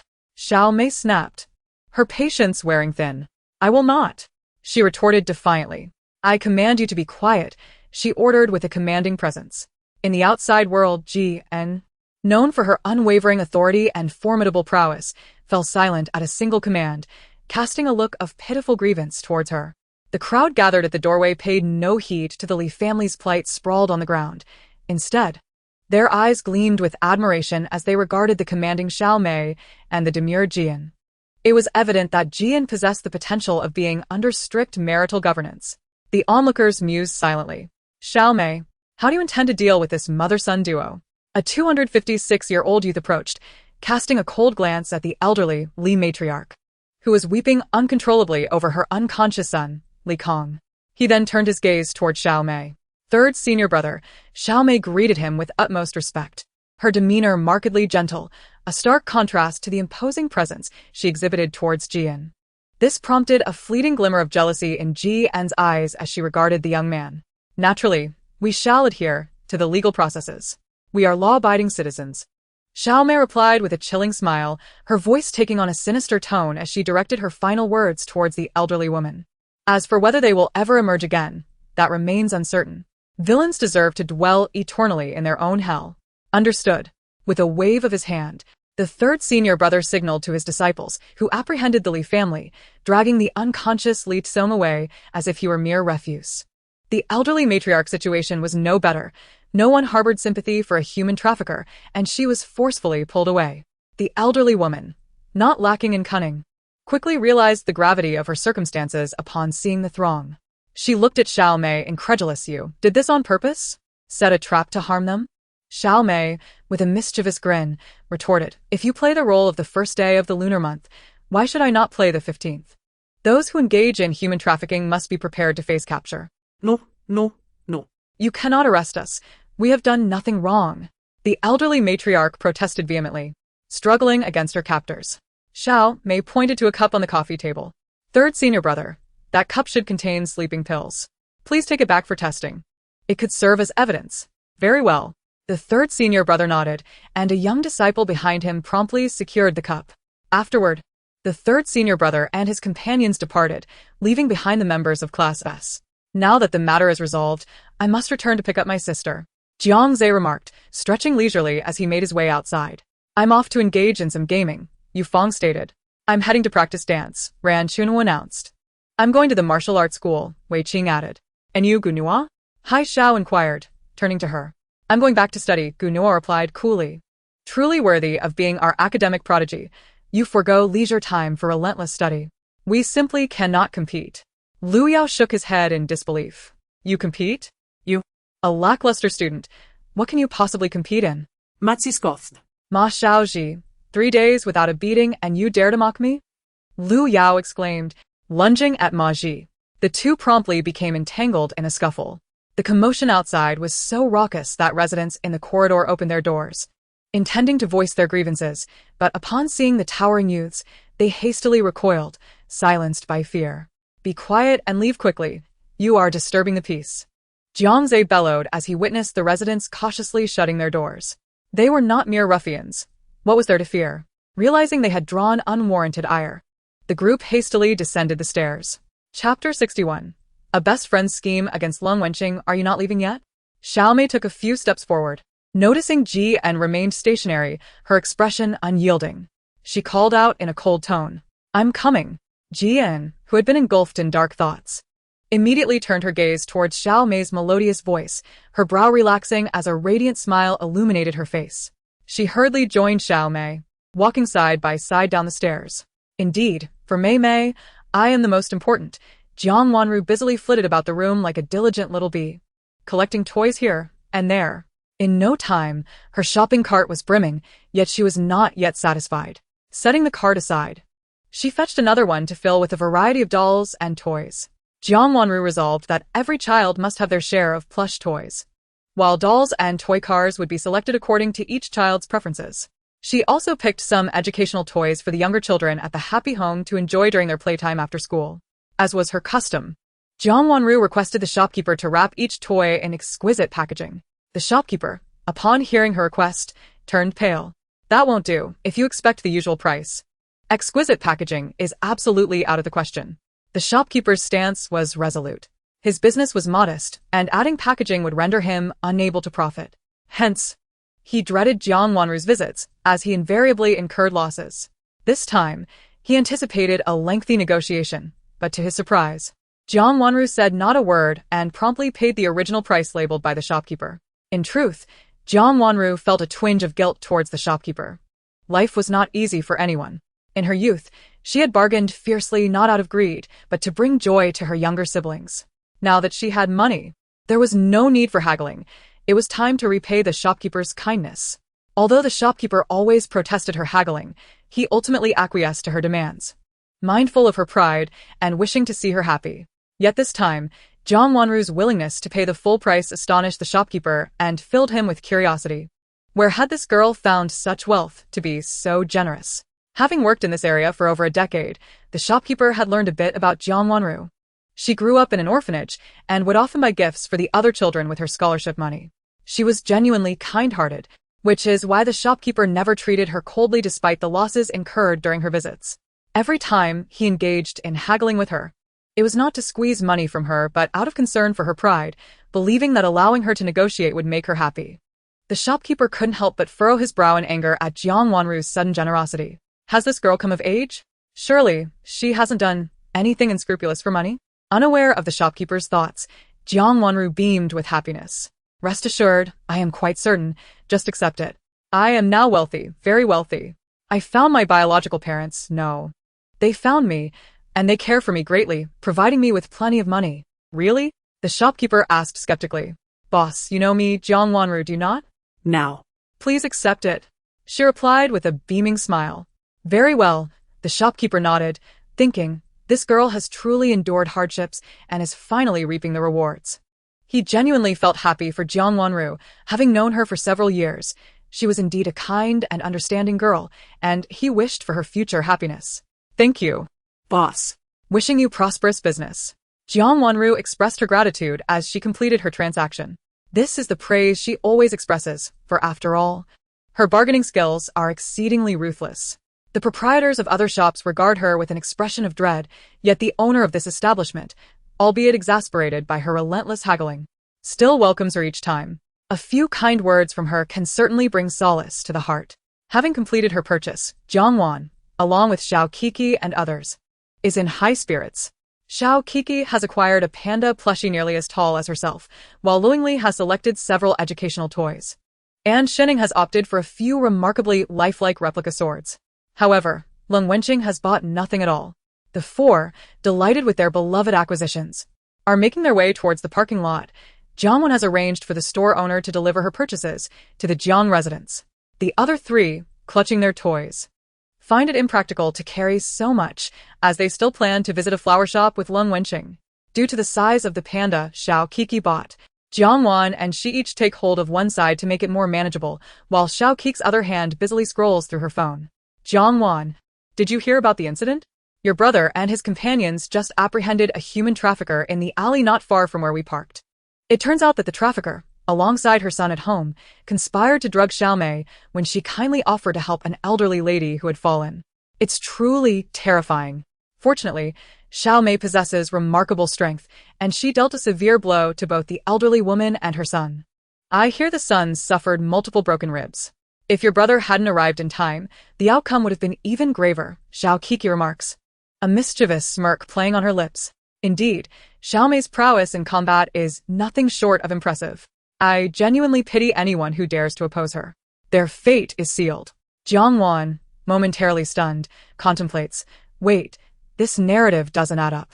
Wasn't it supposed to be Lung Wenqing who was to be abducted? I specifically prevented her from taking that route. How could anyone still encounter that trafficker? Shouldn't the elderly woman have returned home in a huff after waiting for Lung Wenqing in vain?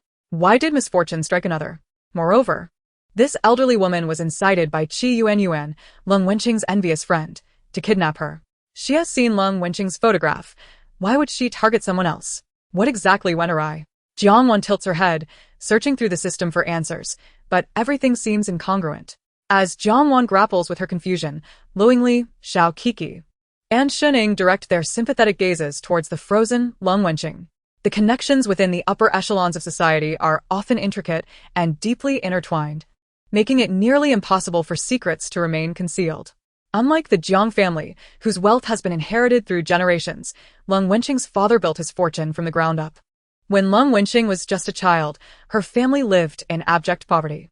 However, her father, with keen foresight, seized a business opportunity and ascended to affluence. Qi Yuan, the girl who seeks to harm Lung Wenqing, was a neighbor of the Lung family during their humble beginnings. Chapter 62, The Betrayal of a Best Friend. Initially, Lung's father sought to partner with Qi's father in a venture, but the timid Qi rebuffed him, reasoning that such opportunities were scarce for ordinary people. and any lucrative paths had long been monopolized by the wealthy. Lung's father, respecting his friend's decision, sought merely a loan to start his business, but was met with outright refusal. Chi's father doubted Lung's ability to repay, fearing that his investment would be lost, and mocked Lung's aspirations as fanciful dreams. He often sneered at Lung's father at social gatherings, eagerly anticipating his failure. Yet, against all odds, Lung's father achieved remarkable success, establishing a company and purchasing a villa, leaving behind the decrepit apartment building. This left Chi's father astounded, and in a bid to curry favor, he began to ingratiate himself with Lung's father, who, though not overly enthusiastic, reciprocated with some assistance, acknowledging past kindness. However, the affairs of adults seldom affect their children. Lung Wenqing and Qi Yuanyuan shared a close friendship, with the latter frequently visiting the Lung villa, sometimes for several days. Lung's mother treated Qi Yuanyuan with great affection, often buying her clothes and showering her with gifts, leading Qi to wish that Lung's mother were her own. The tight bond between the two girls was well known among the children in the villa community, making the revelation that Qi Yuanyuan intended to abduct Lung Wenqing all the more chilling. It is fortunate to have a friend, yet it is harrowing to realize that this friend harbors such malevolence. Lung Wenqing bites her lip, a surge of anger coursing through her. She wants to refute Jiang Wan's assertions, yet a part of her believes them, for she is not naive. Although Qi Yuanyuan often visits under the pretense of wanting to play, she behaves like a locust, taking everything she can. Lung's mother, oblivious to the underlying malice, continues to dote on Qi, providing her with lavish treats and sending her home with bags of goods, which has led to Qi's frequent visits. Lung Wenqing has attempted to dissuade her mother from being so generous, fearing it might cultivate ingratitude, but her mother remains blissfully unaware. As Lung Wenqing matures, she becomes more discerning and gradually distances herself from Qi Yuanyuan, yet the results are less than satisfactory. She had thought that maintaining a semblance of friendship would suffice, never anticipating that her so-called friend would resort to such extreme measures against her. It is a pity that the child whom Lung Wenqing was forced to bear upon her return was raised in a grim fate, mistreated and sold into servitude by a family of wretches who abused her relentlessly. Even when she became pregnant, she was beaten, suffering multiple miscarriages, and ultimately sold to a man well past his prime, who tormented her mercilessly. Unable to endure the suffering any longer, she took the lives of her tormentor and his family before ending her own life. Alas, how many lives have been lost due to Qi Yuanyuan's jealousy? Jiang Wan reflects somberly. Upon hearing the grim fate that awaits her, Lung Wenqing trembles with rage, her eyes ablaze with hatred towards Qi Yuanyuan. Qi Yuanyuan. She silently seethes, grinding her teeth in fury. Jiang Wan, I just remembered I have some matters to attend to. Let's plan to go shopping together another time. Lung Wenqing forces a smile, suppressing her anger as she gazes at Jiang Wan. Jiang Wan's eyes widen in disappointment. You're leaving? Aren't you buying flowers anymore? No. I'll come another time, Lung Wenqing replies. Very well then, we've made plans for next time. After all, the danger for Lung Wenqing has passed. Returning home poses no risk. Upon hearing Jiang Wan's assurance of her safety, Lung Wenqing breathes a sigh of relief. She tugs at her clothing, realizing now, in the aftermath, that her back is drenched with cold sweat from the fear she had not felt earlier. Lung Wenqing has always been a rational individual. The most significant distinction between her and Mi Shui is that she possesses the ability to observe, listen, and reflect. At times, she sensed an inexplicable coldness in Qi Yuanyuan's gaze directed toward her. After one or two instances, she initially believed she had misinterpreted the situation and chastised herself for doubting a friend. However, after the third encounter, Lung Wenqing recognized that Qi Yuanyuan harbored malevolent intentions toward her. Yet, she chose not to raise an alarm but rather to gradually distance herself from Qi Yuanyuan. To her astonishment, the animosity from the latter escalated to such an extent that she contemplated orchestrating her abduction. Qi Yuanyuan, I have truly indulged your audacity. After bidding farewell to Jiang Wan, Lung Wenqing nodded at Luang Liang and the others before taking her leave. Once she had separated from the group, a cold smile crept across her face. Qi Yuanyuan, I wonder if you can withstand the fury I am about to unleash upon you. As she watched Lung Wenqing's figure recede into the distance, Jiang Wan withdrew her gaze, pondering the identity of Xiao Mei. Having only transferred to Shenglan 4 days prior, she had met her classmates, but was unfamiliar with their names. Some she recognized, but could not match with the name she knew, leading her to refrain from calling anyone by name for fear of embarrassment. Xiao Mei, the queen of S-class in sparring, truly formidable, a match for Wei Qing. Shunning twirled a toy sword with a glowing hilt in her hand. Wow, that's impressive. Jiang Wan was aware of Wei Qing's prowess. Having researched her in the system, a genius in the martial arts realm, an extraordinary force to be reckoned with. To be able to stand toe-to-toe with someone like Wei Qing speaks volumes about Xiao Mei's capabilities, and the fact that she is a girl only adds to the admiration. Indeed, she is exceptional. Whenever we girls encounter insurmountable conflicts, we seek Xiao Mei's assistance. She is incredibly righteous, Shening remarked. Xiao Mei is truly wonderful. Jiang Wan's eyes sparkled. She adored strong yet gentle sisters. Yes, I'll introduce you to her at school, Lo Yingliang added. Upon arriving at the parking lot, to their surprise, Jiang Zhe was already waiting beside his car, gazing at Jiang Wan with a tender expression. Brother. Jiang Wan was taken aback by her brother's arrival to pick her up, her face lighting up with happiness as she rushed forward to embrace him. Have you finished shopping? Jiang Zhe affectionately ruffled Jiang Wan's hair. Yes, I bought a plethora of plush toys and various trinkets. Jiang Wan excitedly recounted her purchases. Jiang Zhe listened with rare patience, his expression gentle. Wow, Jiang Zhe seems like a completely different person now. Look at that radiant smile. It dazzles my titanium alloy eyes, Xiao Ku exclaimed in astonishment. I feel the same, Shening nodded in agreement. In her memory, Jiang Zhe had never displayed such a warm smile. It was either a scornful sneer or an arrogant chuckle. If she were not so familiar with him, she might suspect he had been possessed by someone else. Not only has Jiang Zhe changed, but even Aunt Sher seems to have softened, becoming more gentle and serene, Lo Yingliang remarked. I am grateful for Jiang Wan's arrival, Xiao Ke said. Although Jiang Wan had yet to reveal her significant news, Xiao Ke felt thankful that Jiang Wan was now part of their circle, helping to avert calamity for some. So am I, Shening and Lo Yingliang chimed in unison. They were surprised by their simultaneous response, exchanging glances before bursting into laughter. Xiao Ke, Yingliang, Xiaoying, my brother, and I are heading back now, Jiang Wan said joyfully as she stepped out of Jiang Ze's embrace to wave goodbye to her friends. All right, see you tomorrow, they replied, waving back. Mom, I'm home.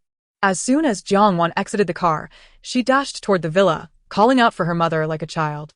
Sherlan, seated on the sofa and engrossed in the news, immediately stood up upon hearing her beloved daughter's voice. Mom. Jiang Wan rushed into Sherlan's arms, embracing her tightly. Did you have fun? What did you buy? Sherlan asked, holding her daughter's delicate hand.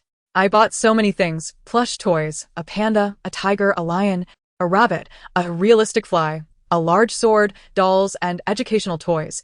Jiang Wan excitedly recounted the gifts she had purchased for her friends. Sherlan listened tenderly as her daughter narrated her shopping adventures. When Jiang Zhe entered, he found the scene filled with warmth between mother and sister, his eyes shimmering with affection. Ever since my little sister returned, Mom's mood has remained so stable. It's wonderful, he thought. That evening, Jiang Dad returned, handing Jiang Wan a meticulously prepared list of gifts. Jiang Wan was astonished to see the lengthy list, which seemed to stretch for several meters. She recalled that the last time her father showed her the list, it was not nearly as extensive. Had it really grown by a meter in just a day? She immediately resolved to go on Saturday, lest the list continued to expand. Naturally, Zhang Lian and Sherlan had no objections. They were eager to express their gratitude to Dean Jiang in person. What are you looking at, Jiang Wan? Xiao Ku asked as she entered S-class and spotted Jiang Wan gazing around curiously. I'm trying to find out who Xiao Mei is, Jiang Wan replied. Her interest peaked after hearing about Xiao Mei's exploits the previous day. Xiao Mei? Xiao Ke glanced around the classroom, but did not see her. She must not have arrived yet. Once she does, I'll let you know, she said, placing her backpack on her desk. Great. Jiang Wan nodded eagerly. You don't have to wait. Xiao Mei has taken a leave of absence, as has Ji and Lo Yingliang announced as she walked in. Why? Jiang Wan exclaimed in surprise. Xiao Mei acted recklessly by infiltrating enemy territory yesterday and got scolded by her father, who made her write a 10,000-word reflection. Ji and, unwilling to let her face the punishment alone, volunteered to stay and share the burden. Typically, S-class students informed their class leader, Lo Yingliang, about absences instead of the homeroom teacher, which was why she was aware of Xiao Mei's leave so early in the day. Oh, I see. Jiang Wan pouted in disappointment. She had held Xiao Mei in high esteem, particularly after learning of her bravery in capturing a human trafficker and her son. Today, she had eagerly arrived early with her brother to catch a glimpse of the legendary figure, Xiao Mei. It's all right. You can see her tomorrow, Xiao Ku reassured her. But she'll be absent for 2 days. We'll have to wait until next Monday, Lo Yingliang remarked, dashing Jiang Wan's hopes once more. Fine. Jiang Wan lowered her head, feeling despondent. The day passed uneventfully, and she found herself muttering to herself, lamenting the absence of intriguing news. The students of S class, having been able to hear Jiang Wan's thoughts, eagerly anticipated each day. With nothing remarkable happening, they felt a sense of emptiness within. It wasn't tea until the final self-study session that the students perked up, as only half an hour remained until dismissal. With each passing moment, their spirits soared. Jiang Wan, too, felt excitement. Although the toy store had delivered her purchases the previous day, it had been too late to unpack everything. So she looked forward to organizing her new treasures that evening. Thus, she eagerly awaited the end of the school day.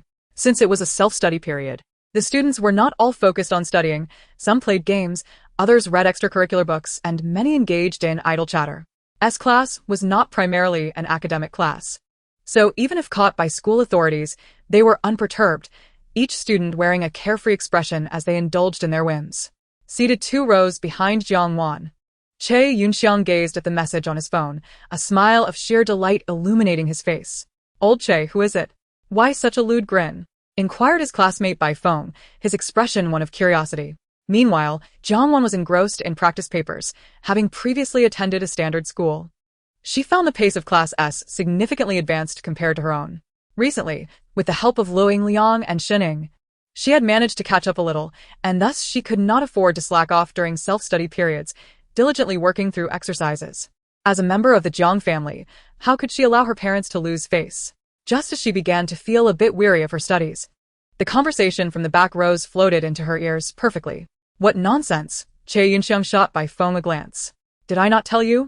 A couple of days ago, I was rear-ended while driving. The other party was a guy who readily admitted fault, quite a decent fellow really. He was open and forthright, and we hit it off well. He mentioned wanting to introduce me to some friends and set up a gathering. He waved his phone slightly. After school today, I won TB heading back with you. What? Not a girl? How dull. By phone pouted, having expected the joyous smile to be the result of female attention. Well, fine. I'll go back myself. Che Yunxiang smirked. You keep talking about girls, but take a look at your grades. If you don't start studying properly, you'll be vying with Lu Yao for the bottom spot.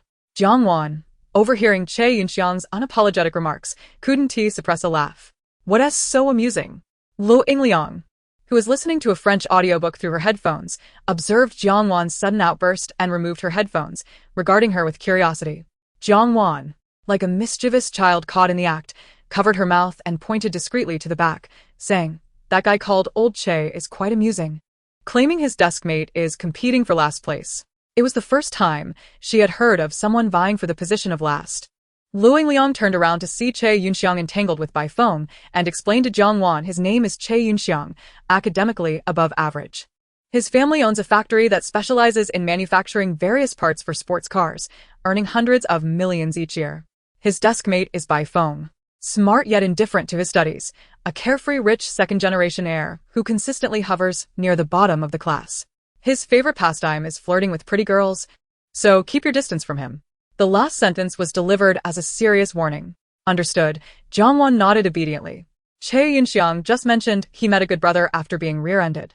If that person happens to be a girl, it would be a classic romantic encounter from a novel. Chapter 64. Che Yunxiang deceived into buying fake jadeite rough. Jiang Wan was not merely a bookish student. When fatigued from studying, she would indulge in novels to alleviate her tiredness. While she lamented that the real-life scenario was not a romantic meeting between a couple, she quietly began to investigate the circumstances of Che Yunxiang's rear-end collision. Let me see how he was rear-ended, she chuckled as she commenced her search. As Jiang Wan's thoughts emerged, the classroom fell into an immediate hush. The raucous shouts from the back row, where Jiang Zhe and others had been engaged in gaming, ceased abruptly. The sudden silence startled Jiang Wan, who, feeling as though she were a thief, cautiously looked up to find countless dark eyes fixed upon her, causing her to gasp in shock. What's going on? Why is everyone looking at me with such bewilderment? It's nothing, Xiao Kiki reassured, waving her hand. It's just that your laughter piqued our curiosity. She glanced around the classroom, seeking confirmation from her peers. Right? It's nothing. Yes, nothing at all. With that, the students redirected their attention to their tasks, yet if one observed closely, they would notice their movements were instinctual. Their ears were straining to catch the first-hand information. See? Nothing's amiss. Please continue, Xiao Kiki urged with a smile. Come on, spill the beans. I'm anxious. Meanwhile, Che Yunxiang, seated in the back, felt an involuntary tension coursing through him. He was reluctant to listen, yet curiosity gnawed at him, creating an internal conflict. After all, no one wishes to be the center of gossip. Oh. Jiang Wan nodded. As she did, a cacophony of voices erupted once more throughout the classroom. Observing that everyone resumed their activities, she returned to her research. Wow, Che Yunxiang is so unfortunate, so pitiful. Jiang Wan exclaimed, her tongue clicking in disbelief. The collective actions of her classmates momentarily paused, but they quickly resumed, ensuring Jiang Wan remained unaware of their intrigue, even as their bodies instinctively leaned towards her direction. How do I inform Che Yunxiang that his so-called good brother is a fraud? They are operating a new form of scam, and he is the unsuspecting victim. The collision with Che Yunxiang was intentional. They target wealthy scions like him, and he has become their latest mark. With his luxury car, expensive watch, and designer attire, he exudes the aura of a rich heir, and such individuals often share the common flaw of being naive with their wealth. Initially, they befriend Che Yunxiang, inviting him to various gatherings. One of them boasts about his jadeite rough purchases, claiming immense profits, enticing everyone, including Che Yunxiang. Though initially skeptical, Che Yunxiang, after being mocked by one of their associates for hesitating to invest, is ultimately drawn into the scheme. Under the pressure of taunts, Che Yunxiang, eager to prove himself, spends millions on jadeite, only to realize that the initial pieces presented to him were mere fakes, designed to deceive someone like him, who knows little of the trade. As the truth dawns upon him, Che Yunxiang confronts his so-called good brother, only to be met with ridicule. In a fit of anger, he engages in a brawl. Outnumbered, and ultimately sustaining a head injury. Though he survives, he becomes a vegetative state, never to awaken again. Meanwhile, the scammers, having profited from Che Yunxiang's naivety, continue their deceitful exploits in another city, living lavishly for a time. However, their fortune is short-lived. Che Yunxiang, as elder brother, seeking vengeance for a sibling, infiltrates their ranks and ultimately orchestrates their downfall. The criminals are apprehended, bringing relief to many innocent victims. Yet the tragedy of Che Yunxiang lingers. He remains in a state of oblivion. His mother, witnessing her son grow weaker and reliant on life support, weeps daily, her own health deteriorating as a result, ultimately shortening her lifespan. Che Yunxiang remains a vegetable into his 60s, despite repeated medical advice to let him go peacefully. His elder brother clings to the hope that Che Yunxiang might awaken, until, in his 80s, he fears for his brother's care and, with great sorrow, disconnects the life support, arranging for Che Yunxiang's final affairs before succumbing himself. Che Yunxiang's tale is truly one of profound tragedy, Jiang Wan mused, dabbing her eyes with her fingertip, wiping away the tears that had begun to form. Upon hearing the tragic fate of Che Yunxiang, the members of Class S turned their gazes toward him in unison. Enraged, Che Yunxiang pounded the table fiercely, growling, "I shall make them pay dearly." Calm down, calm down. Bai Feng immediately pressed Che Yunxiang, who was ready to rush out and confront the culprits. How can I possibly calm down? Che Yunxiang struggled vehemently, feeling an inferno of fury raging within his chest, a flame that seemed impossible to extinguish. I comprehend your emotions at this moment, but does your anger truly resolve anything? We must remain level-headed and devise a long-term plan, Bai Feng advised.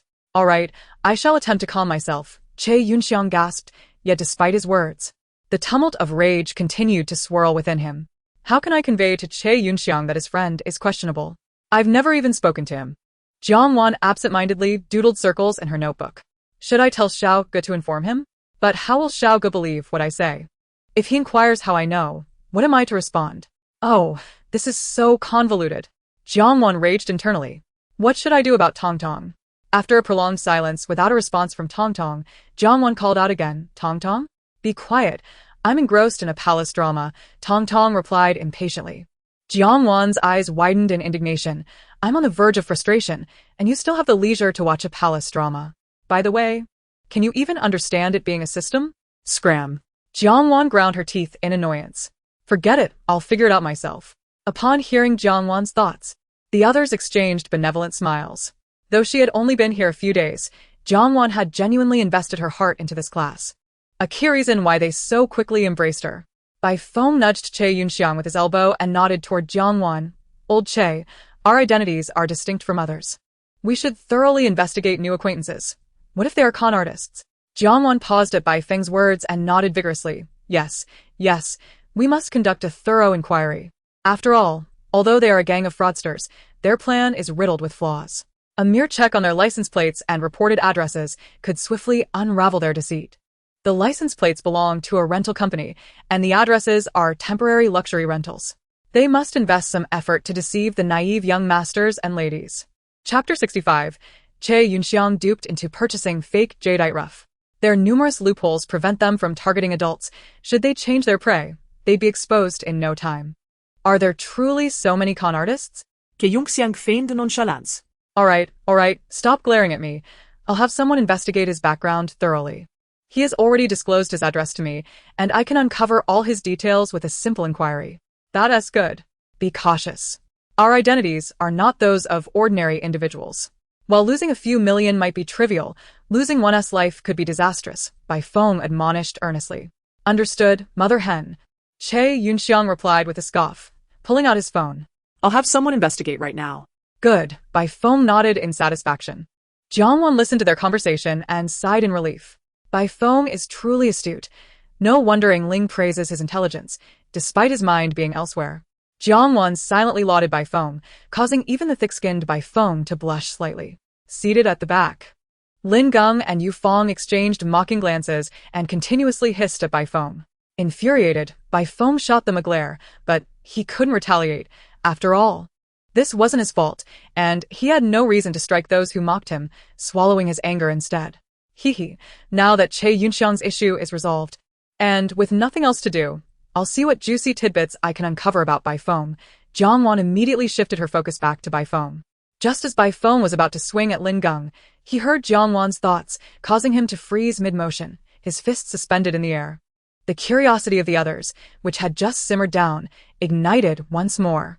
Before Jiang Wan's thoughts could resound again, the school bell rang, signaling the end of the day. Jiang Wan, her eyes sparkling with excitement, jumped to her feet and called to Jiang Zhe, who had just tucked away his phone. Xiao Ge, let us head home. She could hardly contain her eagerness to write blessings for each of her younger siblings, hoping for their happiness as they grew. All right, Jiang Zhe replied, slowly gathering his belongings. The others in Class S also took their time packing up, anticipating the next revelation from Jiang Wan. Unfortunately, even as Jiang Wan reached the classroom door, she did not share any further gossip, leaving her classmates with expressions of disappointment. Wait, share your news before you leave. This suspense is unbearable, they lamented, gazing forlornly at Jiang Wan as she departed. Looks like you're lucky, Che Yunxiang scoffed at Bai Feng, who had narrowly escaped. Ugh, you scared me to death. Bai Feng patted his chest, still shaken. While frightened, he too was curious about what his own tragic fate would be. Indeed, a tragic fate awaited him. Ever since Jiang Wan's arrival, the secrets she unveiled about everyone had the potential to dramatically alter their futures, instilling fear in him. The moment Yumu's scandal surfaced during gym class, Bai Feng had hurriedly left, and to this day, no news had emerged, confirming the terror of the revelations. Yet, a flicker of anticipation stirred within him. What could possibly be his own scandal? As the classroom emptied, Che Yunxiang and Bai Feng made their way downstairs. Just as they stepped outside, Che Yunxiang received a message from a friend. As Jiang Wan had intuited, the address reported by the individual tailing him was indeed a rental. Moreover, the luxury car he drove was also rented. Che Yunxiang perused the investigative findings about his friend, known as Taozi, with a glint of cold determination in his eyes. They were a gang of swindlers specializing in defrauding people of vast sums through counterfeit jadeite rough. They avoided petty crimes and steered clear of drugs and gambling, knowing that one misstep could lead to their downfall. However, with jade rough, the stakes were high, often reaching millions, and success hinged on luck. Even if a few small targets were ensnared, they could easily escape blame, attributing it to the victim's misfortune rather than their own deceit. It was this very mindset that had allowed them to con numerous victims without consequence. Che Yunxiang's friend owned a detective agency, allowing them to uncover the crook's secrets. The jadeite rough presented to customers was merely the dregs, guaranteed to contain no genuine jade. Naturally, some authentic pieces were mixed in. Otherwise, the entire scheme would unravel. Che Yunxiang shared the investigative results with Bai Feng, who was equally incensed. After obtaining Che Yunxiang's consent, Bai Feng sent the information to their group chat. inciting fury among the others as they inquired how to resolve the situation. Please let us know if there is anything we can assist with, they offered, moving Che Yunxiang. Though he ultimately declined their help, reasoning that this matter exceeded their capabilities and would be best handled by adults. Despite Che Yunxiang's desire to deal with the situation himself, he recognized his limitations, so he reached out to his older brother, relaying the details. With that, he became a mere bystander, choosing to wait for the outcome. Given his brother's character, it was certain that the con artists would not escape unscathed. In Jiang Wan's room, the little rabbit plush toy is a gift for Tutu, wishing her beauty and health as she grows. The small lion is intended for Xiao Hao, who has always displayed a fiery temperament akin to that of a lion while being fiercely protective. May he grow ever more handsome, healthy, and safe. The cat plush is for Rue Rue, who embodies the prideful elegance of a Persian cat, both haughty and beautiful. May Rue Rue remain proud yet humble, diligently progressing while enjoying good health and safety. This realistic toy gun is meant for Xiao Yan. With it in hand, he is bound to appear both cool and dashing. May justice surround Xiao Yan, instilling him with immense confidence, health, and well-being. As Jiang Wan allocates each toy to its suitable recipient, she pens heartfelt blessings on the packaging, a sincere tribute to the younger siblings of her blissful household. Oh, why are there 2 extra toys? After categorizing all the plushies, Jiang Wan gazes at the 2 additional toys with curiosity. Encased in transparent bags, one is a sunflower plush, and the other a green fairy plush. Jiang Wan cradles the 2 toys, her heart warmed by the thought that these must be gifts from the store owner. What a tough exterior, yet tender heart the owner possesses. Each time she visits the toy shop for supplies, the owner seems eager to usher her out, yet always discreetly places small treasures among the toys as gifts. Even now, knowing she has funds, the owner still presents her with gifts, leaving Jiang Wan profoundly touched. Indeed, I truly adore this world. All I encounter are kind souls. I hope they remain safe, healthy, and surrounded by joy. They will. Every benevolent person shall be rewarded, responds her friend. Jiang Wan gazes at the sunflower plush, gently tapping its brow, thinking, this one is for my elder brother. Though he may have a less than amiable temperament, he cares deeply for her as his sister. Having been at the Jiang household for several days without knowing what to gift him, this is a perfect opportunity to offer something meaningful. With that thought, Jiang Wan dashes towards Jiang Zhe's room, clutching the sunflower plush. Chapter 66. A call from 5th brother Jiang Zhe is engrossed in a game when a phone call interrupts him. Suppressing his irritation, he contemplates hanging up. But upon seeing the caller ID, he reluctantly answers. 5th brother, what is the matter? He asks nonchalantly. Hearing the casual tone of his younger brother, Jiang Chen, the 5th son of the Jiang family, feels a vain throb on his forehead. Truly, with the older brothers away, this rascal has lost all sense of decorum. It seems he must return home and give him a good talking to. What? Am I not allowed to call you if there's nothing urgent? Jiang Chen's tone is decidedly brusque. A law student renowned for his intellect, he often comes off as aloof. However, his heart is warm, always extending a helping hand to those in need. Many are eager to befriend him, knowing his cold exterior belies his loyalty. He reserves all his ire for Jiang Zhe, the lowest-ranking brother in the family after all. It is the duty of the younger sibling to bear the brunt of the elder's frustrations. Nonsense, 5th brother can call any time. And the younger brother is always at your service, Jiang Zhe responds obsequiously. That's more like it. By the way, I called Mom, but no one answered. Has something happened at home? If it weren't for the inability to reach their mother, he wouldn't be calling Jiang Zhe, whom he finds utterly exasperating. Oh. Mom went to a social gathering for affluent ladies. It's a gathering of women, and most phones are switched off, Jiang Zhe explains. Today, upon returning home with his younger sister, they were informed by their mother about her attendance at a soiree hosted by a certain high society lady, where no husbands or children were allowed, allowing him and his sister to enjoy some peace in their respective rooms. Oh, I see. That's a relief. I've been quite busy lately, so I won't be able to return home for a while. Please let Mom know. Jiang Chen's main reason for calling is to convey this sentiment. Due to a significant case his mentor is handling, he cannot visit their mother, which weighs heavily on him. However, once this case concludes, I will make an effort to spend more time with her, so don't forget to pass that along, he instructs. Mom may not necessarily be eager to see you return. Sure, Jiang Zhe replies, though internally he scoffs, yet he knows he must comply.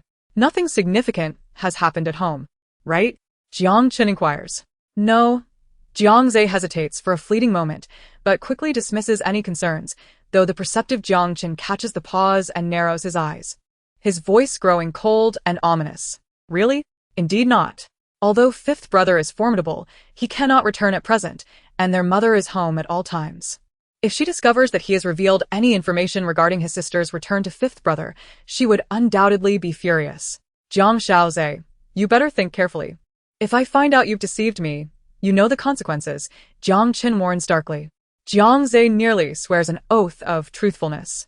Yet, as fate would have it, just as he begins to affirm his honesty, Jiang Wan bursts into the room. Elder brother, look at this adorable sunflower plush. It's for you, she beams, presenting the transparent wrapped toy.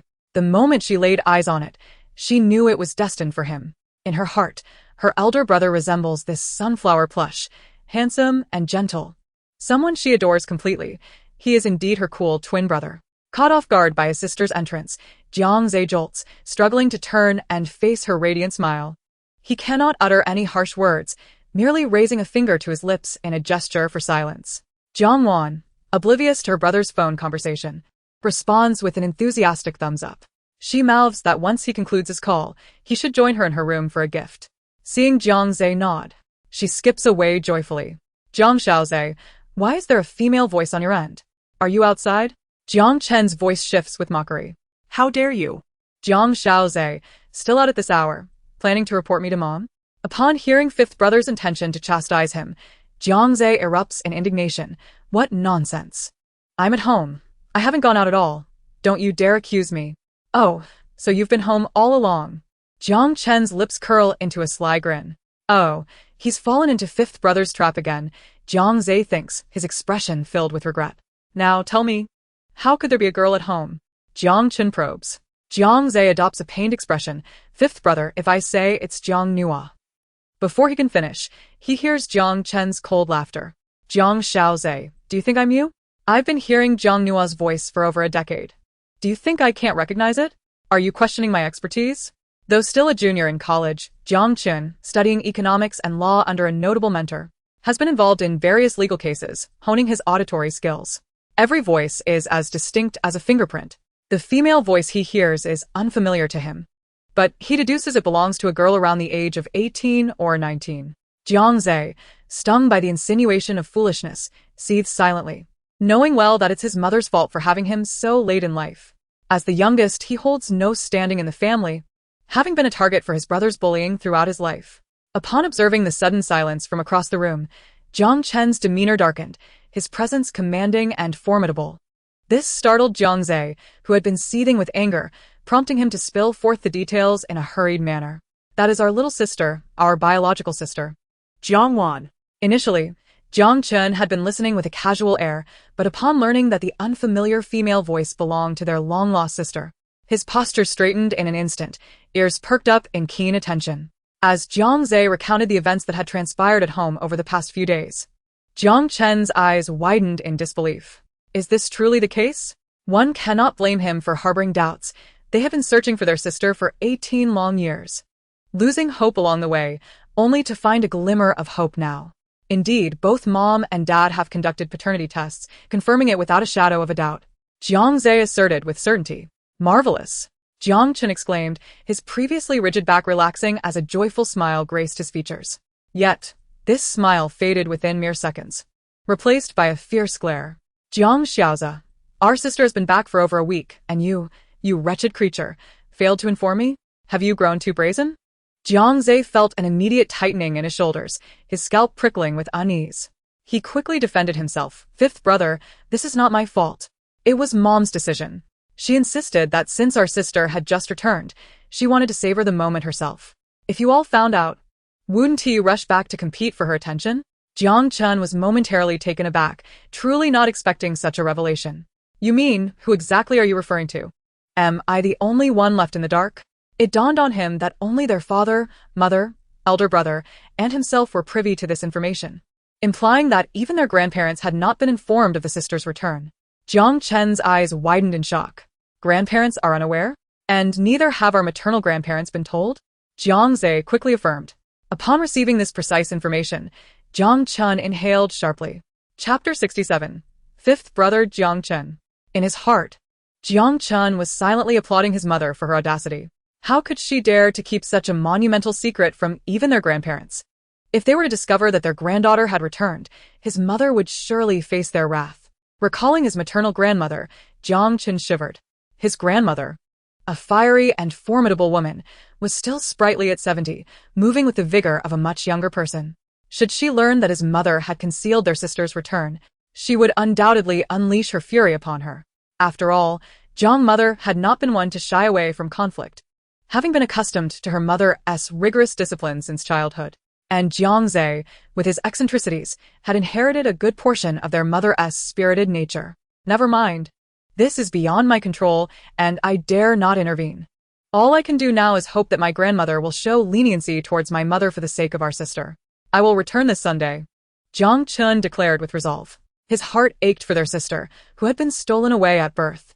Although he had been too young to comprehend at the time, he had always remained close to their expectant mother, dreaming of the day he could play with his sister and shower her with the finest and most beautiful clothes. Now that she had returned, he yearned to sprout wings and fly back to her at once. Alas, his teacher had taken on a significant case, insisting that he shadow him for learning purposes, and he could not afford to disappoint his mentor. Thus, he silently apologized to his sister in his heart. "Send me my sister's WeChat ID, he commanded without hesitation. Understood. Jiang Zhe, the formidable school bully outside but a submissive younger brother at home, promptly complied and forwarded Jiang Wan's WeChat information. Inform her that I have added her, Jiang Chun continued with authority. All right, Jiang Zhe replied, yet remained stationary. Jiang Xiaoza, you had better convey my message to sister immediately. Otherwise, come Sunday when I return, you know what will happen, Jiang Chun threatened through gritted teeth. Fully aware of Jiang Zhe's nature, he knew that when not under his watchful eye, he might easily go back on his word.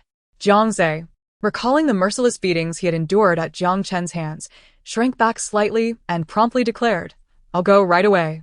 He dashed out in his slippers, the sound of his hurried footsteps echoing behind him. Sister. Initially intending to ascend to the 5th floor to locate Jiang Wan, Jiang Zhe unexpectedly encountered her at the stairwell on the 2nd floor, exclaiming in haste, Elder brother? Seeing Jiang Zhe panting heavily, Jiang Wan tilted her head and remarked, Are you running a marathon? Your phone. Jiang Wan replied, perplexed. What about my phone? Ding ding. At that moment, Jiang Wan's phone rang twice, signaling a notification. It must be 5th brother adding you. Please accept his request. 5th brother? Jiang Wan echoed, bewildered. It's me. It's me. Little sister, I am your 5th brother. Jiang Ze's phone remained connected, allowing Jiang Chen to overhear their exchange. Upon hearing Jiang Wan call out for her 5th brother, Jiang Chen could hardly contain his excitement, shouting fervently from the other end. Jiang Wan also caught the enthusiastic male voice emerging from Jiang Ze's phone, questioning, Is this 5th brother? Jiang Chen? Exactly. So hurry and accept.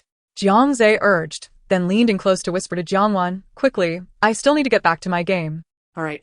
Jiang Wan promptly replied, taking out her phone to accept the request, then turned toward Jiang Ze's phone, declaring, 5th brother, it's Jiang Wan. I've accepted your invitation. As soon as her words fell, Jiang Chen disconnected the call and sent a message to Jiang Wan. Jiang Zhe, gripping his phone with frustration, felt a vain throb on his forehead. This was unmistakably the behavior of a true brother. Used and discarded, truly frustrating. Another day of regretting being the youngest in the family. I'm leaving, Jiang Zhe announced, noticing that Jiang Wan remained engrossed in her messages, not sparing him a glance. His irritation flared anew. It was apparent that he held no significant place in this household. Good night, elder brother, Jiang Wan replied, her head still bent over her phone. This only fueled Jiang Ze's annoyance further. Just moments ago, she had promised him a gift, yet now, with the arrival of 5th brother, it seemed he had been cast aside. Gritting his teeth, he cast a resentful glare at the top of Jiang Wan's head. What a fine family we have. With a disdainful huff, he could hardly maintain the image of the domineering school bully. As Jiang Wan continued to type, she finally registered that her elder brother had yet to depart. She raised her head to meet Jiang Ze's gaze, which bore an expression of grievance. Apologies, elder brother, she said, quickly grabbing a small sunflower plush toy from nearby and offering it to him. Here, this is for you. For me? Jiang Ze replied, taken aback. Upon receiving the plush, he noticed its face and felt a flicker of disdain. He was 18, an adult now. How could she gift him a toy? Wouldn't this tarnish his reputation as the elder brother? Should he accept it or not? Yes, elder brother. While this toy may not be of great value, I truly wasn't sure what else to give you. I don't know what you might need, so I could only offer you this humble toy. I hope you won't mind, Jiang Wan said shyly. In the coming days, she planned to consult with Ing Liang and Cuckoo about appropriate gifts for older relatives and brothers, seeking some guidance. How could Jiang Zhe possibly reject such a gesture? He was the first in the Jiang family to receive a gift from their little sister, and he could only imagine the envy of his 5 older brothers. In an instant, his mood soared, a wide grin breaking across his face as he declared, "Of course, I won't mind. All right, I'll take my leave now. Rest well." Cradling the sunflower plush close, a silly smile mirroring the toy's expression, he left with a heart full of contentment. As Jiang Zhe walked back to his room, he thought about how he would sleep with the toy that night. Meanwhile, after Jiang Zhe's departure, Jiang Wan continued her conversation with 5th brother Jiang Chen. Once their chat concluded, Jiang Chen was so exhilarated he found it impossible to sleep, instead turning his attention to preparing gifts for his sister. The first meeting with his sister warranted nothing less than the finest offerings, and he knew that a woman's heart could be captured with a few essential treasures: clothing, handbags, and exquisite jewelry. Given that my younger sister is still attending school, I shall refrain from gifting her clothing and bags, especially since our mother has undoubtedly prepared a multitude of items for her. Thus, only jewelry remains as a viable option. Although Jiang Chen is merely a university student, he is nonetheless the scion of the Jiang family, with the company generating annual dividends amounting to billions. Consequently, he possesses considerable wealth. Without concern for the hour, he promptly called a friend engaged in the jewelry business, insisting on acquiring the finest and most expensive pieces as swiftly as possible. His friend, perplexed, jestingly inquired whether Jiang Chen had a new girlfriend, prompting a scolding from Jiang Chen in return. Once the matter of the gift was settled, Jiang Chen finally found peace in slumber, unaware that Jiang Wan, unlike other women, harbored no fondness for jewelry whatsoever. Rather, her affection lay solely with money, a sentiment born from past hardships. On the following Friday, brimming with excitement and joy, Jiang Wan arrived at school. For today marked the final day of the week and the onset of a much-anticipated holiday. She would also return to the happy home to visit the director, her mother, and her younger siblings, her entire being radiating with a dazzling, sunlit glow. "What has you so elated?" queried Lo Liang upon entering the classroom and spotting Jiang Wan, who appeared to be glowing with happiness. "Tomorrow is the weekend," Jiang Wan exclaimed joyfully. Lo Liang nodded in agreement, recognizing that every child eagerly awaits the weekend. The first class was taught by Old Yan, who called the roll, noting that Yuan Mu, Xiao Mei, and Jian were absent. Thus began the lengthy Chinese literature lesson. Chapter 68, a pact with Lo Liang and the others to shop on Sunday. Is Yuan Mu still absent? Has his issue not been resolved? Someone inquired in the group chat. I don't know. Yuan Zi has been as elusive as a ghost these past few days, with not a word to be heard. Yun Feng responded, a close friend of Yuan Mu. It's truly frustrating. Shouldn't he at least inform us? Doesn't he realize we're all worried about him? All right, no more complaints. Once his matter is settled, he will naturally return. Let us be patient, Wei Qing replied. And what of old Che? How is his situation? You ought to ask if it has been resolved. Oh, right, has it been resolved? Engrossed in class, Che Yunxiang did not glance at his phone, while the less studious by phone played with his device. Upon receiving a message from the Voices group, he elbowed the attentive Che Yunxiang, who looked up, set down his pen, and began to reply, It's still unresolved. I've handed it over to my elder brother. He suggested employing a strategy akin to theirs to turn the tables, but I'm uncertain how to proceed. I'll update the group once I receive news. All right. We await your update. We're waiting for you. The group promptly flooded the chat with messages of anticipation. After lunch, as they walked back to the classroom, Xiao Kiki turned to Jiang Wan and said, Little Wan, tomorrow is Saturday. You will join us for shopping, Wan to? Jiang Wan, with a hint of regret, shook her head. I'm sorry, but my family has decided to visit the happy home tomorrow to adopt some orphans. Tomorrow? ISN, at the weekend? Shuning queried, puzzled, recalling that Jiang Wan had mentioned plans for the weekend just the night before. Yes, Saturday. It was a last-minute decision. My father has already prepared a shopping list, and my gifts are ready. I want to deliver them to my younger siblings as early as possible to bring them joy.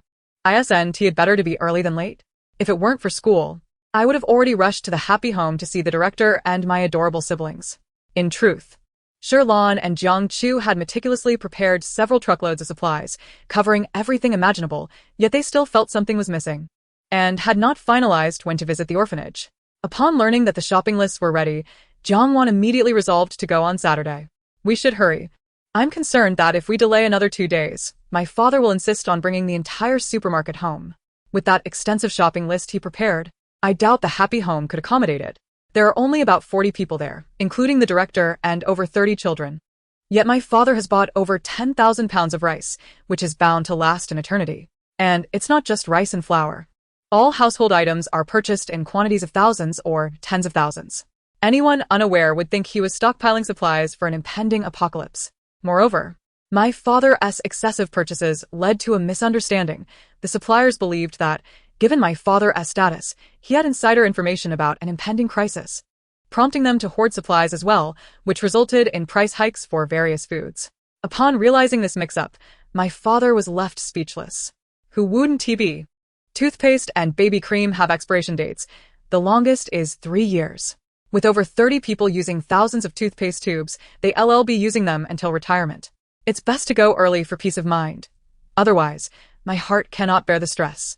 Jiang Wan lamented internally, while the students still present in class stifled their laughter, shoulders shaking with suppressed mirth.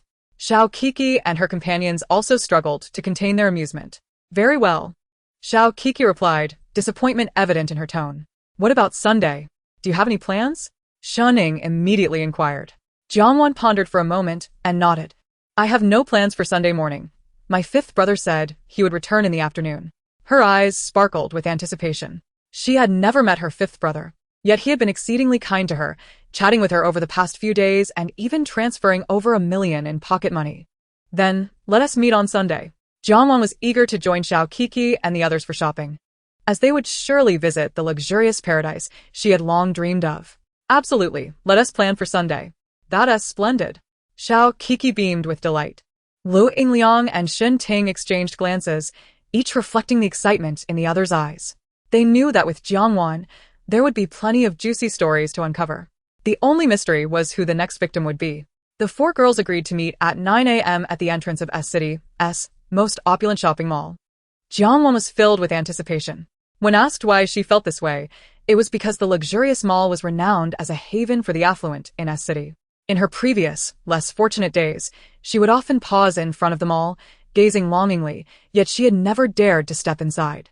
Not only were the items within beyond her financial reach, but even clad in her finest attire, she would have felt too intimidated to enter. Her most expensive garment, a reward for achieving first place in her grade, was a pair of jeans costing 188 yuan and a white blouse priced at 58 yuan, which she purchased with a 2,000 yuan prize. Now, she was about to visit the luxurious haven that had captivated her curiosity for so long. How could she not be excited? Moreover, she wanted to ask them for advice on what to gift her elders and brothers. What do you usually give as gifts? She inquired during a lull in their conversation. There are many options such as leather belts, cufflinks, ties, and watches for men, while there's a plethora of choices for women, including jewelry and handbags. Xiao Kiki enumerated with her fingers. I believe the value of the gift is secondary. What truly matters is the sentiment behind it, Shuning remarked. Indeed, Uncle Jiang and Aunt Shi will surely be overjoyed to receive any gift from you, Lu Yingliang noted. Fully aware of the Jiang couple's deep affection for their long-lost daughter, whatever Jiang Wan chose to give, they would be filled with joy. Then, I shall entrust this to you. Jiang Wan smiled as she made her request. No problem. Leave it to us. Just wait and see. Jiang Wan, at the mere thought of selecting gifts for her parents and brothers in a couple of days, was overwhelmed with joy, her smile unwavering and infectious. Her buoyant mood persisted until her return, as she continued to beam with delight. What brings you such happiness? Lan inquired, noticing her daughter's silly grin as she rushed home from school, resembling someone who had just stumbled upon a fortune. I've made plans with Yingliang and the others to go shopping on Sunday. Jiang Wan replied cheerfully. Haven to your father, and I given you a supplementary card to spend? Lan's expression shifted to one of displeasure. But I haven't found anything that requires such a large expenditure. Jiang Wan protested. Lately, I've been using the pocket money that my older brother transfers to me on WeChat. I haven't spent much at all. Sweetheart, that's simply one do. As my precious daughter, how can you not indulge in spending? It's just unacceptable, Sherlon admonished gently. Jiang Wan stuck out her tongue playfully. Darling, spending money can be quite effortless. Just a casual purchase of some jewelry, and the cash will flow like water, Sherlon advised. What? Jiang Wan exclaimed, taken aback. On Sunday, when you go shopping, you should just splurge on those exquisite jewels. But Jiang Wan's mouth fell open slightly. Buying so much jewelry? I wouldn't even wear it. Wouldn't that be wasteful? However, she was aware that high-quality jewelry typically started at several million. A staggering sum that left her feeling utterly overwhelmed. Chapter 69. Lin Geng and Cousin Li Chang. Xiaomei, don't walk so quickly, wait for me. A man of unremarkable appearance and physique trailed after his girlfriend, who, despite her high heels, strode briskly with a face that screamed internet celebrity. The influencer, Xiaomei, abruptly halted, glaring at him in anger. Li Chang, let me make it clear, my family will never relent. A 5 million yuan wedding home, a million yuan wedding car, a 200,000 yuan diamond ring, 300,000 for wedding accessories, and a million yuan for the bride price, all to be hosted at the 6-star hotel in Zhenjiang. Even then, it's south not even close to 10 million, and that is already our family's greatest concession. My friend's demands are all double that. Doesn't every other family pay willingly and happily? Li Chang attempted to placate her, nodding vigorously. But our family simply can't gather that much money at once. That's not my concern. Don't you have an exceptionally wealthy aunt? Just borrow some from her. Xiaomei suggested casually. Li Chang fell silent, eventually muttering dryly. But my family truly doesn't have that much money. Upon hearing this, Xiaomei's voice sharpened. No money? Then why do you want to marry? If you're broke, why waste my time? You should be out robbing. With hands on her hips, she took on an aggressive stance. Li Chang, I'm telling you, our family's conditions are as they are. If you can't meet them, there are plenty of others who can. I'm giving you 3 days to think it over, and if you still can't satisfy my family's requirements, we'll break up. With my looks, don't think that a mere 7-8 million is all I'm worth. Even 10 million is a small price to pay for someone like me. With that, Xiaomei sashayed away, her confidence radiating. That wretched girl. Just wait until I have you in my grasp. I'll show you. Li Qianshata. Shaking his fist in the air, his tone laced with malice. Xiaomei was Li Chang's new girlfriend, whom he had won over using the 300,000 yuan his mother had shamelessly borrowed from Lin Geng's mother, combined with his family's savings, to purchase a luxury car worth 600,000 yuan. Xiaomei, a minor internet celebrity, had undergone numerous cosmetic procedures to enhance her appearance, as she understood that to capture the attention of the wealthy, sacrifices were necessary. Initially, seeing Li Chang driving a car worth over 600,000 yuan suggested he hailed from a family with some financial means, prompting her to approach him. Li Chang, enamored, went out of his way to impress her, taking her on romantic candlelit dinners at upscale restaurants and showering her with extravagant gifts, ultimately persuading her to become his girlfriend. However, Xiaomei made it clear that she was not an easy catch. She insisted that they could only progress further once they were married. Thus, after 3 months of their relationship, their interactions were limited to holding hands and the occasional kiss on the cheek, with Xiaomei refusing any further intimacy. In pursuit of her affection, Li Chang drained his family's savings and racked up substantial online debts. When he finally proposed marriage, Xiaomei audaciously demanded a sum exceeding 10 million yuan. The Li family could never afford such a sum, yet Li Chang was unwilling to relent, having invested so much without even sharing a proper kiss with her. Consequently, he continued to cling to Xiaomei, hoping she might lower her expectations. Today, Xiaomei indeed reduced her demands, but only slightly, lowering the house price to 7 million yuan, yet still insisting that the deed be co-signed in both her and Li Chang's names. The Li family couldn't even muster 1 million yuan for the bride price. Since Li Chang began dating Xiaomei, he had been compelled to purchase only the finest for her to maintain appearances. Whenever Xiaomei casually mentioned how one of her friends received lavish gifts worth thousands, Li Chang would rush home to beg for money, nearly exhausting his parents' hard-earned retirement savings. Li Chang's eyes burned with resentment, cursing fate for not granting him a wealthy lineage that would allow him to indulge in whatever he desired without a care. He resented his parents for not giving him the privilege of being a rich second-generation heir, which would have prevented women from looking down on him. He even harbored bitterness towards his aunt for not adopting him, which would have elevated him to the status of a wealthy young master. And he loathed his cousin Lin Geng for being born, which robbed him of the affluent life that should have been his. Li Chong directed his ire towards everyone he knew, save for himself, whose incompetence and fanciful dreams were the true sources of his plight. But hatred aside, he still needed to gather the bride price. Yet, where could he possibly procure such an enormous sum? Suddenly, Li Chong recalled Xiaomei's final remark about borrowing from his wealthy aunt. Indeed, while his family was broke, the Lin family was affluent. As his aunt's only nephew, surely she would have to provide him with a substantial sum for his wedding. However, he was met with rejection when he shamelessly requested 10 million yuan, nearly being cast out by the Lin family. Meanwhile, Xiaomei continued to press him, leaving Li Chong in a state of frantic desperation, his mouth blistered from stress. Everything changed when he overheard one of Xiaomei's friends mention that she was allegedly being pursued by a wealthy heir. Panic set in. He had emptied his resources for Xiaomei, and now that wretched girl dared to abandon him for another. Enraged, Li Chong set his sights on Lin Geng. "Look here." Lin Geng's father handed him a phone. "What's this?" Lin Geng asked, glancing at the screen to find footage of Li Chong arguing with his influencer girlfriend over the bride price. Shocked, he turned to his father. "Not only did I have someone follow Li Chong, but I also sent people to investigate his recent activities. Every surveillance video within reach has been copied, and this is the most valuable segment from hundreds of recordings. Check the timestamp," Lin Geng's father said slowly, his eyes gleaming with a chilling intensity. He refrained from expressing the fury that boiled within him upon witnessing the video. All he desired was to eliminate that ungrateful Li Chong. Lin Geng peered at the timestamp, realizing it was 3 days ago.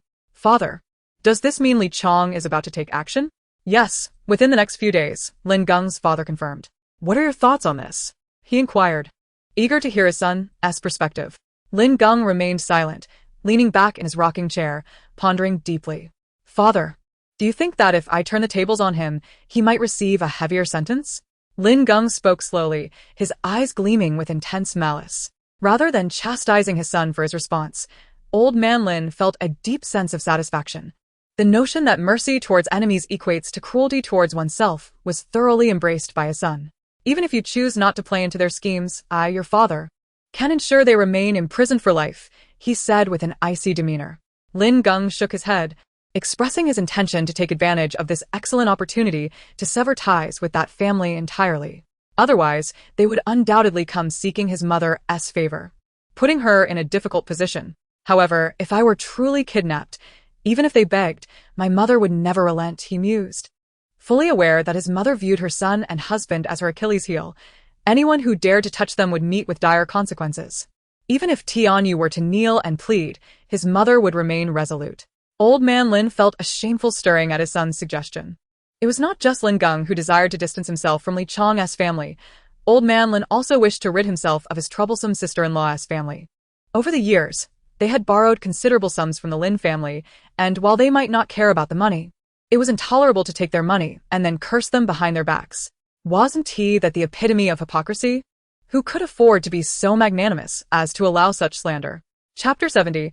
Che Yunxiang informed his elder brother about Jiang Wan's uniqueness. "All right. We will proceed as you suggest. Rest assured regarding safety, I guarantee there will be no lapses," he declared, confident in the capabilities of those he trained.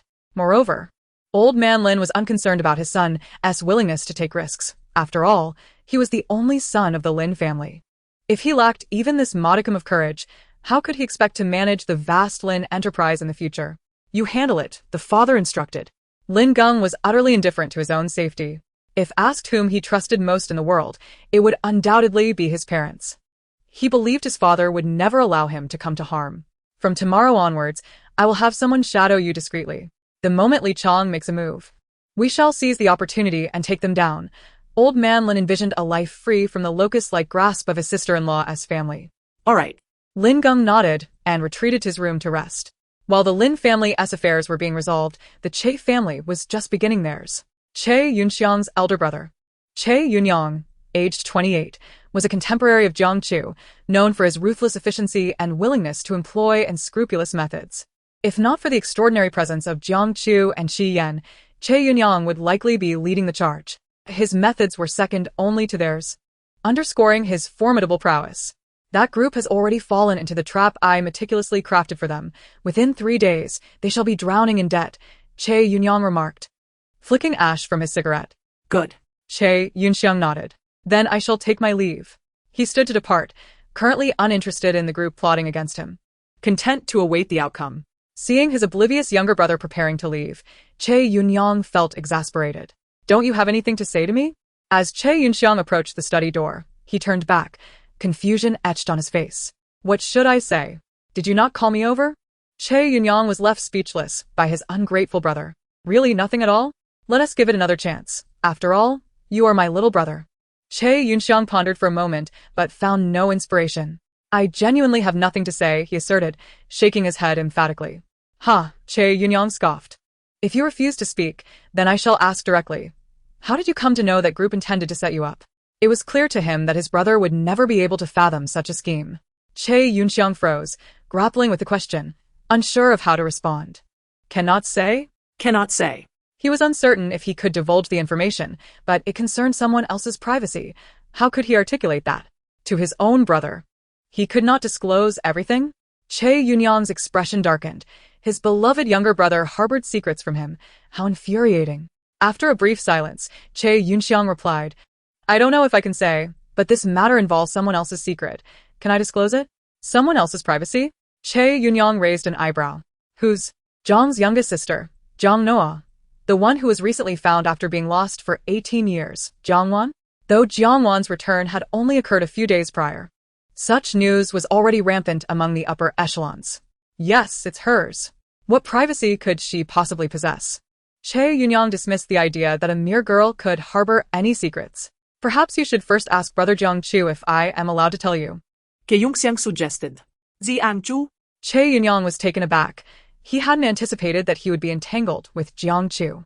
Yes, Brother Jiang Chu. Fine. Che Yunyang reluctantly nodded and retrieved his phone to call Jiang Chu. When Jiang Chu saw Che Yunyang's name on the screen, he was surprised but answered nonetheless. Hello. What's up? My brother asked me to inquire if I could be privy to information regarding your sister, Che Yunyang stated plainly.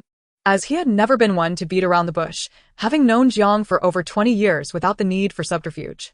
Jiang Chu was taken aback that Che Yunyang was calling to discuss his sister, indicating that her uniqueness was becoming widely recognized. Sure, that's fine. Good, that suffices. My little brother insists I seek your permission. Otherwise, he won't say a word. Jiang Chu knew his brother well. When it came to keeping secrets, he was second to none. He wouldn't even divulge matters to their parents. All right then, I'll hang up. With permission granted. Che Yunyang had no need for further awkward small talk and promptly ended the call. Looking at his younger brother, he said, Brother Jiang Chu has given his consent. Now. Speak. Che Yunxiang, having overheard Jiang Chu's agreement through his brother's phone, nodded. The matter began on Jiang Wan's first day at her new school, he recounted, omitting any embellishments, merely stating the facts. Che Yunyang initially listened with a casual demeanor, not taking it seriously.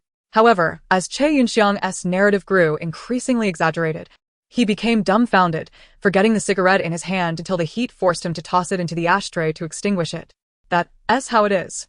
It was Jiang Wan who told me about my situation. Che Yunxiang concluded, if it weren't for Jiang Wan, I would likely have been taken for a fool. Fortunately, her presence allowed him to evade disaster.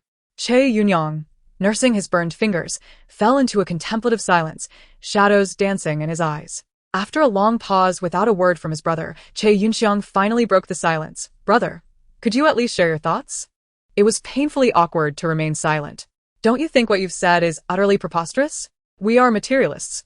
We must believe in science. After a lengthy silence, Che Yunyang managed to utter these words with difficulty. Che Yunxiang rolled his eyes, exasperated. If you don't believe, then I shall take my leave. He began to rise to leave. Sit down. I never said I didn't believe. Che Yunyang snapped. You are the one who insisted on believing in science. Che Yunxiang retorted, hands in pockets, a cold expression on his face. If we are to rely on science, how can we believe in supernatural forces? Che Yunyang was momentarily at a loss for words, his expression darkening. Is it true? He asked, uncertainty creeping into his tone. Indeed, Che Yunxiang affirmed with a nod. Very well, then I understand. Che Yunyang nodded begrudgingly, curious about who else might know of Jiang Wan's unique abilities. Everyone in Class S is aware, as well as our homeroom teacher Yan Duo and Jiang Zai's family. That's all I know. Beyond that, I'm unsure who else might be in the know. Che Yunyang paid little mind to his brother's convoluted explanation. All right, I understand. You may go now. I will handle the remaining matters. He waved his hand wearily, ushering him away. Okay. After Che Yunxiang's departure, Che Yunyao found himself grappling with the astonishing revelations he had encountered that day, which utterly subverted his understanding cultivated over nearly 3 decades. He retrieved his phone to send a message to Jiang Chu. Is what my younger brother said true? After a prolonged wait with no response, Che Yunyao paced anxiously around his room. Ding. Approximately 5 minutes later, a message finally chimed in, revealing a solitary character. N. The sight of this character left him even more astounded than the information relayed by his brother. Having known Jiang Chu since childhood, Che Yunyao was acutely aware that he was an individual who held disdain for falsehoods. If Jiang Chu affirmed the truth, then it seemed the Jiang family's true heiress indeed possessed that extraordinary ability to uncover any event from the past or predict the future with absolute accuracy. Che Yunyao sensed a profound shift was imminent in S City. Chapter 71. The horse ranch at home. Come on, Jiang Wan, Xiao Kiki beckoned.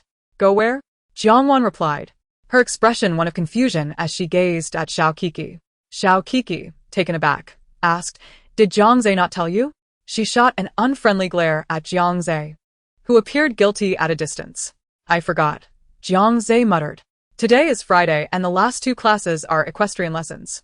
I neglected to inform you. Equestrian lessons? Jiang Wan's eyes widened in astonishment. Was it the same equestrian class she had heard of? Yes. Our St. Blue stipulates that every 2 weeks there will be an equestrian lesson scheduled for the last 2 periods on Fridays. No matter how tiring today is, tomorrow being a holiday means we can rest. Xiao Kiki pulled Jiang Wan towards the exit. Where is the horse ranch? Jiang Wan inquired as they walked. There's a ranch behind the teaching building, she pointed. It's a lavishly constructed facility by our St. Blue. How do we get there? Jiang Wan's eyes sparkled with anticipation. She had never ridden a horse before. Her only understanding of them came from what she had seen on television. The thought of experiencing it firsthand was simply exhilarating. There are viewing cars outside. We should arrive in about 5 minutes. As they spoke, the two reached the outside area. At that moment, there were over 20 viewing cars parked, each capable of seating 6 people, and a few were already filled with passengers who had departed before they arrived. Kiki. Xiao Wan is here. Lu Yingliang waved at them from an empty viewing car. Coming. Xiao Kiki immediately tugged Jiang Wan towards her. Shening sat at the back of the car, absorbed in her laptop, tapping away industriously. Jiang Wan watched her intently as she boarded the car. Don't mind her. She's working on a design proposal. Just pretend she isn't there, Xiao Kiki whispered to Jiang Wan. Design proposal? Jiang Wan asked, puzzled. What kind of proposal? Shening is particularly fond of interior design. She began crafting various proposals since junior high, and she plans to pursue a similar field in college. Lu Yingliang explained from the driver's seat. Wow, that's impressive. You all are amazing, Jiang Wan exclaimed, her eyes glimmering with admiration for the trio. You're impressive too. Xiao Kiki embraced Jiang Wan's arm. You possess such remarkable talents. Me? Jiang Wan tilted her head, bewildered. What talents do I have? Ahem. Lu Yingliang cleared her throat. Ah. Xiao Kiki just realized she forgot you didn't know we could hear your thoughts, she added, sticking out her tongue playfully. Just think about it. You've only been here a few days. You initially lagged behind in our studies, yet you've caught up in just a short time. Isn't that impressive? Xiao Kiki truly admired Jiang Wan. When Jiang Wan arrived, they noticed how much further behind she was in their studies, yet she remained undeterred, diligently taking notes in class and practicing problems relentlessly. She would not rest until she had mastered each question, demonstrating a perseverance that earned their respect. Not just Xiao Kiki. Even the academic prodigy Gu Nuo regarded Jiang Wan with newfound respect. It was known that Gu Nuo had an exceptionally high intelligence and viewed others with a condescending gaze. Yet, he treated Jiang Wan with kindness, patiently explaining problems to her. All of this underscored Jiang Wan's excellence. Huh. Jiang Wan blinked, genuinely unaware of her remarkable abilities. Did she not consider this to be a rather ordinary feat? The first high school she attended was renowned for its intense competition, and her class was the most competitive of all. If she did not study fervently, how could she have earned a scholarship and received a full tuition waiver from the school? People often say that knowledge changes one's fate, without a background. She relied solely on relentless effort to secure a better life.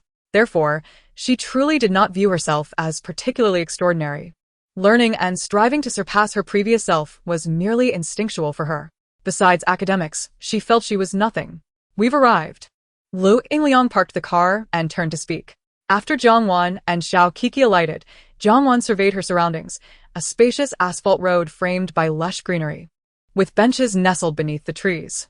A gentle breeze swept through, relaxing all her senses. It was remarkably pleasant, a perfect place for a retreat. Let us go.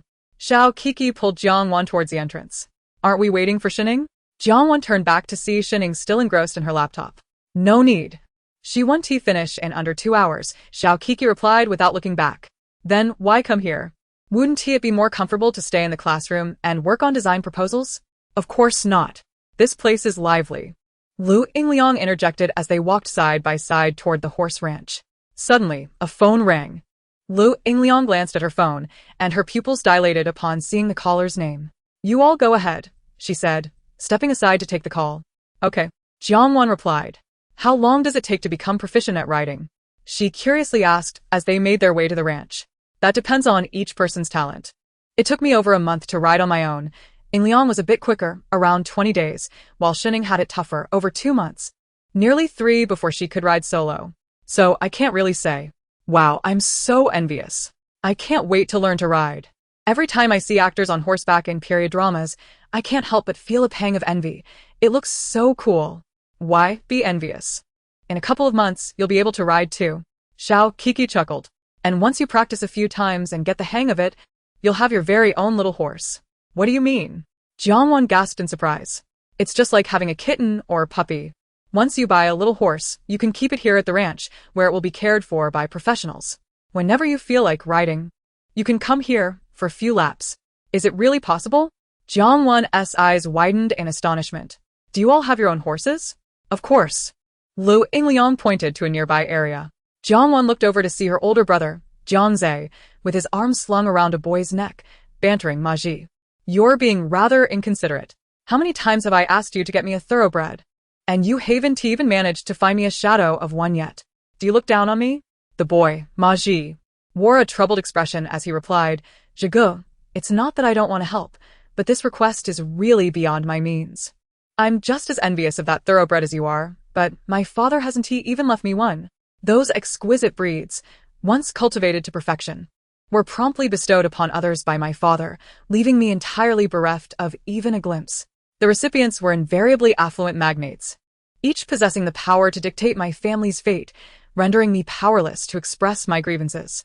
Whenever this sorrowful matter arises, Ma Ji yearns for someone to weep unabashedly in despair. As the young master of a prestigious horse farm boasting hundreds of thousands of thoroughbreds, even the mere desire for a single Arabian horse remains an unattainable luxury for him, let alone bestowing one upon another. Chapter 72. The Young Master of the Horse Farm. Ma Ji. Your plight as a young master is truly lamentable. Nonetheless, I shall refrain from holding it against you. Jiang Zhe huffed, releasing him from his predicament. Xia Zhe. Brother, the sycophantic demeanor concealed the fact that he was indeed a wealthy heir. Him? Jiang Wan inquired with curiosity. His name is Ma Ji, and his family owns a vast horse estate with hundreds of thousands of horses. Once you become proficient in riding, you should ask him for a horse. Xiao Kuku declared nonchalantly, as if the horse farm were her own. Ask. Jiang Wan exclaimed in astonishment. Shouldn't it be a purchase? Indeed, you heard correctly. It is an ask. A horse costs merely a few 100,000. Ma Ji can afford to give one. She called out towards Ma Ji. As Ma Ji and Jiang Zhe walked ahead, they overheard their conversation and promptly turned back, nodding emphatically in agreement. Yes, what Sister Kuku said is absolutely true. Jiang Zhe grimaced at the sight of Ma Ji's sycophantic demeanor. Ma Ji then turned to Jiang Wan. Sister Wan, study diligently, and I will certainly gift you a fine horse in due time. Okay. Jiang Wan nodded, somewhat dazed. Jiang Zhe, however, wore a furious expression as he slapped Ma Ji on the head. Who are you calling sister? Have you grown so bold as to covet my position? Ma Ji was taken aback, realizing that this esteemed gentleman beside him was Jiang Wan's twin brother. As he referred to Jiang Wan as sister, it inadvertently implied he was also Jiang Zhe's brother. He immediately adopted a submissive demeanor. My apologies, I momentarily misspoke. It is Sister Wan, Sister Wan. He grinned apologetically at the stern-faced Jiang Zhe. Now that's more like it, Jiang Zhe said, satisfied with the reply. Upon arriving at the horse farm, he exclaimed, "Let us race a couple of laps." His face radiated excitement. Racing cars are dull. Nothing compares to the gallant thrill of riding a horse at full gallop. Sure. Jiang Zhe and Ma Ji hurried into the horse farm. Noticing that Jiang Wan still appeared bewildered, Xiao Kuku reassured her, "Do not fret, it's merely a horse. Don't take it too seriously." But could it truly be a gift? Are wealthy children truly so generous? A horse worth hundreds of thousands, just given away? Would their families even agree to that? Perceiving her skepticism, Xiao Kuku explained with a smile, "Jiang Wan, that's how the upper echelons operate. To forge strong relationships, one must not be concerned with trifling gains. Not only will Ma Ji gift you a horse, but our classmates from the S-class will also receive horses, all courtesy of Ma Ji, without spending a dime." Jiang Wan gasped in shock, her mouth agape. With over 40 students in S-class, each receiving a horse worth hundreds of thousands, that amounts to millions. Such extravagance? Confused? Xiao Kuku asked. Yes, Jiang Wan nodded. If it were me, I would find it hard to part with such wealth. Let us not even discuss our long-standing friendship. The students of S-class are either affluent or influential. None of their families would balk at a mere few hundred thousand. When the Ma family gifts us, our families will naturally reciprocate. The most common form of reciprocity is collaboration, and once that occurs, wealth will surely follow. Is it truly that simple? Jiang Wan asked, partially comprehending. Of course. So, do not carry any burdens. Your family will undoubtedly repay the Ma family with even greater generosity. After all, the Jiang family stands atop the pinnacle of S-City. Even a minor display of goodwill will yield substantial returns for the Ma family. Thank you, Kuku. Jiang Wan expressed her gratitude sincerely. She understood that Xiao Kuku was looking out for her by providing such thorough explanations. Otherwise, who would go to such lengths for her? Xiao Kuku, feeling somewhat awkward at Jiang Wan's earnest gratitude, replied, "Oh, why so serious? You're making me feel embarrassed." She covered her flushed cheeks in mock annoyance. Jiang Wan beamed at the shy Xiao Kuku, surprised to see this usually boisterous girl exhibit such bashfulness. Let us hurry inside. They've been writing for quite a while now. To divert the attention away from herself, Xiao Kuku took Jiang Wan's hand and dashed toward the horse farm. Wow, your brother looks so handsome. As soon as they entered the horse farm, Jiang Wan spotted Jiang Zhe performing several intricate maneuvers on horseback, and she couldn't help but shout. Upon hearing her, Jiang Zhe promptly executed another challenging move, dramatically pointing his fingers to his temple. Such a show-off. Xiao Kuku scoffed, yet secretly admired him. But he is indeed quite dashing. Your brother is undeniably the most handsome. No arguments there. Yes, your brother is the most handsome, Xiao Kuku conceded, knowing she could never win an argument against Jiang Wan, who viewed Jiang Zhe through rose-tinted glasses. Hee. Jiang Wan gazed at her brother with starry eyes, continually motivating herself. I must learn to ride well. I want to be just as dashing in the future. Choosing a gentle little white horse, Jiang Wan was guided around the arena by a female instructor who patiently explained the nuances of riding. Although she couldn't yet ride as freely as Jiang Zhe, just being able to circle a few times on horseback was enough to leave her cheeks flushed with excitement. As the instructor gently led the horse, she shared with the enthusiastic Jiang Wan the essential precautions for riding.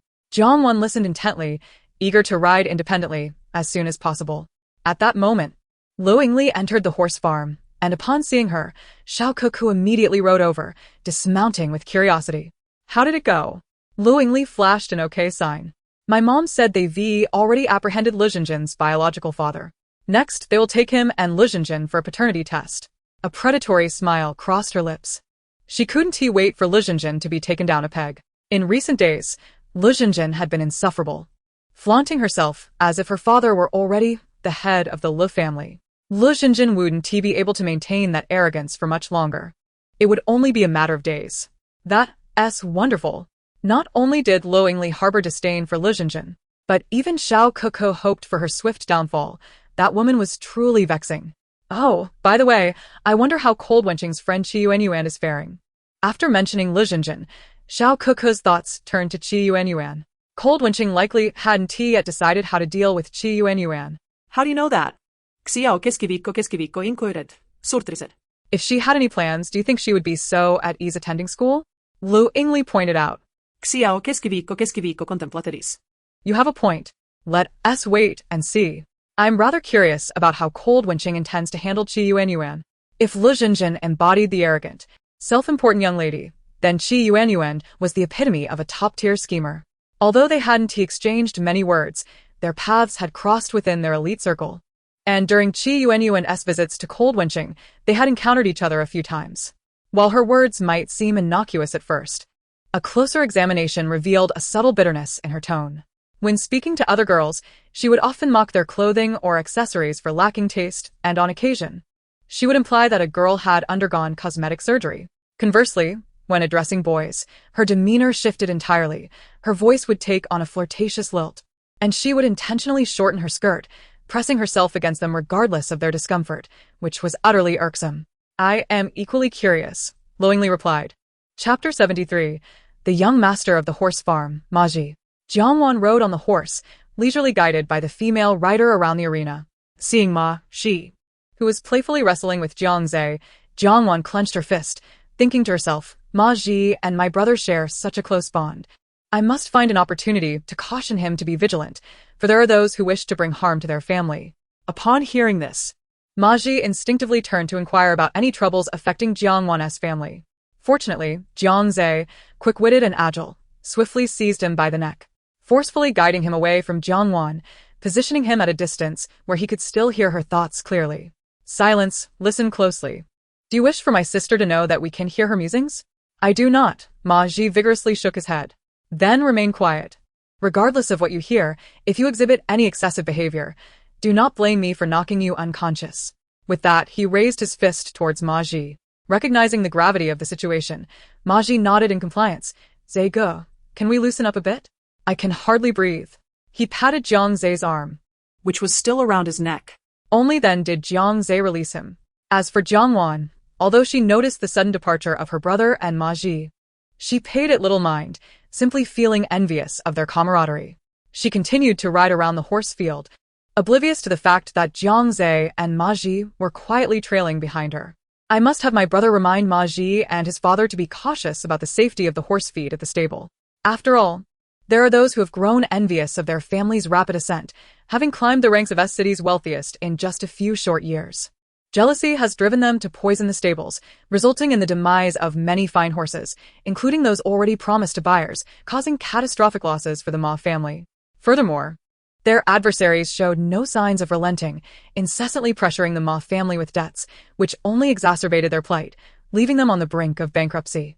In a desperate attempt to shield his wife and child from the impending doom, Ma father divorced Ma mother, bearing the burden of all debts alone. Subsequently, Ma mother vanished with their son in a city, while Ma father, unable to repay the loans, took his own life by jumping from a building. In a single night, the once thriving Ma family, which had possessed thousands of exquisite horses, vanished completely from the upper echelons of society. The Ma family's plight is truly tragic, Jiang Wan lamented. Others shared her somber sentiments. While cutthroat competition in business is inevitable, such underhanded tactics breed a deep-seated loathing. Ma Ji's expression darkened, his eyes glinting with malice. He had never envisioned that the smiling face of his father could inspire such resentment. He had always believed in kindness and refrained from wrongdoing. Yet the end result was his father's leap from the heights of despair, a bitter irony indeed. The Ma family has vanished, leaving their competitors as the sole proprietors of the horse field, swiftly becoming the next Ma family in a mere year, gaining entry into the ranks of the affluent. How infuriating! I must investigate who could be so vile as to poison those magnificent horses. It appears that a man named Sun Cheng, affiliated with the stable, is the culprit. How despicable! Sun Cheng was once a vagabond whom Ma father rescued, bringing him into the stable and providing him shelter and sustenance. Initially, Sun Cheng was grateful, but soon became envious upon witnessing the affluent young masters and ladies enjoying life while he struggled for his next meal. Manipulated by malevolent forces, he succumbed to promises of great wealth, leading him to poison the horse feed, resulting in the death of countless horses.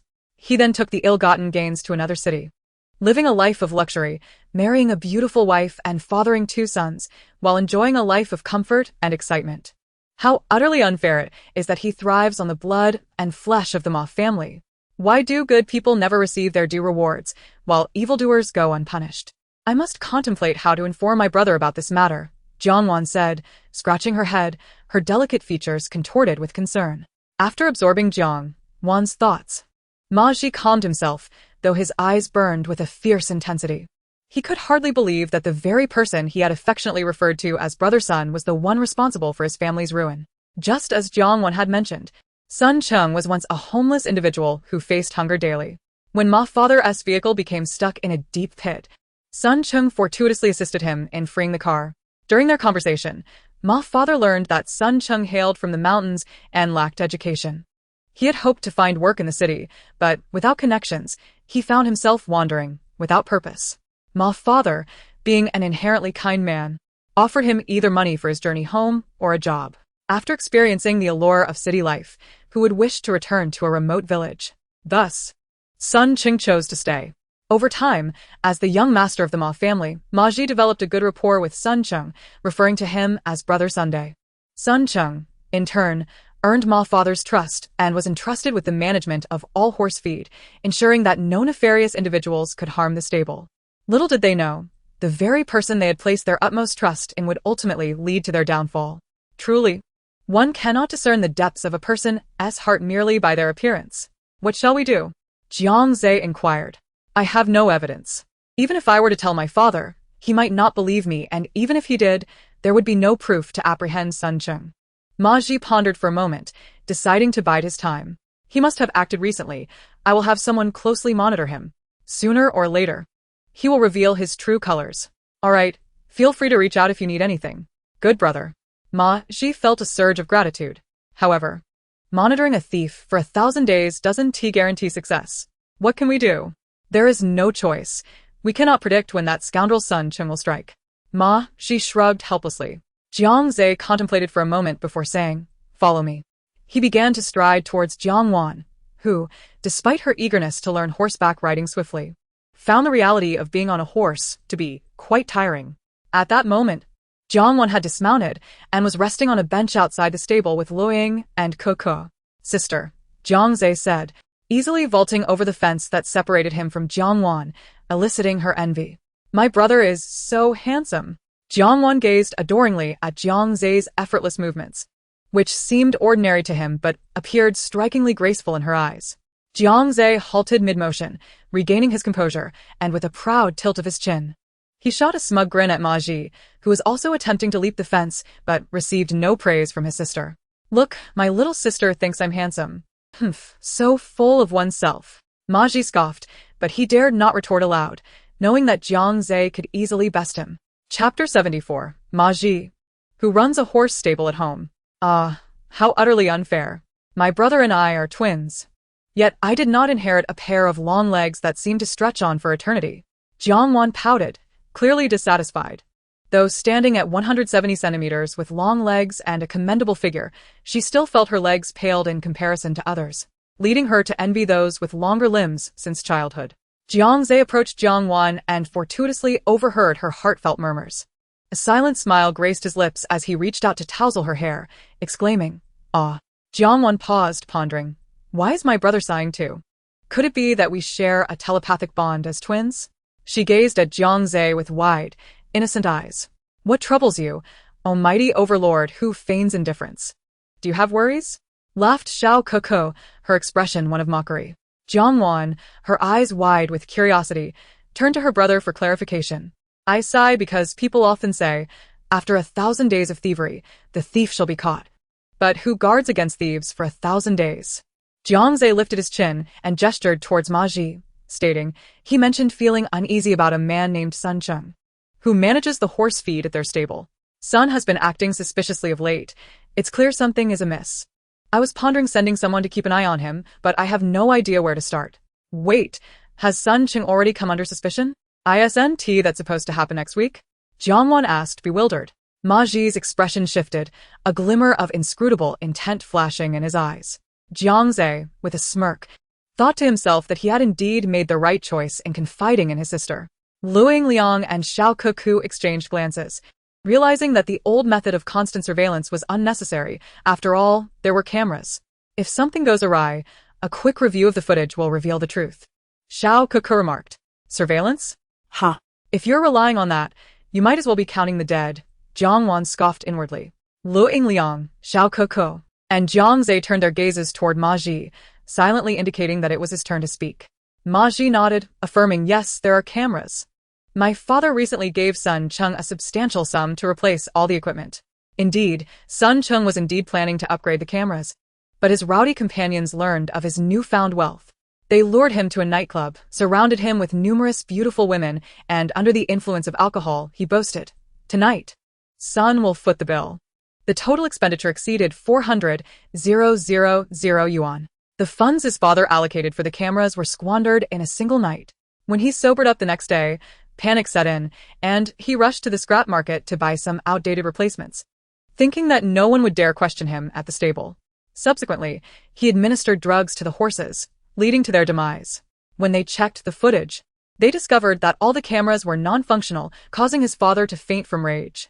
Upon hearing this, Ma Ji's eyes widened with fury, his body trembling with indignation. Had Jiang Zhe not held him back with a firm grip, he would have rushed back to confront Sun Chung. Lu Yingliang opportunely interjected, cameras? You should consider who replaced them. There's bound to be a problem. Exactly. It wouldn't be surprising if all the money had been squandered. Jiang Zhe continued. Wow. Yingliang and my brother are incredible. It's as if Sherlock Holmes has possessed them. Their deductions are spot on. The two, however, reacted quite differently to the praise. Lu Yingliang's cheeks flushed with embarrassment, while Jiang Zhe lifted his chin with pride, earning a derisive chuckle from Xiao Koko, who remarked, it's not as if you thought of it first. What is there to be proud of? Yet, Jiang Zhe dismissed the comment, content in the knowledge that his sister had complimented him. You are right. I will return and conduct a thorough inspection of the cameras. All the faulty ones will be replaced with new ones.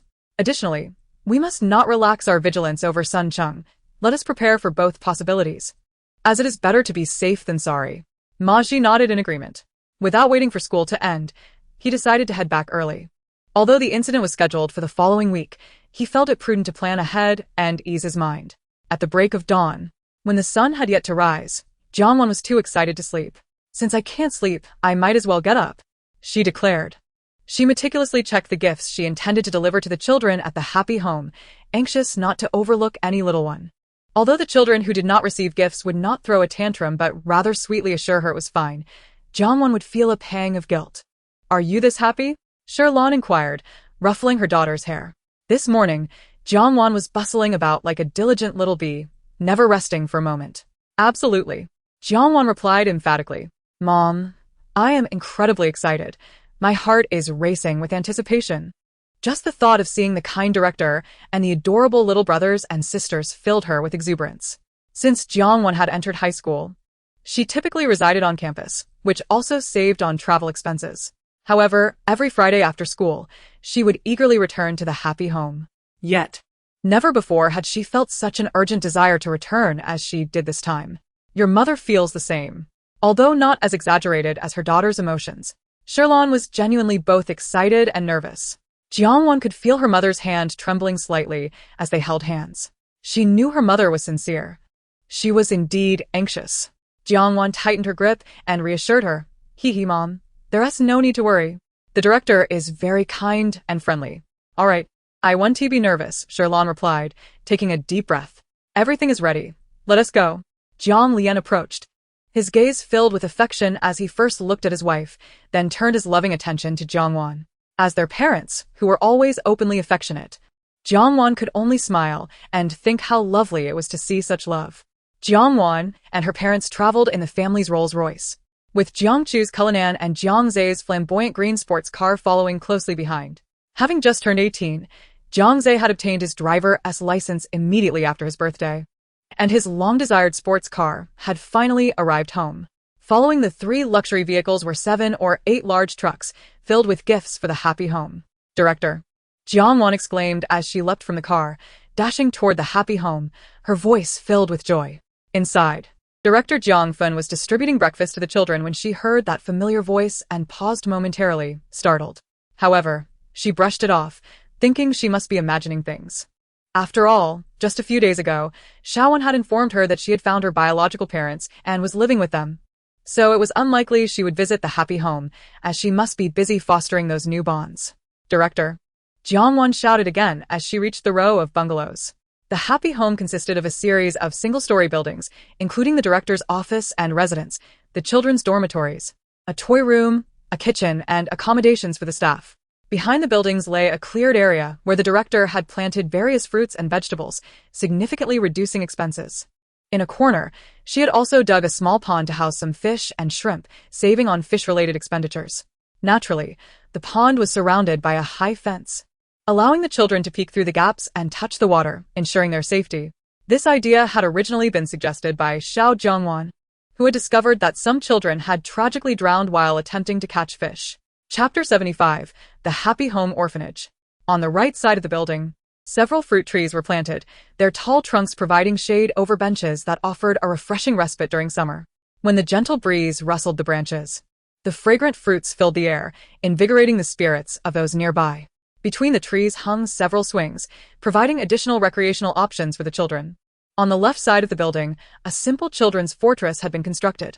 After all, with so many children at the happy home, a lack of toys and play structures would hardly constitute a proper childhood. Certainly, the children's playground is quite simplistic, featuring merely a small slide, a seesaw, and a rudimentary artificial pirate ship. Yet, this very simplicity renders it the most cherished haven for the children of the happy home. Each day, upon completing the minor tasks assigned by the matron, the little ones gather at the playground to slide down the slide and play on the seesaw, while the pirate ship is enjoyed in turns. It is Sister Jiang Wan, whose familiar voice instantly draws the attention of the children, causing them to abandon their breakfast and rush outside, eager to greet her. Come back. Your sister Jiang Wan is with her biological parents. How could she possibly return? The matron admonishes the impulsive Xiaohao, who is trying to dash out. At nearly 70 years old, Director Zhang's hearing has somewhat diminished, and she does not truly expect Jiang Wan to return. After all, what is there to cling to in an orphanage? The remarkable children she knows all harbor deep-seated insecurities, particularly reluctant to reveal their origins. Although Jiang Wan is exceptionally well-behaved and understanding, the matron hopes she will not come back, fearing that Jiang Wan's biological parents might care about her upbringing in the orphanage. She wishes for Jiang Wan to swiftly adapt to her new life. While life in the happy home continues, as usual. Director Mama, I'm back. As Director Jiang ponders these thoughts, Jiang Wan bursts through the dining hall door. Little ones, sister is back. Did you miss me? Jiang Wan calls out, reminiscent of a mountain king returning to his domain, prompting the children to rush out to welcome her. The little ones, clutching their tiny spoons while seated on their small chairs, erupt into a frenzy upon realizing Jiang Wan's return, racing towards her in excitement. Sister Wan, why did you take so long to come back? I missed you, Sister Wan. Did you bring me a gift? Sister Wan, Xiaohao stole my cookies. This last exclamation comes from Rui, who, upon seeing Jiang Wan, cannot resist the urge to complain, earning her the collective nickname of the complaining expert among the other children. Slow down, Jiang Wan exclaims, her face adorned with an affectionate smile as she watches the little rice dumplings hurtle towards her.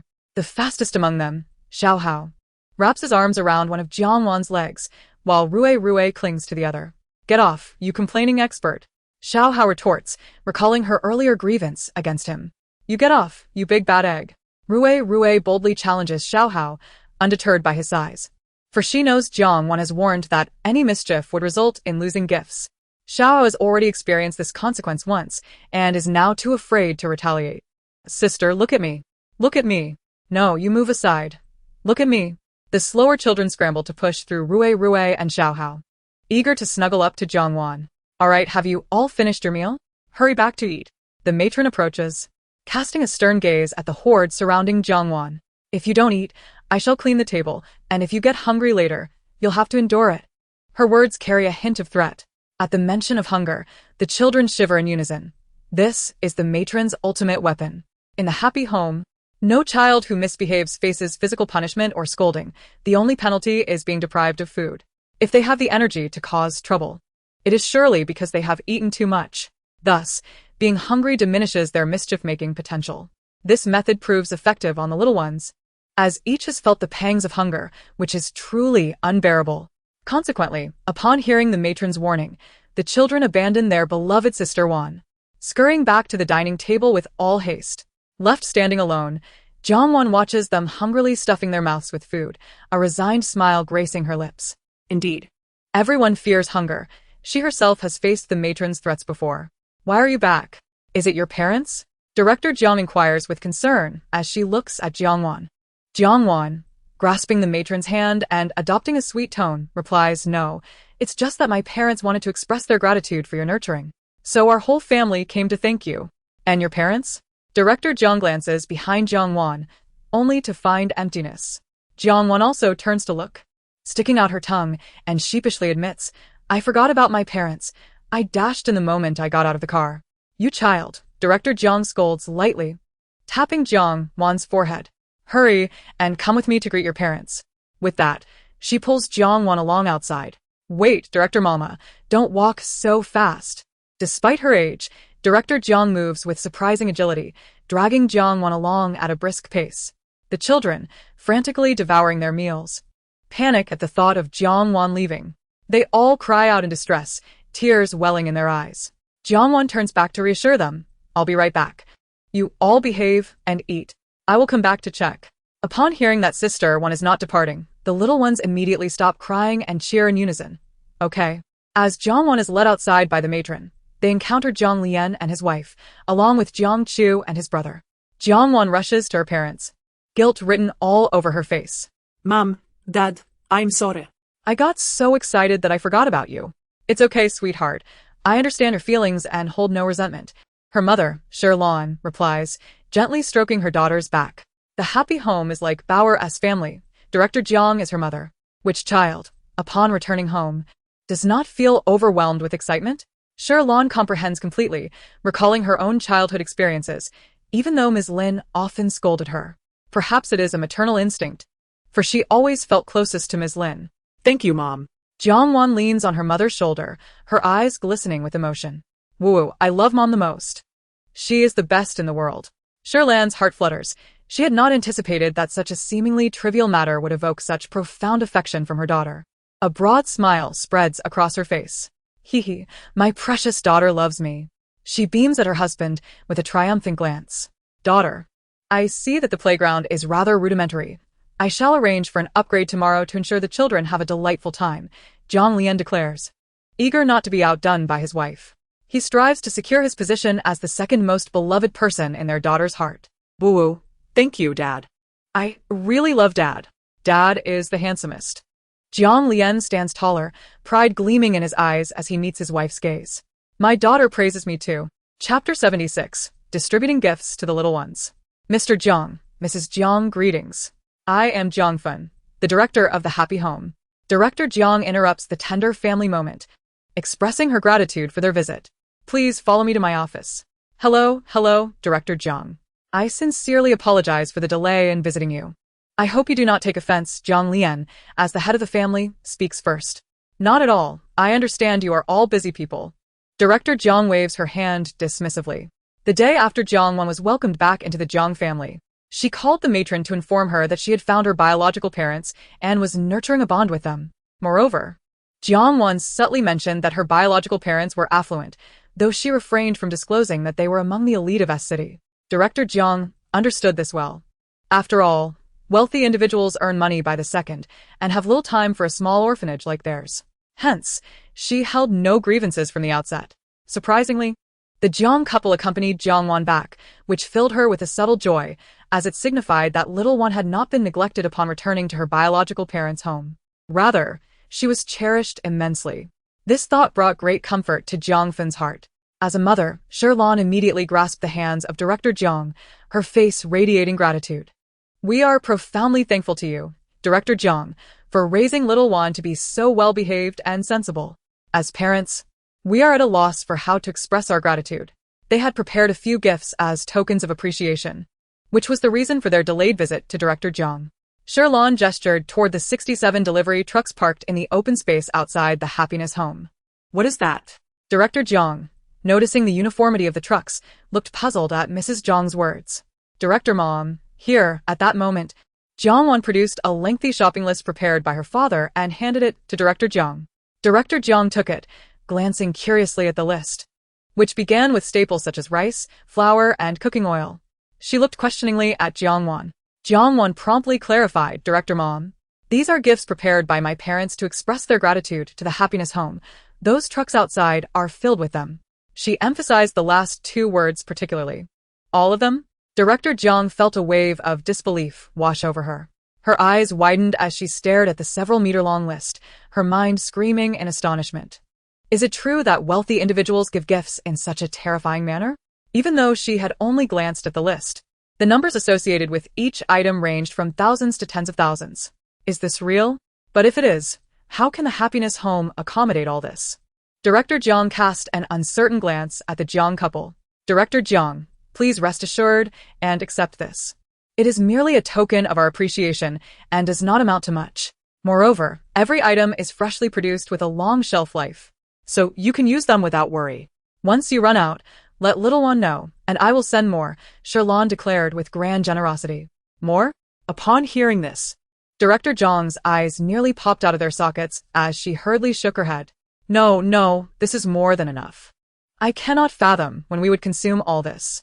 At that moment, a little girl with two ponytails, clutching a freshly washed long-eared rabbit plush toy, shouted excitedly near the entrance of the dining hall. Upon noticing the attention of the crowd, she shyly hid her face behind the toy. Rabbit! Jiang Wan joyfully waved at the little girl. Oh dear, let us not linger here. Please follow me to the director's office. Director Jiang suddenly remembered that everyone was standing in the sweltering sun and promptly invited the Jiang couple to discuss matters in her office. All right. Jiang Lian and his wife quickly nodded and followed Director Jiang towards her office. Mom. Jiang Wan called softly from her spot. Sherlon turned back to see her daughter's eyes brimming with anticipation. Go and play. Okay, Mom. Jiang Wan exclaimed, bouncing joyfully towards the dining hall. Jiang Zhe, take good care of your sister, she called out to her son, who was standing off to the side, looking rather lethargic. I know, Jiang Zhe replied lazily, his eyes half closed, resembling someone who could fall asleep at any moment. The Jiang couple's thoughts about their seemingly useless son were simple, as long as he was alive. That was enough. Their only significant concern now was to care for their precious daughter. As Jiang Lian and his wife walked toward the director's office, Jiang Chu followed at a leisurely pace. Behave yourself, he warned Jiang Zhe over his shoulder. Okay, Jiang Zhe replied, saluting playfully. Jiang Wan arrived at the dining hall, witnessing a line of little ones waiting obediently at the entrance, her smile widening. Do you miss your sister? Yes. The children chorused in unison. How much do you miss her? Very much. Especially much. Most of all. This was said by Rue. I miss sister one the most. Little Hao protested loudly. It's me who misses her the most. Rue retorted. It's me. Little Hao raised his voice even higher. It's neither of you. It's me. I miss sister one the most. I even dreamed about her last night, exclaimed Xiao Tian, a small boy wearing glasses, who had to wear them at the tender age of 6 due to slight nearsightedness. It's me. All right, my little ones, I know you all miss your sister. I miss you too. Jiang Wan interjected as the children were about to argue again, fearing that they might topple the house with their commotion. I've brought gifts for you. Good children receive gifts. I'm good. Rue is the best. Little Hao is good too. Rabbit is good.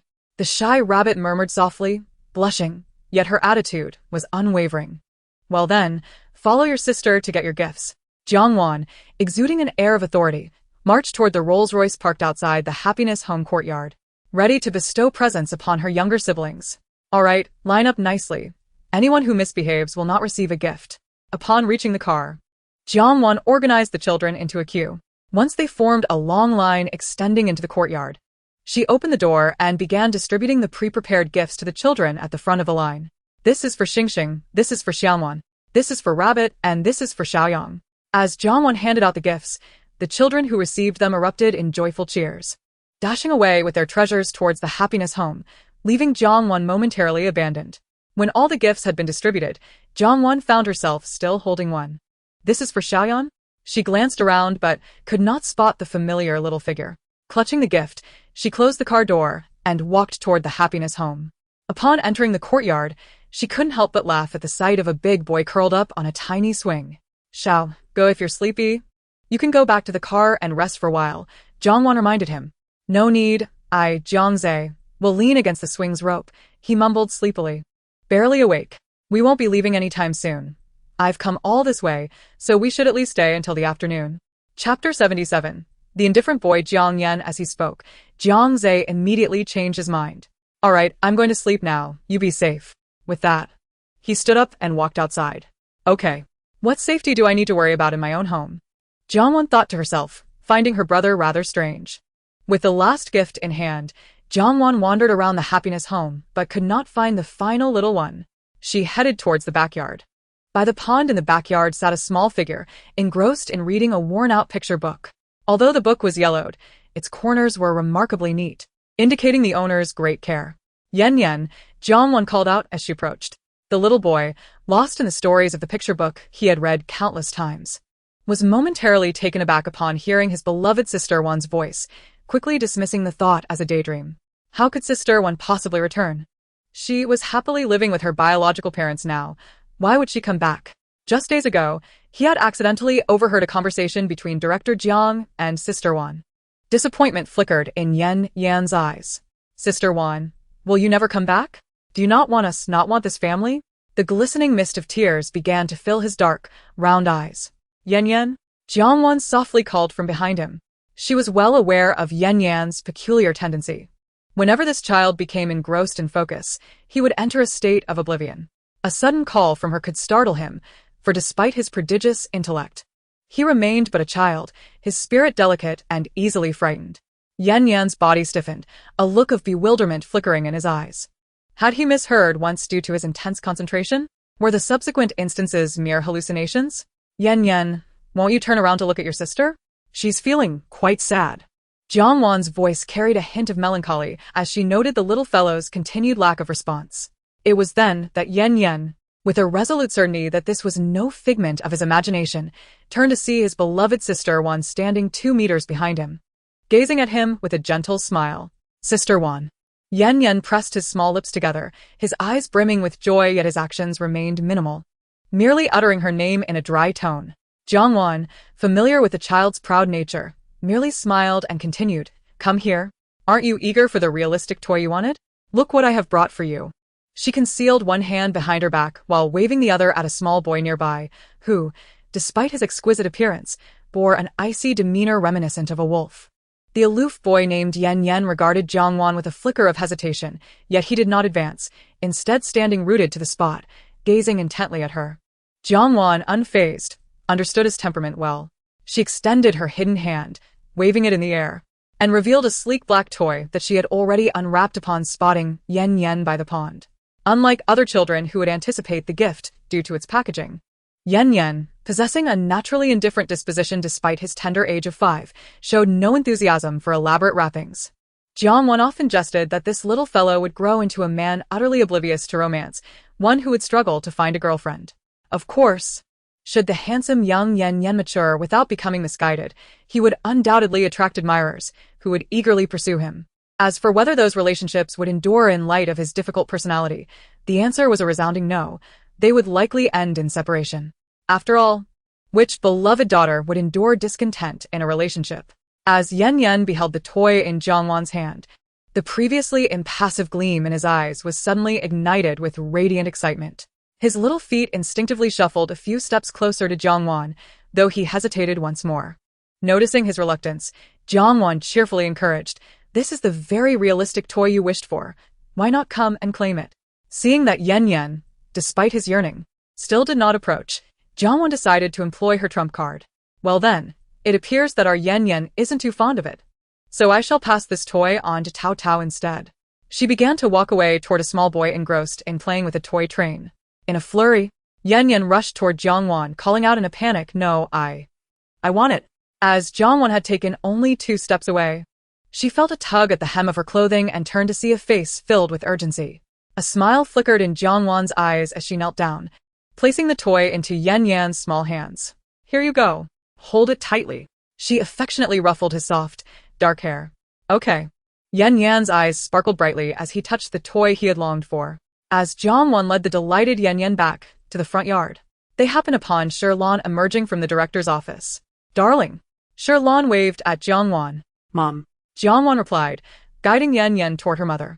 Where have you been playing, my dear? Shirlan looked at her daughter with a loving gaze. Mom, we built a small pond in the backyard, and this little fellow loves to sit by it. When I was handing out gifts and couldn't find him, I went to look for him. Jiang Wan shook the hand she held with Yen Yen. Sherlon glanced down, her greeting faltering as she noticed Yan Yan's small yet handsome face, staring intently at him. "Darling, who is this?" she asked, her eyes sparkling with curiosity. "Mom, this is our little angel from the happy home, Yan Yan, Jiang Yan, the director's Jiang." Jiang Wan introduced him, holding his hand. The children at the happy home all shared the surname Jiang, as Jiang Wan had originally been registered under that name. However, due to an oversight during the registration process, it had been recorded as Jiang. The director, believing all Jiangs were the same, simply accepted the mistake as long as it allowed for registration. Thus, by some twist of fate, Jiang Wan returned to her original surname. Sherlan's gaze remained fixed on Yan Yan's aloof yet charming face, as if she were peering through him to see another person entirely. "Yan Yan, this is my mother. You can call her Auntie," she said, shaking Yan Yan's hand gently. "Auntie, hello." Yan Yan greeted obediently. It is often said that children are the most perceptive, and Yan Yan, though small, was exceptionally astute. He was the brightest child to ever grace the happy home, learning with remarkable speed. He also possessed a keen ability to read the room and immediately discerned that Sister Wan's mother genuinely cared for her, not merely offering empty pleasantries. He was inclined to reciprocate warmth toward those who treated his sister well. "Such a good boy," Sherlon praised, patting Yan Yan's little head. "By the way, where are Dad and your brother?" Jiang Wan glanced around, noticing the absence of the director. "Your father and brother went with Director Jiang to inventory supplies. She plans to move everything into the happy home before we return. With so much to transport, who would handle the task?" 7 fully loaded trucks filled to the brim with goods. No fewer than dozens of people would be needed to complete the job. "You need not worry. Your father has already contacted the movers, and they should be arriving shortly." "That's good to hear," Jiang Wan replied with a nod. Chapter 78. The aloof little boy Jiang Yan 2. Sister Wan. Sister Wan. Upon hearing Jiang Wan's voice, a throng of children burst forth from the house. The children, exuberantly unwrapping gifts, soon realized their favorite sister Wan was nowhere to be found. Clutching their presents, they began to search the room. The more astute Rue, who had not spotted Sister Wan or the reclusive Yan Yan, immediately deduced that Sister Wan must have gone to the small pond in the backyard. She dashed out, only to unexpectedly find Sister Wan in the director's office, her face alight with joy. The remaining children, upon hearing Rue's call, surged out of the house, dozens of them bounding toward Jiang Wan, leaping and cheering in delight. Yan Yan clung tightly to Jiang Wan, refusing to relinquish his position even as Rue attempted to squeeze in beside him. He glared fiercely at Rue as possessively as a wolf cub.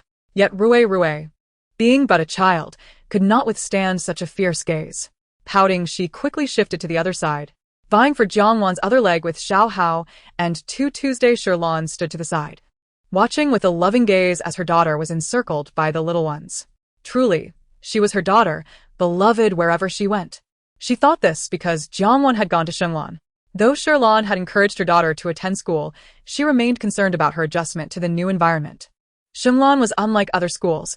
While bullying was less common, there were still many who were superficial. Even with her inept son keeping an eye on her daughter, Jiang Zhe could not be with her at all times. Thus, Sherlon worried whether her daughter might be mistreated. To alleviate her concerns, she had placed several spies at Shenglong to monitor her daughter's well-being, particularly to ensure that no one bullied her. She was well aware of Jiang Wan's recent developments at school and knew that she was quite popular among her peers. This news brought a sense of comfort and pride to Sherlon, affirming that her daughter was truly exceptional, beloved wherever she went. As Jiang Wan listened to the excited chatter of the children around her, she felt overwhelmed and quickly raised her hand, signaling for silence. Instantly, the cacophony subsided. "It makes me very happy that you all like the gifts I brought you. I return today because I have a day off.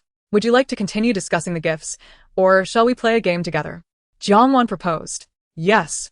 At the mention of a game, all the children eagerly raised their hands in agreement.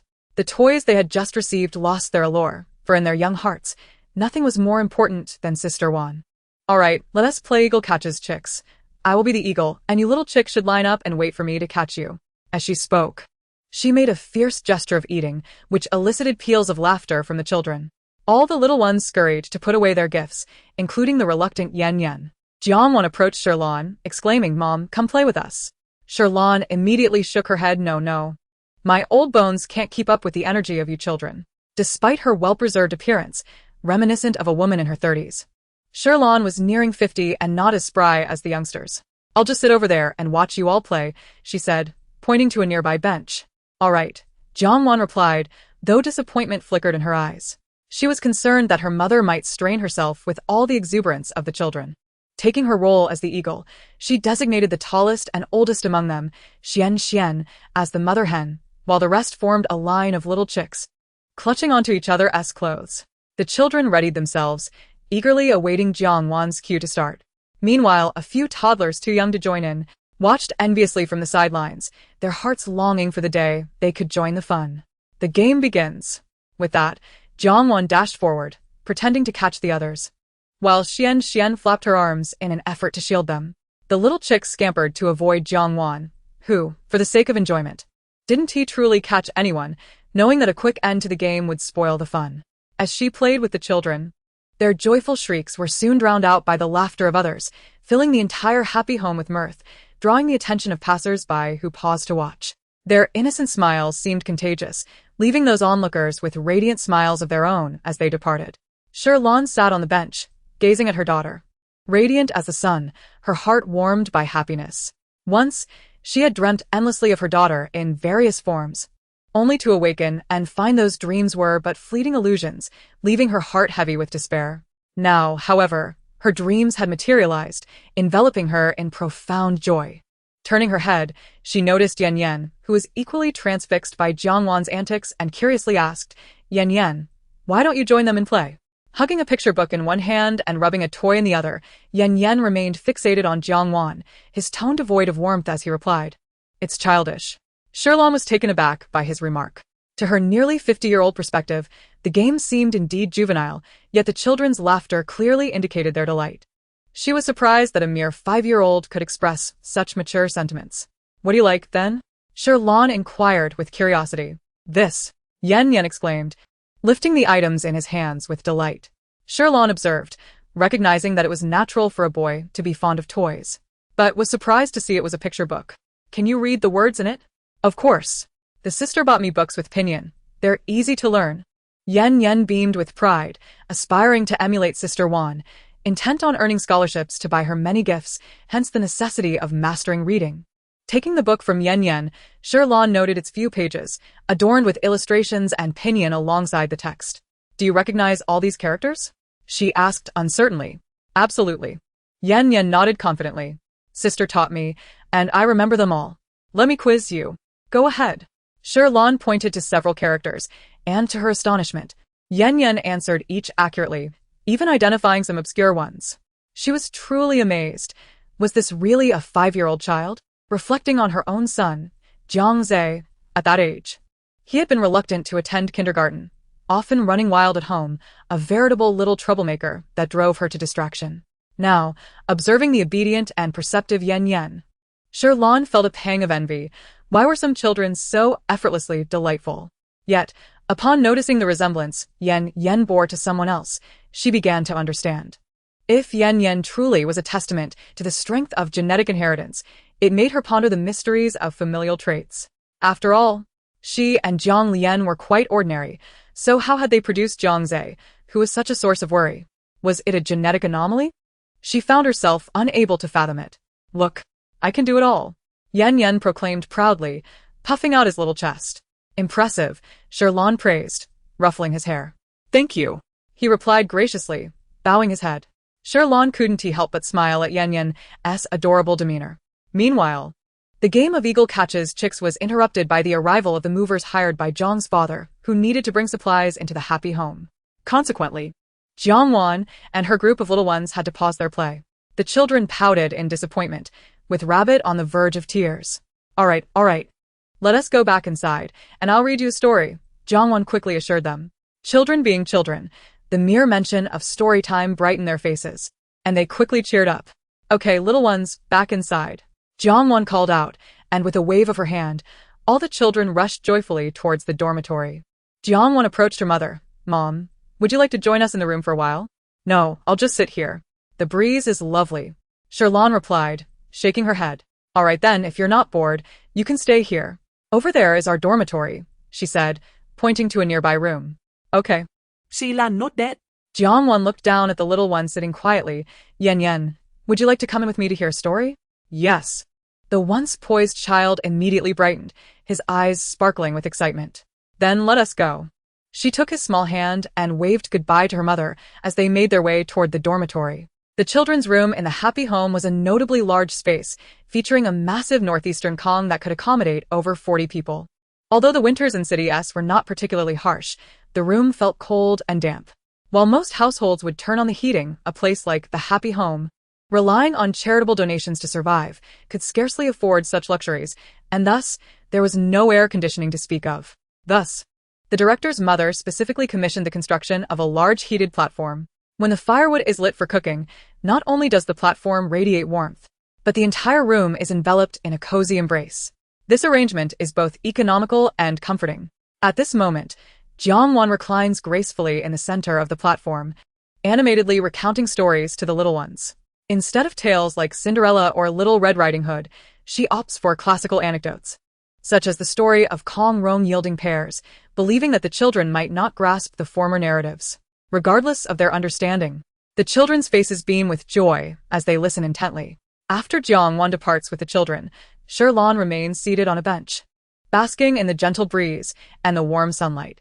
It has been quite some time since she has absorbed calcium in such a primitive manner.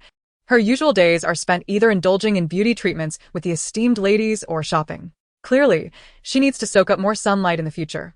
It feels utterly delightful. Shirlan finds solace in her solitude, observing the 20 or so laborers as they bustle past her, finding a unique pleasure in watching them work.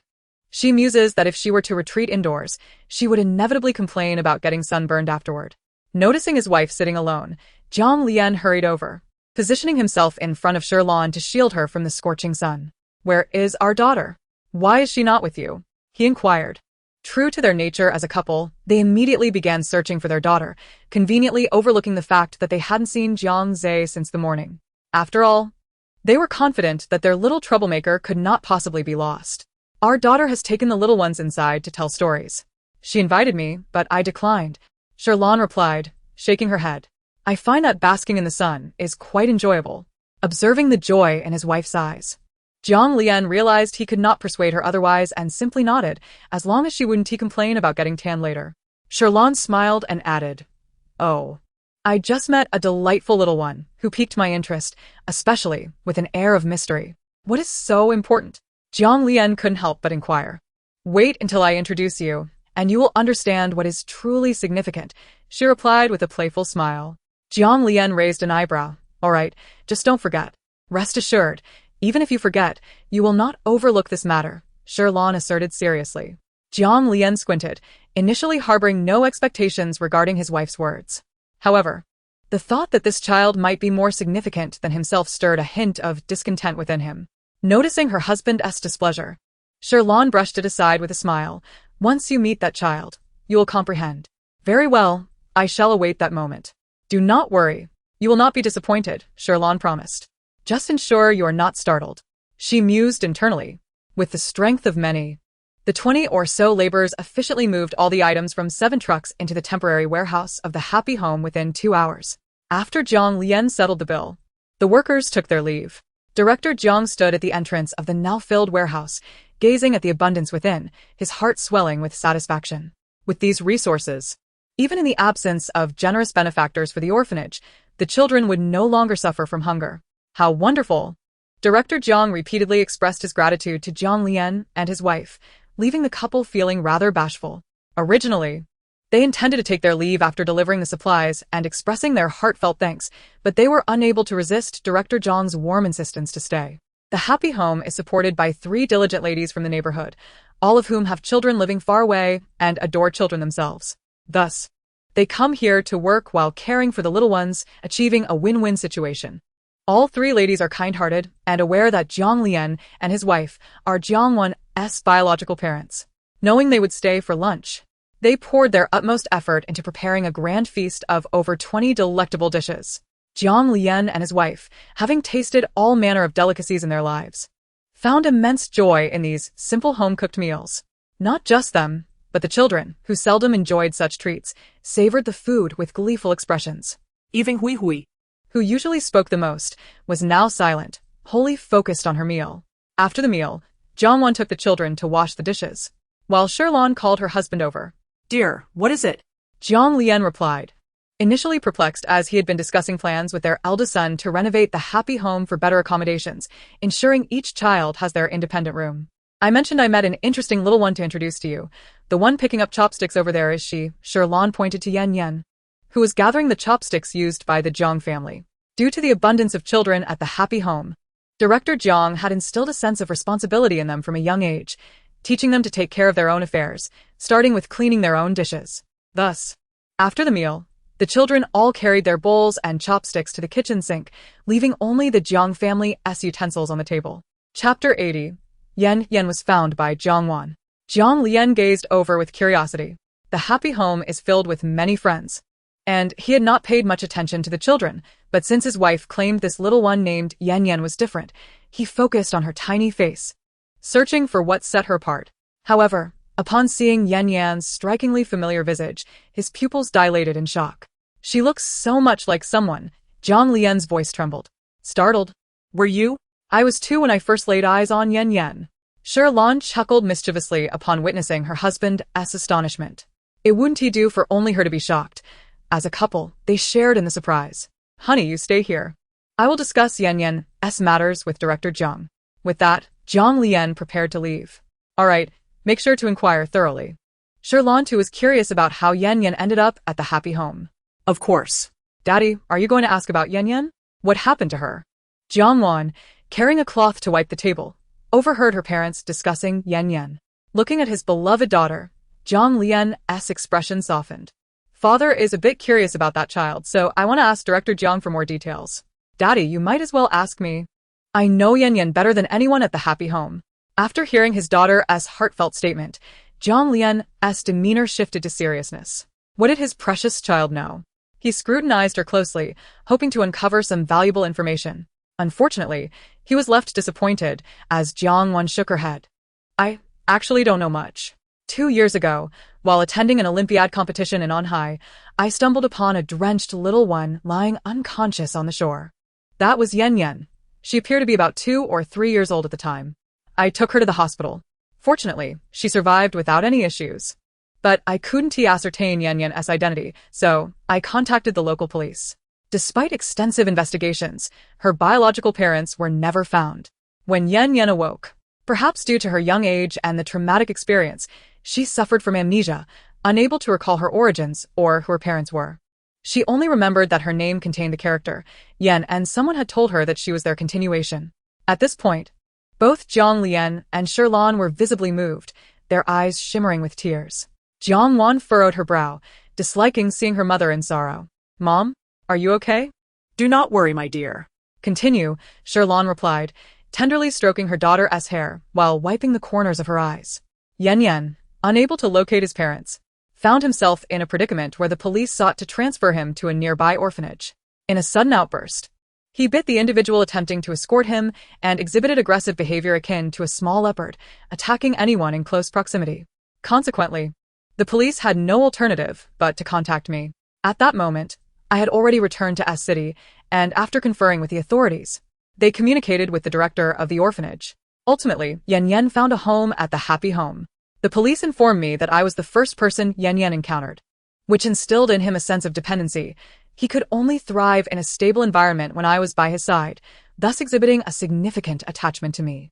The mere mention of Yan Yan tugged at Jiang Wan's heartstrings, evoking a profound sense of compassion. Such a young child, yet he had endured unimaginable upheaval, leaving him with a palpable sense of insecurity.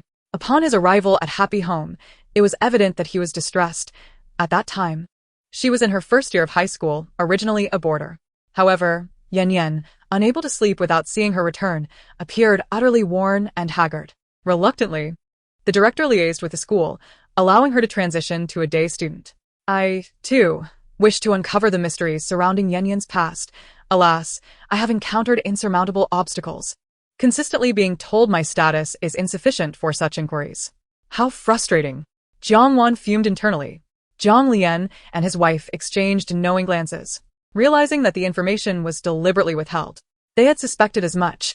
With their daughter's inquisitive nature, it was improbable that she would refrain from seeking the truth. Nevertheless, it mattered little. As long as the child was safe, that was all that mattered. At around 4 in the afternoon, Jiang Wan's family bid farewell to Director Jiang, preparing to embark on their journey home. However, departing proved to be a challenge. Several small children clung to her legs, refusing to let go, while Yen Yen and Tutu grasped her hands, preventing her from escaping. Director Jiang attempted to console the small ones, but it seemed they had all conspired to erupt into tears. Ultimately, after much coaxing and assurances that she would return during the next holiday, Jiang Wan finally managed to extricate herself.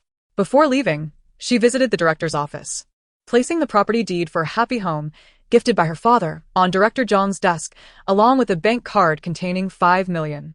Of course, this was done with the approval of Jiang Lian and Sherlan. In their hearts, they believed that mere material contributions could hardly encapsulate their gratitude towards Director Jiang. The only tangible gesture they could offer was financial support.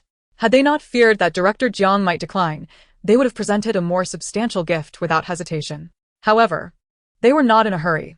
After all, they would return in due course, at which time they could bestow their monetary gift. As Jiang Wan journeyed back from Happy Home, her face radiated with a brilliant smile, a testament to her genuine happiness. "Thank you, Mom and Dad," she expressed gratefully. "For what? We are your parents. There is no need for thanks. In fact, we owe a great deal to Director Jiang. Without her, whether we would have seen you again remains a mystery," Sherlan replied, holding Jiang Wan affectionately. Just then, Jiang Zhe, who had been sulking earlier in the car, emerged to disrupt the tender moment. "Wow, little sis, I didn't realize you were so adored by those kids," he teased, fully revitalized after a day of napping. "Jiang Zhe, I entrusted you with watching your sister, and where were you? Off sleeping, were you? Are you trying to get yourself into trouble?" Sherlan exclaimed, her patience wearing thin as she grabbed Jiang Zhe by the ear. Mom. "I'm sorry. Please be gentle," Jiang Zhe pleaded, his face paling in response to her scolding. Meanwhile, Jiang Wan quietly stifled her laughter in the corner, amused by her brother's predicament. As the family continued their playful banter, a notification chimed from Jiang Wan's phone resting on the seat beside her. She picked it up to see a message from Xiao Kiki.